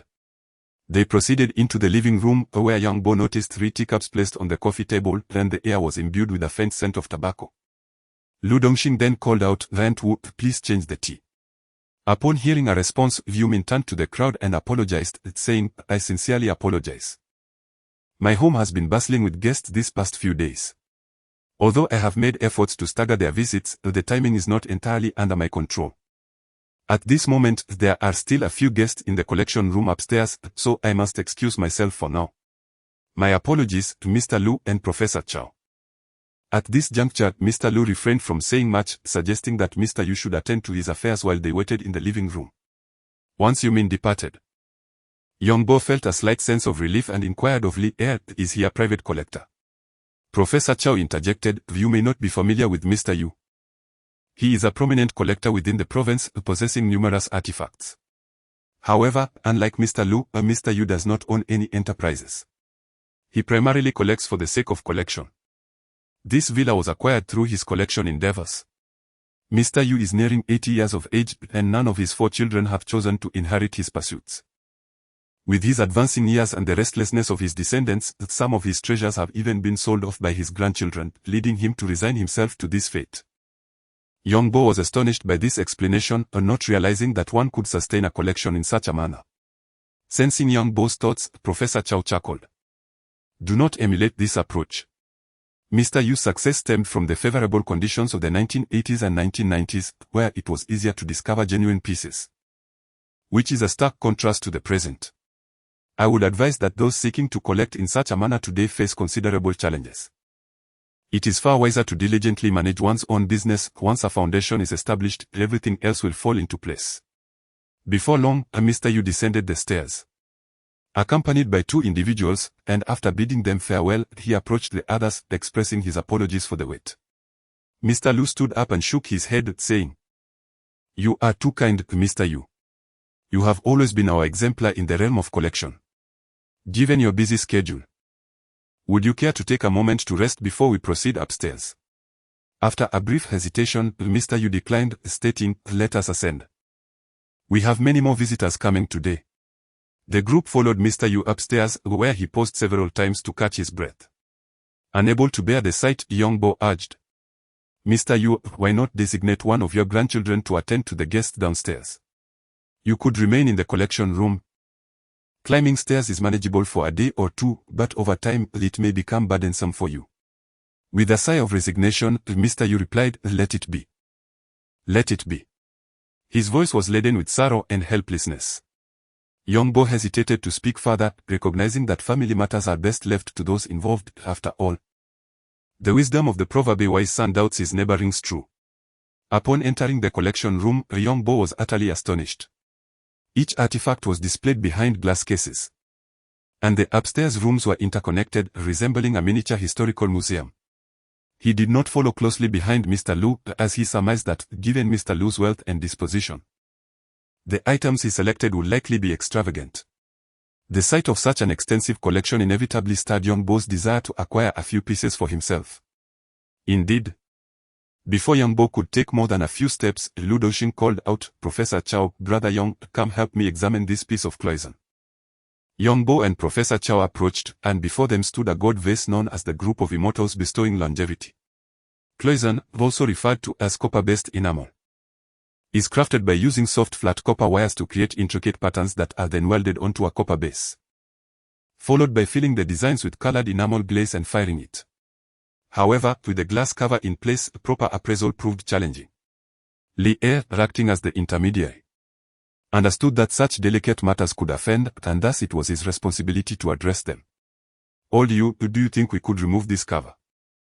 Yu Min shook his head, clarifying that it was not a matter of distrust, but with so many visitors recently, allowing such requests could potentially damage the items inside. Therefore, only those who were certain of their intention to purchase could have the cover lifted. This was merely an excuse, yet no one dared to voice their dissent. The blue glaze, akin to glass, radiated a gentle luminescence. Chao Yuenda circled the gold vase twice before nodding at Lu Dongxing. Upon seeing this nod, Lu Dongxing, without inquiring about the price, declared, "Let us remove the cover right now." Yongbo observed the dazzling light converging at the neck of the gold vase, the halo thick and indicative of a period between the Yongzheng and Qianlong reigns. Suddenly, he was taken aback, for he noticed that the halo appeared somewhat different from those he had encountered previously. It was fragmented. The halo was not a complete entity, but rather a collection of disjointed pieces. Such a phenomenon had never occurred before. "Stop!" Yongbo exclaimed, halting Lu Dongxing's attempt to unlock the cover. Ignoring the puzzled gazes of Lu Dongxing and the others, Yongbo turned to Yu Min, asking, "Old Yu, does this mean that once opened, the items within must be purchased?" Yu Min looked at Yongbo and nodded, affirming, "But that is correct." Yongbo slightly lowered his head and inquired again, "Are the items beneath the glass cover clearly priced, or is there room for negotiation?" "Clearly priced." Yu Min pointed to a small tag beneath the glass cover. Yongbo bent down to read the tag, which displayed a price of 4 million. This valuation was considerably lower than market rates. He turned to Li Er, "Brotherly, wasn't this clarified before?" "Xiaoyang, this information was indeed conveyed earlier, but you were not present at that time, which is why you are unaware," Li Er responded. Chao Yuenda then interjected, asking, "Do you have any other questions?" Yongbo shook his head, sensing an unsettling discrepancy. Feeling unsettled, Chao Yuenda was momentarily taken aback. He valued Yongbo's insights, especially given the young man's recent display of considerable acumen, though this particular reason seemed somewhat tenuous. "Young man, you are still quite young and likely have not encountered many such items. This piece of cloison was purchased by me 20 years ago for 3,000 yuan back then. It was 1985 and you were probably just born. Yumin chuckled. Yongbo frowned. He despised when others invoked age and experience to assert dominance. Using seniority as a means to belittle others, it was nothing more than ageism. Lu Dongxing's ability to expand his business naturally stems from his openness to opinions. He turned to Yongbo, inquiring, "Brother Yong, is it merely an instinct that feels amiss?" Yongbo nodded without uttering a word, feeling that his earlier outburst was rash. The cloison in question had been authenticated by Chao Yuenda, and challenging it openly had clearly undermined Chao's dignity. He glanced apologetically at Chao Yuenda, who seemed oblivious to Yongbo's gesture, his brow furrowed in thought. "How about this?" proposed Yumin. "You all take a look at the other items for now. And when we conclude, if Mr. Lu still desires to examine this piece, we can revisit it." This suggestion was met with approval from Lu Dongxing. "Mr. Yu, as long as we remain in the collection room, no outsiders will intrude, correct?" Lu Dongxing sought reassurance. "Rest assured, no one shall disturb us," Yumin promised. The group then dispersed. With lingering doubts from earlier, Yongbo began to inspect other porcelain pieces. A few glass displays in the collection room were empty. Yet the porcelain was plentiful. After examining several items without uncovering any issues, Yongbo found himself growing perplexed. What had transpired earlier? Startled by a voice behind him, Yongbo turned to see Chao Yuenda standing closely. "It was instinct," Yongbo replied. Chao Yuenda shook his head skeptically. "I do not believe you. You are not one to act so recklessly. Do you not trust me?" Yongbo glanced at the distance, noting that Yumin, due to health constraints, was not following closely, and the other two had drifted far away. He nodded and whispered, "I noticed a few cracks on that cloison." Chao Yuenda frowned. "Isn't it rather normal for porcelain to have some cracks?" After uttering this, he suddenly realized, "Do you suspect?" Yongbo nodded. "It's merely a suspicion." Chao Yuenda acknowledged. "Then we must be vigilant. Your insight was invaluable just now." They exchanged no further words, having clarified their thoughts, and then parted ways. Yongbo inspected 2 paintings and 2 porcelain pieces, yet found no issues. However, the items here were not as straightforward as he had anticipated. They were a mixed assortment. Reflecting on Yumin's earlier remark about the influx of visitors, Yongbo began to grasp certain implications. Some items had been sold, leaving gaps that needed to be filled. Yet Yumin's collection could not be limitless. Consequently, the newly added items might very well harbor problems. Even certain pieces from the original collection could be flawed. Once again, Yongbo was beckoned over, this time to examine a pastel floral plate. Chao Yuenda indeed brought out a magnifying glass. Yet Yongbo observed that the light ring was intact but exceedingly thin, not corresponding to the indicated Qing dynasty Qianlong period. Chao Yuenda shook his head without further comment. While Lu Dongxing appeared somewhat disheartened, having encountered issues with both items he had chosen. Turning to see Yumin standing nearby, Lu Dongxing hesitated, words caught in his throat. Chao Yuenda, fully aware of the implications, felt no trepidation in offending Yumin. This piece was from the Guangxu period, significantly inferior to Qianlong porcelain, and in terms of value, they were not even on the same scale. Although Lu Dongxing had examined numerous artifacts, he was certainly no fool. He nodded slightly and made his way toward the cloison piece he had previously admired. "I still wish to acquire this one," Lu Dongxing insisted, pointing at the cloison under the glass cover, displaying a hint of obstinacy. Yongbo speculated that throughout this time, his mind had been fixated solely on this particular item. Chao Yuenda furrowed his brow, eager to ascertain the truth. He placed a magnifying glass against the glass surface, scrutinizing it intently. Yumin remained still, momentarily startled by Chao Yuenda's actions. However, he quickly regained his composure, for under the magnifying glass, the patterns on the cloison became increasingly distinct, without a single flaw in sight. Chao Yuenda straightened up and looked towards Yongbo. Yongbo remained silent, retrieving his own magnifying glass from his pocket and placing it on the item. "My lens offers significantly greater magnification," he elucidated. Yumin gasped in astonishment, soon witnessing the intricate web of fine cracks revealed through the lens. "This cloison has issues," Lu Dongxing exclaimed. Yumin, standing a short distance away, changed color slightly but forced a smile, remarking, "These cracks are likely a result of the firing process, after all." Many ceramics exhibit crazing, and Guware is particularly esteemed for its cracks. However, this statement was somewhat superfluous, as even Lu Dongxing, who had yet to grasp the current situation and understood that these cracks posed a significant problem, possibly explaining Yongbo's earlier caution. Professor Chao, what do you make of this? Lu Dongxing inquired. Chao Yuanda gestured towards Yongbo, suggesting this was first noted by Yongbo to let him elucidate. Yongbo, feeling somewhat reluctant, admitted. I am aware of a particular restoration technique that could produce such an effect. Yumin knitted his brows, refraining from further explanation or dispute. Yongbo chose not to elaborate further. Lu Dongxing cast a sidelong glance at Yumin but did not press for more information. Very well. Let us continue to explore other items, he declared. Yumin exchanged a glance with Yongbo, slightly shook his head, and remained silent. After taking a few steps, Yongbo suddenly inquired, Mr. Lu, are you interested in porcelain?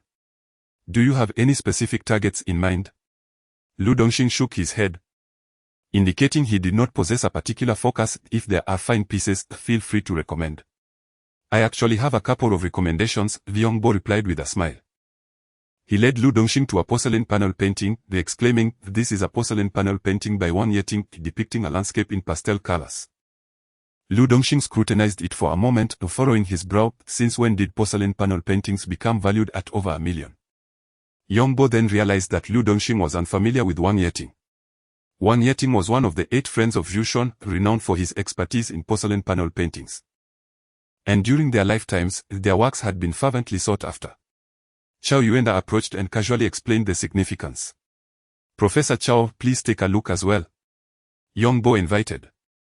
Knowing that Lu Dongxing still held reservations about him, Chao Yuanda nodded in agreement. Certainly, I am keen to see your discerning eye at work. Chao Yuanda examined the items with a magnifying glass, and after a brief moment, he stood upright, declaring one piece to be quite commendable. Lu Dongxing, who had come to acquire goods, waved his hand decisively, instructing, take this one. Li Er, standing aside, finally found his purpose, diligently jotting down the identification number of the porcelain painting. This piece was Shatao's lotus painting. Yongbo then pointed to another artwork. Chao Yuanda approached once more, appraising it thoroughly before nodding in approval. Lu Dongxing gestured towards Li Er, who continued to note down details with his pen. After 2 pieces were mentioned, Yongbo fell silent, realizing that each recommendation required Chao Yuanda's reassessment. This arrangement made it appear as though Chao Yuanda was merely assisting him. Having previously overlooked this dynamic, he could no longer ignore it and felt compelled to seize his recommendations. Is that all? Lu Dongxing inquired, having successfully acquired 2 items and now noticing Yongbo's stillness. That is all. I hardly viewed many pieces, and these 2 caught my eye, Yongbo explained. Chao Yuanda interjected, you needn't hold back if you have recommendations. Just speak up. Yongbo shook his head, insisting there were no more. Lu Dongxing turned to Chao Yuanda, saying, Professor Chao, could you recommend a few pieces for me? Earlier, when Chao Yuanda had misjudged a cloison item, Lu Dongxing had not paid it much mind, considering Chao Yuanda an experienced connoisseur. To him, the cloison's repair was expertly executed, with the cracks virtually invisible. He surmised that Yongbo's discovery was merely a result of youthful acuity. Chao Yuanda did not decline and led Lu Dongxing over a Hongwu dynasty red glazed plum vase, a Kongxi period floral and bird decorated bowl with gilding. The mere mention of these 2 porcelain pieces sent a shiver through Yongbo, for he had noted their pricing, which significantly exceeded market value, prompting his earlier reluctance. Chao Yuanda, too, bore unspoken burdens. He had served as Lu Dongxing's appraiser for some time, always the sole authority present, irrespective of the circumstances. Yongbo's arrival had evidently diminished his voice in the matter. Although he recognized Yongbo's restraint in not speaking excessively, he felt compelled to assert his position and defend his authority. These 2 items were both valued in the millions, and although slightly overpriced, they were indeed authentic. Lu Dongxing scrutinized the pieces before turning to Yongbo, stating, Brother Yong, come and lend your discerning eye. This declaration sent shockwaves throughout the room. Li Er, who had been poised to take notes, froze, hastily closing his notebook. Despite the need to consider Chao Yuanda's feelings, Lu Dongxing was his patron, the one who could part with his money, then he intended to follow Lu Dongxing's lead. Chao Yuanda remained momentarily stunned. realizing with a dawning comprehension that he had perhaps overestimated his own status. In the presence of a wealthy individual like Lu Dongxing, the sentiments of an appraiser might hold little weight. Oh, Professor Chow, my skepticism towards your capabilities is not the issue, rather. I simply believe that Brother Young possesses commendable skills, and it would be prudent to have him take a look, explained Lu Dongxing. Chow Yuenda nodded, acknowledging that Lu had shown a modicum of consideration for his dignity and had provided him with a graceful way out.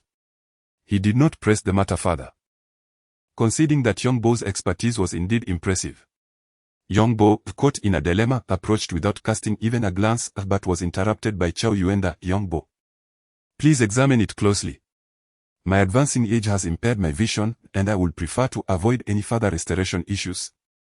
Upon receiving a signal from Chow Yuenda, Young Bo hesitated no longer and turned to scrutinize the item. Before long, Young Bo rose, affirming that everything was satisfactory. Lu Dongxing exhaled with relief, remarking, at last, this visit has borne some fruit. It was then that Li Air began to jot down notes. Young Bo exchanged a glance with Chow Yuenda, both feeling discomfort by Lu Dongxing's earlier reaction. In Young Bo's perspective, even within a contractual relationship, that there should exist a semblance of camaraderie, however. Lu Dongxing's actions shattered this illusion, revealing their interaction to be purely transactional. Subsequently, Young Bo distanced himself, refraining from suggesting any further items, while Lu Dongxing appeared disinclined to spend more. The 4 pieces they had already discussed amounted to nearly 17 or 18 million, and he felt content. Moments later, Young Bo paused by a wooden box, observing the bright yellow satin within, which housed a piece of Hatian jade depicting guanyin. He glanced at the price tag, 35,000. A reasonable sum.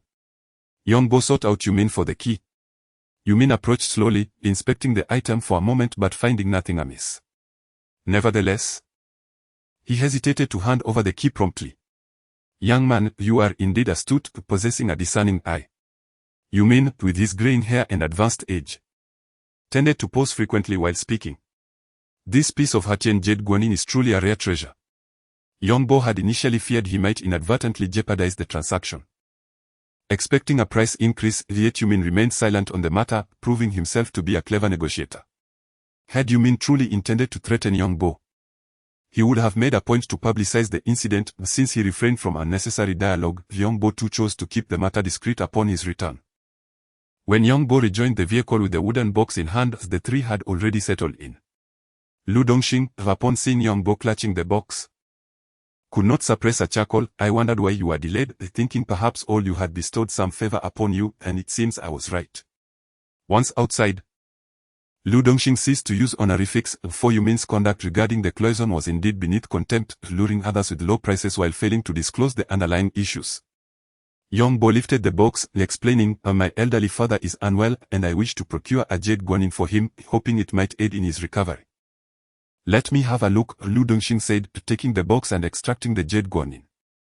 After examining it for a considerable time, as the vehicle traveled a good distance, Lu Dongxing finally spoke. This guanyin's quality is rather ordinary. I wonder if you noticed, the jade is merely average Hatian jade, lacking in translucency. Young Bo nodded. With limited funds, purchasing this item would suffice. He held a reverent thought, believing that the quality need not be inferior, for wishes may lose their efficacy if not sincere. Upon hearing Young Bo's words, Chow Yuenda could not help but glance back. Having known each other for some time, he was certain that, given Young Bo's character, there must be a compelling reason behind his choice of this jade artifact. Lu Dongxing, seated in the passenger seat, produced a sizable Hitian jade guanyin statue from his pocket and remarked, Xiaoyang, what do you think of this? I sent it far superior to your piece. This was brought back from Xinjiang by a friend over a decade ago. Young Bo nodded, recognizing it as exquisite cheap fat white jade. Chow Yuenda cast a fleeting glance at the wooden box Young Bo clutched tightly. I dare say you're more enamored with the box than the jade guanyin itself, he quipped. Lu Dongxing, unable to contain his curiosity, leaned forward to scrutinize the wooden box in Young Bo's possession. Is there something extraordinary about this box? He inquired, reaching out to examine it. Upon grasping the box, Lu Dongxing felt its weight, which surprised him. He inspected the box closely. Its square shape exuded an antique charm. coated in a thick layer of lacquer adorned with intricate figures. However, due to the passage of time, the designs had darkened, rendering the original content difficult to discern. Lu Dongxing weighed it again, finding it comparable to ordinary lacquerware. Xiao Yuanda extended his hand, eager to take a look. As the vehicle accelerated onto the highway, the scenery outside blurred into a streak of trees, and the escort car seemed to vanish, yet remained ever vigilant in proximity. Xiao Yuanda set the box down, perplexed, noting that the artistic style did not resemble traditional Chinese craftsmanship. Yongbo reclaimed the box and queried, "Professor Chao, how did you deduce that my interest lies with the box rather than the jade pendant?" "Your demeanor toward the two objects reveals all," Xiao Yuanda pointed out, chuckling as he gestured towards Yongbo's posture. Yongbo paused, quickly realizing that even while handing over the jade guanin to Lu Dongxing, he had cradled the lacquer box close to his chest, while the jade guanin dangled carelessly from his fingers. With a slight smile, Yongbo produced the box once more, adding, "Fortunately, none of you recognize that this lacquer box is not of Chinese origin, but Japanese." "Japanese?" Lu Dongxing exclaimed in astonishment, turning to cautiously accept the lacquer box again. "Have you observed the motifs on the box?" Yongbo elucidated. "The creature depicted is not Chinese, but rather the Japanese Yumibzu." He proceeded to explain that the design illustrated a tale of the Yumibzu, a swiftly moving amphibious yokai with the head of a woman and the body of a colossal serpent, rumored to be seen by riverbanks as it tended to its long, flowing hair. The narrative portrayed in the artwork depicted the Yumibzu luring a child, and when a kind-hearted individual attempted to assist, the child would connect them, growing heavier and making escape impossible, while the Yumibzu would drain the victim's blood with its long, powerful tongue. At first, Yongbo was not captivated by the intricate design but rather by the box itself, which radiated a brilliance more substantial than that of the jade guanin. Upon closer inspection, he discerned the flaws in the ornamentation.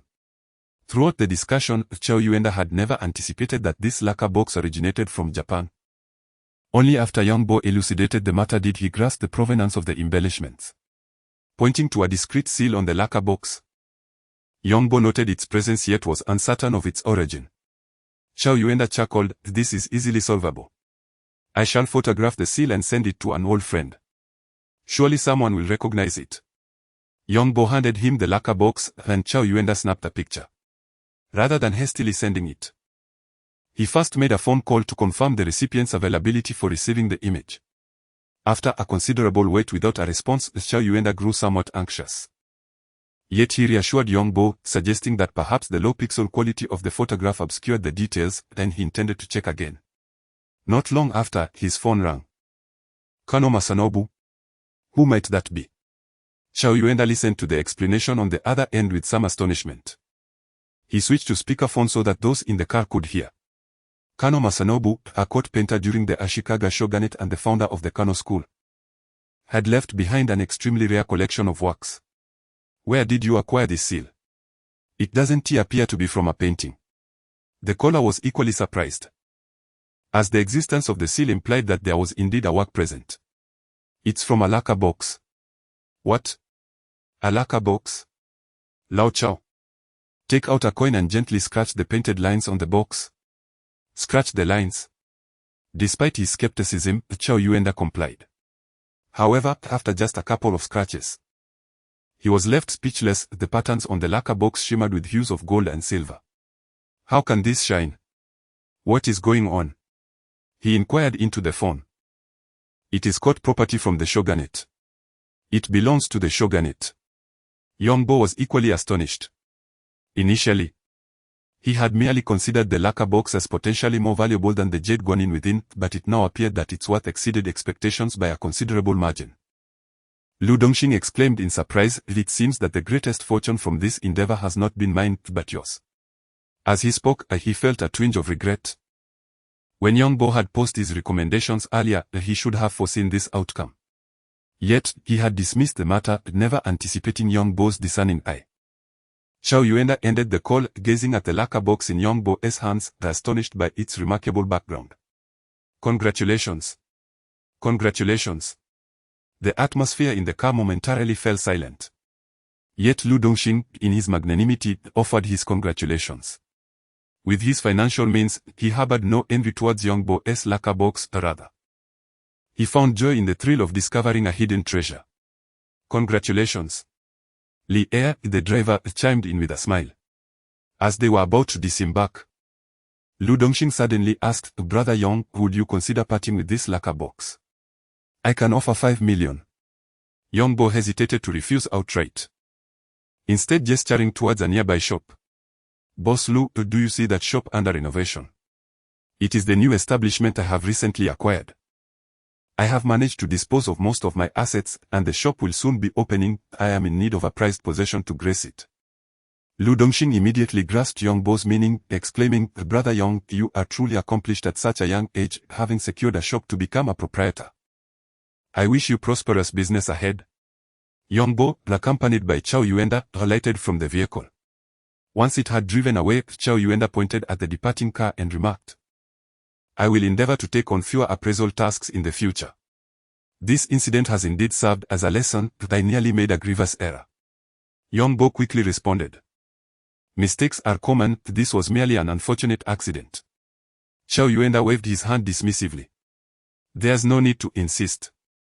In truth, this isn't the sole reason. My position may be subject to relocation. Relocation? Aren't you a professor? Will you be undertaking a different role? Yongbo inquired, astonished. I am going to the National Cultural Heritage Administration, Chao Yuenda elucidated. I will primarily oversee the Museum and Social Cultural Relics Division. The organization has already discussed this with me, and I am expected to assume my duties shortly. Though Yongbo was uncertain of the exact significance of the position, it was evident that overseeing a division implied a promotion. Congratulations. Soon, we shall no longer refer to you as Professor Chao, but rather Director Chao. Chao Yuenda interjected. Please keep this under wraps, the official documentation has yet to be finalized. Understood. Understood.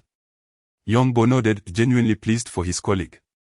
A sudden uproar of firecrackers erupted amidst the congratulatory shouts of Luo Yahua, Lu Liongyu, and Chao Yuenda. With a vigorous flourish, Yongbo pulled away the red satin cloth, unveiling the plaque inscribed with the elegant characters Shi Tang. After exchanging pleasantries, Luo Yahua, growing impatient, remarked, All right, enough of these formalities. Our well wishes are already inscribed on your signboard, Shi, isn't that just a euphemism for picking up bargains? With a resigned smile, Yongbo replied, Must you be so blunt? Very well. Let us discuss something of substance. I have been waiting for you to present the Japanese lacquer box you acquired recently. You mentioned you would reveal it upon opening. Now that the grand opening is upon us, surely this treasure can finally be showcased. Luo Yahua urged. Yongbo, no longer inclined to delay, responded, All right. Let me fetch it. The shop had been newly renovated, and due to the environmentally friendly materials used, Yongbo had moved all the items back after allowing them to air for just 2 days. The entire process felt somewhat rushed, yet after careful consideration, he decided to proceed in this manner. Once the lacquer box was unveiled, Luo Yahua exclaimed repeatedly about its unfairness. Chao Yuenda pulled Yongbo aside and whispered, Do you remember the matter I mentioned to you last time? Yongbo paused. You are set to go to the capital, has that been confirmed? Chao Yuenda nodded. That matter is indeed settled. However, I was referring to something else. Yongbo pondered for a moment, yet could not recall. What matter? You had a 3-hole cloth coin in your possession. At that time, I invited you to participate in an exchange conference in the capital. And you expressed that you would consider it. Have you now forgotten? Chao Yuenda inquired. Yongbo suddenly recalled that he had exchanged the 3-hole cloth currency with Boss Lu. After that, he ceased to ponder the matter, wondering if he could still participate without the currency. Don't you have the box? He questioned. Upon returning to investigate, he discovered that Kono Masanobu was a renowned Japanese painter, and this lacquer box should be considered a rare artifact. Chao Yuenda remarked. Yongbo did not decline, affirming that he would bring the lacquer box along. How long until then? He inquired. Chao Yuenda estimated, approximately half a month. I will call you 2 days in advance. After finalizing their plans, Yongbo turned to observe Luo Yahua and his companion, who were engrossed in conversation. The opening of the antique shop did not attract the same favor as other establishments. In fact, it seemed relatively quiet, with only a few patrons entering after a prolonged silence. Out of habit, young Bo stood to greet the newcomers, but upon recognizing the individual, he realized he was now the proprietor and no longer needed to rise for greetings, especially considering that the person before him did not require such formality. You are open for business. Guobopi ambled in with a swagger, the hands clasped behind his back. He surveyed the shop and spotted Lu Liongyu, who was also present. Lu glanced at Guo with a slight nod, his attention fixated on the lacquer box before him. Guo appeared somewhat awkward, turning to see young Bo, and a grin spread across his face. You are here too, I suppose it's not any more comfortable than before. Young Bo smiled in response, though he felt it was not necessarily worse than before. Guo's expression darkened slightly as he remarked, Young Bo, you worked for me for 2 years. Did I mistreat you? Did you think the conditions were so poor? 5 days of a year, living in the attic, with you footing the bill for utilities. Have I really been that harsh? No one responded, but young Bo could no longer contain himself, retorting, 5 days of a year. Others enjoy weekends off and 5 days of annual leave. Your 5 days are the entirety of the year. You allowed me to stay in the attic because you needed me to watch the store at night. It was freezing in winter and sweltering in summer, without air conditioning. I had to buy a fan myself, and do you remember what you said? You declared that electricity would incur charges, and if I used the fan, I would be responsible for all future utility bills. Is this your idea of kindness? Guobopi's expression shifted, feeling humiliated by a mere assistant's admonishment. Lu boss. Is it acceptable for your employee to treat a guest this way? Are you not going to intervene? Lu Liongyu lifted his head, seemingly just realizing the situation. Of course that I will intervene. Young Bo, you are absolutely right, continue to speak your mind. Guobopi stood there, glaring at young Bo. Go ahead and keep scolding. No matter how well you fare, you are still just an assistant. When the day comes that you become the owner of an antique shop, then perhaps you can speak to me again. For now, you are merely a subordinate and thus lack the right to voice such opinions. Young Bo found the situation rather amusing, however, at that moment, he had lost all inclination to argue.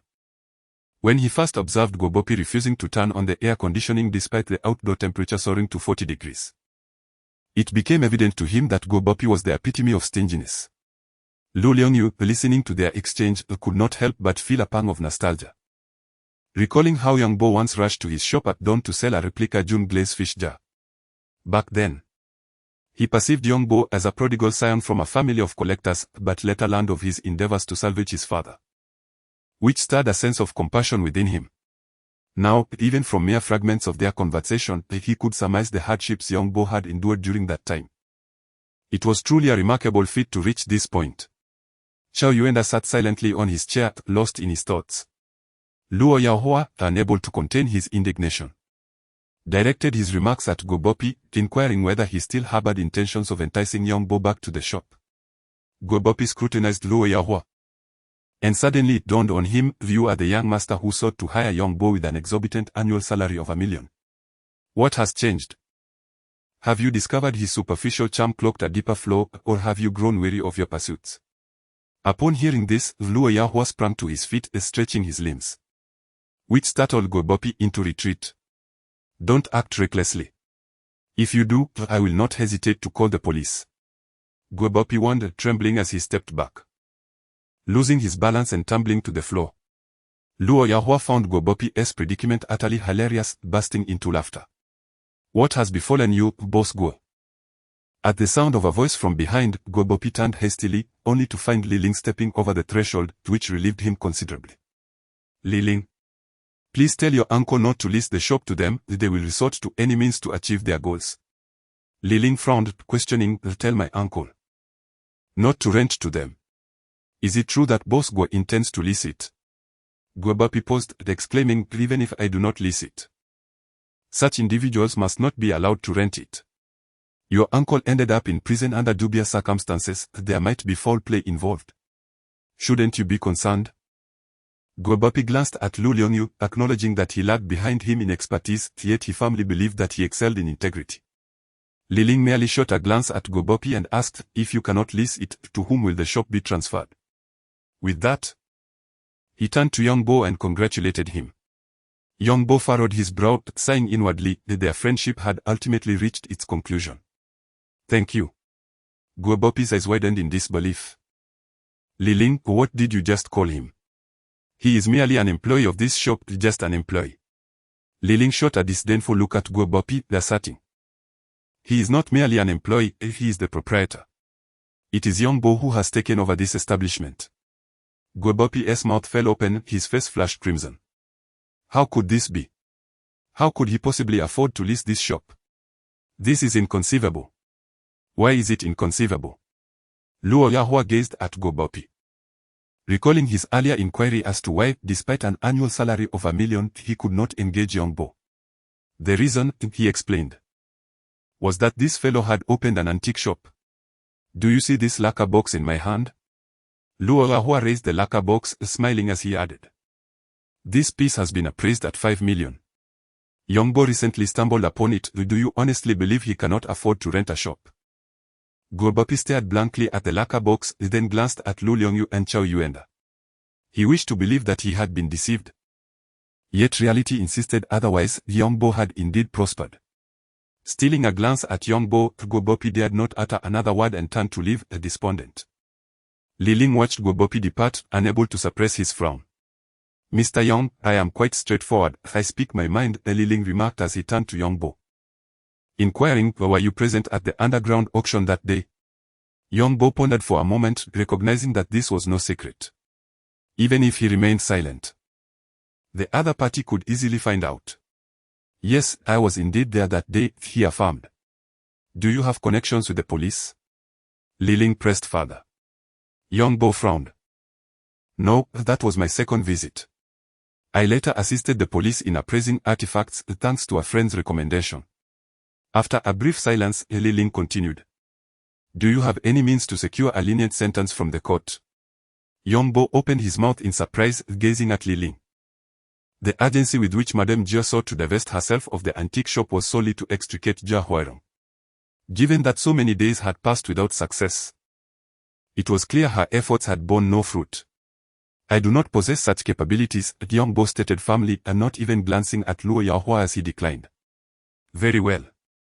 Li Ling replied, turning to leave. Quite the cool demeanor, Luo Yahua chuckled as he observed Li Ling's retreating figure. With no transactions throughout the day, and having treated Luo Yahua and the others to lunch, Yongbo faced a net loss. Nevertheless, he remained unperturbed, fully aware that such circumstances were commonplace. Upon arriving at the hospital, Yongbo's mother expressed her grievances about his recent absence. Where have you been? You haven't come by during the day. Shaoxian runs several errands daily and cannot find you. Yongbo felt somewhat helpless, believing the timing was not right to disclose that he had opened a shop. Instead, he explained, my expenses have been substantial lately. I've been assisting at a friend's antique store. His mother nodded, sighing, that is indeed a valid point. However, have you given any thought to the matter concerning Shaoxian? Yongbo felt increasingly exasperated. He had hoped to divert the topic, but his mother was resolute. We are still young, I sent it too early to ponder such matters. Yongbo protested.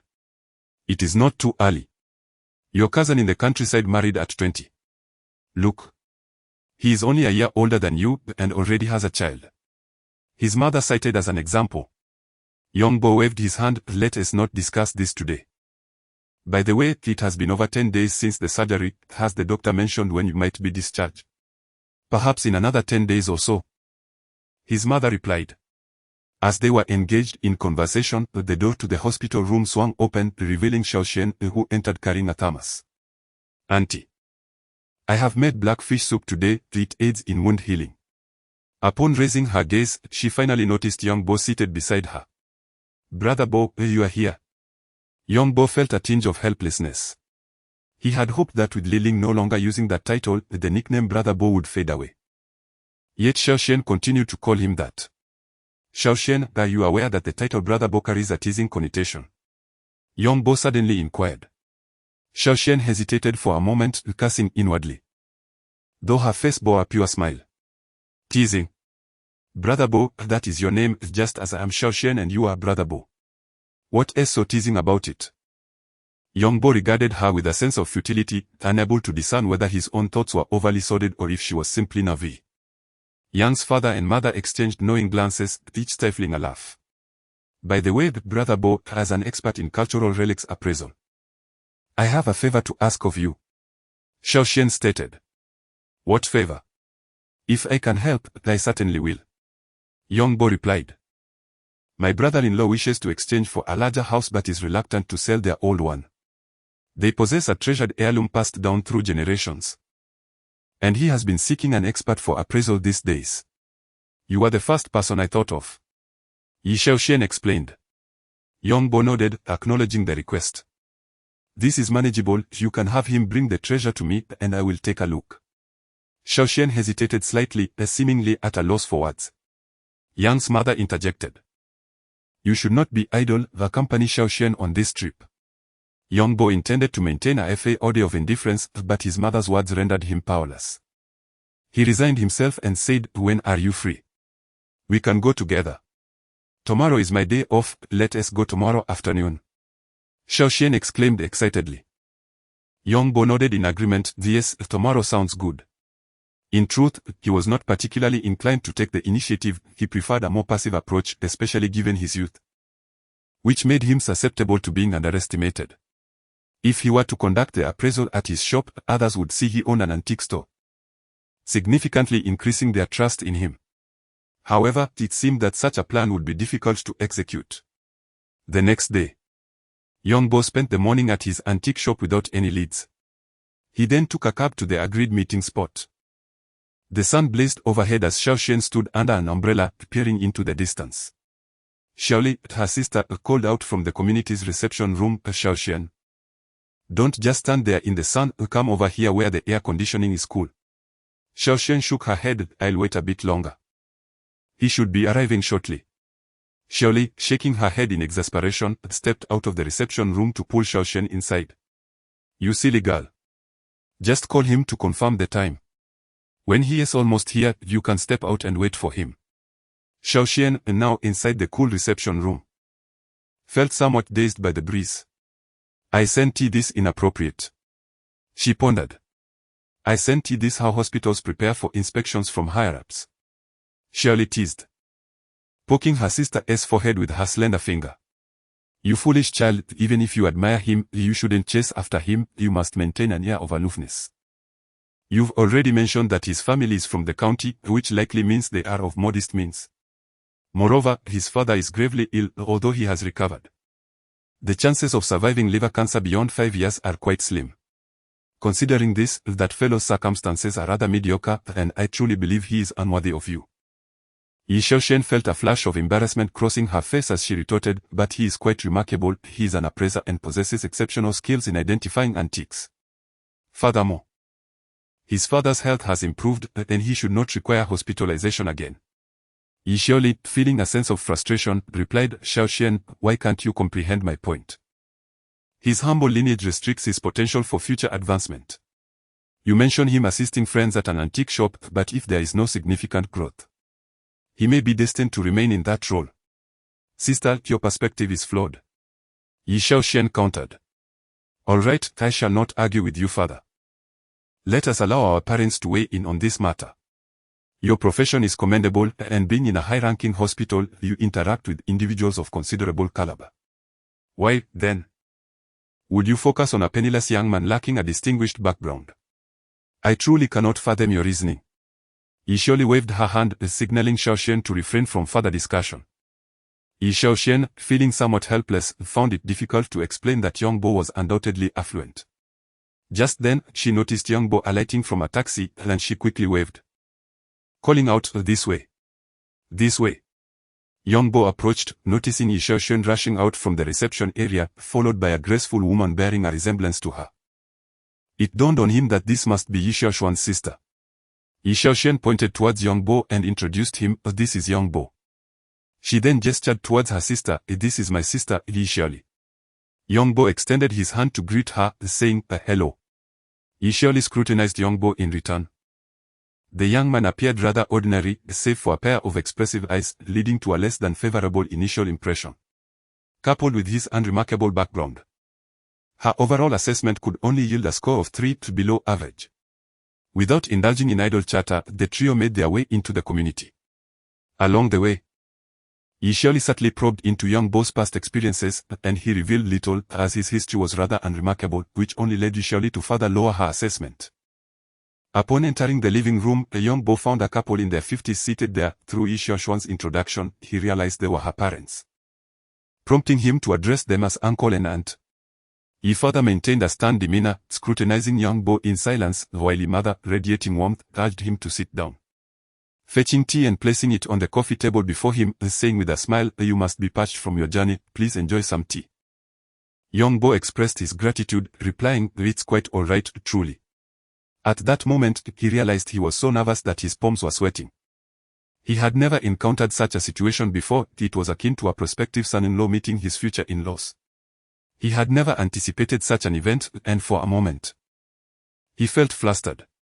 However, he quickly regained his composure, reminding himself that he had yet to even contemplate romantic pursuits, as his career was just beginning and required considerable dedication. With this thought, his anxiety began to dissipate. As his mother inquired about his background, young Bo maintained a calm demeanor, inadvertently earning his mother's respect. The doorbell rang, and Xiaoxian hurried to open the door, exclaiming, "Brother-in-law." Young Bo turned his head and beheld a young man entering, followed closely by a middle-aged gentleman in his 40s. Young Bo was taken aback. The young man was tall and handsome, yet it was the presence of the middle-aged man that truly astonished him, none other than Yuda, whom he had met briefly in Guangling. The thought that Xiaoxian's brother-in-law also bore the surname Yu made young Bo furrow his brows. Could they possibly be father and son? Yi Fu and Yi Mu rose in succession to greet Yuda, their demeanor markedly warmer than before. Xiaoxian offered young Bo a slight, apologetic smile. After a round of pleasantries, Yu Mingwei suggested, "Uncle Da, please take a seat and enjoy some tea." Yuda nodded, his demeanor composed. "Very well." Listening to this exchange, young Bo pondered that perhaps he had been too approachable, failing to maintain the aloofness that Yuda exuded, which might have led the Yi family to underestimate him. Nonetheless, he was merely there to return a favor to Xiaoxian and would not dwell on other matters. As Yu Mingwei approached the sofa, he finally noticed the young man seated there. Without a second thought, he recognized him as the appraiser invited by Xiaoxian. But the young man's youth made him skeptical of his capabilities. Having graduated from university, Yu Mingwei had secured a position in the finance bureau of Jinling City, which instilled in him a sense of superiority, particularly when confronted with someone younger than himself, who had only completed high school and might potentially become his brother-in-law. His sense of superiority soared. "Who are you?" Yu Mingwei inquired, fixing his gaze on young Bo. "I am young Bo," came the reply. Yi Xiaoli, seemingly aware of her husband's tendencies, quickly intervened to clarify. Young Bo had not anticipated that upon his arrival, he would be met with such an attempt to assert dominance. He hesitated briefly, not even glancing at Yu Mingwei, and instead addressed Yuda directly, "Mr. Yu, I didn't expect to see you so soon." Yuda's smile remained undiminished. "Oh, young brother Young, I truly didn't foresee this encounter during my visit to assist my distant nephew. Had I known, I might not have come." As young Bo rose to greet him, Yuda approached, and the two shook hands, creating a harmonious atmosphere. This scene, however, left Yu Mingwei feeling frustrated, as he had intended to assert his authority over young Bo, only to find Yuda's demeanor entirely contrary to his expectations. The disappointment of his failed attempt was quite bitter. Yi Xiaoli's eyes widened in disbelief. How could her husband's boastful uncle display such deference to young Bo? The Yi family appeared astonished, watching as young Bo and Yuda engaged in amicable conversation. The room fell into an uneasy silence until Yuda turned to Yi Fu and the others, inquiring, "Why is everyone standing? Please, take a seat." "And nothing." Yi Fu waved his hand dismissively, then turned to Yi Xiaoli, instructing, "Xiaoli, pour some tea." Yi Xiaoli glanced at young Bo, sighed in acknowledgement, and turned to fetch a cup. Yuda sensed the awkward tension and could likely surmise the underlying reasons. After all, he too had once underestimated young Bo due to his youth. It was merely young Bo's subsequent performance that captivated him. The painting itself was astonishingly evident. Young Bo exchanged a few pleasantries with Yuda, who humbly remarked, "Brother Young, your skills are so refined that had I known earlier, I need not have made this journey from Guangling, which consumed over 2 hours. Before Yongbo could respond, Yu Mingwei sensed an underlying implication in the statement and hastily clarified, Uncle Da, I sincerely apologize. Yongbo was invited by my sister-in-law without prior notice. So our family is yet unaware. Yongbo smiled gently, not taking offense. Yuda, however, shook his head. It was clear that Yu Mingwei's words belittled Yongbo. Yet would this truly elevate his own status? Appraisal is an art, ultimately hinging on skill. If he were lacking, then Yu Mingwei's comments would be nothing short of farcical. Yuda waved his hand, suggesting, let us examine your items first. Yu Mingwei nodded eagerly and quickly retreated into the inner chamber. Soon emerging with a Buddhist altar and statue. He placed the altar at the center of the tea table and gestured to Yuda, saying, this has been passed down through generations, please help me examine it. Yuda did not move but turned to Yongbo, saying, Brother Yong, would you like to go first? Yongbo promptly declined, insisting, no, you go ahead, I shall observe. Yuda did not press further. Leaning in to take a closer look. The altar, charred and darkened by incense, revealed faint traces of gilding on the bronze bodhisattva statue. The statue featured a high chignon and a jewel crown, with a square face, round cheeks, and upturned brows, gazing benevolently upon the multitude. After scrutinizing it for some time, Yuda finally set the statue down and glanced at Yongbo. The gilding had been almost entirely worn away, rendering the possibility of forgery exceedingly slim. The crucial aspect remained the dating of the piece. Yongbo, cautious, examined it for a while longer, then upon returning it, a radiant aura began to coalesce before the statue's chest, thickening gradually until it stabilized. Yongbo discerned it to be from the mid-Ming dynasty. Just as he prepared to conclude, a sudden gleam appeared, revealing that the altar too was enveloped in an aura. The thickness was comparable to that of the statue. And as it stabilized, it indicated a date from the late Ming dynasty. Yongbo, astonished, set the statue aside and lifted the altar. It felt significantly heavier than an ordinary one. Upon closer inspection, he noticed a dent on the side, exposing a bright yellow material within. Yuda paid no heed to Yongbo's actions, nor did he ponder them. Upon seeing Yongbo return to his seat, he inquired, what do you think? It is a grand opening. Yongbo replied. Yuda nodded, adding, Mingwei, you are indeed fortunate. This copper bodhisattva statue represents a grand opening from the Ming dynasty and possesses considerable value. After waiting in anticipation for quite some time, Yu Mingwei finally received such delightful news that the entire family could not suppress their joy. Yishioli even playfully nudged her sister, unable to contain her excitement.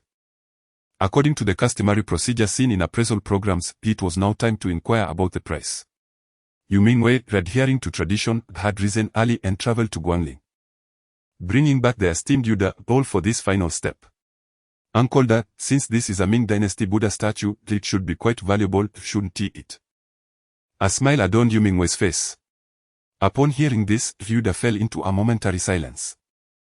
For he was aware that Yu Mingwei sought to authenticate this statue in hopes of purchasing a home. The statue had indeed been verified, yet he remained uncommunicative. As Yuda maintained his silence, Yu Mingwei's smile faltered. Uncle Dad, please speak your mind. Is it exceptionally valuable? Could it be worth millions? Yuda found himself bemused. Should one not speculate in such circumstances? Perhaps the recent boom in the antique market had led many to harbor misconceptions, believing that every artifact must be worth millions. While the reality is that most items in the market are worth only a few thousand to tens of thousands. Brother Yong, could you provide an appraisal? Yuda suggested. Yongbo, initially intending to remain aloof, felt no need to concern himself with Yu Mingwei's expression upon Yudo's prompting. Ming dynasty bronze Buddha statues are not as valuable as you might think. This one is likely worth around 200,000. Yu Mingwei froze, disbelief etched on his face. How could that be? Yuda frowned, discontent with the situation, yet emphasized, that is the price. Antiques are not as valuable as you imagine. Yu Mingwei slumped onto the sofa, his gaze vacant, struggling to accept this reality, for the figure was far removed from his expectations. With urban housing prices nearing 20,000 per square meter, purchasing a home would require at least 170 to 80,000, with a down payment of 30%. Amounting to nearly 50 to 60,000. He had envisioned using the Buddha statue as a means to acquire a home. But now it seemed he could only afford a down payment on a house in the outskirts. He surely felt a pang of heartache and quickly inquired. What if it were put up for auction? How much could it sell for then? Yude shook his head in resignation. The couple harbored such lofty hopes that disbelief overwhelmed them. I assure you, you can consult any auction house's website for a mid-Ming Dynasty Buddha statue, and you will find its value typically hovers around 150 to 60,000. This particular piece is valued slightly higher due to its excellent preservation and accompanying shrine. You could certainly auction it, but I can confidently tell you that after auction fees, you might not even take home 20,000. Ye's mother, seated nearby, anxiously interjected, Mr. Yu, could you assist my daughter and son-in-law in finding a buyer? 20,000 is acceptable.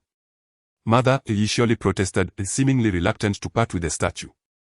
Yongbo remained silent, caught in his own hesitation. Yi Xiaoxian, sitting beside him, whispered, Yongbo, could you suggest a solution? The gentle timbre of her voice softened Yongbo's heart, especially since Yi Xiaoxian had cared for his parents for so long. Actually, there might be a way. Yongbo finally spoke. This statement immediately captivated everyone's attention. What do you have in mind? Yi surely hurriedly inquired. As this pertained to the matter of her and her husband's new home, an issue she could not afford to overlook. Yuda also turned his attention towards them. He had not anticipated that Yongbo would possess a solution at this juncture, his heart filled with skepticism yet tinged with a flicker of hope. Yu Mingwei's expression was taut, he could hardly fathom that it would be Yongbo who ultimately stepped forward. Without hesitation, Yongbo pointed directly at the altar, stating, This altar holds greater value than the statue itself, it is merely that no one has paid attention. What? Yude exclaimed in astonishment, swiftly moving to inspect the altar. Yu Mingwei remained silent, perhaps too proud to inquire of Yongbo, his gaze fixed on Yude.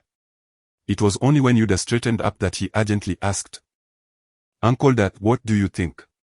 Yude nodded, genuinely surprised. Indeed, Brother Yang possesses remarkable insight. This altar is crafted from golden silk Nanmu wood, far surpassing the statue in worth. Yi surely gasped, is this true? Upon witnessing Yude nodding once more, the Yi family erupted in cheers. Yongbo observed this scene with a faint smile. He had already prepared an alternative plan in his mind. Had he not revealed the secret of the altar, he would have instructed Li Heir to procure Yu Mingwei's statue for a price of 250,000, persuading him to include the altar as well. This approach had a high chance of success, allowing Yongbo to reclaim both the altar and the statue at a bargain.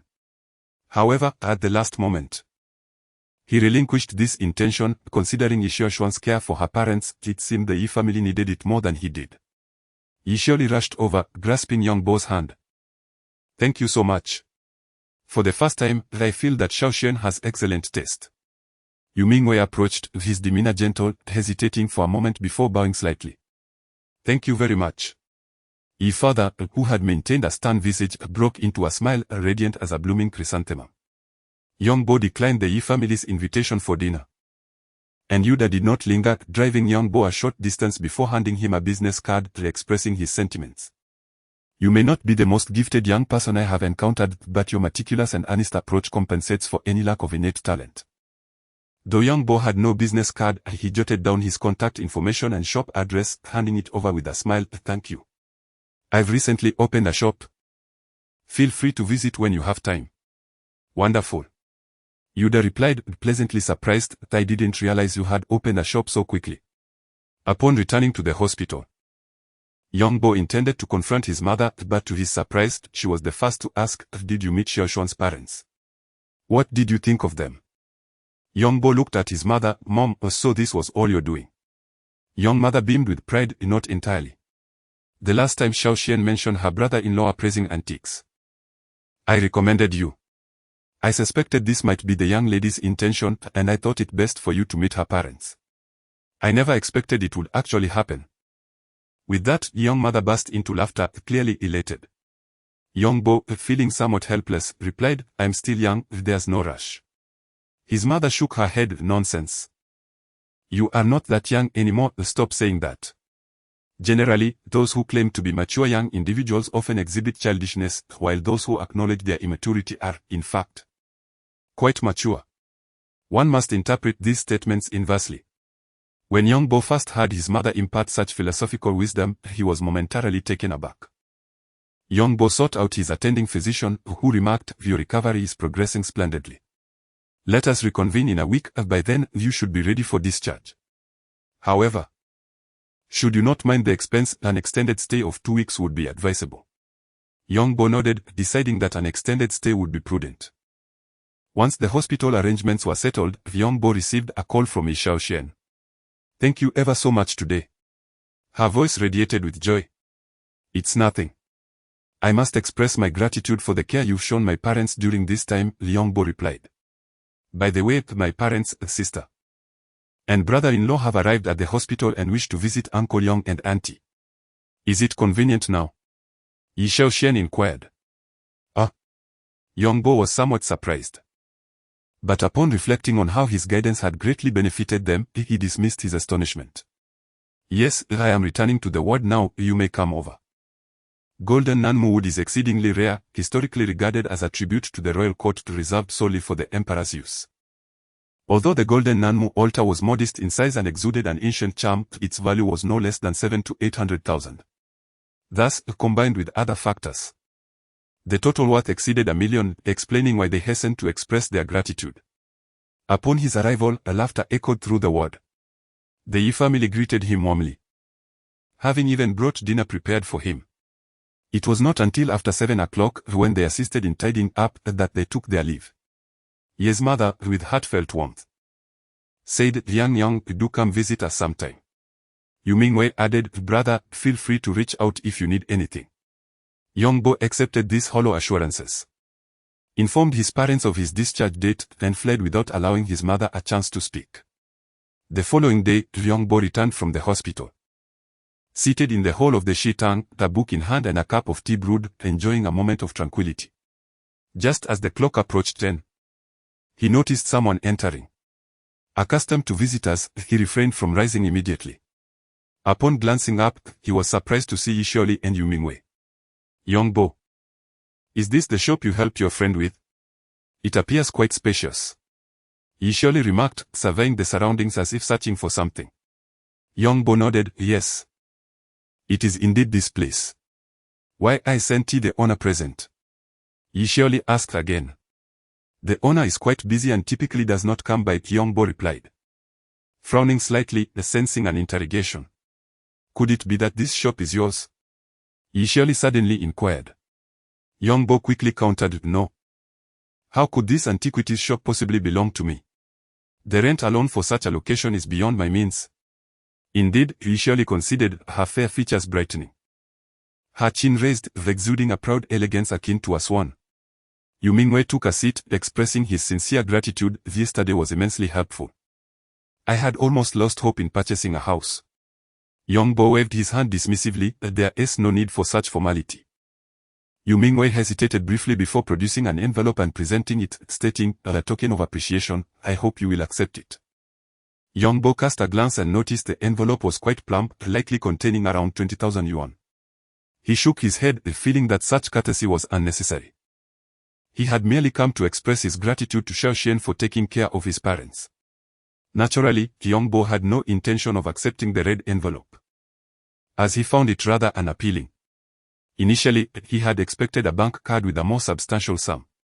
However, upon reflection, he surmised that the other party might be reluctant to part with too much money.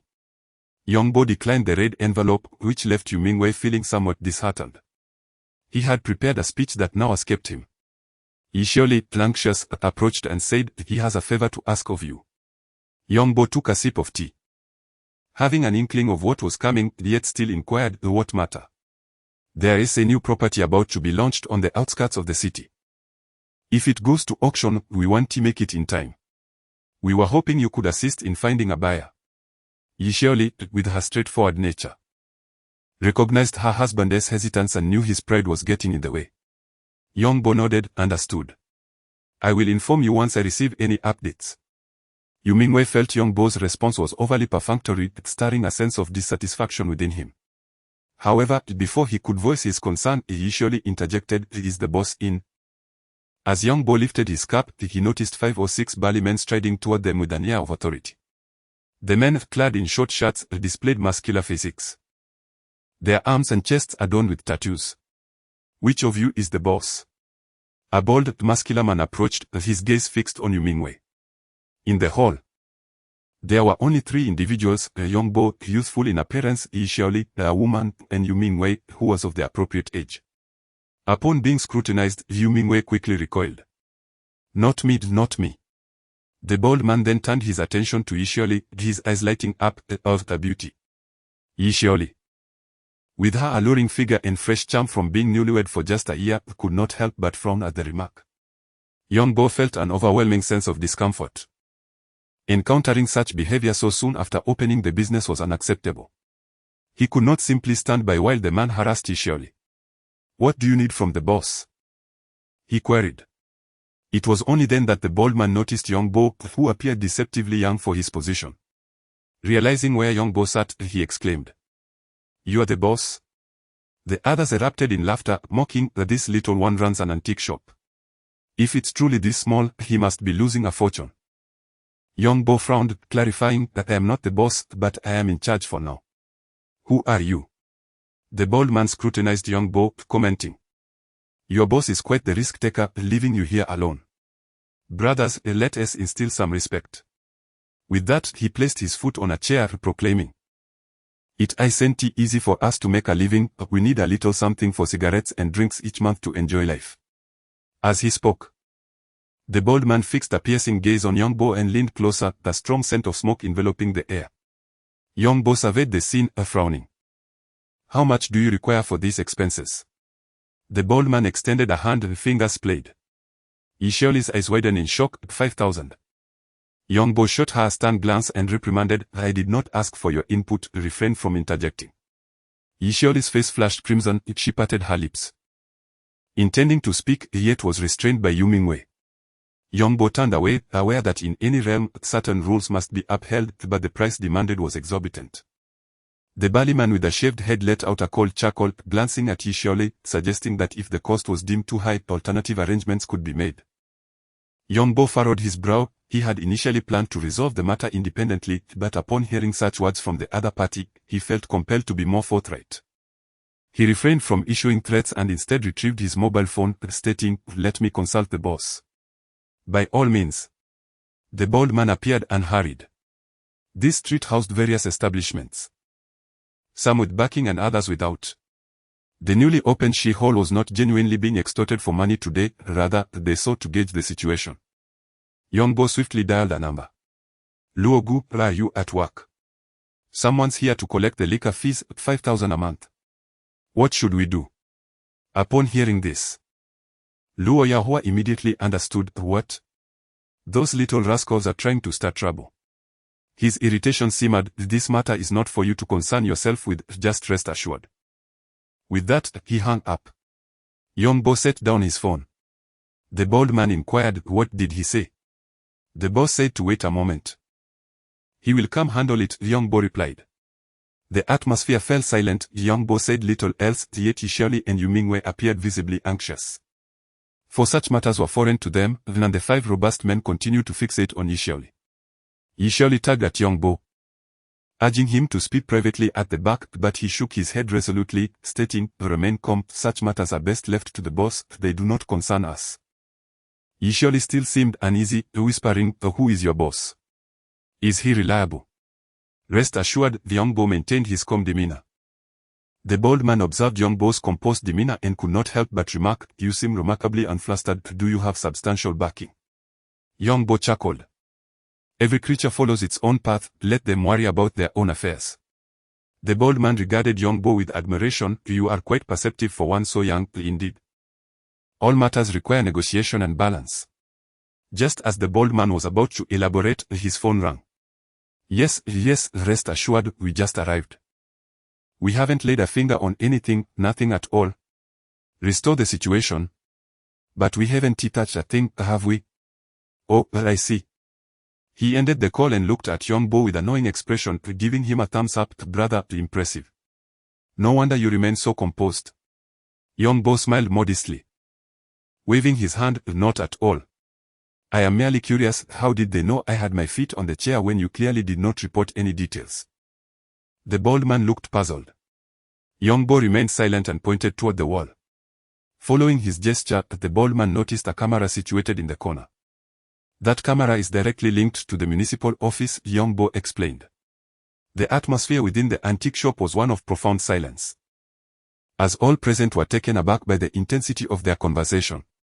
In this modest establishment, the fact that a surveillance camera could connect directly to the municipal police station raised unsettling questions about its background. The bald, muscular man remained taciturn, directing a command at another individual, "Remove your shirt and clean that chair."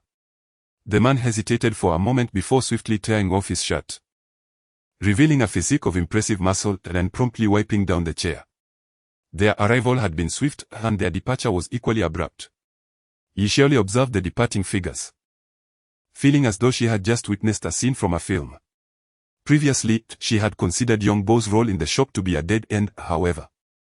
With a camera linked to the city bureau, could it be said that his friends lacked connections? Yu Mingwei pressed his lips together, wishing to solicit Yongbo's assistance with a few words, yet his pride restrained him. In that moment, all his sense of superiority crumbled. Yu Mingwei and his wife did not linger long, leaving with a red envelope in hand. Once back in the car, he expressed a sense of helplessness, waving the envelope that had yet to be delivered. Seated in the passenger seat, he surely sighed, "Oh, did you not notice? He is reluctant to associate with us." Yu Mingwei, startled, retorted, "What do you mean? He is merely from a small town." However, he abruptly halted, realizing that if yesterday's events had showcased Yongbo's abilities, today's revelations had unveiled the formidable influence behind him. A single phone call could connect to the city bureau. Such connections could hardly be trivial. Turning to Yu Mingwei, he surely inquired, "Were you about to suggest he could assist you in forming connections?" Yu Mingwei dismissed the notion. "Why would I need him to forge any connections? My expertise is sufficient." He then added, "By the way, isn't he involved with your sister? They will eventually be family." Perhaps that is why he declined the red envelope. He surely shook her head, recognizing Yu Mingwei's persistent intellectual arrogance. He always believed that merit alone would lead to advancement. While he had gradually come to realize this was not the case, he still found it difficult to lower himself to the act of gifting. Even a simple request had remained unspoken. "Were you not present yesterday? Do they seem like a couple to you?" He surely countered. "They should be together." "I just didn't notice," Yu Mingwei replied. "That is merely your wishful thinking. Do you realize they have exchanged very few words? It has mostly been my sister initiating contact. That fellow has not even agreed to be together." He surely exclaimed, feeling a pang of indignation. Her sister's looks and background were superior to Yongbo's, yet she had pursued him, while he hesitated, which was truly infuriating. "Ah!" Yu Mingwei exclaimed in surprise. "Does that mean he will not assist us?" He surely frowned, taken aback that his thoughts were not focused on Shaoshen but rather on his own housing situation. Yongbo bid farewell to two groups of individuals, and at last, tranquility enveloped him. Since the establishment of the Shi Hall, he had yet to conclude a single transaction. Yet he remained unperturbed, for such a scenario was commonplace. He dialed a number to Lu Laoban, discussing the matters concerning the Buddha altar and statues. Lu Liangyu expressed his capability to acquire the two items. At noon, he visited the hospital, assisting his father, Yongfu, to walk slowly alongside his mother. With the wound healing, the subsequent recovery would proceed at a swifter pace. In the afternoon, as the weather grew warmer, Yongfu, after walking for a while, began to perspire and sat down, leaning against the wall. He looked up at Yongbo and asked, "Xiaobo, have you been busy lately?" "Quite busy," Yongbo replied. "Oh," Yongfu responded, before inquiring, "What has Yonglang been up to these days? Do you know?" Yongbo paused momentarily. "I tried calling him recently, but he hasn't," he answered. "My connections in Lishui are limited, making it difficult to inquire further. I plan to return once you are discharged and bring him back." "No need. I will take care of that when the time comes. By the way, what about the house you mentioned earlier?" Yongfu suddenly questioned. Yongbo furrowed his brow. He had only 1 million left, insufficient to purchase even a modest apartment in the city, especially since he needed to retain a portion of liquid funds as a reserve. He had not anticipated his father's urgency. "Rest assured, I will handle it before he arrives," Yongbo assured him. Yongfu nodded in acknowledgement. Supporting his father back home, Yongbo did not linger and returned to the shop. In the afternoon, as Yongbo was engrossed in a book, a man in his 30s entered the establishment. Yongbo looked up to find the newcomer carrying a bulging snakeskin bag, which bore signs of wear and was even stained with dirt, suggesting it contained numerous items. Yongbo frowned. Typically, the antique shops were reluctant to accept such items, as they were likely to be looted artifacts, posing significant risks. Usually, individuals like this would not enter the shop. It was puzzling why today was different. "Boss, are you going to take it or not?" The man, seemingly aware of Yongbo's hesitation, asked directly. "Let us step outside to discuss," Yongbo replied. He locked the door and led the man to a secluded alley, fixing his gaze on him. "What should I call you? You certainly have some nerve." The man, of ordinary appearance and attire, grinned widely. "Everyone calls me the Biao, so you can call me Aisha." Yongbo regarded him and responded. "You don't appear foolish at all." Aisha offered no retort. Instead, he placed the snakeskin bag on the ground, crouched down to shield it with his body, and began to extract the items within. 2 pieces of porcelain, a wrought iron sword, a metallic rabbit, and a small stone sculpture emerged. The porcelain pieces were of folk-kiln origin, while exquisite folk-kiln porcelain holds considerable value. These two, though slightly soiled, were of average craftsmanship and unlikely to fetch a high price. Yongbo glanced at them before moving on, feeling a flicker of anticipation. For both items were undoubtedly genuine funerary goods. The metallic rabbit glimmered with a dull silver sheen, its surface somewhat darkened due to oxidation. It was dainty and likely served as a paperweight. Yongbo pointed to the silver rabbit and remarked, "This serves as a paperweight. Its craftsmanship is quite commendable. You could take it home, melt it down, and fashion a few pieces of silver jewelry."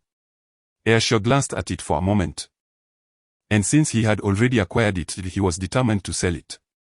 The iron sword, rusted and thin in its circumference, did not merit further consideration from Yongbo, who ultimately focused on the stone carving. The stone sculpture stood over 20 centimeters tall, depicting Ananda, the Buddha's cousin and a devoted disciple known for his remarkable memory during the over 20 years he accompanied the Buddha. The representation of Ananda was robust and well-proportioned, with a dignified and full visage showcasing sharp chiseling and exquisite craftsmanship. Upon closer inspection, Yongbo was taken aback, for the thickness of the aura surrounding the sculpture suggested that it could be traced back to the Tang dynasty. After a moment's hesitation, Yongbo pointed to the stone carving and the silver rabbit, declaring that "I will keep these two. Name your price." A smile spread across Aisha's face as he replied, "Together, you could offer me 100,000. Yongbo calculated, estimating the stone sculpture's value to be between 80 and 100,000. With the possibility of fetching a slightly higher price, but not substantially. As for the silver paperweight, despite being silver, its rough craftsmanship rendered it nearly worthless. Merely suitable for a modest sum. 20,000. Yongbo countered. "Boss, that's not very fair." Aisha was no fool. He scrutinized Yongbo and suggested, "Let us not prolong this. Propose a reasonable price, and I shall sell it to you." 40,000. Yongbo stated decisively. "All right." Aisha agreed, pushing the silver rabbit and stone carving toward him. Yongbo accepted these items, choosing not to return them to the shop but rather to take them home. At that moment, Yongbo realized he had far too few places to conceal his possessions. After all, the antiques he encountered could not all have legitimate origins. Given the circumstances he faced today, he required a space of his own. Furthermore, with his father soon to be discharged from the hospital, and knowing his father's tendency to favor his eldest son with gifts, Yongbo was even more reluctant to store items at home. The following day, Yongbo visited the antique shop, leisurely brewed tea, and after taking a sip, he called Ishioli, requesting that they bring the Buddha shrine and statue to Jia Hall. Ishioli, already at work, promptly phoned Yumingwei. Both took leave, hurried home to collect the items, then quickly made their way to him.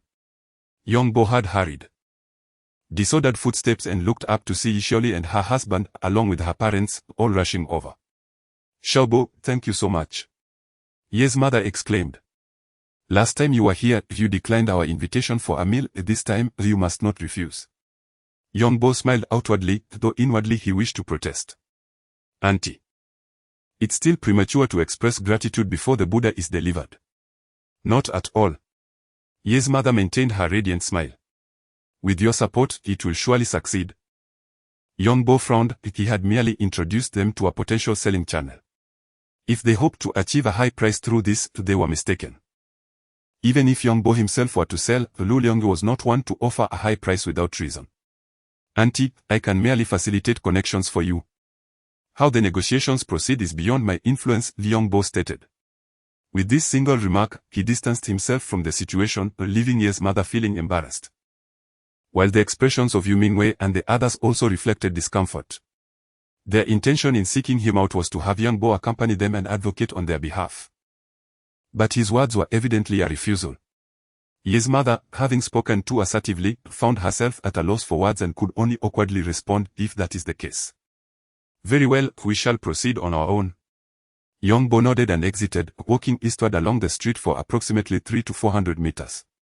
In business dealings, it is not uncommon for prices to be inflated, yet one should not let pride hinder negotiations. Well then, thank you very much. Yi surely expressed her gratitude as the family stepped outside, seemingly oblivious to Yongbo's well-meaning caution. Once they settled into their vehicle, Yu Mingwei could no longer contain his frustration, exclaiming, how can this person be so inconsiderate? We went out of our way for him. And he couldn't even make an appearance for us. Had I known, I wouldn't have given him a red envelope yesterday. And you actually gave him a red envelope. Yi surely retorted, what are you complaining about? You must understand that our family does not share a profound connection with him. To be frank, you owe it to my sister's diligent care for his father. Without her efforts, do you think he would have kindly mentioned the matter of the altar? If it had been me, I would have certainly paid to bring the altar and statue home. Why would I disclose it and invite trouble upon myself? Yu Mingwei argued, feeling powerless against her logic. Humph. Not right. Yi surely laughed lightly, which law does that violate? Do you have a specific statute in mind? He has no obligation to assist us, merely introducing a suitable buyer is already a considerable favor. Do you think our Yi family shares a bond with Yongbo? Yet he has no rapport with the buyer. As she spoke, Yi surely grew increasingly animated. Consider this from another perspective. If he were present, what could he actually accomplish? If the price is too high, the buyer suffers. If it's too low, we feel shortchanged. In either scenario, he finds himself caught in a dilemma. When arrived, I made it a point to consult colleagues in the antique trade. The commission for authenticating antiques is typically 5%, while referring business can yield between 5 to 10%. All told, this amounts to at least a 10% commission. Would you, Yu Mingwei, be willing to pay such a sum?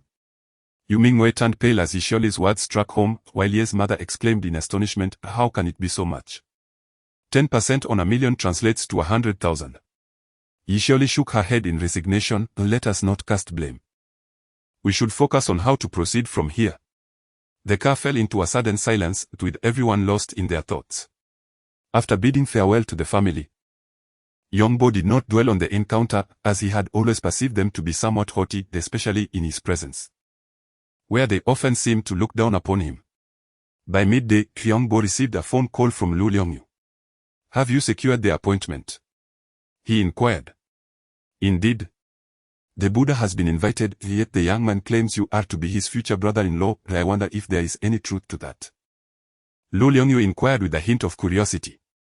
Yongbo furrowed his brow, taken aback by Yu Mingwei's audacity. I do not expect any favors from me. If you truly offered me a semblance of respect for that statement, it would not be in your character. Lu Liangyu chuckled heartily, I suspected as much. If that were the case, you would not be so secretive. You would have come forth personally instead of relying on him to hint at it. How much did it cost? Yongbo asked. 93,000. Lu Liangyu responded with evident delight. I must thank you, I've made a modest profit this time. Yongbo smiled faintly, refraining from further comment. At this price, it indeed seems like a gain, for appraisers typically adhere to a principle of conservative valuation, opting for lower rather than higher estimates. This methodology ensures that when the owner of the artifact sells it, the sale price does not fall below the appraisal. Should the valuation be overly optimistic, leading to a sale at a significantly lower price, the appraiser would face scrutiny. This understanding exists in a subtle realm, everyone comprehends it. Yet no one dares to voice it. The golden silk nanmu is exceedingly rare, and a shrine crafted from it is even more uncommon. If this piece were to be auctioned, it could fetch over $1 million. Will you join me for dinner this evening? Lu Liangyu inquired. Yongbo shook his head, responding, No, I must go to the hospital tonight. Yongbo preferred not to conflate the meal with the transaction, and Lu Liangyu understood, thus refraining from further insistence. In the afternoon, the foolish one from yesterday re-entered the shop, this time not with a snakeskin bag but rather cradling a box. The box was a brocade one, with a crimson exterior and golden yellow silk lining, containing a large white glazed bowl. Upon entering, the foolish one did not greet anyone but promptly opened the box. Presenting the bowl before Yongbo, Boss, what do you think of this? Yongbo did not immediately examine the white glazed bowl but scrutinized the individual before him for a moment. With a square face, cropped hair, and defined features. His piercing eyes were incongruous with his moniker, the Foolish One. I have always wondered why you are called the Foolish One, Yongbo asked with curiosity. The Foolish One chuckled, I have always been somewhat slow-witted, taking longer to respond than others. After years of mingling in this small city, my peers often remark on my lack of ambition, suggesting I am too foolish to aim for greater wealth. Eventually, they began to call me the Foolish One. Yongbo replied, contentment with modest wealth is indeed a blessing. Absolutely, contentment with modest wealth is the best. Many clever individuals in this world have stumbled due to their own cleverness. Even if they amass great fortunes, what does it ultimately matter? The Foolish One mused. Yongbo nodded in agreement, then turned his gaze toward the white glazed bowl, casually remarking, if you cherish modest wealth, why venture into the big city? The bowl is wide-mouthed, with a deep belly and a gently inward-curving base featuring a shallow hidden ring foot. Its body is thin yet resilient, entirely coated in white glaze, with an unadorned exterior, while the interior bears an incised design of a branch with curled leaves and a daylily motif. This is a large carved bowl from the Ding kiln of the Northern Song dynasty. Yongbo initially reached a conclusion. Yet he noticed that the other party had remained silent. Turning his gaze, he saw Airshaw, the expressionless, seated in silence. What is the matter? Airshaw asked, momentarily taken aback. Oh. What is it? Yongbo shook his head. It's nothing, but you haven't answered the question I asked earlier. His eyes were fixed on the intricately carved bowl before him. The once pristine white glaze had dulled to an ivory hue, tinged with a hint of yellow. Devoid of any glaring brightness, offering a soothing sight. Airshaw chuckled. I already mentioned earlier that some clever individuals, in their arrogance, still find themselves failing. Hence, here I am.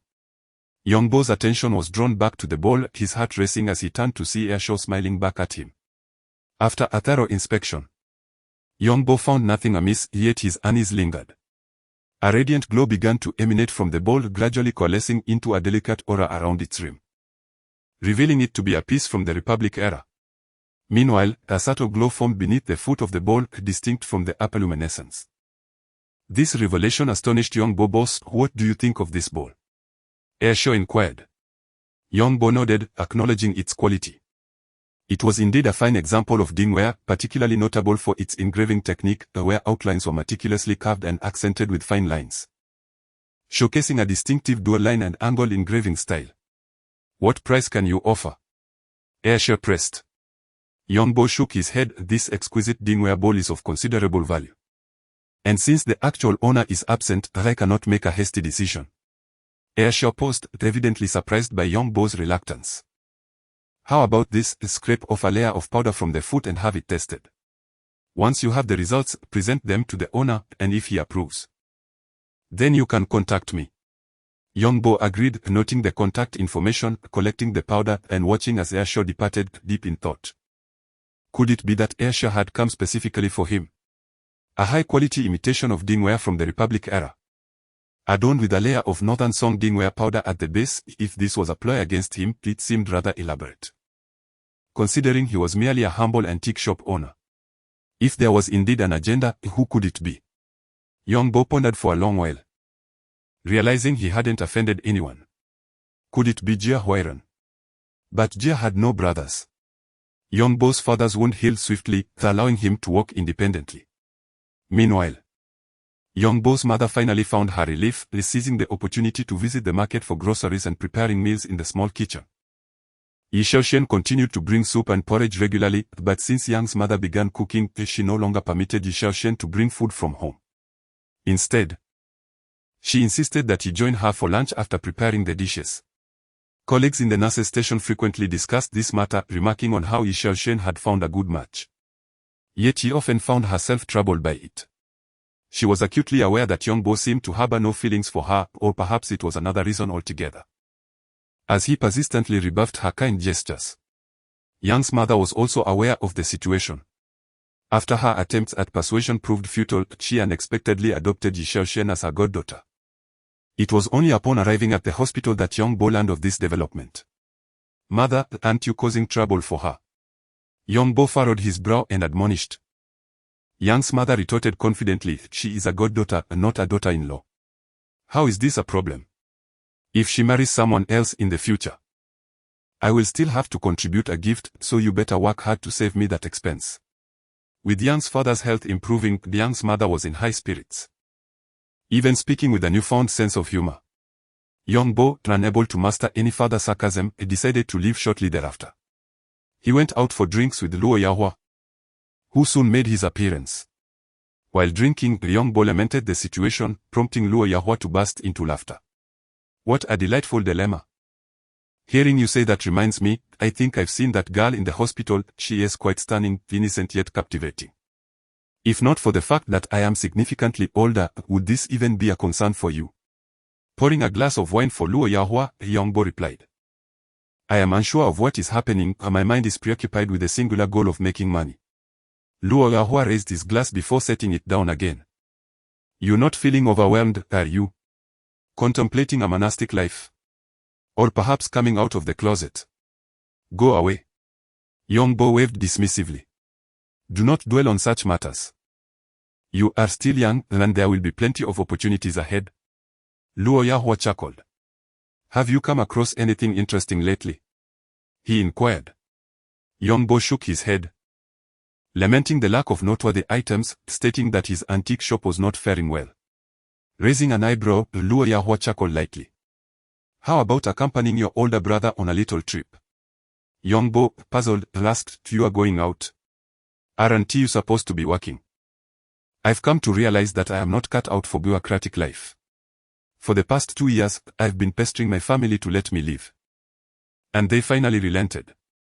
When I mentioned being busy recently, it was because I was organizing my job transfer. I am now working in the HR department of a state-owned enterprise, having almost stepped out of the system." Luo Yahua exclaimed with excitement. Young Bo was at a loss for words. Many aspire to enter such positions, yet here was one who had managed to exit. "Where are you going?" "It better not be too far." "Shaanxi," Luo Yahua replied. "Isn't that too far? We could fly, it will be quick. This is a rare opportunity." Chang'an is one of the 4 great ancient capitals, having served as the capital for an astounding 100 years. This city conceals vast cultural relics. Upon landing, the two hailed a cab directly to their hotel. "Have you been here before?" Young Bo had refrained from asking Luo Yahua about the specific purpose of their trip. And Luo Yahua had not divulged, each understanding the unspoken agreement. "I've visited several times, there are many attractions here. Each time I came, I would always make a trip to the terracotta army, often daydreaming about when I might another piece myself. Wouldn't that free me from all worries for life?" Luo Yahua lay back on the bed, lost in reverie. Young Bo chuckled. "At that point, you could open a museum and simply count your money. Alas, I just wonder if those artifacts would fetch a fair price." Luo Yahua sighed contemplatively. "You truly dare to dream, already contemplating selling the terracotta army," Young Bo remarked. After finishing their lunch, the two did not rush back but instead ventured to the antique market on UK Road. Upon arriving at the entrance of the market, Luo Yahua suddenly halted and turned, saying, "Brother, I am counting on you. The old man has spoken. If I cannot make a name for myself in these 2 years, I shall have to return. The pressure is indeed immense, so do your best." Young Bo chuckled. As they entered the antique market, Yongbo noticed a remarkable array of items, ancient ceramics, Tang-san-kai, bronze artifacts, and even some white and Celadon porcelain, elements rare in Jinling, yet abundant here. The two did not rush into the shops but instead began to browse the stores outside. This was Yongbo's first encounter with Tang-san-kai. The collection of artifacts is deeply rooted in regional characteristics. Tang-san-kai, a product of the Tang dynasty, primarily emerged from the northern regions, where it served as burial goods for the nobility, making it exceedingly rare in the south. After perusing several stores, Yongbo came across numerous pieces of Tang-san-kai. But genuine artifacts were scarce, and even the few authentic pieces were often incomplete. Not far away, Luo Yahua soon spotted a Tang-san-kai figurine and beckoned Yongbo over. Upon inspection, Yongbo discovered it to be a Tang-san-kai horse, standing no more than 30 centimeters tall, adorned in yellow, green, and white glazes. The horse appeared somewhat emaciated and lacked vigor, its head hung low. Judging by the glaze, there was no suspicious luster, however, the overall fluidity was lacking. And the horse's leg muscles appeared rigid, leading Yongbo to suspect that this piece might indeed have issues. As the surrounding crowd gathered, Yongbo was astonished to realize that this was, in fact, a genuine artifact. Acquire it. Do not pay a high price, he urged softly. Luo Yahua nodded. In matters such as this, as long as Yongbo approved, he would personally handle the negotiations. Luo Yahua returned with the Tang-san-kai horse after a lengthy discussion with the vendor, ultimately securing it for 3,000 yuan. Holding the Tang-san-kai horse, Luo Yahua expressed disbelief, asking, why does this piece seem to be of mediocre craftsmanship? Yongbo concurred, indeed, it is merely of average quality. Then why did you encourage me to purchase it? Surely this cannot be a reproduction. Luo Yahua exclaimed, gripping the Tang-san-kai tightly. This is indeed Tang-san-kai. Crafted during the Tang dynasty, though it is not from the height of the era but rather from its waning period. As warfare led to the decline of the Tang dynasty and consequently, the fall of Tang-san-kai, Yongbo elucidated. Luo Yahua shook his head, accepting the situation with a hint of regret. Well, it is still a fortunate find. It could have been worse, let's take our time. I have yet to make my own discoveries, Yongbo remarked as he moved forward to continue his search. Yongbo walked slowly, examining every piece of porcelain and pottery, particularly hoping to unearth a Tang-san-kai to take home, although such luck is rare. Meanwhile, Luo Yahua, cradling the Tang-san-kai horse, continued to browse nearby, muttering to himself. Just as Yongbo was engrossed in his search, Luo Yahua approached him, pointing at a large jar standing a remarkable 40 centimeters tall. How about we purchase this instead? Yongbo glanced at the jar, noticing its flared mouth, tapering body, and somewhat pointed base, yet the design was sufficient to support the entire jar upright. Yongbo initially intended to dismiss the situation with a retort, yet before him, a resplendent light suddenly surged forth like a flowing river, gradually coalescing into a luminous orb that, in a mere moment, surpassed any he had ever encountered. This spectacle left him utterly astonished. Luo Yahua, oblivious to the unfolding marvel, continued, at the large urn. It's perfect for catching turtles, you could store rice in it, and not even a mouse would escape. Regaining his composure amidst the awe, Yongbo scrutinized the urn closely and noticed faint decorative patterns on its side, reminiscent of a fish, albeit crudely rendered. He then inquired of the vendor, how much for the large urn? Luo Yahua, surprised by Yongbo's interest, whispered, I was merely jesting. Yongbo chuckled, feigning ignorance. The urn appeared both ancient and grand. Undoubtedly a splendid choice for storing rice at home. The vendor, amused, replied, well, young brother, if you truly desire it, you can take it for 300. Very well. Yongbo readily agreed without haggling, retrieving his wallet and handing over the money. The vendor stood in a daze for a moment, only realizing the swiftness of the transaction when Yongbo had already walked away. Luo Yahua, trailing behind him, observed his unusually brisk pace and exclaimed, slow down. Why the rush? Are you afraid the vendor will chase after you? Indeed, that was my thought, Yongbo candidly admitted. Luo Yahua was taken aback. What on earth is this urn's origin? Could it possibly be more valuable than my Tang-san-kai? The urn, unglazed and rough, typically represented ancient pottery and was considered of little worth. Let us discuss it back at the hotel, Yongbo said, clutching the urn as he hurried back. Although he attracted a multitude of curious glances along the way, no one approached to inquire. Even appraisers, upon seeing it, would likely refrain from questioning, as discerning the authenticity of an antique at a glance was no easy feat except for Young Bo placing the urn on the carpet in his room. Young Bo felt a surge of exhilaration like he had struck gold. Luo Yahua set down a Tang San Kai horse on the coffee table and asked, "What purpose does this large urn serve?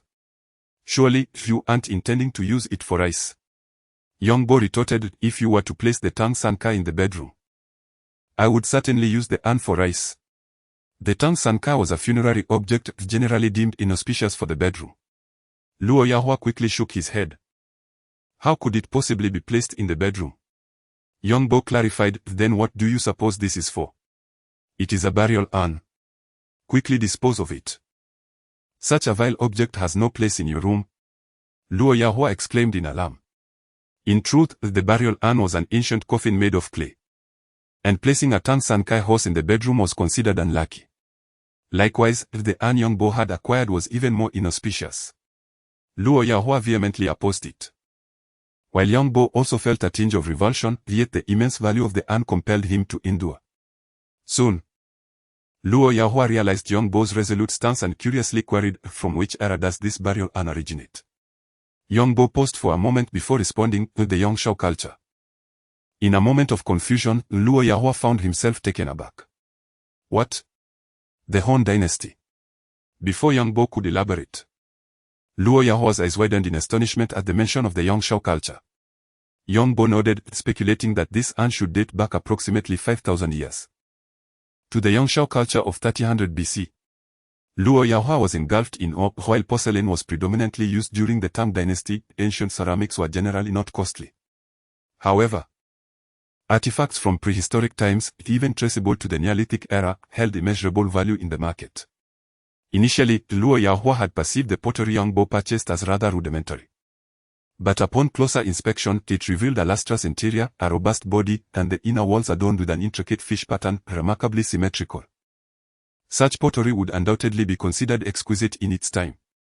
Luo Yahua approached and embraced the ceramic urn, inquiring whether Young Bo would be willing to part with it. "Since I have already grown fond of it, parting ways is hardly an option," Young Bo quipped. After scrutinizing the piece once more, Luo Yahua could only shake his head in resignation, chuckling at the missed opportunity, remarking that it was he who had assisted Young Bo in selecting it.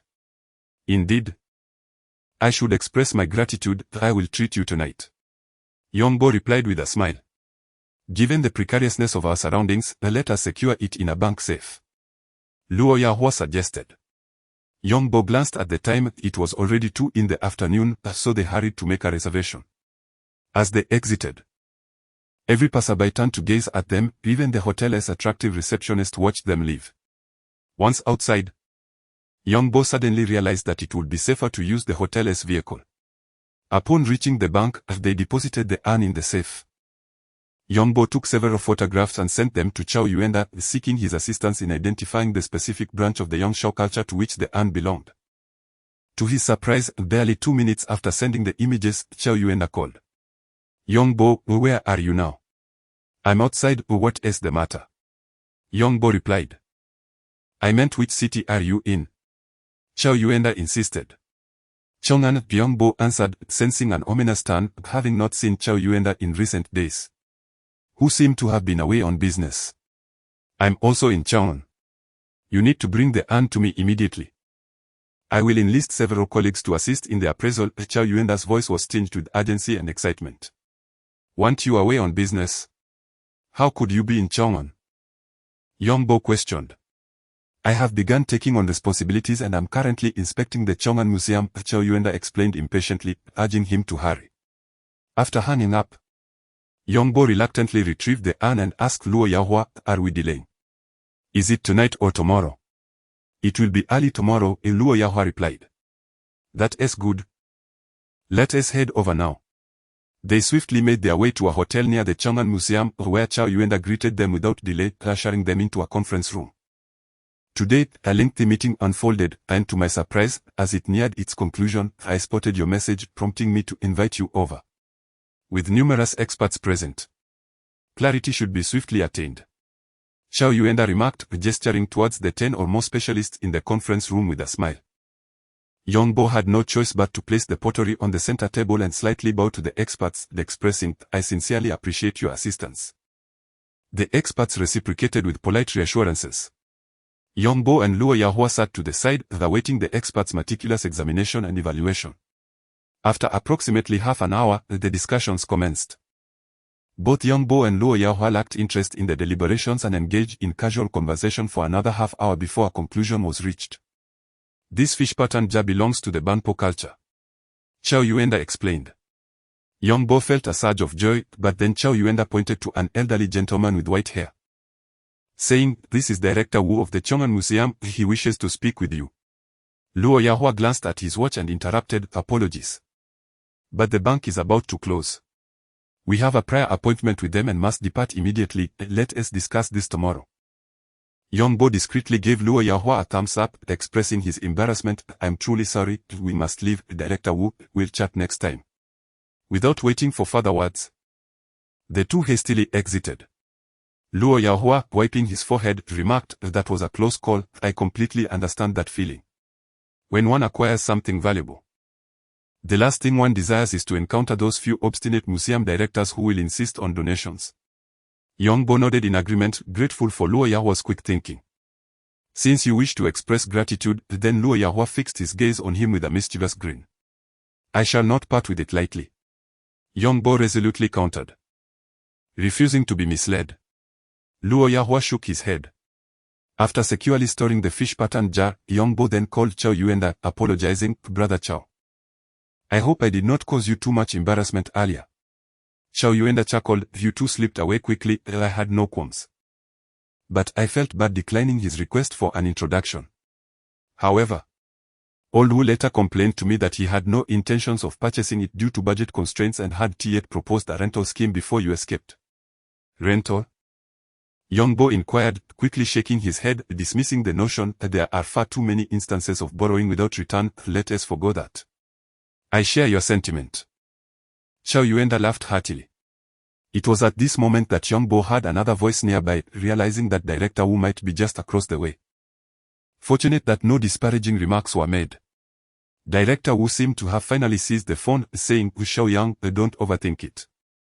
I merely wish to engage in a dialogue. Even if you take it home, it would likely remain a private collection, but if it were exhibited in the museum, many more people would have the opportunity to appreciate it." Yongbo chuckled lightly, "Director Wu, I have some matters to attend to. Let us continue this conversation tomorrow." With that, he abruptly ended the call, acknowledging that he was not so altruistic. The following day, while still enveloped in slumber, Yongbo was roused by Luo Yahua's insistence. "Hurry, get dressed and wash up. We must head downstairs immediately." Luo Yahua's voice was somewhat hurried and tense, leaving Yongbo momentarily stunned. "What is wrong?" he asked. "They are about to pick us up," Luo Yahua responded. Yongbo hesitated slightly. Who else could it be? What is your purpose for coming here?" Luo Yahua said as he hastily dressed, even neglecting to put on shoes, rushing barefoot into the bathroom. Yongbo quickly gathered his wits, threw on his clothes, and followed suit. The two of them, carrying their bags, descended the stairs. Following the instructions given, Luo Yahua turned left and right until they arrived at a park. Just as they settled in, a vehicle approached. After confirming the signal, they entered the car. Apologies for the inconvenience. Inside the car, everyone wore sunglasses and, amidst their conversation, produced two eye masks. Without hesitation, Luo Yahua took one, then Yongbo followed suit. This was Yongbo's first experience of such a scenario. He felt a twinge of fear, but mostly curiosity and anticipation. Unlike his previous encounter in Jinling, where he was merely brought along by Li Air to meet the numbers, this time felt different. Recently, he had invited Li Air out for a meal, presenting a red envelope as a token of gratitude for the assistance he had received. He felt it necessary to show some appreciation. After all, it was their livelihood. As Yongbo pondered these thoughts, Luo Yahua pulled him gently. "Don't be nervous. It's quite safe. This isn't my first time, but I am rather familiar with them." As the vehicle took a turn, Yongbo nodded, suddenly realizing that the driver couldn't see his acknowledgement. He quickly added, "It's nothing, I'm just excited. I hope we won't be disappointed when we arrive. The car made another turn, causing Young Bo to lean slightly. He noticed that the vehicle was making an unusual number of turns, likely to disorient its passengers. Sure enough. After about 10 minutes, the ride became smoother, and Young Bo felt the car ascending. Could the trading venue be located on a hill? The vehicle came to a halt, and they found themselves in an enclosed courtyard. Upon removing their eye masks, they were swiftly handed masks by individuals clad in black. The courtyard was surrounded by tall walls, and neither of them dared to glance outward, lest they raise suspicion. They obediently followed the black-clad figures into the venue. Young Bo gripped the suitcase tightly. It contained 1 million in cash, his entire fortune. Luo Yahua carried a similar case. For larger transactions, the bank transfer would be necessary. Upon their arrival, the venue was still empty. They found a place to sit, and soon a beautiful woman in a chipao came to serve fragrant tea. Young Bo was momentarily taken aback, whispering, "Why does this feel more like a club?" The interior boasted an ancient decor style, exuding a sense of antiquity. Luo Yahua confirmed, "Indeed, it is a club." Receiving this confirmation, Young Bo felt a wave of calm wash over him. Given the considerable power of their hosts, it should be quite secure. Gradually, others began to arrive. Concealed by their masks, none could recognize each other, and conversations were scarce. Before long, a masked host took the stage, delivering a welcoming speech and explaining the auction rules. The auction commenced in earnest. The first piece was the painting The Recluse and His Neighbors by Shatao, which piqued the interest of many attendees. Luo Yahua quietly elucidated below, urging others to seize any suitable opportunity, as the items available were quite scarce, typically amounting to only a dozen or 20 pieces at a time. Young Bo expressed mild astonishment but nodded after glancing at the artwork on display. Shatao was a renowned painter from the early Qing dynasty. And though this painting merely served as an introductory piece, it was certain that the subsequent offerings would be of superior quality. Both Young Bo and Luo Yahua recognized that acquiring this painting held little significance, hence they refrained from approaching it. Ultimately, Shatao's work fetched an impressive 38,000. The second item was a bronze ritual vessel adorned with the Taotai motif from the Shang dynasty. A palpable excitement surged through the crowd. For authentic bronze artifacts were a rarity, especially in the southern regions, compounded by the prohibition against the public trading of bronze items predating the Qin and Han dynasties. Without hesitation, Young Bo followed the throng to inspect the piece. The vessel appeared somewhat robust, featuring subtly raised patterns of 8 banana leaves around its neck, complemented by cloud and thunder motifs beneath, while the lower section displayed a serpent design, and the abdomen and foot bore intricate beast faces, all elegantly framed by dense cloud and thunder patterns. The intricate and exquisite designs exuded an aura of solemnity and mystery typical of ceremonial vessels, providing an aesthetically pleasing visual experience. A radiant glow enveloped Young Bo as he discerned the authenticity of the bronze vessel. Once seated, Luo Yahua discreetly inquired, "What do you think?" Young Bo nodded lightly, indicating it was satisfactory. Luo Yahua cast a glance forward and sighed, "Yet it remains beyond our means." As anticipated, the competition intensified, with bids escalating from 1,300,000 to 2 million, then doubling to 4 million, rendering the room momentarily silent. The bidding subsequently eased. Yet the piece ultimately sold for a staggering 5,600,000. In the following items, both Young Bo and Luo Yahua found themselves without the requisite funds to participate, as their contributions paled in comparison to the soaring prices. Young Bo glanced at Luo Yahua, questioning the purpose of their presence at such a high-caliber auction. Luo Yahua shook his head, suggesting they wait, as prices would likely not remain this high, and small items would be presented post-auction. Young Bo nodded, nearly convinced they would leave empty-handed. As the auction progressed, prices continued to climb, reaching an astonishing 16 million for a pair of chain-long red glazed bowls. When the gavel fell, the host cheerfully expressed gratitude for the attendees' support and participation, announcing the presentation of smaller items for those interested, while instructing successful bidders to proceed to the back for settlement. Since neither Young Bo nor Luo Yahua had secured any items, they remained in place, observing as an array of smaller items were displayed. Although labeled as small, these pieces were appealing, not solely due to their lower prices but also because they were indeed diminutive in size. Among them were Hatian jade, jadeite finger rings, and snuff bottles, all vibrant and visually striking. Yongbo approached, leisurely examining each piece, while Luo Yahua picked up a snuff bottle, exclaiming, "This one is quite remarkable." Yongbo cast a glance, and indeed, it was exquisite, a piece of porcelain crafted with pastel colors, the glaze smooth and uniform, adorned with patterns of wax plums and magpies, heralding the arrival of early spring, the symbol of good fortune and auspiciousness. Luo Yahua confirmed his interest, glancing at the price tag beside him, 18,000. Neither too high nor too low, yet the mere fact that he liked it sufficed. Yongbo circled around and fixed his gaze upon a golden toad, which was no larger than a palm, dainty and exquisite, its back dotted with golden bumps, vivid and lifelike. As Yongbo reached out to grasp it, another person beside him extended their hand as well, both startled and momentarily halted. They withdrew their hands, and Yongbo turned to see an elder with grey hair, who was also scrutinizing him. Neither spoke fast, having both set their sights on the same prize, neither was willing to concede easily. After a prolonged silence, the elder finally spoke, asserting that the young man should respect his elders. Yongbo smiled gently, acknowledging that venerating the old and cherishing the young is indeed a virtue. But adhering to the principle of first come, first served is also a societal norm. Sometimes, I believe it is more appropriate to proceed according to established rules.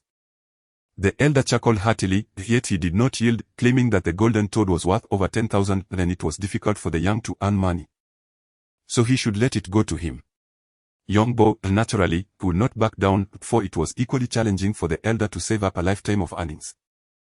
"I am young, and should I fail, I still have the opportunity to rise again, but the elder's situation is different." Their words were laced with barbs, and neither side would relent. Hearing Yongbo's response, the elder grew somewhat anxious, suggesting that winning it would be of little use. Instead, why not increase the price privately and let him have the toad?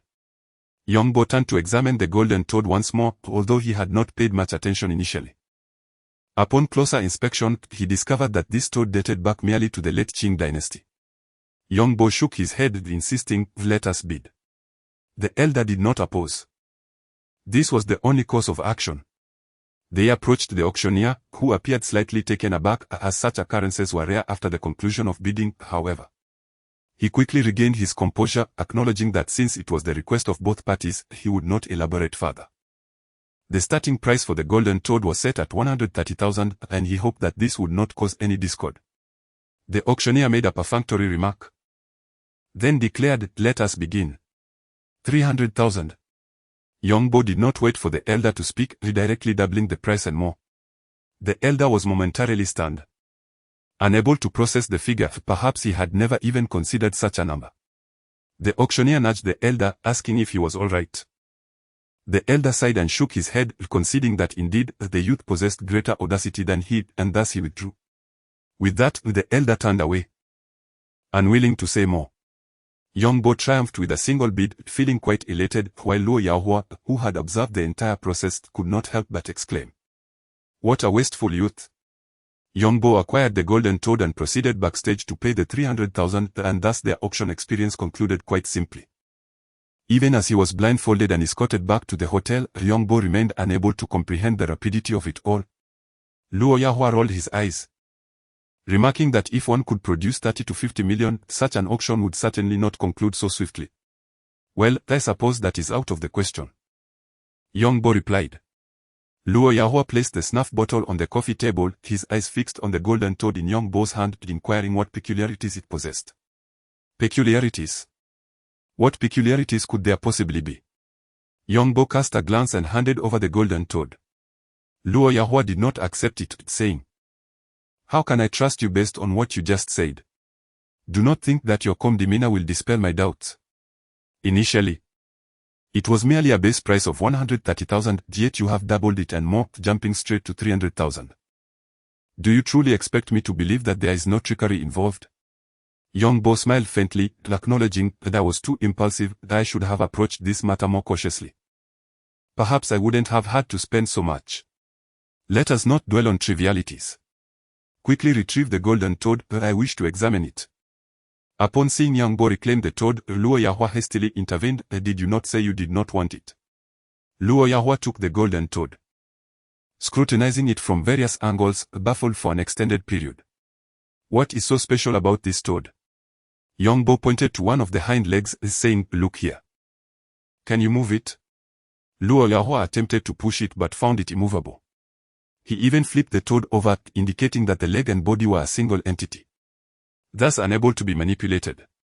Yongbo chuckled, pressing down on the toad's body, and with a firm tug, the leg surprisingly gave a crack, retracting into itself by half. Immediately, the toad's mouth opened, and a long, vibrant tongue extended, from which a small ball rolled and fell. Luo Yahua was taken aback, exclaiming, "What is happening?" Yongbo was equally startled. Despite his preparations, he had not anticipated such a mechanism. The golden toad was adorned with a layer of gold foil, concealing the mechanism in its hind leg, which many had overlooked. Though Luo Yahua received Yongbo's prompt, he still hesitated to apply force, illustrating how others would be even more reluctant. Yongbo pondered briefly, his gaze shifting to the small ball that had been ejected. Lu Hai plays with the golden toad, step by step reeling in wealth. Luo Yahua finally grasped the implications, realizing they had stumbled upon a potential fortune. It was said that the golden toad often emitted a white light from wells at night, soaring into the heavens, offering those with wisdom a chance to ascend to paradise. Lu Hai ascended to immortality through this light. Could they not, perhaps, achieve wealth instead? Yongbo picked up the white ball, noting its soft texture, wrapped in delicate threads. Upon closer inspection, he realized the small ball was indeed a silkworm cocoon. A tiny hole on the cocoon indicated where a silkworm had transformed into a moth. And through this aperture, Yongbo discovered a piece of paper hidden within. Luo Yahua, amused by the mechanism of the golden toad's hind leg, marveled at the ingenuity of ancient peoples who could create such toys. Yongbo looked down, noticing that as Luo Yahua returned the leg to its original position, the toad's tongue quickly recoiled, its mouth closing. He felt a sense of exasperation, wondering if they could refrain from such childish antics. Luo Yahua shook his head, asserting, "This is not childishness, this is research." Yongbo chose to ignore him, returning instead to find a pair of nail clippers, carefully snipping along the small hole of the cocoon. Soon, he had cut open the cocoon sufficiently to reveal a slip of paper.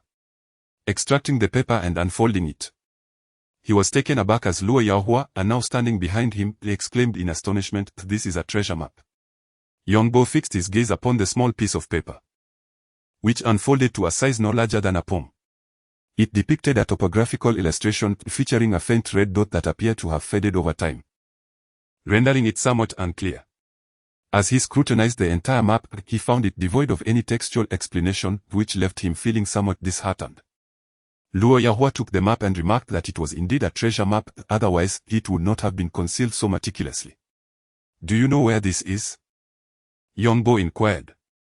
Luo Yahua shook his head, admitting his ignorance of its location, yet expressed hope that possessing the map could lead to future discoveries. Although they held the treasure map, the absence of clues gradually tempered Yongbo's initial excitement. Suddenly, he recalled the masked old man from when he purchased the golden toad. Could that individual have knowledge regarding the toad or the treasure map? Luo Yahua returned the treasure map and suggested, "Take a closer look, it seems somewhat familiar. Though the mountains depicted do not resemble any renowned peaks. Take your time researching, and then once you find it, I shall assist you in unearthing the treasure. And we can split the spoils 80-20. Yongbo pointed to the treasure map, proposing, "If you manage to locate it, wouldn't a 50-50 split be even better?" Luo Yahua chuckled, expressing skepticism about the aimless search, suggesting it might take a lifetime to find it, and declared he would not be easily deceived. The hotel cuisine lacked distinctive characteristics, prompting the two to venture into the streets in search of authentic Chong'an delicacies. To their surprise, they encountered Chow Yuenda and Director Wu once more. Director Wu approached them directly, exclaiming, "At last, I've caught up with you too. Why did you hang up your phones so quickly?" "We were indeed a bit busy," Luo Yahua retorted defiantly. Unfazed, Director Wu waved his hand and urged, "Come, follow me. Since you are in Chong'an, as your host, I cannot neglect to treat you." Yongbo quickly gestured, "No, please, it's not necessary, we can manage with something simple." Director Wu, with a smile, glanced at Yongbo, teasing, "What is this? Are you afraid of being beholden to others?" Yongbo candidly nodded, admitting, "Indeed. That is the case." Director Wu widened his eyes, declaring that he had encountered many who were straightforward, but none as unabashedly so as young Bo Chow Yuenda, standing nearby. Let out a hearty laugh, assuring them, "No worries. Director Wu isn't that kind of person. I assure you, This time he isn't looking to acquire that fish pattern pottery jar from you, nor is he considering a contract for leasing. Upon reaching the hotel, the group settled down. And Director Wu began. Shaoyang, 6 years ago, the State Administration of Cultural Heritage issued a document listing 64 artifacts prohibited from export, with the painted stock fish stone axe pottery jar topping the list. That jar is a relic of the Neolithic Yongshao culture. Yongbo looked up, unsure of the implication behind his words. I merely wish to caution you, Director Wu continued, do not attempt to take it out of the country. This artifact is undoubtedly a first-class relic, essentially a national treasure. You must ensure its careful preservation. Yongbo nodded in agreement, affirming that I will take great care of it. Zhao Yuenda then inquired with a smile, what brings you both to Chang'an? Was it solely for that piece of pottery that you came here? We did not come here to rummage through treasures. We obtained the pottery at the antique market, Yongbo remarked. Luo Yahua nodded, expressing that Shi Tang had little business. And Yongbo often complained to him. He had brought Yongbo to Chang'an for a leisurely visit and never expecting that he would stumble upon such a significant find. Finding a treasure in the antique market. How could that be possible? Zhao Yuenda expressed disbelief, urging them to speak the truth. It was indeed purchased at the antique market. Yongbo replied. Zhao Yuenda exchanged incredulous glances with Curator Wu, both unable to fathom the situation, yet they understood that Yongbo would not deceive them about such matters. Subsequently, the conversation shifted away from that topic, and they began to discuss amusing anecdotes from the industry. Yongbo, knowing little, could only listen to their tales. In the afternoon, Yongbo located a shipping company, signed a contract, and arranged for the transportation of the pottery and to Jinling. Before finally boarding the plane with the golden toad, Luo Yahua remained behind to visit an elder, and Yongbo did not pry further. Luo Yahua reassured him, saying, Rest assured, I will not disclose anything about the golden toad. I didn't even memorize the map. From here on, the search for the treasure location is up to you. Luo Yahua clearly regarded the treasure map as a jest, and Yongbo did not take it too seriously, as the topographical map lacked any written instructions.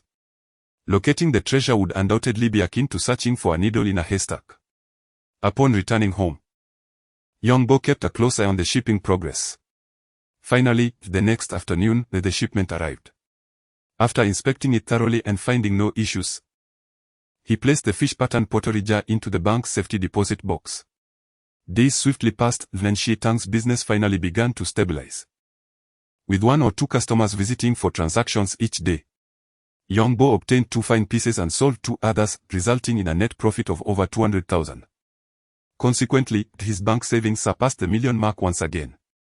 With Yong's father's health improving, he was set to be discharged from the hospital. Yongbo had to make several visits to complete the discharge procedures. The medical expenses were not exorbitant, although he initially budgeted for 850,000. The successful surgery and stay in a premium ward only cost just over 700,000. Yongbo handed his mother 110,000, leaving a surplus of over 30,000, a sum no one mentioned, and Yongbo feigned ignorance. Relatives arrived once more, including several cousins who accompanied them, creating a somewhat noisy atmosphere in the hospital room. His cousin, Qian Yuanshon, worked in marketing for a real estate company and was doing quite well, considered a semi-successful individual. Despite being only 4 or 5 years older than Yongbo, he always carried an air of superiority in his speech and actions. Xiaobo, I have heard about your situation.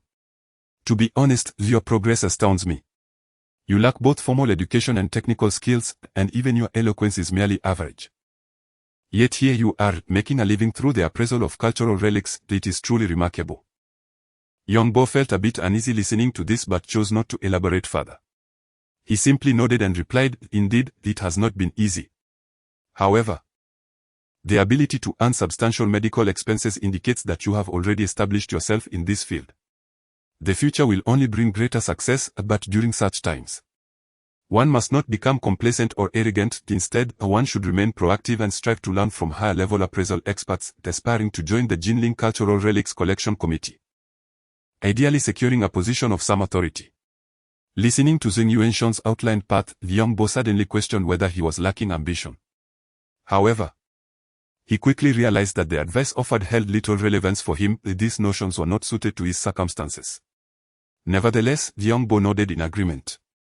After a considerable pause, Zheng Yuanshun finally grew weary of speaking and turned to young Bo, inquiring if he had been assisting a friend in managing an antique shop, and whether he could take charge of acquiring some items. Young Bo, initially feeling drowsy, was suddenly invigorated by this question. Acquisitions were certainly possible, but they would depend on the quality and authenticity of the objects. Rest assured, Zheng Yuanshun chuckled. Young Bo nodded, yet a sense of confusion lingered in his mind. He was well aware of the situations of several relatives and had not heard of any possessing antiques. Yang's mother chimed in cheerfully, Xiao Bo, your brother Yuanshun is well educated and quick-witted, you should learn from him. Young Bo simply acknowledged her. The discharge of Yang's father was a significant event, and although there was some dissatisfaction regarding the transaction of the Buddhist altar, the Yi family still attended, albeit briefly, leaving gifts before departing. Yi Xiaoxian, as a goddaughter, naturally made an appearance. She had come after work and stayed for a short while. Upon seeing Yi Xiaoxian, Zheng Yuanshun's eyes lit up once she left. He hastily turned to Yang's mother and asked, Aunt, who is that young lady? Yang's mother looked displeased, and Zheng Yuanshun's mother admonished him. That is the girl your aunt found for Xiao Bo, why are you being foolish? Zheng Yuanshun glanced at young Bo, noting his attire, which appeared to be worth no more than 200 yuan and his average appearance. He mused that such a person ought not to be with someone so beautiful. Xiao Bo, is that your girlfriend? Zheng Yuanshun inquired. Young Bo chose to ignore him and turned to his father, saying, Dad, all the paperwork is done, let us go. Yang's father nodded in agreement, all right, let us leave. Zheng Yuanshun cast a glance at young Bo, feeling irritated, yet he suppressed his emotions, considering his forthcoming endeavors. Young Bo's friends had initially planned to visit, but sensing the overwhelming number of guests on this day of discharge, he decided to decline their presence. Nevertheless, Luo Yahua still managed to arrange for 2 cars to be sent over. Upon returning to their home by Xuanwu Lake, it was the first time Yang's parents had come, and they were naturally curious, marveling at their surroundings. Zheng Yuanshun surveyed the room, estimating its size and reflecting on the prime location by Xuanwu Lake, realizing that such a residence would require him to toil for a significant portion of his life. Despite hearing from Yang's mother that this house was borrowed from a friend, Zheng Yuanshun remained skeptical which friend would lend out a newly renovated house, especially to someone with a sick family member, a patient suffering from liver cancer. Even after undergoing surgery, he may not have a prolonged life expectancy. Who would be willing to lend a house to such an individual? With this thought, Zheng Yuanshun reassessed young Bo's assets, gaining greater confidence in his own plans. Assisting a friend in running an antique shop is not the same as managing one's own. Nonetheless, the prospect of earning a property worth 2 to 3 million yuan raised eyebrows. Who would believe that there were no ulterior motives involved? Young Bo, however, did not dwell on such matters. He ordered a meal at the hotel and warmly entertained his relatives until around 3 or 4 in the afternoon. An aunt grasped Yang's mother's hand and remarked, Your son Bo has truly made something of himself. Yuanshun is his brother, you must look after him. Yang's mother nodded vigorously, affirming their familial bond. We are all one family, there is no need for formality. Bo is an honest person, surely he will care for Yuanshun. Young Bo, standing silently to the side, refrained from interjecting. After bidding farewell to his relatives and returning home, Yang's mother surveyed the furnishings with excitement, marveling at the fact that their family could reside in such a grand house. Young Bo remarked with a smile, if things progress well, perhaps we can buy a villa in the suburbs in the future. Yang's mother, filled with pride, conducted another inspection before pointing to a locked room and inquiring, Why is that room always locked? Young Bo glanced over and replied, Oh, that is the study. It contains a few items, and with so many people around today, I was worried the children might accidentally break something, so I locked it. Yang's father, standing nearby, sighed softly, reflecting on the disbelief of their own relatives. If they could not trust them, who could they rely on? He lamented the absence of his son Yong Lang, uncertain if he had a place to stay, and felt restless in his own home. Young Bo paused for a moment, aware of his father's concern but refraining from making any promises as he turned to leave. Yang's mother, watching her husband depart, could not contain her anger, exclaiming, What do you mean by this? It was one thing before the surgery, but now that he has been discharged, you still insist on behaving this way. You are driving Bo away. Yang's father retorted defiantly, let him be estranged. As long as he purchases the promised house, we have over 300,000 and we can manage. If I cannot rely on my own son, whom can I depend on?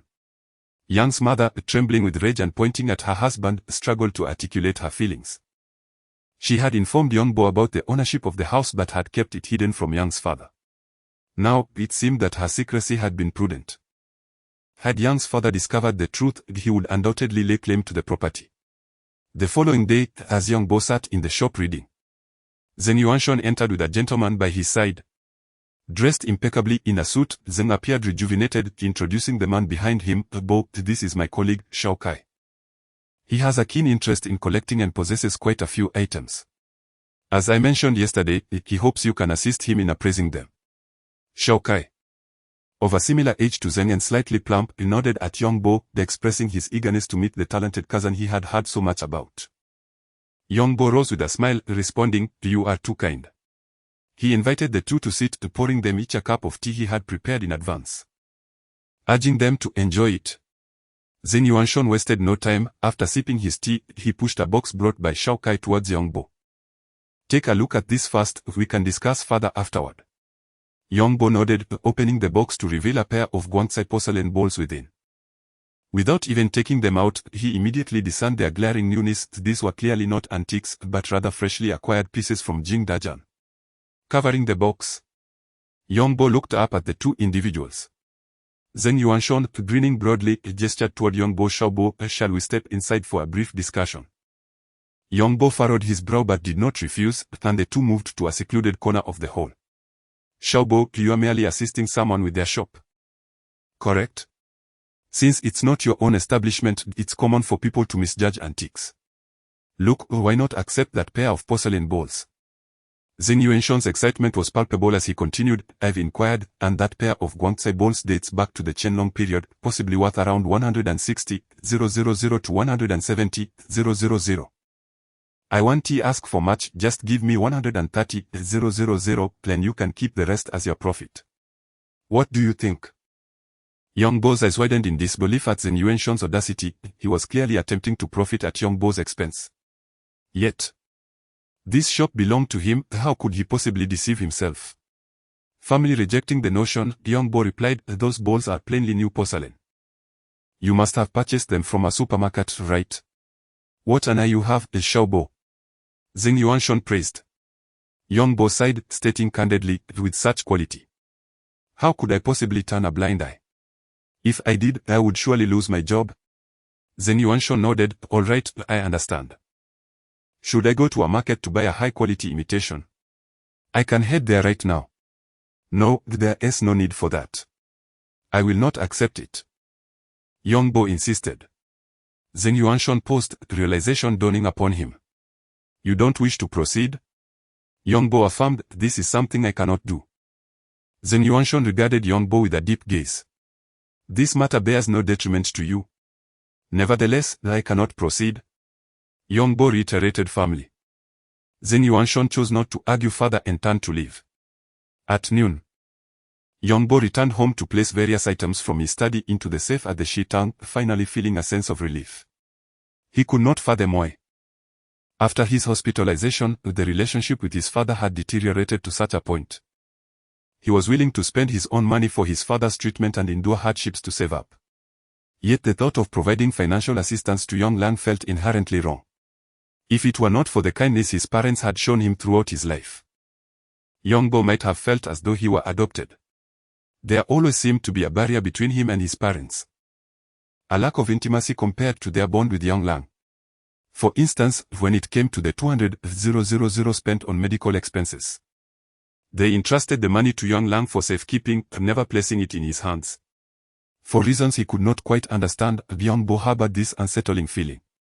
Regardless, he resolved not to voice any complaints. After all, they were his parents.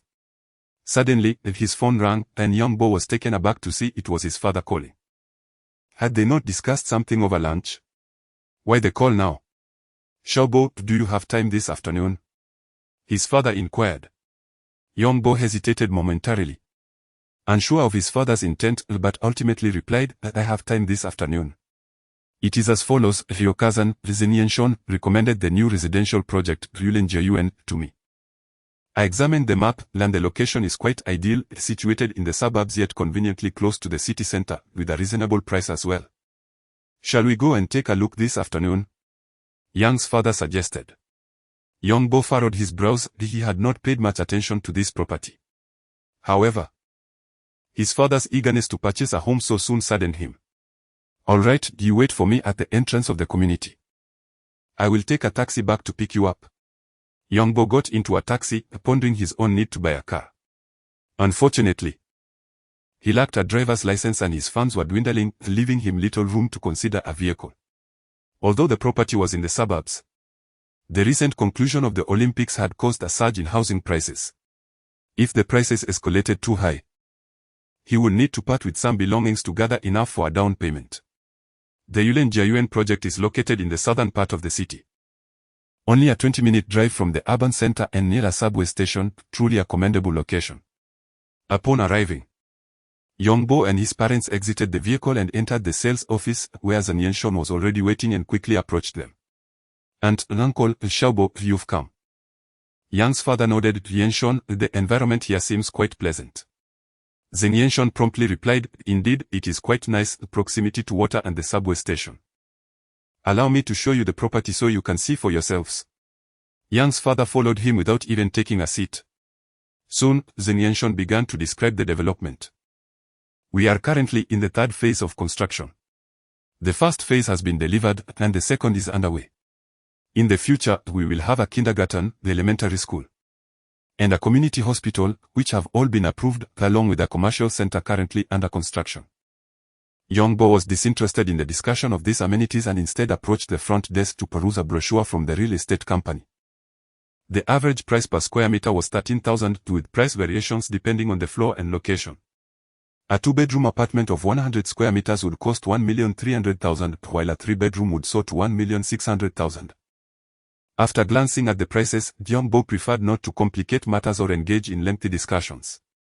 He would inevitably opt for a full payment, which meant he would need to sell a few antiques to gather the necessary funds. Yongbo settled onto a sofa in the lobby, sipping tea, and after a while, Zenienshon finally sat down with Yang's father and mother. "What do you think?" Yongbo inquired.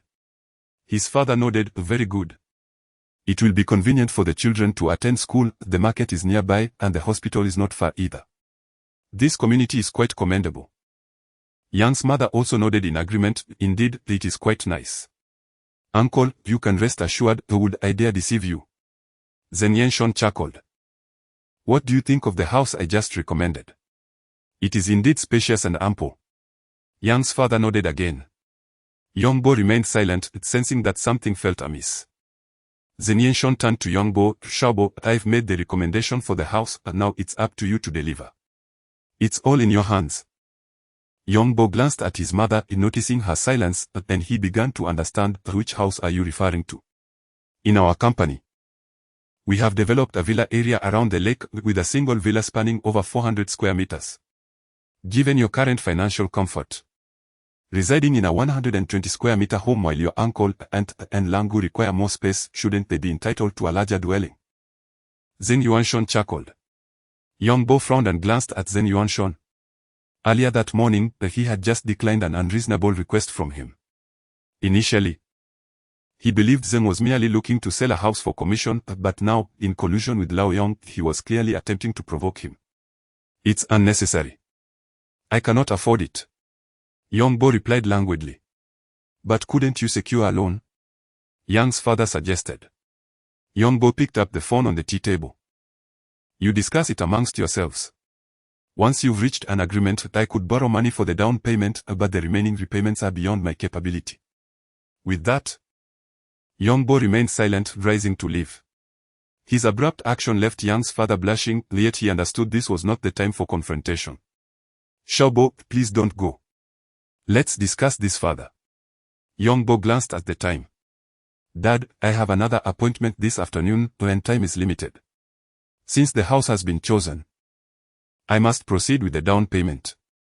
Yang's father, exasperated, exclaimed, "What about the remaining funds?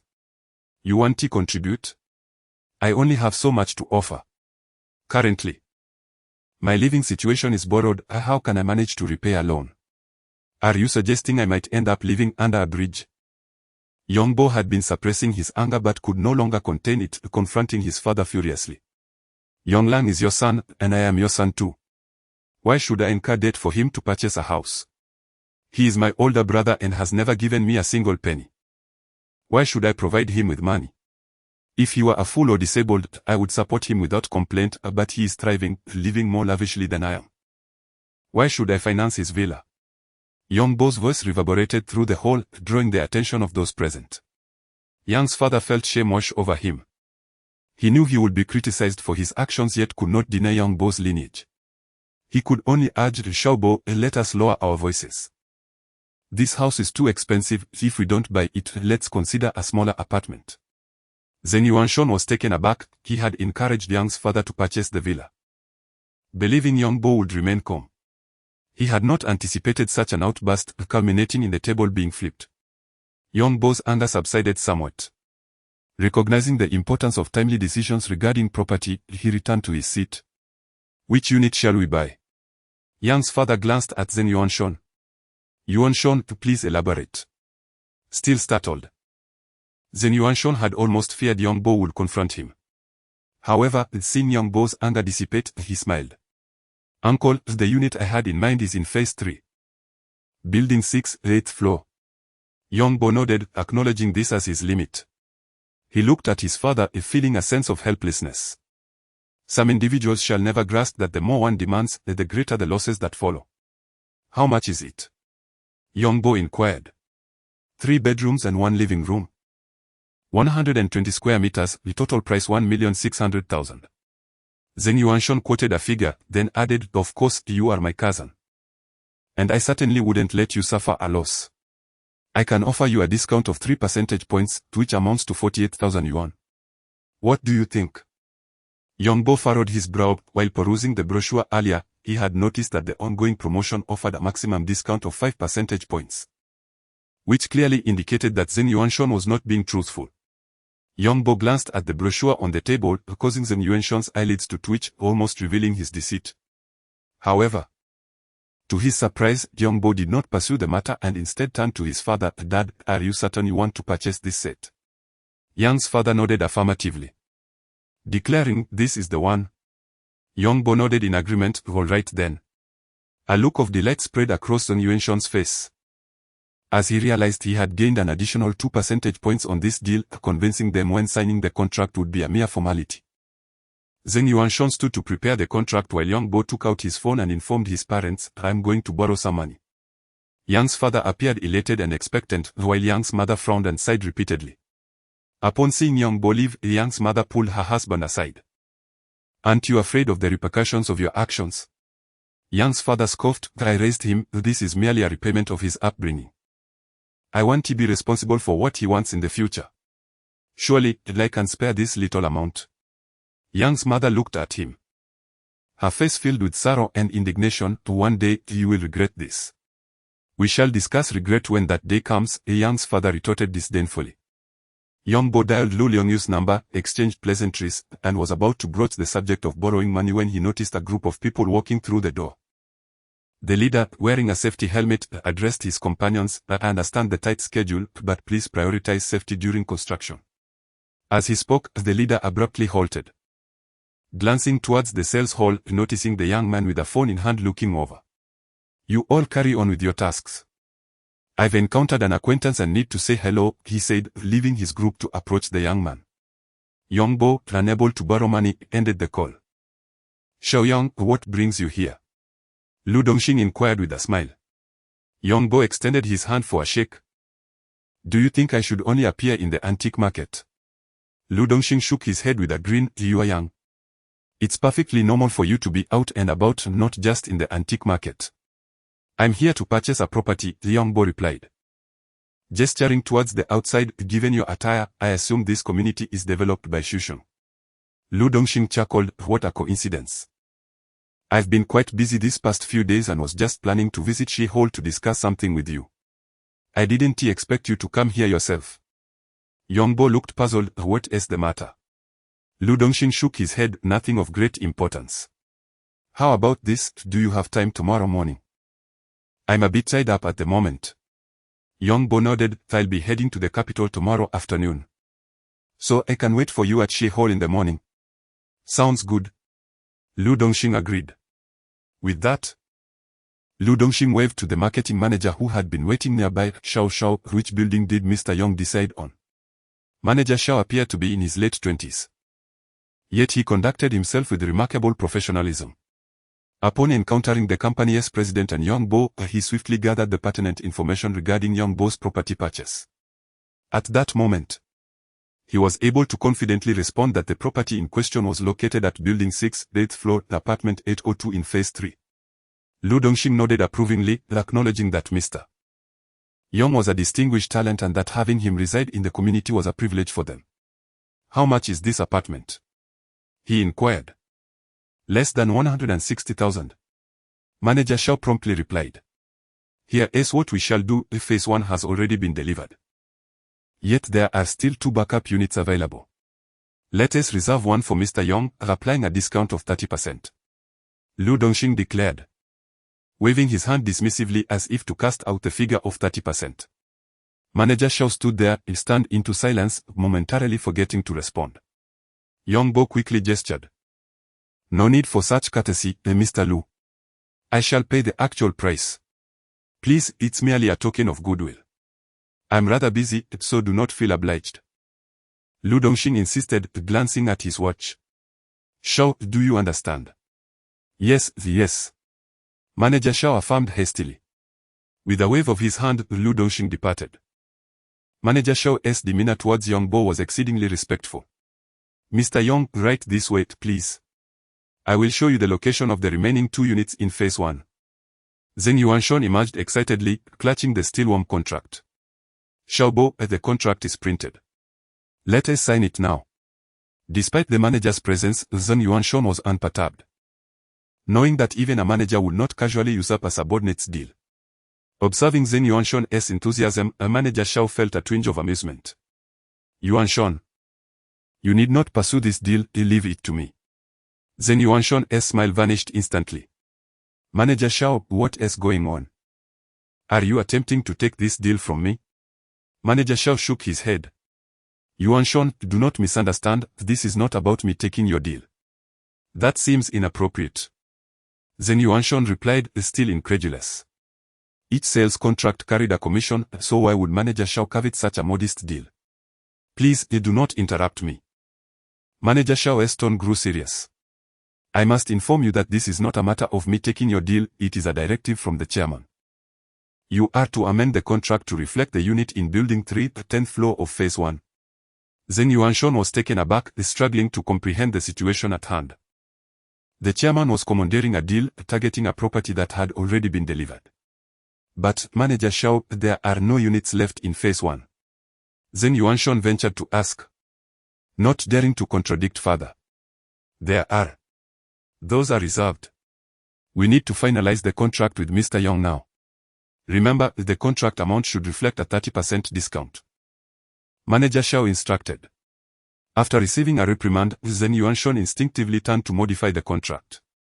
However, upon hearing the 30% discount, he stumbled, nearly losing his balance. 30%?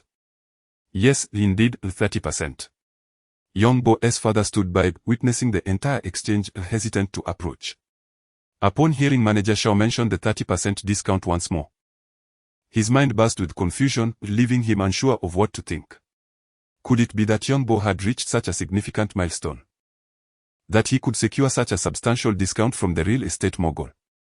Yongbo's father was left in a state of bewilderment, questioning the correctness of his previous actions.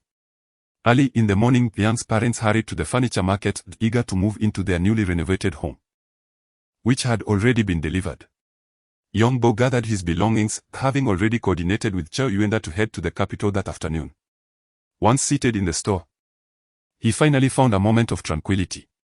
Initially, he had feared that purchasing the house would deplete his savings of over $1 million, but to his astonishment, Lu Dongxing's words had reduced the cost by 70%, bringing it down to $480,000, thereby saving him at least $500,000.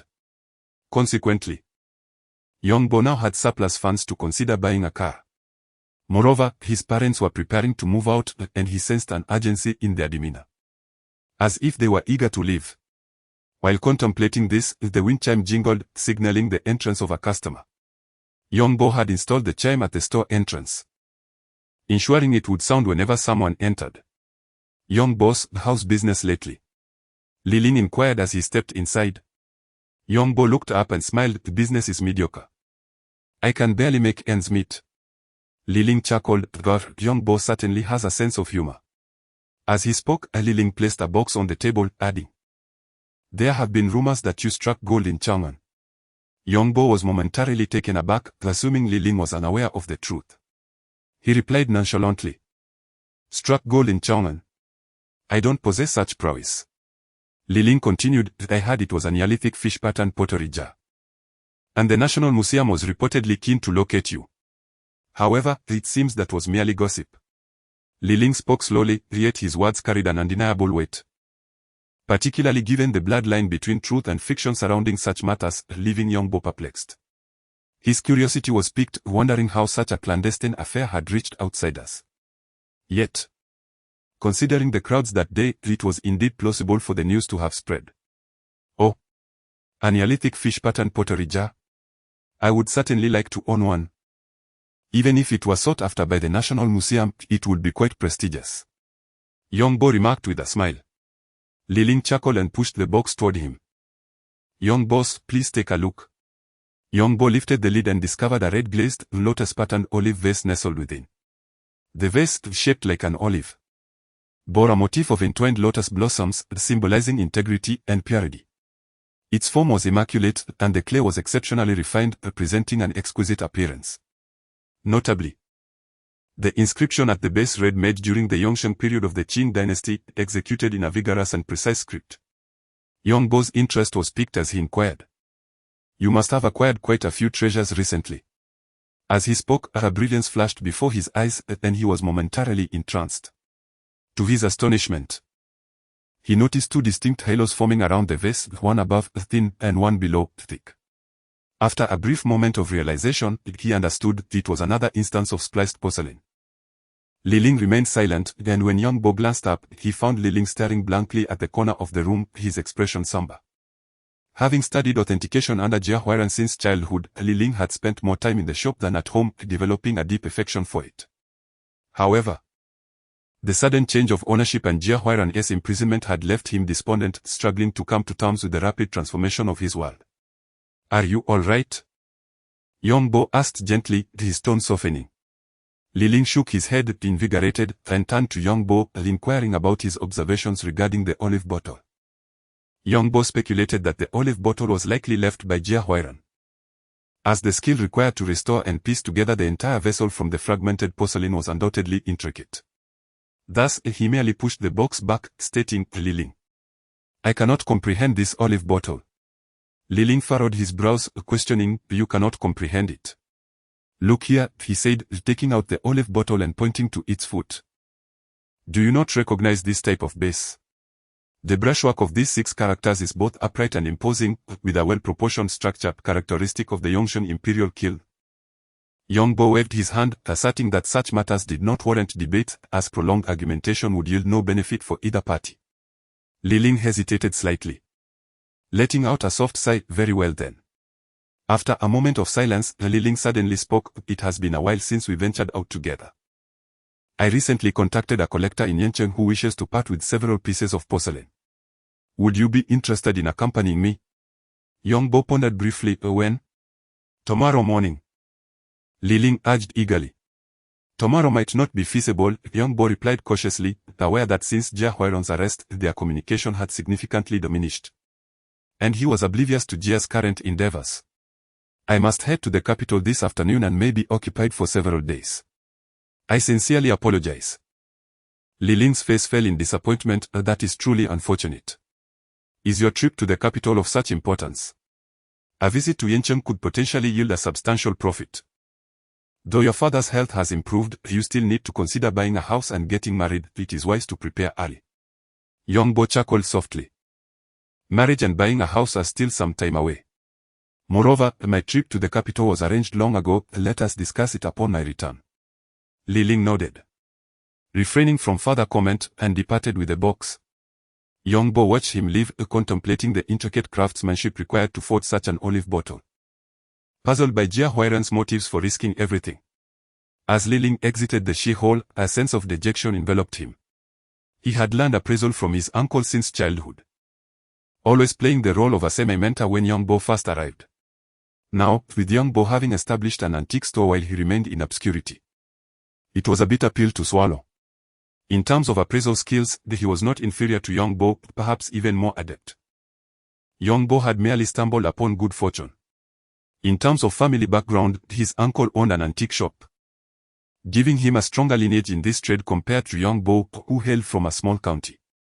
Now, as the gap between them widened, a single misstep could lead to a cascade of failures, leaving him feeling deeply discontented. Li Ling turned into a narrow alley, opened the car door, and took a seat in the back, nodding at the burly man, Uncle Lei. Uncle Lei, noticing the box in Li Ling's hand, furrowed his brow. Did you not confiscate it? Li Ling shook his head. No confiscation. Did he provide any reason? Uncle Lei inquired, visibly perturbed. The olive bottle had been a hard-won acquisition from his superior, and he had not anticipated failure. Was that cunning little fox truly so astute? I inquired. But he did not divulge anything, Li Ling replied. Uncle Lei nodded, realizing that alternative strategies would need to be devised. As he spoke, Uncle Lei turned to Li Ling and said, your uncle has entered, and my sworn brothers have also gone in. However, do not be afraid. I have conducted an investigation, and the crux of this matter lies with that little fox. I have tested him a couple of times, and he is exceedingly shrewd. Therefore, we must not rush. We must proceed methodically and strike decisively to subdue him. Li Ling nodded earnestly, understood. Yongbo received a call from his mother, informing him that his father had returned to Lishui to seek out Yonglang. Yongbo paid little heed, as a guest had arrived at his shop, Lu Dongxing, as promised. Pouring tea, Yongbo engaged in a brief exchange of pleasantries with Lu Dongxing. Lu Dongxing was straightforward in both speech and action. After a few casual remarks, he stated directly, I am aware that you are about to catch a flight to the capital, so I shall not delay you further. I wish to be forthright. I would like to hire you as my personal appraiser. Personal appraiser? Yongbo was momentarily taken aback. He knew that some wealthy collectors had appraisers by their side, but he had not anticipated that such an opportunity would come to him. Lu Dongxing nodded, indeed. A personal appraiser. However, there is no need for undue concern. You may continue your usual activities. I will only call you when I require your expertise. According to my routine, I generally attend the auction in Hong Kong twice a year, while domestically, I only visit about 3 or 4 auction houses during their spring and autumn sales. Altogether, you would only need to allocate about half a month each year. Of course, there are also some treasures I encounter during my business trips that I would bring to you for appraisal. Yongbo nodded lightly. This arrangement seemed to afford him ample leisure. Observing Yongbo's interest, Lu Dongxing's spirits lifted, and he continued, as for remuneration, it is calculated daily at 100,000. This rate is on par with Professor Chow, though he has moved to the capital and may not be as accessible in the future. Yongbo pondered for a moment, finding no reason to decline such generous terms. Very well, he replied. Lu Dongxing was overjoyed and gestured to his secretary to bring forth a contract. I have a contract here, please review it. If all is satisfactory, we shall consider it settled. Yongbo smiled, no need to examine it, I trust that Mr. Lu will not deceive me. Nevertheless, he glanced through it, noting that the contract was valid for 1 year, and only then did he sign with satisfaction.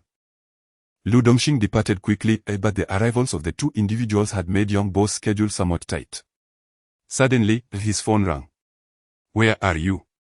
Lu Oyahua inquired. I am at the shop. Wait for me, I shall come find you shortly. Lu Oyahua replied eagerly. Yongbo checked the time and hurriedly interjected, no need to come. I must head to the airport for a flight to the capital. What a coincidence. Lu Oyahua nearly swore. He then added, all right, wait for me in the capital. I will also head over this afternoon. After ending the call, young Bo grabbed his suitcase, disregarded tidying up, locked the door, then held a cab straight to the airport. Once aboard the plane, he suddenly remembered his intention to bring the Japanese lacquer box, but it was too late. The lacquer box was securely stored in the shop safe, and there was no way to retrieve it now. Upon arriving at the airport, young Bo sought out Chow Yuenda and recounted the incident of forgetting his paint box. Chow Yuenda, with a sense of resignation, remarked, "If you haven't brought it, then so be it. It is not as if it is the end of the world." Having just arrived in the capital, Chow Yuenda seemingly had no intention of purchasing a home, opting instead to reside in a two-bedroom rental provided by his workplace. Young Bo, naturally reluctant to intrude, was fortuitously joined by Luo Yahua, and the trio dined together outside. Suddenly, young Bo broached the topic, "Brother Chow, I have been hearing quite a stir regarding the fish pattern ceramic jar I possess. There are even rumors that the National Museum intends to reclaim it. It is quite amusing." Chow Yuenda chuckled, "You need not be so cautious in probing my thoughts. I did not divulge this information." The crowd was rather large that day, and I must admit my oversight. It would have been prudent to retain fewer attendees after the meeting. Young Bo shook his head, acknowledging that with many voices, rumors are bound to spread. I am aware that the National Museum seeks to recover the fish pattern ceramic jar. It is indeed true," Chow Yuenda added. Young Bo became suddenly anxious, questioning, "On what grounds? Do they intend to reclaim it directly? There is nothing illegal about this ceramic jar." Chow Yuenda raised a hand to calm him. "Allow me to explain. They have not yet approached you, have they?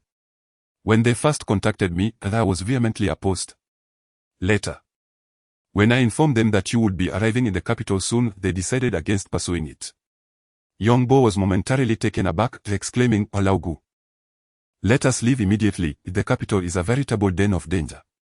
Luo Yahua laughed heartily. "Why the urgency? The fish pattern ceramic jar rightfully belongs to you. They are merely masquerading under the guise of collection.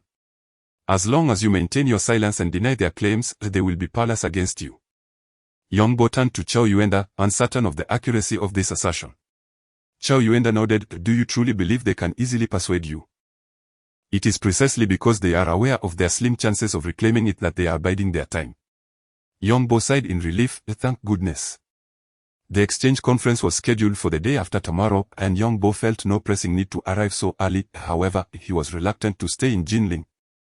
Thus he decided to come earlier and explore. After a night of silence, young Bo rose early, rousing Luo Yahua, and they set off directly for Lulakang. Lulakang, originating from the Qing dynasty, was a lodging area for scholars traveling to the capital for the imperial examinations, resulting in a plethora of shops selling writing materials and books. Over time, antique shops and art galleries were also drawn to the area.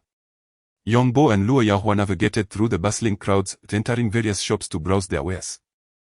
Some venerable antique shops boasted rich histories, their interiors filled with genuine antiques clearly marked with prices, making it exceedingly difficult to find a bargain.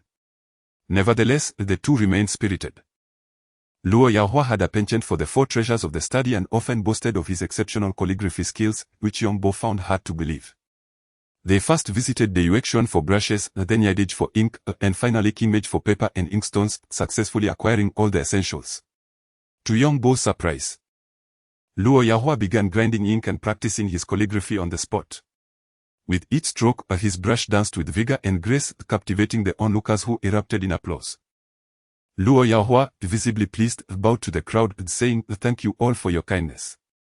Young Bo was quite intrigued. He had never expected this revelation. "I always assumed you were an underachiever, but it turns out you are quite the scholar." As Luo Yahua tidied up his writing tools, he feigned an intention to splash the remaining ink at young Bo, retorting, "You are the underachiever. At least I graduated from Capital University.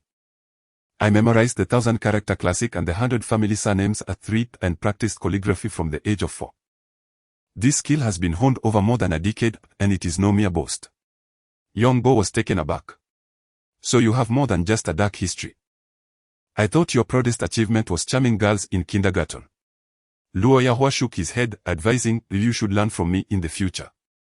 You need to dabble in calligraphy and musical instruments, they are quite useful for wooing women." No sooner had Luo Yahua spoken than two blonde, blue-eyed foreign girls approached. pointing at the ink and brushes in his hands while holding a camera, seemingly eager to take a photo with him. Luo Yahua was even more thrilled and winked at young Bo. His English was commendable, allowing him to converse with the girls effortlessly. One girl helped him grind the ink, while the other took photographs. Luo Yahua inscribed 2 lines onto the paper, "One world, one dream," a phrase from the recently concluded Olympics. The girl grinding the ink was ecstatic, chattering away, prompting Luo Yahua to reluctantly step aside as she picked up the brush, pretending to write, though in truth, she merely struck a pose for the photograph. After several shots, the other girl joined in, mimicking the same pose. Young Bo watched from the sidelines, bemused by their incorrect grip on the brush, yet he felt too shy to comment. After a lengthy photo session, the girls finally posed for a picture with Luo Yahua. Once the girls departed, young Bo could no longer contain his laughter. "Is this how you charm women? Is this your fortune? It seems to me these 2 girls didn't give you much respect." Luo Yahua wore a sulky expression. "What is wrong with that? At least I had girls take photos with me. Why don't you give it a try?" Young Bo shook his head. "All right, no more of that. Hurry up and pack your things, let us move on." As they wandered through the numerous shops of Lulakang, Luo Yahua suggested they indulge in Peking duck for lunch, to which young Bo eagerly agreed. The people of Jinling had a fondness for duck, evident in the abundance of roast duck shops lining the streets. But Peking duck held a reputation that overshadowed Jinling's offerings. As they progressed, their path was suddenly obstructed by a commotion up ahead. Young Bo glanced over and exclaimed, "Oh, it's those 2 girls from this morning." Luo Yahua looked and quickly assessed, "It seems they are causing a ruckus." Young Bo hesitated, he was not one to meddle. And it appeared that Luo Yahua had no intention of intervening either. Yet the arguing girls spotted Luo Yahua and waved enthusiastically, calling out, "Darling! Darling!" Even without understanding English, one could grasp the affectionate term. The attention of the onlookers instantly shifted towards them, leaving the 2 unable to escape. With a forced bravado, Luo Yahua pulled young Bo forward, whispering, "Brother, I need your help." Young Bo remained composed as he navigated through the crowd, spotting shards of porcelain scattered on the ground. Nearby stood a middle-aged man, in his 40s, his face and neck flushed, seemingly sunburned, and his clothing smeared with mud. Upon seeing young Bo and his companion enter, the man hurriedly turned to Luo Yahua, lamenting, "Are you affiliated with these 2? You must help me explain. This brush holder is a family heirloom. My elderly mother, over 80, is gravely ill in bed. I was counting on selling this brush holder to afford her treatment." The man's voice trembled with emotion, and the presence of the 2 foreign women drew the attention of the onlookers, who began to side with him, casting accusatory glances at the young ladies. Such scenarios often suggested a scheme for extortion, yet one could not entirely dismiss the possibility of genuine misfortune. Young Bo turned to Luo Yahua, advising, "Inquire about their side of the story." After a couple of questions, it appeared the 2 young women were still grasping the gravity of the situation and soon clarified they had been walking backward and inadvertently bumped into the man, causing the brush holder to fall and shatter. Young Bo frowned. This was indeed a complicated matter. Nonetheless, he crouched down to examine the porcelain fragments more closely. The middle-aged man continued to explain, "This brush holder was crafted during the reign of Emperor Qianlong. It's quite valuable, and my mother's health depends on it." Luo Yahua relayed a few words to the 2 girls, who then appeared flustered and began pleading with the man for leniency. At that moment, even if the man chose to forgive them, the crowd would not be so forgiving. The 2 young women had indeed been careless. Walking backward and colliding with someone was one thing, but the brush holder was worth a considerable sum, far from being mere imitation porcelain. "Look at the cracks on the holder, the texture, it's clearly not a new piece." Young Bo scrutinized the porcelain shards and noticed something amiss. The surface was pristine, yet the interior was yellowed, indicating it could not possibly be from the Qianlong era. Moreover, the distinct glow hinted at a poorly executed forgery. Casually, he picked up a fragment and asked the middle-aged man, "Do you work on a construction site?" The man nodded, affirming, "Yes, I work on a construction site. I may lack formal education and knowledge, but it's common sense that one must compensate for what they break. This understanding transcends the nature of one's employment." Young Bo furrowed his brow. He merely sought to ascertain the man's circumstances, hoping to verify the existence of his ailing mother. Having experienced the weight of a loved one's serious illness, he naturally wished to extend his assistance. Initially, he intended to explore the possibility of aiding the man. But the latter's evasive responses, overly polished and far from that of an ordinary laborer, sparked his suspicions that he might be a professional scammer. Determined to probe further, Yongbo raised the shard in his hand and declared, "I believe this porcelain was something you found at the construction site. Perhaps we should involve the authorities." Upon hearing this, the middle-aged man reacted vehemently, "No, we cannot involve the police." Even the bystanders echoed his sentiment, questioning the necessity of involving law enforcement in such a matter. Do those police officers not favor foreigners? Yongbo disregarded the onlookers, turning his gaze towards the middle-aged man. "How do you intend to resolve this?" "Compensation," the man replied. "They need to pay me 80,000 yuan, and then I shall not pursue this matter any further." Yongbo discerned that the individual was merely attempting to extort money and sighed inwardly, shaking his head, "Your demand is unreasonable. We are both aware of the era to which this porcelain dates. The Olympics have just concluded, and the capital is bustling with international guests. You surely comprehend the negative repercussions of attempting to deceive a foreigner." "I don't care about that, just pay," the man insisted. Upon hearing the translated sum of over 10,000 US dollars, the two young women grew anxious, exchanging hurried words, though Yongbo could not comprehend a single one, as his English had already faded from his memory. The crowd began to criticize Yongbo. "Are you even Chinese? Supporting a foreigner like this?" "Yes. And you are heading to the police station. What relation do you have with that foreign woman to defend her so?" Listening to the murmurings, Yongbo frowned, unwilling to engage further. He bent down to pick up a shard of porcelain from the ground at the base of a brush holder inscribed with a mark. "Let us examine this inscription for any discrepancies." The middle-aged man's expression shifted, for he was acutely aware of the glaring flaw in the porcelain. The onlookers remained oblivious, unable to articulate their thoughts. It was then that Luo Yahua loudly clarified, "The inscription, made during the Qianlong era of the Great Qing, is incorrect. The character for made should be in traditional form, yet this is clearly in simplified form." The crowd suddenly understood, turning to the middle-aged man, who had already begun to retreat into the throng. "Seize him. He is a fraud, deceiving international guests." A commotion ensued, but ultimately, the man escaped, with Yongbo glimpsing someone shouting and inadvertently shielding his flight amidst the crowd.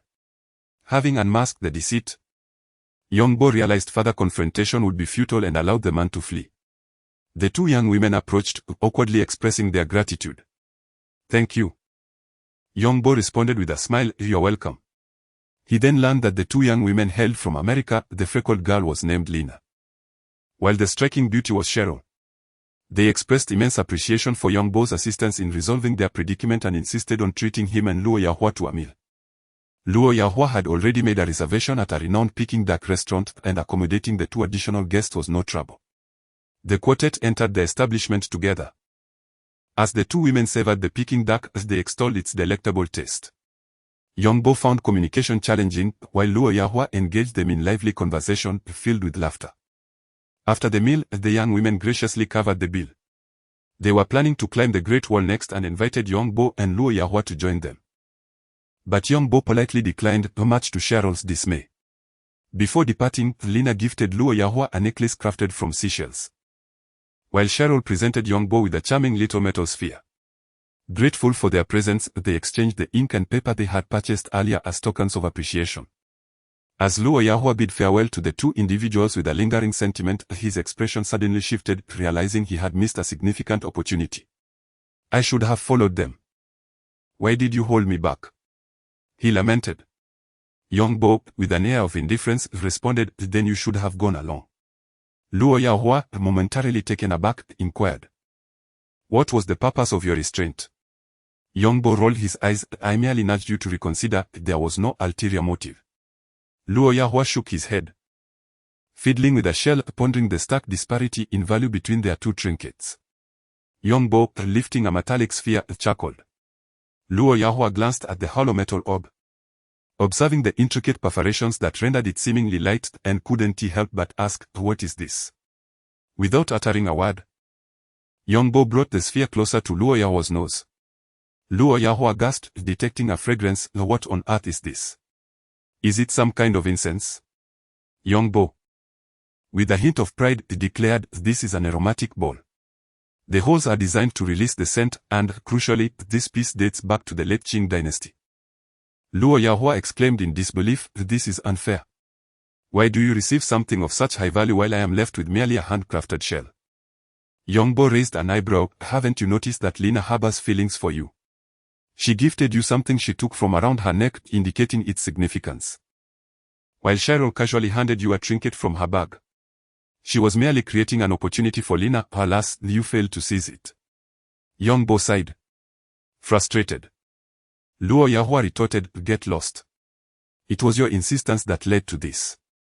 After some time spent wondering, Luo Yahua managed to regain his composure and reached out to Yongbo. Let me see the aromatic ball. Yongbo clutched it possessively, like a treasured possession, refusing to relinquish it. Could it be that you have developed a fondness for Cheryl, clutching her gift so dearly? Luo Yahua teased. Yongbo shot him a glance. Don't try to provoke me, it won't work.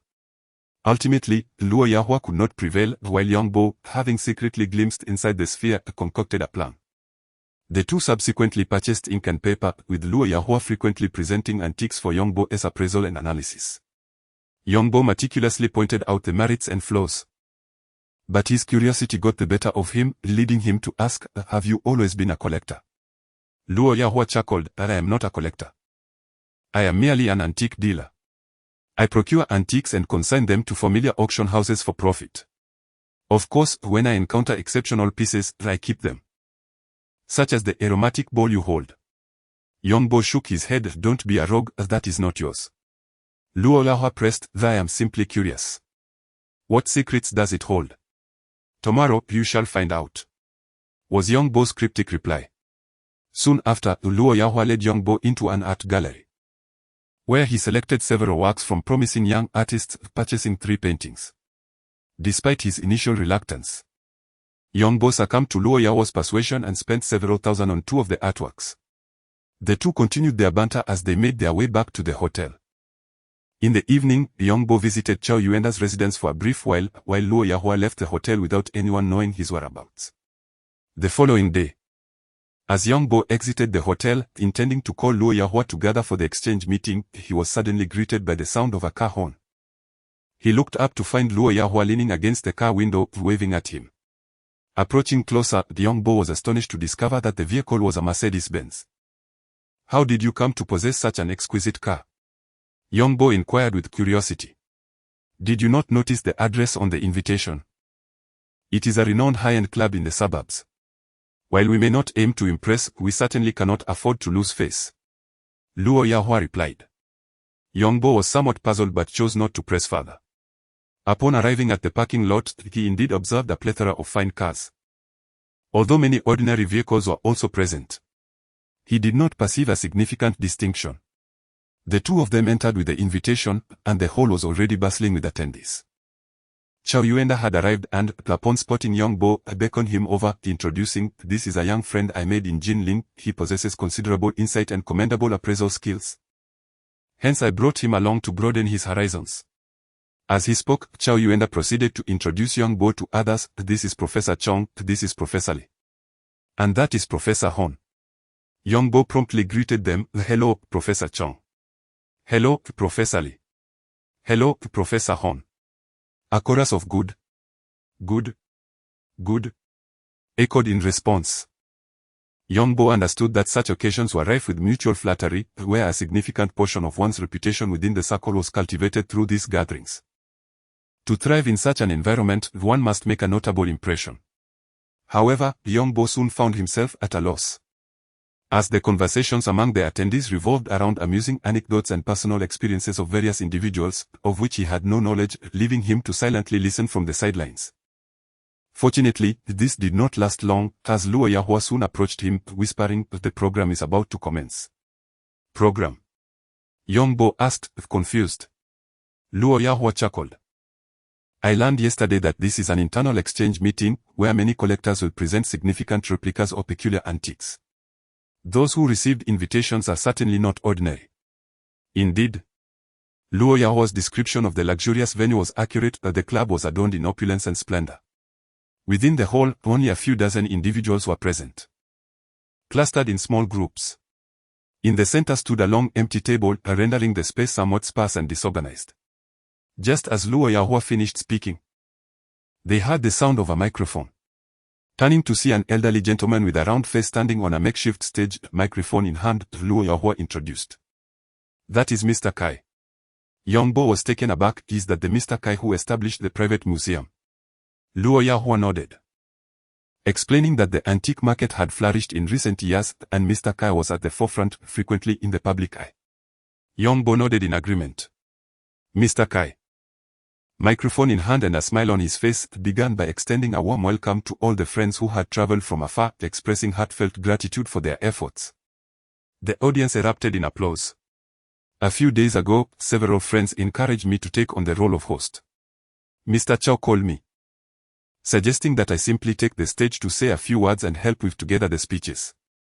At that moment, I inquired of Mr. Chow why he himself would go up. Mr. Kai, with a microphone in hand, unexpectedly began to share jokes, and after all these years, Mr. Chow finally admitted that he does not photograph well. Upon hearing this, everyone turned to search for Chow Yuenda, erupting in laughter. Chow Yuenda, pointing to the front stage, managed a wry smile. It was indeed true that he did not photograph well due to his slender frame. Mr. Kai continued with several more humorous remarks before stating, "This exchange meeting primarily comprises old friends, alongside some new faces. I hope everyone can gain something valuable through our discussions." Everyone had brought along various intriguing items, so let us invite the attendants to present these treasures. Yongbo turned to see a group of attendants approaching, each carrying trays or wooden boxes. These items were placed on a long table for display, without any protective measures. Yongbo was somewhat astonished to observe that everyone had moved to the corners to retrieve gloves and magnifying glasses, as if preparing not for an appraisal but for a grand feast. Luo Yahua tugged at Yongbo, urging him, "What are you dawdling for? Hurry over and showcase your skills." With a gentle smile, Yongbo followed him. Upon arriving, Yongbo realized that while the movements appeared casual, the participants handled the items with utmost care, especially when dealing with porcelain. In a corner, he came upon a famille rose garlic head vase. Famille rose porcelain is quite valuable. Ordinarily, numerous spectators would gather around such an exquisite piece, yet in this setting, it seemed rather inconspicuous, with only Yongbo and Luo Yahua standing beside it. Luo Yahua pointed at the vase and said, "Why don't you take a guess as to whether this garlic head vase is genuine or not?" Yongbo glanced at the small nameplate below, which identified it as a Qing Dynasty Joqing famille rose garlic head vase. He chuckled, "I suspect it is a replica." Luo Yahua, puzzled, asked, "Why is that?"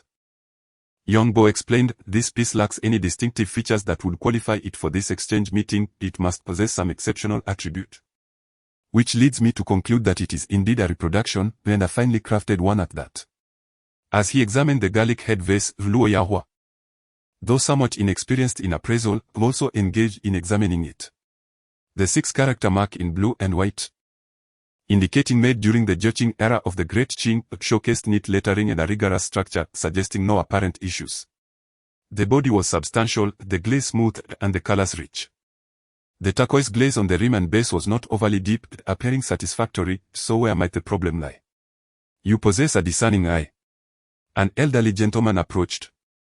It was Mr. Kai, who had hosted from the stage earlier. Luo Yahua, flattered by the compliment, waved his hand modestly, saying, "I am merely inexperienced and failed to identify the flaws, but I hardly possess any remarkable insight." Mr. Kai, somewhat surprised, replied, "If you cannot discern any issues, does that not imply there are none? Why assume at the outset that this porcelain must contain a flaw?"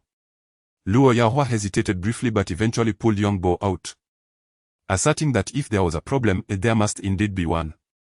Mr. Kai glanced at Yongbo, suddenly recalling something, then chuckled, "So, the fish pattern jar is in your possession?" At that moment, Yongbo dreaded the mention of the fish pattern jar, yet he understood that Mr. Kai, being acquainted with Chow Yuenda, must have already inquired about it. He could only respond with resignation, "Perhaps it would be more distinctive if everyone referred to me as the fish pattern jar." Mr.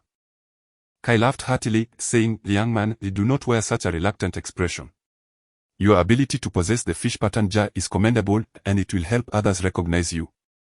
This will greatly benefit you in the future. You will come to understand this." With that, Mr. Kai pointed at the garlic-shaped vase behind Young Bo, exclaiming, "Let me take a look." He picked up the pastel garlic vase, examining it closely.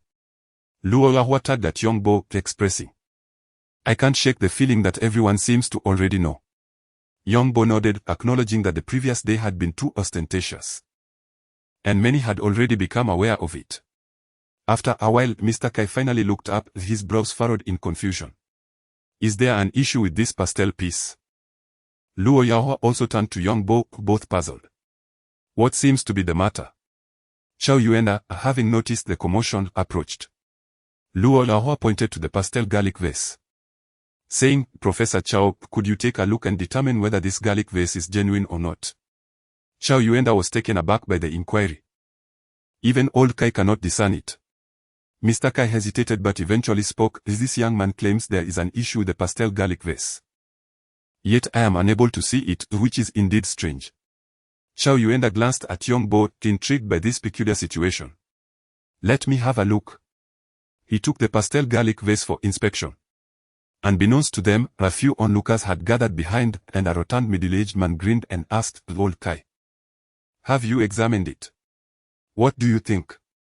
Mr. Kai pointed at the hefty man, chuckling, "Your inquiry jogs my memory. This piece of porcelain was brought by you, wasn't it?" The stout man nodded, replying, "I originally purchased it for 300,000, but I paid the tuition with my mistakes. Today, I brought it not for any other purpose but to present a challenge to everyone." Mr. Kai jestingly scolded, "Oh, you are truly up to no good. However, you shall not stump us. Differing opinions among us guarantee that someone is correct, thus there will be an answer to your riddle." The man, taken aback, inquired, "Who might that be?" Mr. Kai pointed to Young Bo, saying, "It is this young man." The middle-aged man chuckled, "My Qing dynasty Joqing garlic vase is not easily deciphered. Can this young man truly discern its authenticity?" Young Bo smiled gently, remarking, "Youth has no bearing on one's ability to perceive." Mr. Kai, sensing the sharp exchange between the two, interjected, "Old Chao is also examining it. Let us wait and see what he concludes."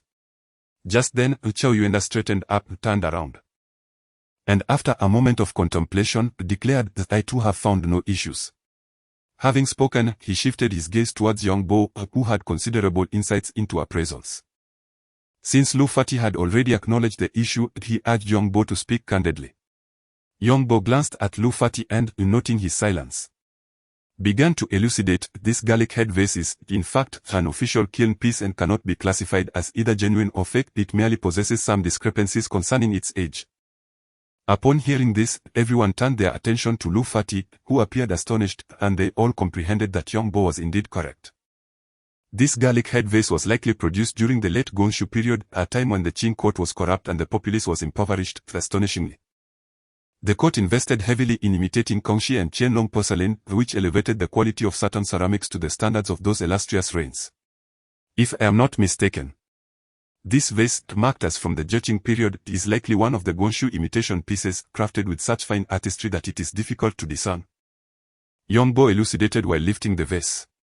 Once more, everyone turned to Lu Fati, who was beginning to conceal his look of astonishment. They initially assumed Young Bo was mistaken, but much to their surprise, Lu Fati erupted in laughter, exclaiming, "Remarkable. I had no inkling after purchasing it. Recently, when I had another piece appraised, I took this one along, and to my astonishment, it turned out to have been made during the Gonshu period, which is why I brought it here for everyone else's enjoyment. I initially thought I would reveal this mystery at the end, but it seems this young brother possesses a keen eye." Mr. Kai could not help but chuckle. "Oh, you truly have ill intentions, trying to trick us old fellows." Lu Fati quickly replied, "Not at all. Not at all." The crowd erupted in laughter, and after the mirth subsided, Lu Fati turned to Young Bo, inquiring how he had discerned the truth. Young Bo pointed to a figure depicted on the vase, explaining, "It was evident from the color of this garment. The vibrant azure hue of the material differs from the pale blue typically used in Kongxi and Qianlong pieces." Upon hearing Young Bo's explanation, Everyone directed their gaze to the indicated area. The figure was already diminutive, and the color was rendered with just a few strokes. Such meticulous observation left everyone exchanging glances. Xiao Yuenda, having discerned that particular stroke, looked at Yongbo in astonishment, remarking on the exceptional attention to detail. The others were reassured, acknowledging that with a bit more time, they too could have made similar observations. Although Xiao Yuenda's comments seemed to downplay Yongbo's skills, it inadvertently shifted the focus, leading them to consider that indeed, Yongbo had not spent much time on this at all. Nevertheless, spurred by Xiao Yuenda's words, the group offered Yongbo a few compliments before dispersing. Xiao Yuenda remarked to Yongbo, during this period, I have witnessed your remarkable growth, you are indeed extraordinary. Yongbo waved his hand, expressing gratitude for Xiao's assistance. As a result of this interaction, Lu Fati found Yongbo increasingly agreeable. Respect for capable individuals naturally flourished among them. After exchanging a few more words, Yongbo and Luo Yahua continued onward, encountering imitations of Shang and Zhou bronzewares, Han Dynasty jade rings, Tang Dynasty white porcelain, and even replicas of the 12 zodiac animal heads. Luo Yahua halted before a peculiar antique, unable to restrain his curiosity as he inquired, what is this? Yongbo glanced over and noticed a small bamboo tube, approximately 10 centimeters in diameter and 4 to 5 centimeters in height.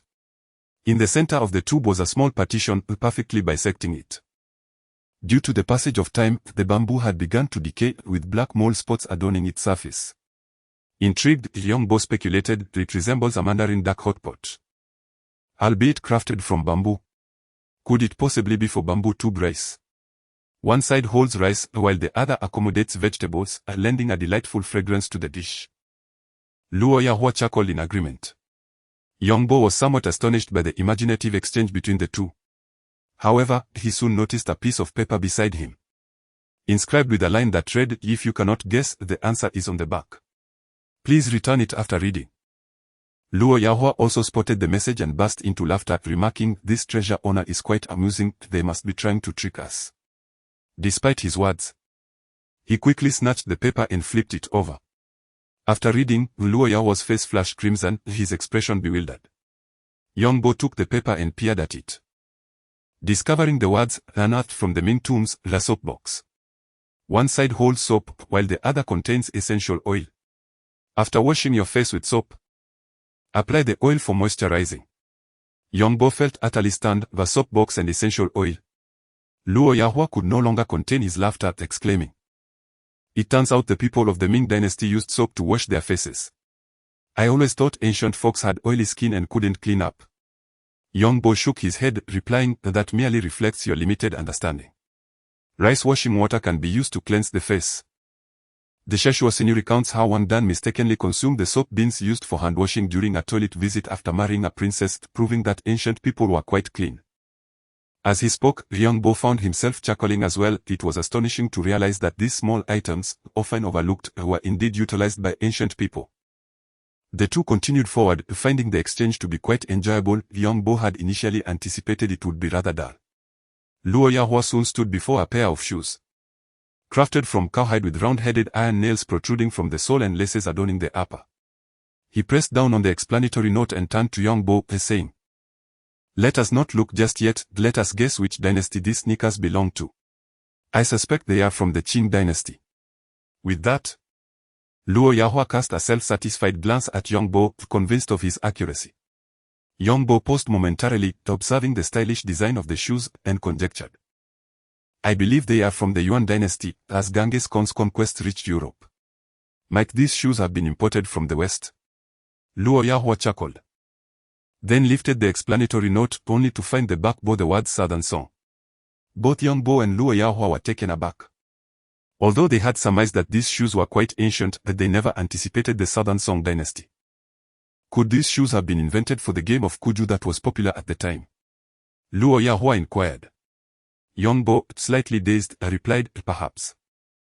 The two engaged in a discussion about the comfort of Southern Song sneakers, quickly completing a full circle of thoughts. The items brought by the guests were rather few. Xiao Yuenda wished for Yongbo to fetch the Japanese lacquer box, likely out of a sense of curiosity, hoping to share it with everyone, however. Yongbo had forgotten to bring it. When they encountered Chow Yuenda, he was still discussing this matter and, upon seeing Young Bo approach, he chuckled. If you had brought the lacquer box, I assure you that over 80% of the people in this hall would be unable to identify it. Young Bo shook his head, acknowledging that there were many items in the hall that he too could not identify. By the way, did you bring your fish pattern pottery jar? Young Bo inquired, noting that the speaker stood beside Chow Yuenda. Though of modest stature, he spoke with great authority. It was none other than Professor Chong from earlier.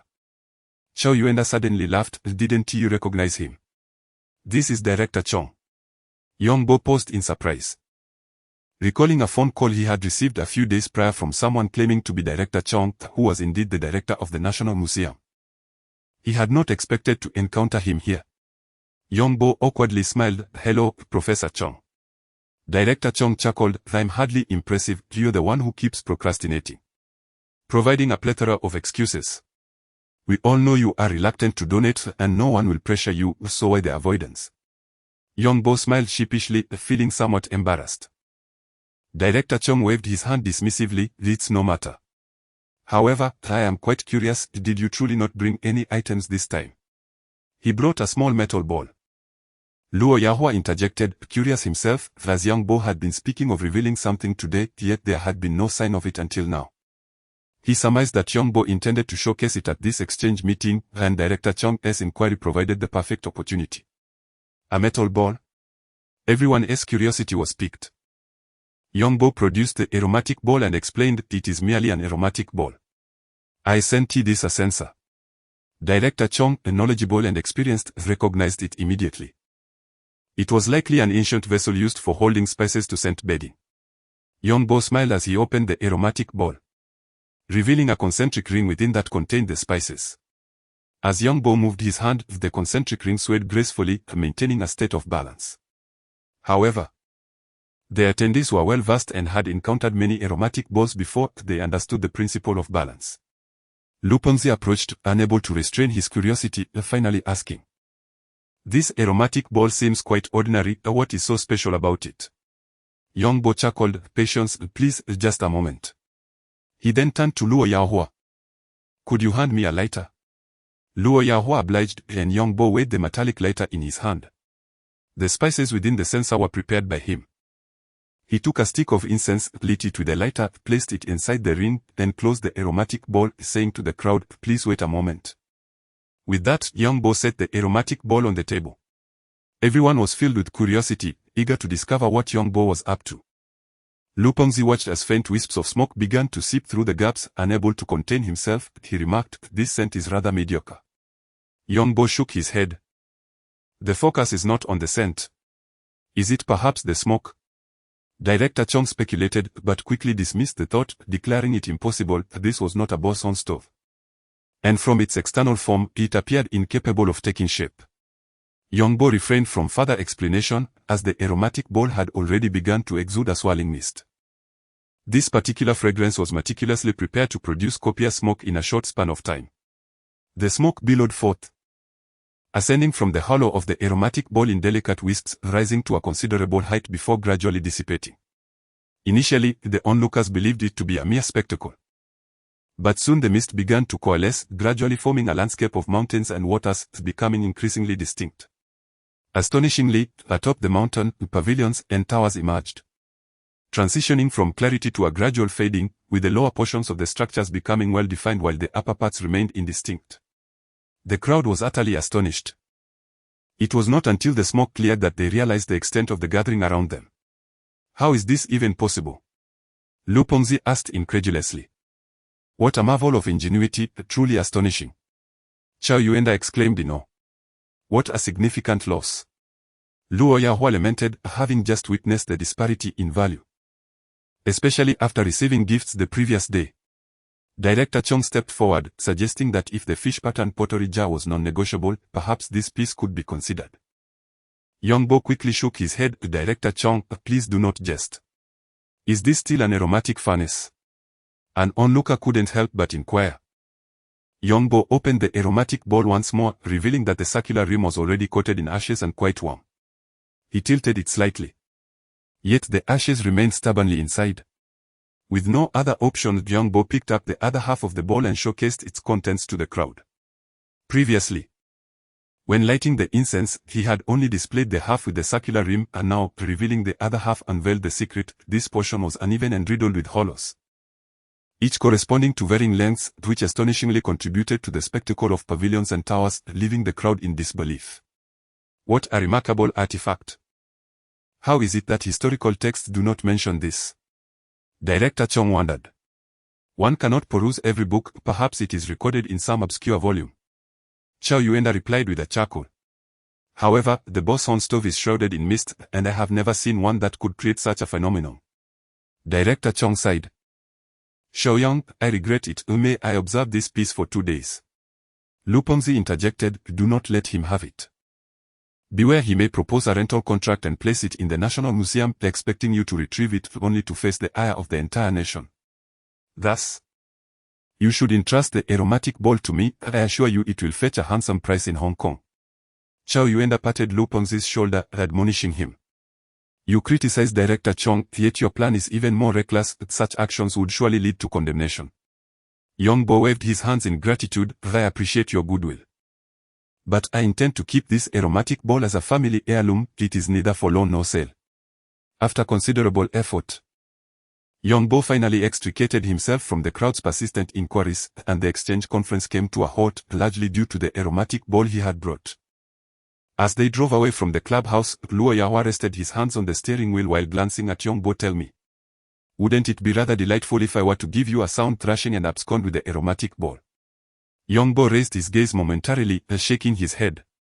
No. It's too late for that. He had initially thought his journey in the capital would conclude here, especially after Luo Yahua had brought him to the entrance of a clubhouse. A call from Chow Yuenda had invited him to dinner. Aware of Young Bo's aspirations to delve deeper into this field, Luo Yahua understood the necessity of networking and meeting more appraisers. Before Young Bo could voice his thoughts, Luo Yahua candidly stated, you should go, and do take me along. Young Bo turned to Luo Yahua, surprised. I thought you wouldn't enjoy mingling with these antiquarians. Whether I like it or not, I must attend. If I wish to thrive in this domain, cultivating a broad network is fundamental. While I may not need to know every renowned appraiser nationwide, and knowing at least half is essential, Luo Yahua replied. Young Bo turned back, having previously assumed that Luo Yahua was merely jesting and would likely abandon this pursuit. However, the earnestness in Luo Yahua's words suggested a commitment to establishing himself in this field. Are you planning to open an auction house? Young Bo pondered. Rolling out antique shops and pawn shops, those seem too trivial. Luo Yahua nodded, you've guessed it. Typically, Young Bo would have thought Luo Yahua was joking. But now he was convinced of his seriousness. But I haven't seen any preparations on your part, Young Bo couldn't help but inquire out of curiosity. Luo Yahua, steering the vehicle without turning around, replied, of course, you wouldn't know. I've already secured the startup capital, and the funds have long been deposited into my account. During this time, I've been immersing myself in the industry to gain a better understanding. Young Bo took a moment to absorb this revelation, realizing that this ambitious young man was entirely different from the carefree individual he had perceived. Previously, he had seen Luo Yahua as a roguish playboy, never considering that perhaps that was merely a FAOD. How could someone so frivolous assume a significant role at such a young age? He had witnessed Luo Yahua's capricious work ethic, often leaving during work hours, yet had failed to recognize that he might have already been involved in cases concerning Mei and Yuan, explaining the rapid progress of subsequent investigations. Young Bo had also observed Luo Yahua's decision to forego a stable government position for a life of trade, but had not contemplated that Luo Yahua was driven by a dream to forge a successful career. If Luo Yahua was so determined, what of himself? What exactly was he meant to pursue? Luo Yahua turned his head back. We're almost there. What is on your mind? Young Bo shook his head. Nothing, just contemplating a few matters. Upon arriving at the private room, they found Chow Yuenda and the others had already been seated for some time. Spotting Young Bo's entrance, Mr. Kai boisterously declared, latecomers must drink 3 cups as punishment. Young Bo scanned the table and noticed the multi liquor. Having never consumed alcohol before, he feared that facing 3 cups would be beyond his capacity. Luo Yahua. already seasoned in the ways of spirits, raised his glass and downed 3 cups in quick succession, drawing cheers from those present. He gestured towards young Bo, explaining to the group, Yang is still quite young, he may struggle with drinking. Allow me to take his place for these 3 cups. Young Bo could not help but be moved as he gazed at Luo Yahua, for true heroes reveal themselves in times of peril. However, Lao Kai remained obstinate, lamenting, power. This Yang is still quite inexperienced, we all understand that he cannot drink. Let us do this, let him have just half a cup, just half a cup. Young Bo, feeling it inappropriate to decline, stepped forward and expressed his gratitude. I appreciate your leniency, Mr. Kai. With that, he downed the drink in one go. The fiery liquor coursing down his throat like a blazing inferno, prompting an involuntary gasp from him. Laughter erupted among the crowd. In the spirit of camaraderie, the focus of the gathering swiftly shifted from drinking to discussions of the exchange event. The peculiar artifacts that had captivated young Bo's attention soon became mere fodder for jest, overshadowed by the excitement surrounding the emergence of new porcelain and replicas. Mr. Kai even produced a piece of porcelain to illustrate his point. Its glaze even and its colors vibrant, appearing more authentic than the genuine article itself. As young Bo listened to the discussions, he felt he was gaining invaluable insights. Previously limited in his exposure, he now found clarity in the analysis presented, weaving together the knowledge he had acquired. Mr. Kai, seemingly unwilling to relent, directed his attention to Director Chong, commenting, "This young rascal Young is quite cunning. Old Chong, do you not possess a bit of resilience?" Director Chong shook his head with a smile. "Oh, Lao Kai, do not provoke me thus, am I so easily deceived? The youth have their own perspectives, and we must respect that. If every valuable item must be surrendered to the state, would that not dampen the enthusiasm of collectors nationwide?" Lu Fati nodded in agreement. "I have always held Director Chong in high regard. Why? Because he speaks with fairness." Mr. Kai feigned anger. "Are you implying that my words lack fairness?" Lu Fati hastily denied. "Mr. Kai, I did not mean to suggest that." Mr. Kai, taken aback, remarked, "Look at how distant you've become. You did not address me this way before." Lu Fati chuckled. "If anyone demanded that I surrender my collection, I would certainly become irate and distant from them." The room erupted in laughter. Young Bo found the group quite entertaining, far more engaging than the stiff, antiquated figures he had imagined. Lu Fati turned to Young Bo, saying, "Well, you've made quite a name for yourself. When will we have the opportunity to collaborate?"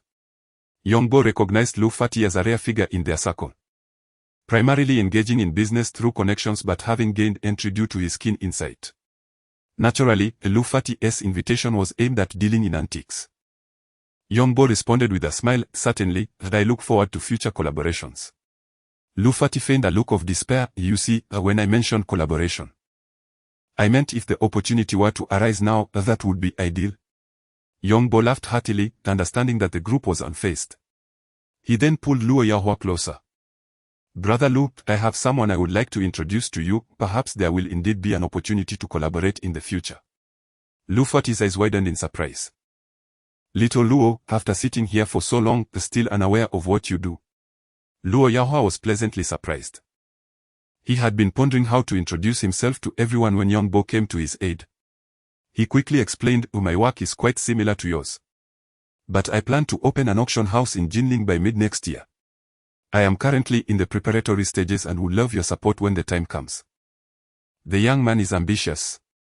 Lu Ponze chuckled. Such aspirations. No one hesitated to offer their praise, acknowledging the close relationship between auctioneering and appraising, hinting at possible future collaborations. Young Bo, preoccupied with the store's business, hurried back to Jinling after a brief visit to the Forbidden City in the capital. Luo Yahua did not linger either. After greeting his esteemed seniors, he returned home as well. Upon arriving, Young Bo felt an odd emptiness in the room, a sensation that eluded him at first. It wasn't until he washed his hands and surveyed the familiar arrangements that he realized the room seemed devoid of warmth. Everything was arranged just as it had been before he left. He hurriedly opened the bedroom door to find it tidy as well. Just as he was about to call, a phone call came in. "Xiaobo, your father and I have moved out," his mother informed him. Young Bo was taken aback. He recalled that before he left, his father had gone back to their hometown to find young Lang, who had come along too. "Are you living in Yulen Jiayuan?" he asked. Yes. Your father brought Xiaolang over, and we have already furnished the place. The fully decorated house has been aired out for several months and is ready for occupation. His mother replied. Yongbo fell into silence, having anticipated such an outcome but not realizing it would unfold so swiftly. His parents couldn't even wait for his return before hastily moving out. A fleeting thought crossed his mind: was Yonglang the biological child while he was not? This notion vanished as quickly as it appeared, and he dismissed it without further contemplation. On his way to Shihol the next morning, Yongbo encountered Guobopi, who greeted him with a jovial smile. Young boss, it's been a while. You truly are a busy person. Thank you for your concern, boss Guo. Shihol has been thriving lately, and business is doing well, Yongbo replied. Guobopi chuckled again. The shop has tea opened in 2 days. Who could possibly make money during that time? You needn't worry about me. Having seen Guobopi again, Yongbo's irritation had dissipated considerably. Although he was not keen on engaging in lengthy conversations. Nevertheless, Guobopi persisted. Young boss, there will be an industry exchange meeting in Jinling soon. But only well-known collectors and appraisers receive invitations. I, unfortunately, have obtained an entry ticket and wondered if you might be interested. Perhaps I could benevolently escort you there. Yongbo glanced at the bright red invitation and shook his head, saying, there is no need to trouble yourself. Afterward, he opened the shop door and stepped inside, his foot landing on a piece of red printed paper. Bending down, he picked it up and discovered it was identical to Guobopi's invitation. Yongbo smiled softly. Having just attended the exchange meeting in the capital, he held little expectation for the local event. He exited the shop and tossed the invitation into the trash bin outside. Guobopi stood there, staring blankly at Yongbo, until he witnessed him casually toss the invitation he had inadvertently stepped on into the trash bin. As if a delicate sword had pierced his heart. After a couple of days without opening the shop, Yongbo busied himself with cleaning, boiling water, brewing tea, and reading. Seemingly returning to his previous leisurely days. Li Er entered, exclaiming, Boss Yang, you appear quite relaxed. Yongbo rose to greet him, warmly responding. I have been eagerly anticipating your visit. Yongbo's radiant smile was genuine, for every time Li Er came, he brought fruitful opportunities. His first visit had introduced him to the underground auction, and the second had led him to meet Lu Dongxing. He wondered what delightful surprise awaited him this time. Filled with anticipation, Yongbo listened as Li Er, without hesitation, settled down and took a sip of tea, stating plainly. This time, I hope Brother Yang will accompany me to Dangshan. Dangshan? Yongbo hesitated momentarily, then recalled the famous pears from the region, which was conveniently located at the intersection of 4 provinces. Are you suggesting a desire for pears? Yongbo inquired with a smile. Li Er waved his hand, his expression suddenly turning serious. The pear harvest season is approaching, but there are certain matters I must address beforehand to caution you. I am not entirely clear on the specific circumstances there, so we must prioritize safety if we decide to go. Yongbo felt a twinge of doubt upon hearing Li Er's words, yet he promptly quelled the urge to retreat. Every endeavor bears its risks. One cannot shy away from even the slightest peril. Very well, I shall rely on your guidance during the trip. Yongbo replied, clasping his hands in respect. Li Er shook his head, saying, but I fear I may not be able to look after you. This operation is being led by Boss Lu. He will bring his own team. A jolt of surprise coursed through Yongbo as he realized that Lu Dongxing was testing him through Li Er's words. If he was willing to engage, he would naturally be included in the venture. If not, there would be no awkwardness in their meeting. Knowing that Boss Lu would lead the expedition put Yongbo at ease, and a smile graced his face. Content, Li Er departed, leaving Yongbo in contemplation. Lu Dongxing, the head of the largest real estate company in Jinling, should be preoccupied with business matters, yet he had been lingering in the antique trade, appearing somewhat neglectful of his primary pursuits. Could it be that the antique business proved to be more lucrative? Yongbo did not dwell on this thought for long, instead pondering the forthcoming journey to Dangshan and the circumstances that lay ahead. Such grandeur from Boss Yang. A familiar figure entered, none other than the long-absent Yuan Yezi. Yongbo smiled gently, thinking how he could hardly compare to Miss Yuan's striking presence. Yuan Yezi appeared pleased, yet her words were sharp. When did you become so silver-tongued? Clad in a white shirt with her black trousers neatly tailored, she exuded a sense of professionalism and vigor. Youngbo regarded Yuan Yezi. It has been a while since we last met. You cannot be here solely for my company, can you? Yuan Yezi took a seat. Noticing the used teacups on the table, Helen could not help but frown slightly. Why can't I simply come to see you? Youngbo pointed out. In all our meetings, you've only ever sought me out when there was something at hand. Yuan Yezi chuckled. Then let us pretend I have business to discuss. With that, she fell silent, her gaze lowered as she began to fidget with her fingers. Youngbo, accustomed to the artifice of feigned indifference, chose to ignore the subtlety and immersed himself in a book. After a considerable time, Yuan Yezi could no longer restrain herself and remarked that after all this time, not even a cup of tea is offered.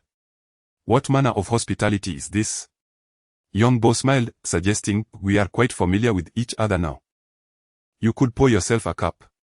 Yuan Yezi, unable to outmaneuver Youngbo, revealed her purpose. We have received the latest intel. A significant number of counterfeit bronze tripods have recently surfaced in the market. This time, the quantity is substantial, and we have traced their origins to Dangshan. Youngbo was taken aback. What? In Dangshan? Yuan Yezi, puzzled, inquired, what is wrong? I thought you were unaware of Dangshan's location. Youngbo waved his hand dismissively. It's nothing, I've merely heard mention of Dangshan recently. I find it less likely to be a suitable hideout, considering that bronze tripods are predominantly unearthed in the Central Plains. The possibility of a base in Hunan seems more plausible. That makes sense. It's a tactic to throw others off the scent, and the transportation would be more convenient. Both of them fixated on Dangshan, which instilled in Youngbo a sense that this outing was rather extraordinary. He decided not to linger in the shop and intended to return and prepare. Upon exiting the elevator, Youngbo looked up to see a graceful young woman standing before him. Xiaoxian, what brings you here? He approached to open the door, then added, you should have called me beforehand so I could have come to fetch you. Have you been waiting out here for long? Yi Xiaoxian followed him inside, replying, I haven't been here long, I waited a while, but no one answered the door. Didn't my mother inform you? They have moved to Yulen. Youngbo said, handing her a cup of tea. Your godmother has moved? Yi Xiaoxian asked in surprise. Yes, it was just a couple of days ago. I assumed you were aware. Youngbo remarked, having seen his mother and Xiaoxian together at the hospital, he thought they must have been in touch. Since uncle was discharged, I've contacted my godmother a few times, but she always seemed in a hurry, saying just a few words before abruptly ending the call. Yi Xiaoxian explained. I happened to have a day off today, so I came to visit. Youngbo nodded, understanding his mother's intentions to strengthen the familial ties through their god relationship, thereby fostering better conditions for their interactions. However, now that they lived separately, that wish had evidently become difficult to realize, and his mother likely harbored little expectation regarding this matter. Indeed, Youngbo nodded, only then realizing that they had little in common to discuss, leaving them in an awkward silence. Yi Xiaoxian, equally aware of the conversational void, awkwardly inquired. Have you been busy with work lately? Not too bad, just a bit more travel than usual, Youngbo replied. How has your work been? He asked in return. After exchanging a few mundane remarks about work and life, their conversation quickly dwindled, leaving them at a loss for words. Yi Xiaoxian felt anxious but maintained her composure, eventually suggesting it was time to take her leave. Youngbo escorted her to the door, saying, take care. Do visit again when you have the time. Just give me a call beforehand, I might be traveling. Yi Xiaoxian nodded, acknowledging that her actions today had been rather abrupt. Had it not been for Youngbo's timely arrival, she would have been left waiting outside the door all day. As she exited the community, her heart continued to race. It was only when a car approached that she reacted, calling out sister before taking her seat in the passenger side. Yi Xiaoxian removed her sunglasses and turned to look, only to find Yi Xiaoxian nodding silently. Sensing the situation, Yi Xiaoxian surmised the outcome. Was his standard truly so lofty? With such commendable qualities, how could he fail to even glance in her direction? Sister, Yi Xiaoxian exclaimed, please stop talking, let's just go home. Then let us return. Yi Xiaoxian pressed the accelerator, and the car swiftly departed. Dazhong, formerly known as Xiai, lies at the convergence of 4 provinces and connects 7 counties, not far from the ancient capital of Shangqiu, serving as a crucial point during the Northern Song dynasty. Yongbo and his companions drove for over 3 hours, finally arriving in Dazhong at noon. The verdant fruit trees stretched endlessly, the gentle breeze swept through, causing the leaves to ripple beautifully. After checking into a hotel and freshening up, they strolled to a nearby restaurant for a meal. Once seated, Lu Dongxing handed the menu to Yongbo, who waved it away, stating, "I am unfamiliar with this area. It would be best to order a few specialty dishes." Lu Dongxing reclaimed the menu with a smile, saying, "I've been here a few times. And the flavors in this surrounding region are quite similar, but there are indeed a few unique dishes." Without consulting the menu further, he promptly ordered 1 serving of steamed fish with mushrooms, a portion of Fuliji roasted chicken, a serving of Hongkanju mushroom chicken, and a pot of earth oven chicken. "The rest of the side dishes and soup you may decide." Li Er chuckled. Boss Lu has traveled extensively over the years and has a discerning palate wherever he goes. He finds good food. Following him will surely lead to a comfortable life. Lu Dongxing laughed heartily. "I don't have many hobbies, collecting is one, and cuisine is another. Tomorrow morning, I'll take you to a quaint alley where you can truly savor excellent food." After a lengthy car ride, Yongbo felt little fatigue following a hearty meal. His weariness had greatly diminished. Once dinner concluded, Lu Dongxing waved his hand, instructing everyone to return to their rooms to rest, with plans to reconvene in the evening. Yongbo refrained from probing further. If matters could not be addressed during the day, they were likely to unfold at night, leaving him to ponder the implications without direct inquiry. After a refreshing shower, Yongbo lay in bed, his thoughts restless. His phone vibrated, and upon glancing at it, he answered, "I have arrived in Dazhong, where are you?" The voice on the other end was brusque. Yongbo frowned, a twinge of regret washing over him. He wished he had never been so candid initially. Though safety was now assured, he feared being escorted away by bodyguards the moment he stepped outside. "Miss Yuan, let me clarify something. We are in a partnership now, and you cannot address me in such a condescending tone," Yongbo retorted. "You engage in these clandestine dealings and still believe you have the right to complain." Yuan Yezi, emboldened by her power, was unforgiving. Ever since she learned of Yongbo's role as Lu Dongxing's appraiser, she had formed a prejudice against him, viewing Lu Dongxing as the ultimate antiquities trafficker. Yongbo furrowed his brow and remarked, "Please be mindful of your language. If you persist in this manner, I believe our collaboration may come to an end." He could hear a series of heavy breaths emanating from the microphone on the other end, followed by Yuan Yezi's laughter. "Very well. Do provide an update on the current situation." "Everything is fine and currently resting. Good afternoon." With that, Yongbo abruptly ended the call. He was uncertain whether Yuan Yezi's concerns aligned with those of Lu Dongxing. For now, he remained in a state of cautious observation, awaiting clarity before making any decisions. Yuan Yezi paused momentarily, then violently tossed her phone onto the bed. "What are you being so haughty about? Aren't you just an antiquities dealer?" "Humph. I have no interest in your insider information." Leaning against the headboard, Yongbo gazed out the window as the daylight gradually faded, eventually succumbing to slumber. Upon waking, he discovered that everyone was already seated in the dining room, awaiting his arrival. Having indulged too much at lunch, he felt little appetite and observed that the others quickly finished their meals and prepared to leave. Lu Dongxing grasped Yongbo's arm and chuckled. "This time, we shall rely on you. Even if the artifacts are genuine, there remains a possibility of forgery. The trading environment will be somewhat dim, so brace yourself mentally." Yongbo was taken aback. "Are we not allowed to use flashlights?" "Absolutely not." At that moment, Yongbo felt an overwhelming urge to exclaim, "This is splendid." With a hint of trepidation, he joined Lu Dongxing and the others in their vehicle. Yongbo refrained from contacting Yuan Yezi again, nor did she reach out to him. Their communication appeared to have reached an impasse. He sensed that they will encounter one another again in Dangshan.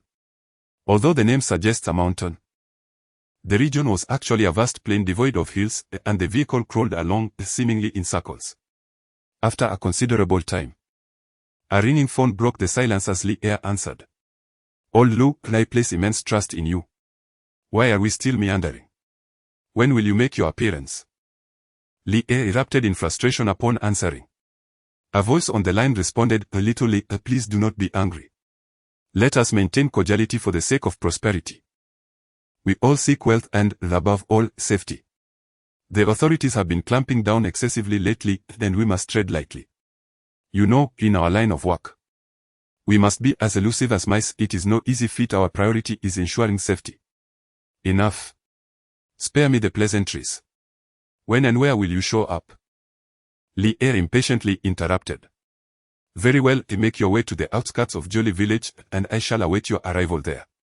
The vehicle finally surged into motion, speeding through the inky darkness of the night. Once they arrived, Young Bo stepped out, confronted by utter blackness, unable to discern distances or shapes. Only a vague outline was visible. The headlights extinguished, and the engine fell silent. "Little Lee." A low voice called from the shadows. Li Er quickly lowered his tone in response. A dark figure approached, carrying a strong scent of earth, and exchanged a handshake with Li Er. "Much appreciated. Much appreciated." Li Er smiled. "As long as the goods old Lu provides are satisfactory, no amount of hardship is too great. Rest assured, they are freshly procured and still warm." Old Lu replied. With that, he gestured for the group to follow him into an orchard of pear trees.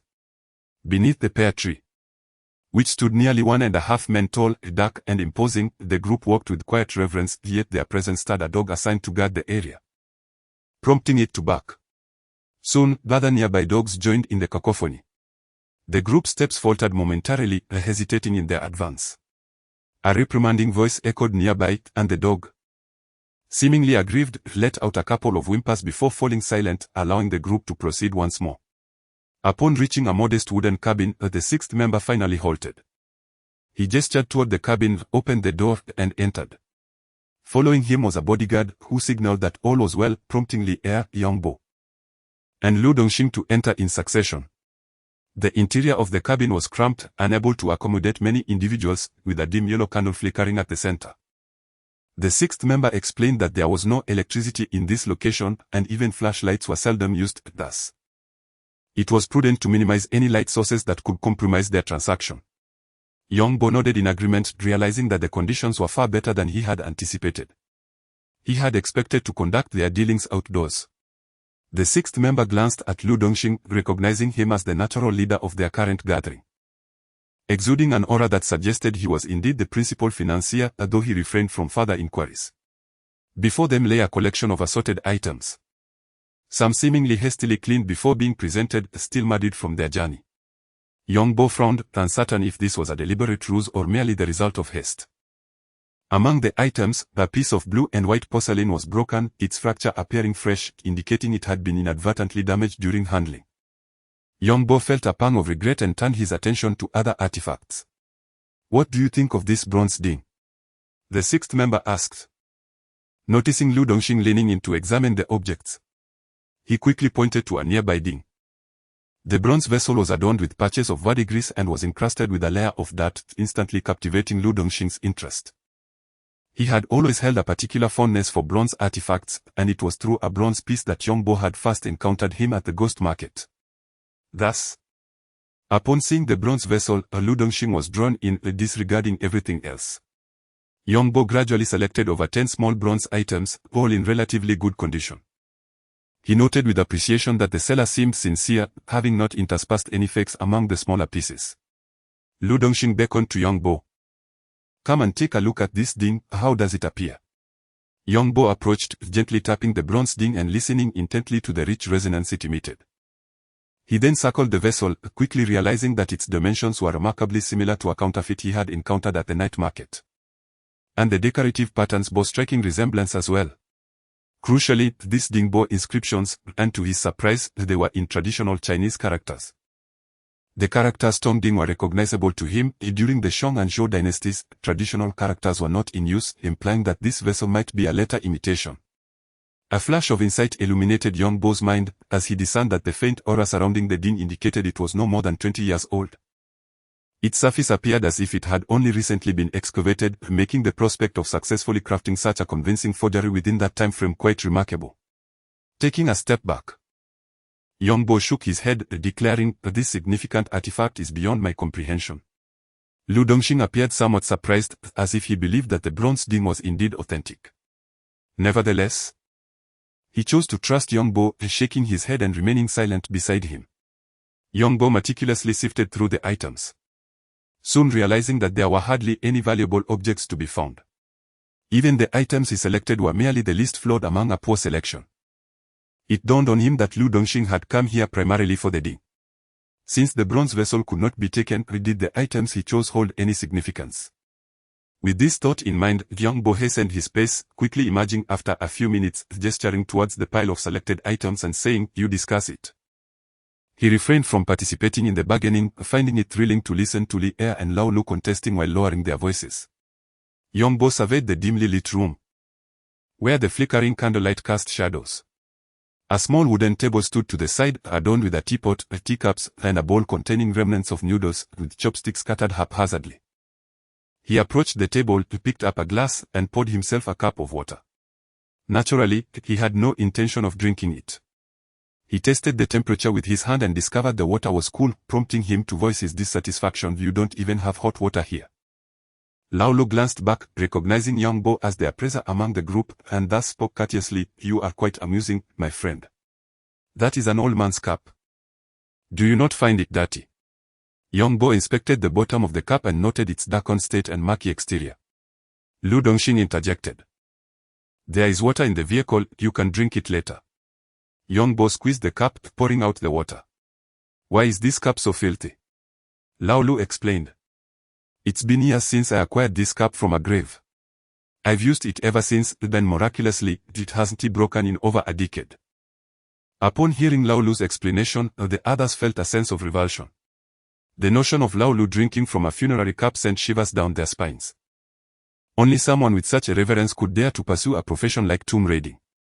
Even Li Er, upon hearing this, felt his confidence wane during the negotiations, retreating 2 steps before ultimately conceding to the purchase. Although the bronze ding was not sold, Lao Lu was in high spirits, saying, "The young man, please dispose of this filthy cup for me, and I shall buy a new one later." Yongbo nodded in agreement. At that moment, Lu Dongxing finally inquired, "Lao Lu, may I ask, to speak frankly, this bronze ding appears quite impressive.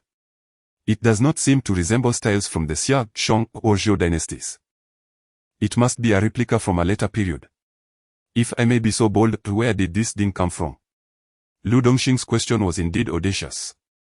After completing the transaction, he sought to inquire about the grave's location. Wasn't that inviting trouble?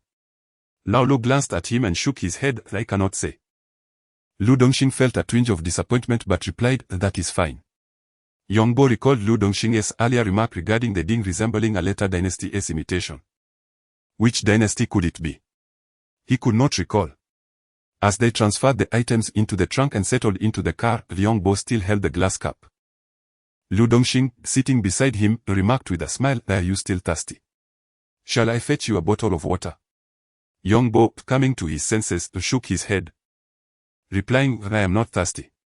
Li Er turned his head and said, "Why don't you hurry up and dispose of that cup? That old man is so filthy.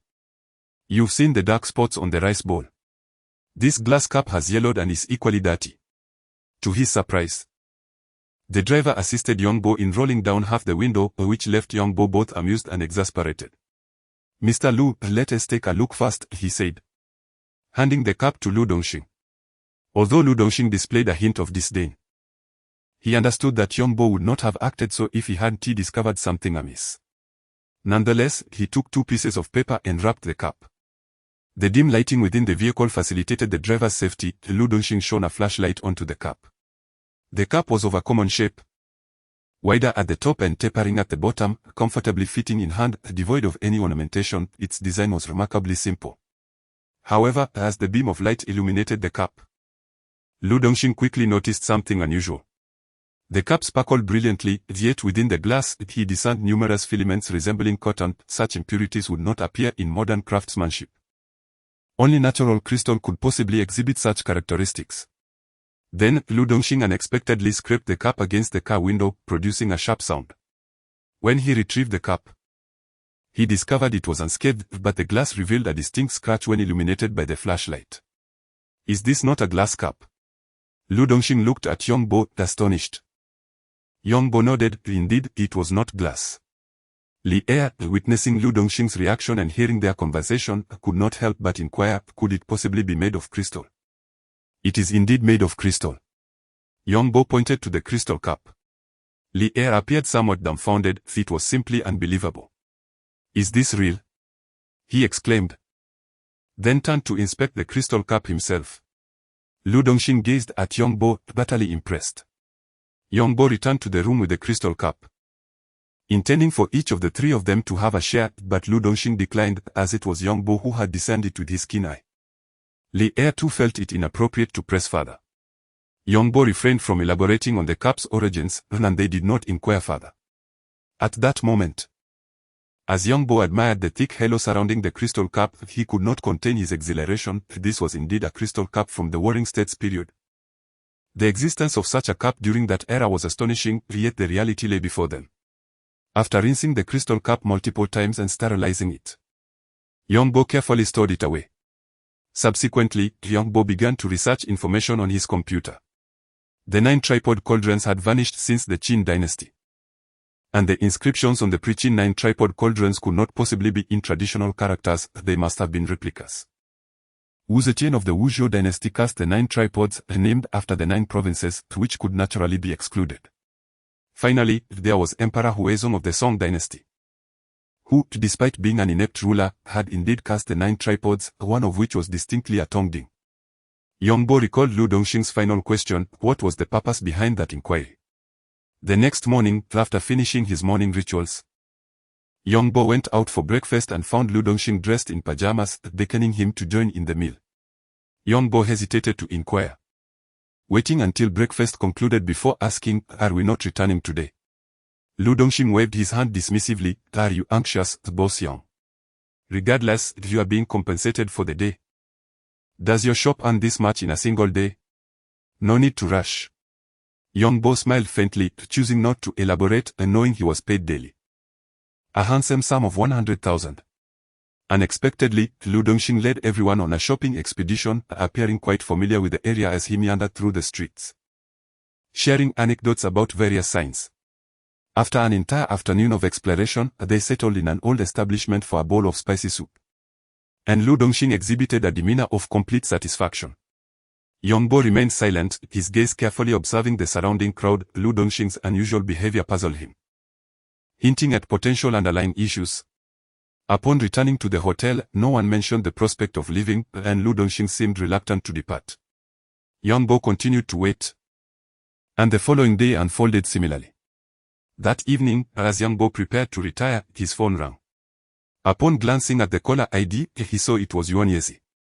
He opted not to answer, allowing the call to end, only for Yuan Yezi to ring again shortly thereafter. "Aren't you asleep at this hour?" Yongbo inquired.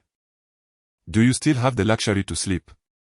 Yuan Yezi replied, "We've discovered over a dozen counterfeit bronze tripods at the Wangmo store." Over a dozen large bronze tripods. Yongbo was taken aback, for such a quantity was substantial. Each bronze tripod required considerable amounts of metal, and trading in bulk privately posed significant challenges. "Indeed, they are large bronze tripods," Yuan Yezi affirmed. Suddenly recalling his prior research, Yongbo quickly asked, "Can you ascertain the origin of these tripods? Are they identical to the ones that previously vanished? If we could determine that, would I even need to call you?" Yuan Yezi retorted. "Aren't you in Dangshan? Come over and help us take a look." Yuan Yezi insisted. "No need, I prefer not to go," Yongbo replied, ending the call, lost in contemplation. However, his thoughts were soon interrupted by a loud knock at the door. Upon opening it, he found Lu Dongxing standing outside. "Brother Yang, I just received a call informing me of numerous bronze tripods discovered at the Wangmo store. I'd like to invite you to join me in checking it out." Yongbo was left speechless. He had not anticipated Lu Dongxing's swift arrival, realizing that the call had not been solely for him. Without hesitation, he responded, "All right. Let us go now." After changing his clothes and following Lu Dongxing, Yongbo couldn't help but feel perplexed. While Lu Dongxing exhibited a keen interest in the bronze tripods, he pondered what his true intentions were for waiting here. Was Lu Dongxing merely awaiting this news? The thought emerged in Yongbo's mind, leaving him somewhat dizzy. How had Lu Dongxing come by this information? Did he dare to assume there was indeed a counterfeiting den nearby? Li Er settled into the passenger seat, immediately beginning to voice his thoughts. It's quite late. Yet the police in Jinling are working tirelessly. They haven't cracked the case of the counterfeit bronze tripod from last time, yet they have pursued us here. Truly impressive. Upon hearing Li Er's remark, Yongbo recalled that it was indeed the three of them who had been present for the authentication of the bronze tripod at the ghost market. The one apprehended back then was Yuan Yezi. It seemed that everything had come full circle. Lu Dongxing chuckled, how serendipitous. We were all present during that case and even taken to provide statements. Now, as we venture there, are we not walking into a trap? Li Er shook his head with a smile. As for the counterfeit bronze tripods, even if there were a dozen, how much could they possibly fetch? A few 100 million at best, hardly a fraction of what Boss Lu possesses. If someone were to falsely accuse you, Boss Lu, it would indeed be a grand jest. Yongbo nodded in agreement. Indeed, it is only a small fry who might dabble in counterfeit artifacts. Lu Dongxing smiled but chose not to elaborate further. The group was unfamiliar with the location of Wangma's shop, but fortunately, the navigation system proved quite useful. After more than half an hour, they arrived at the site. It was an open area on the outskirts of the village, surrounded by dilapidated walls, with villagers peering in at the brightly lit excavation within. A kilometer away, a few lights flickered in the village, and the sound of barking dogs echoed. The area was cordoned off by armed police. After disembarking and establishing contact with those inside, they were granted permission to enter.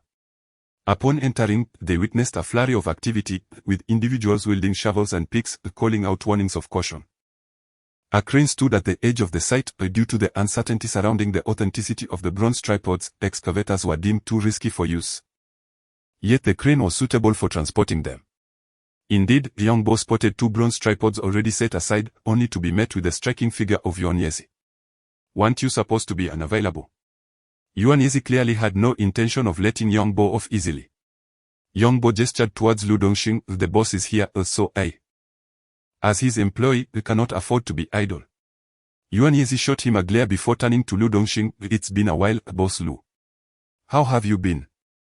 Lu Dongxing glanced at Yongbo, clearly aware that Yuan Yezi's frosty demeanor stemmed from their earlier collaboration. Thanks to your esteemed presence, everything has been going quite well, he replied.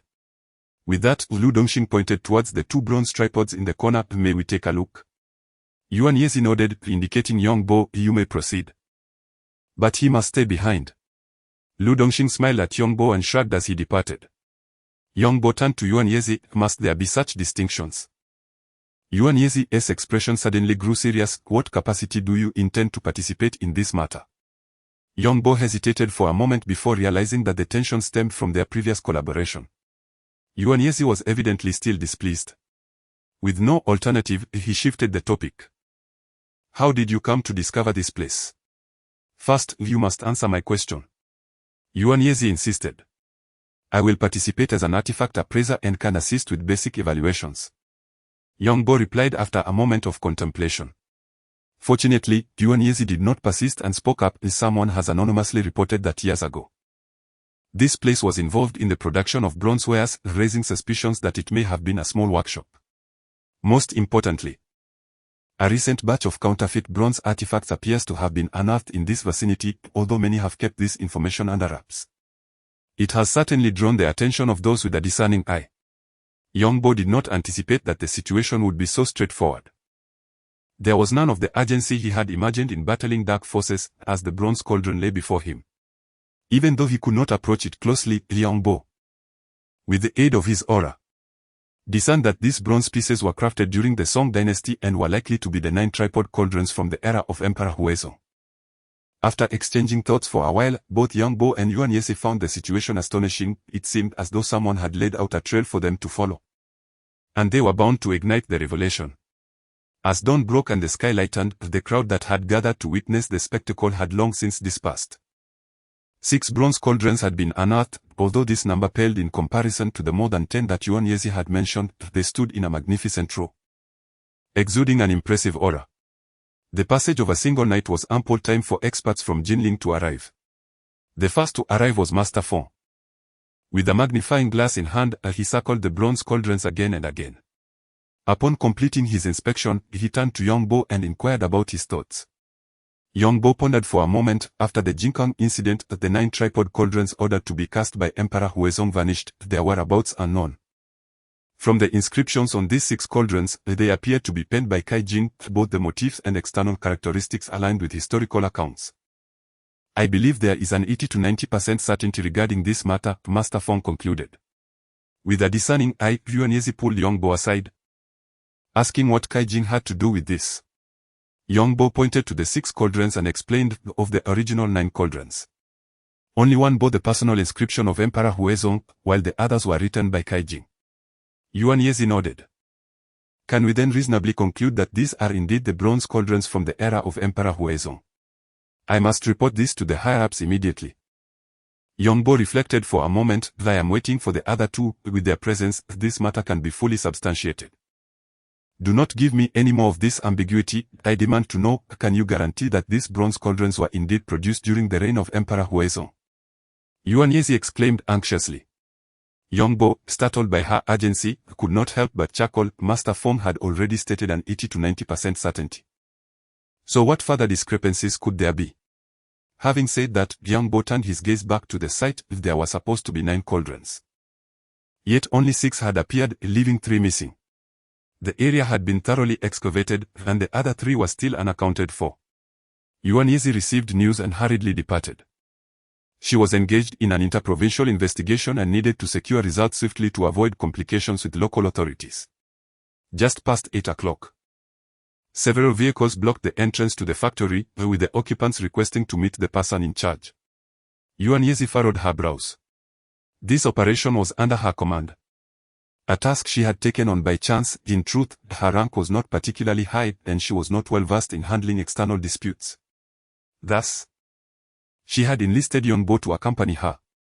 The approaching individual, in his 50s with a slightly receding hairline, attempted to conceal it with a few strands of hair. Upon seeing Yuanyezi and Yongbo approach, he frowned but still smiled and extended his hand, greeting them. Hello, comrades. Yuanyezi halted a meter away, saluted, and disregarded the outstretched hand. The man, slightly embarrassed, introduced himself. I am Yue Dong, Deputy Director of the Cultural Relics Bureau of Chicheng. I would like to inquire if your team has obtained approval from the higher authorities for your excavation activities within our jurisdiction. Yuanyezi frowned and replied, I am Yuanyezi.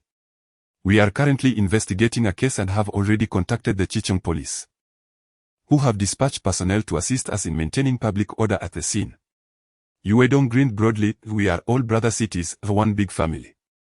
However, judging by the commotion inside, it does not seem like an investigation.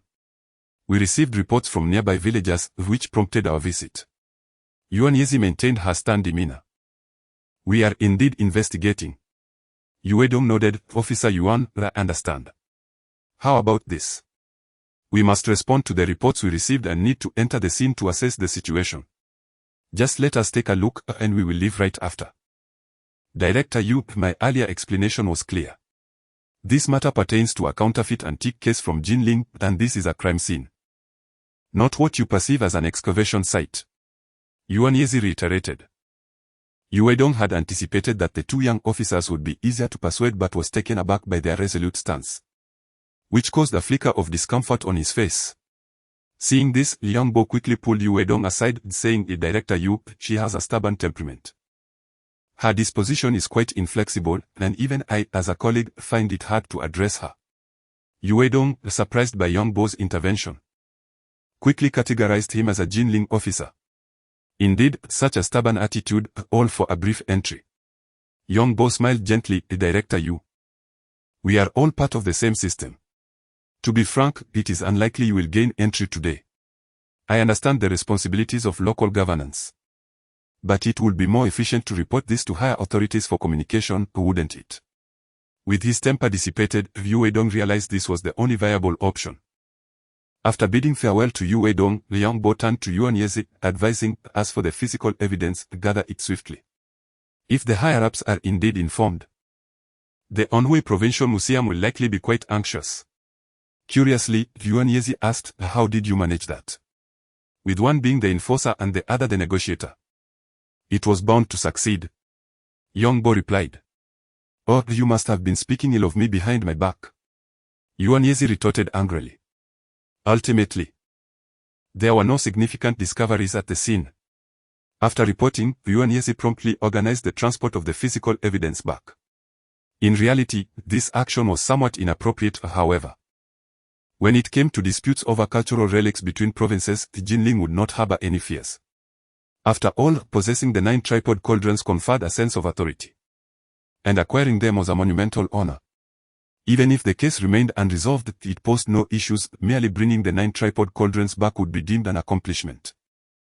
6 bronze tripods were loaded onto the vehicle one after another, and Yuan Yeji felt compelled to oversee the transportation personally.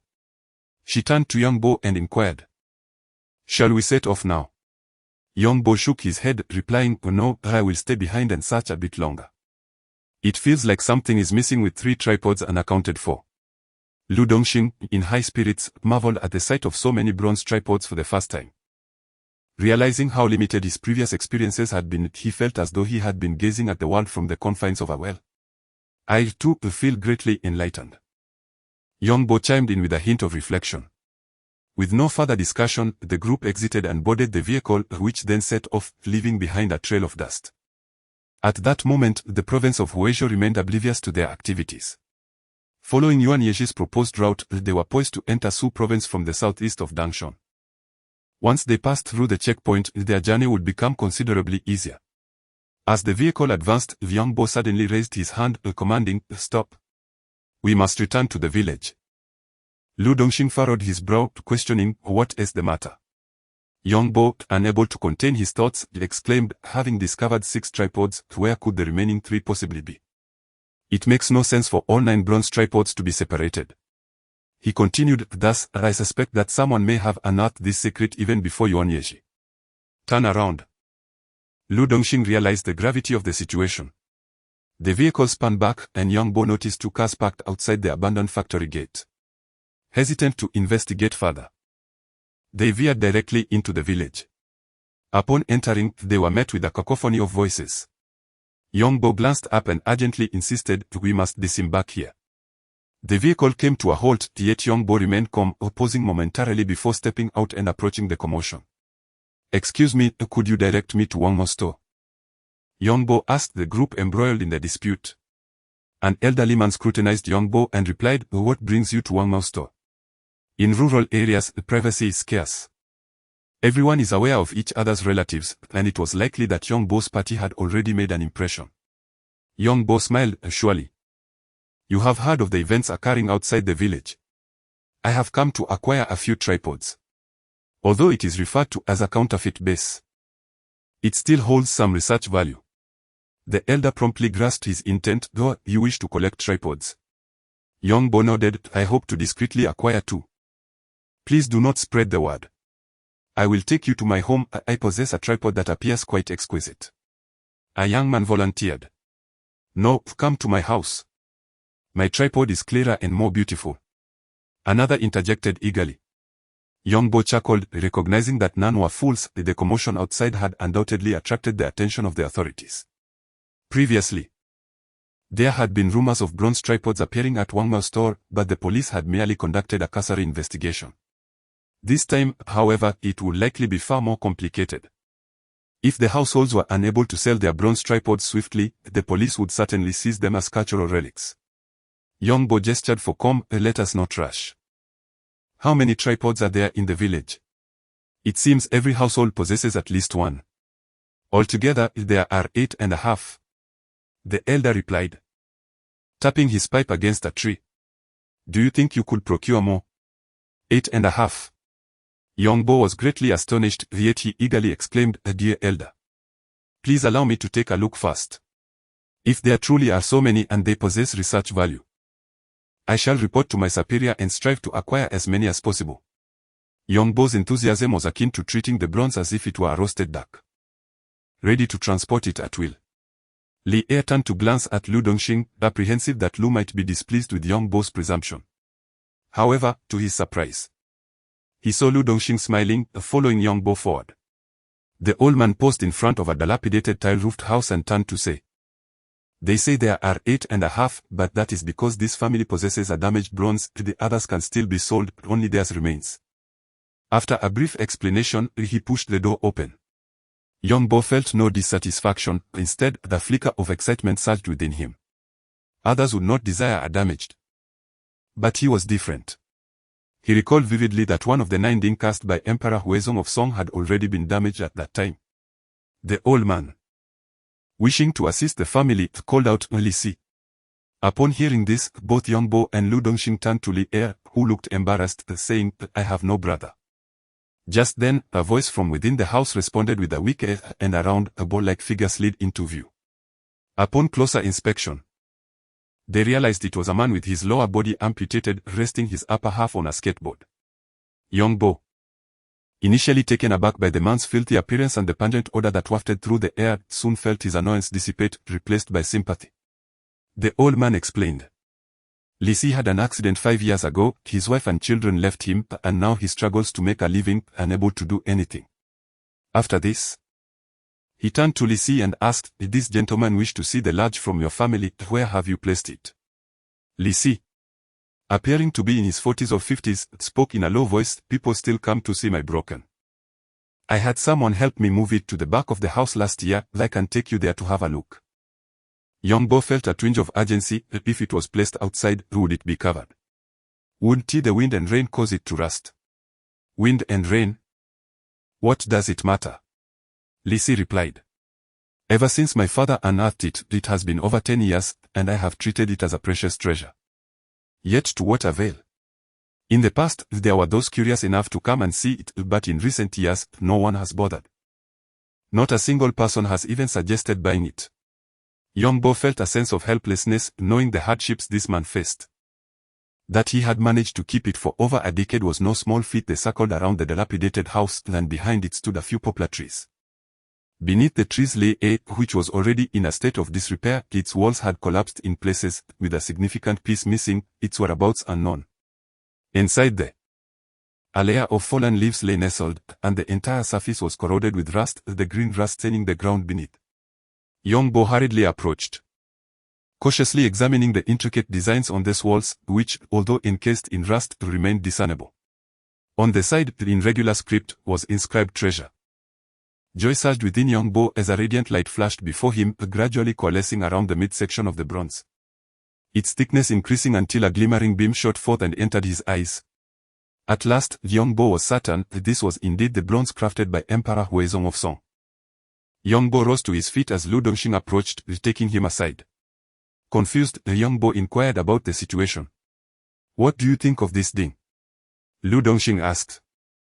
Young Bo did not conceal the truth. It was authentic and genuine. Despite its damaged state, its archaeological value surpassed that of other dings. Lu Dongxing was perplexed, questioning how something broken could hold greater cultural significance. Young Bo elucidated, this ding was not merely damaged now. It sustained its injuries during the reign of Emperor Huizong of the Song dynasty, the fact well documented in historical texts. Thus, the discovery of this ding is crucial for verifying the authenticity of other bronze dings. Fearing Lu Dongxing might doubt him, Young Bo continued, after casting the 9 dings, Emperor Huizong Shaoji relocated them to Jiucheng Palace.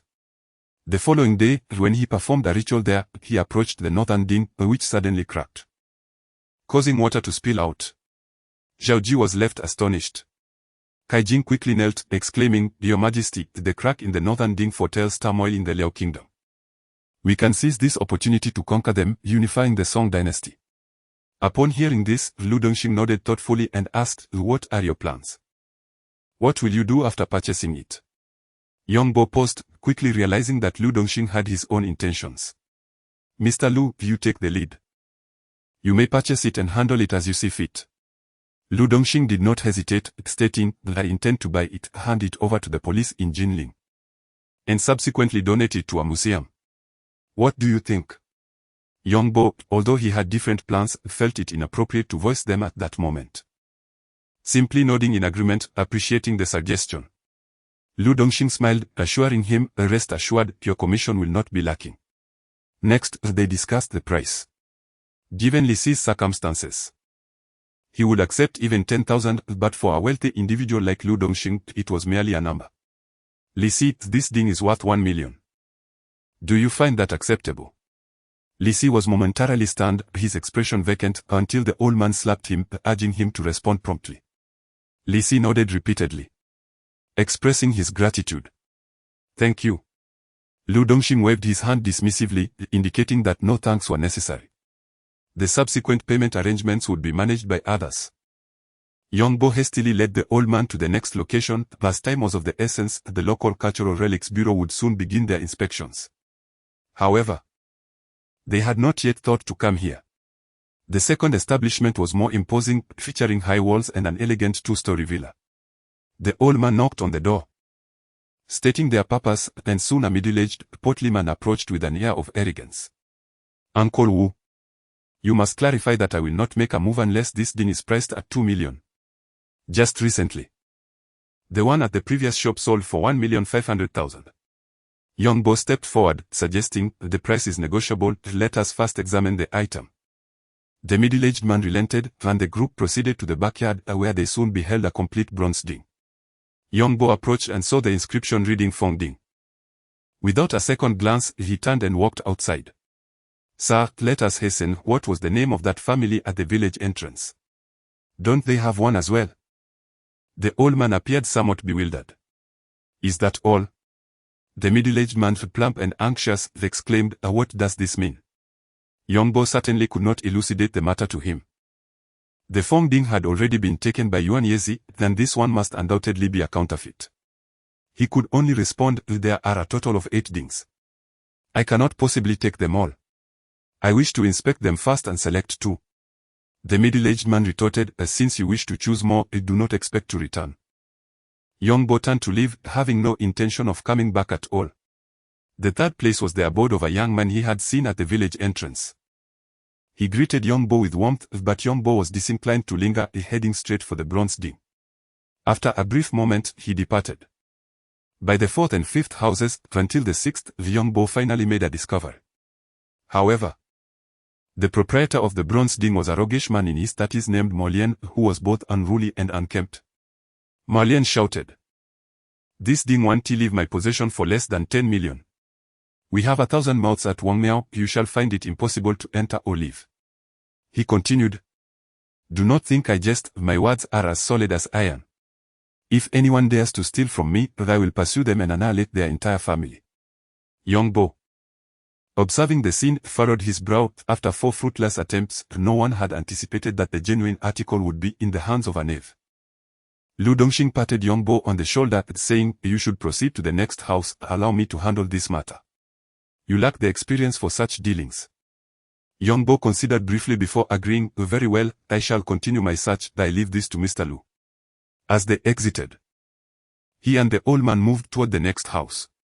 The old man sighed in resignation, Molien's father is a kind-hearted man, always greeting everyone warmly. Who would have thought he raised such a rogue? Alas, why must it be his ding? Are the others not satisfactory? The old man also sensed Yongbo's unease. The notion of inspecting before making a decision was merely a ruse.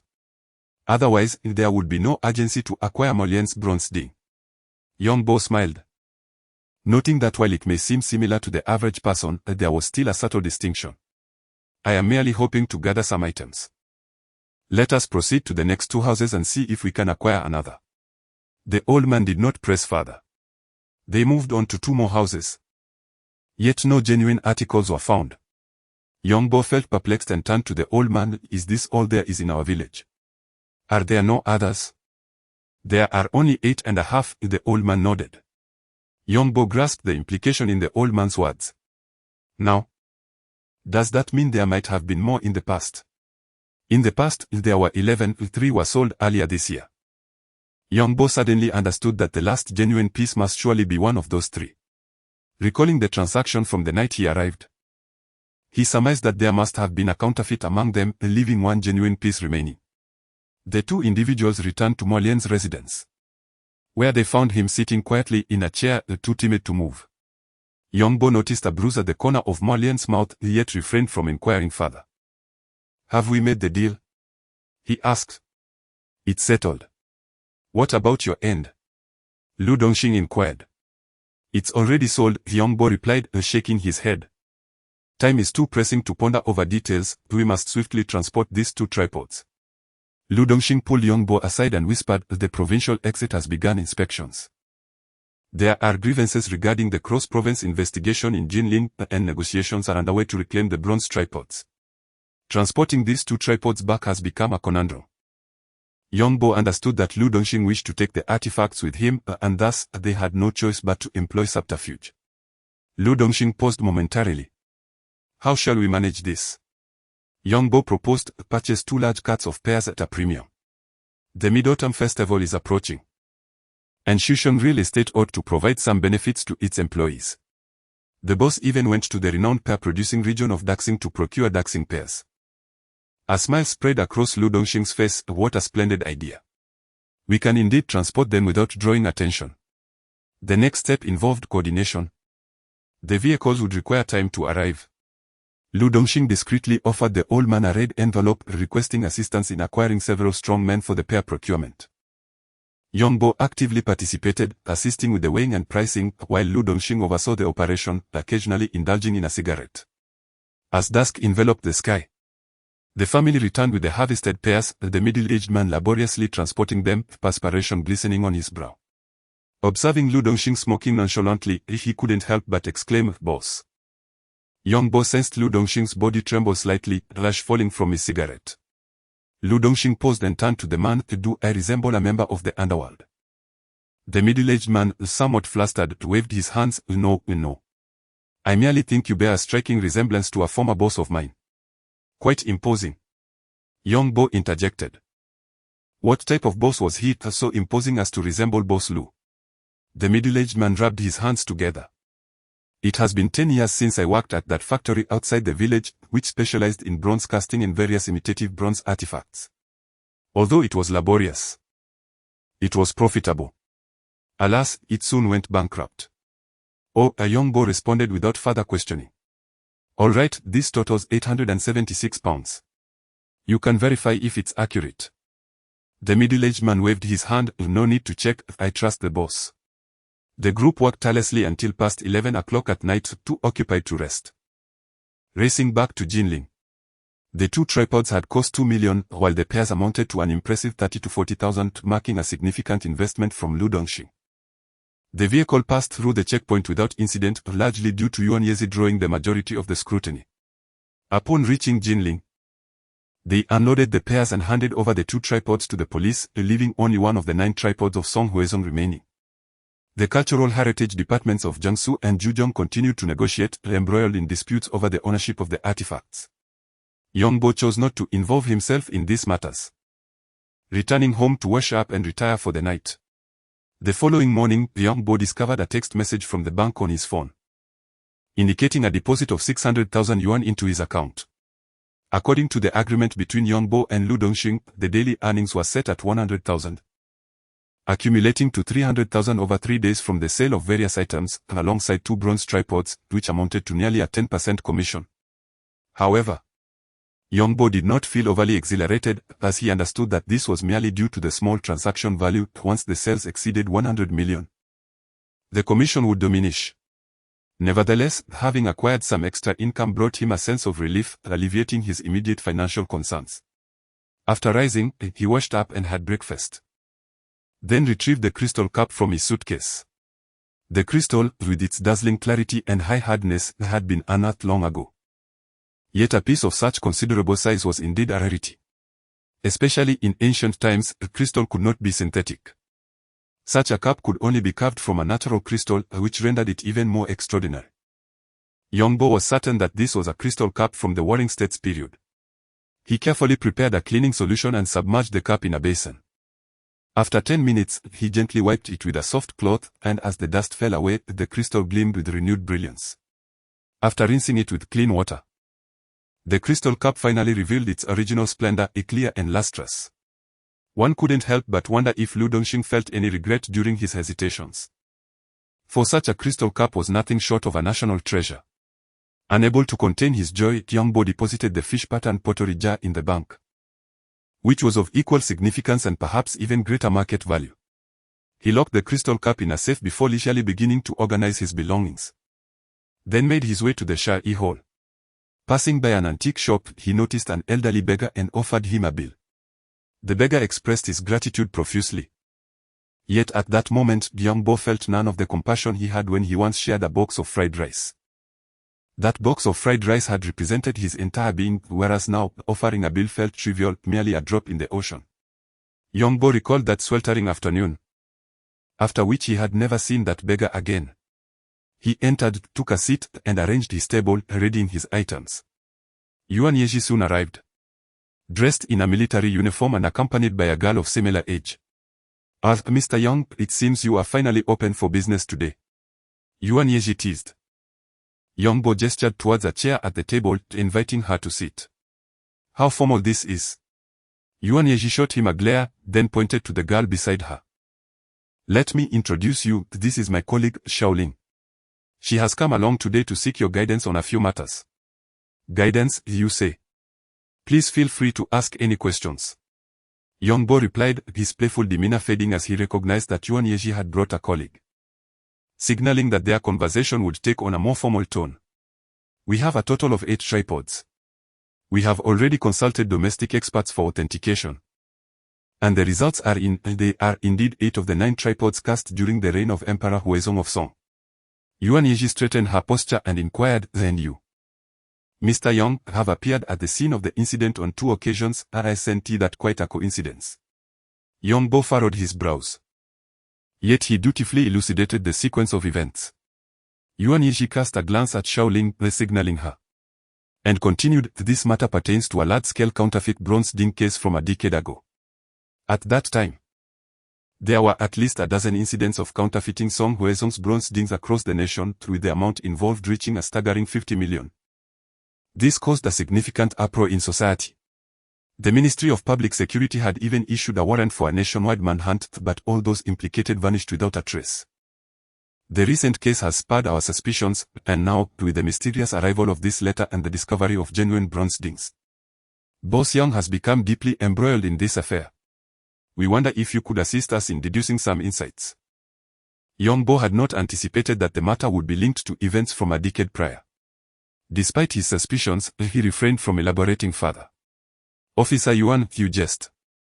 I am merely an appraiser and have no insight into criminal investigations, nor can I deduce anything, he replied. Yuan Yeji frowned but proceeded to ask a series of questions. Soon, she nodded at Shaolin, who discreetly reached into her pocket, seemingly to switch off the recording device. You should sit in the car for a while. I will return shortly, Yuan Yeji instructed. As Shaolin departed, Young Bo observed the two and couldn't help but chuckle, so you engage in covert recordings as well? Yuan Yeji, seated, did not respond but instead inquired, who do you think is the most suspect? Young Bo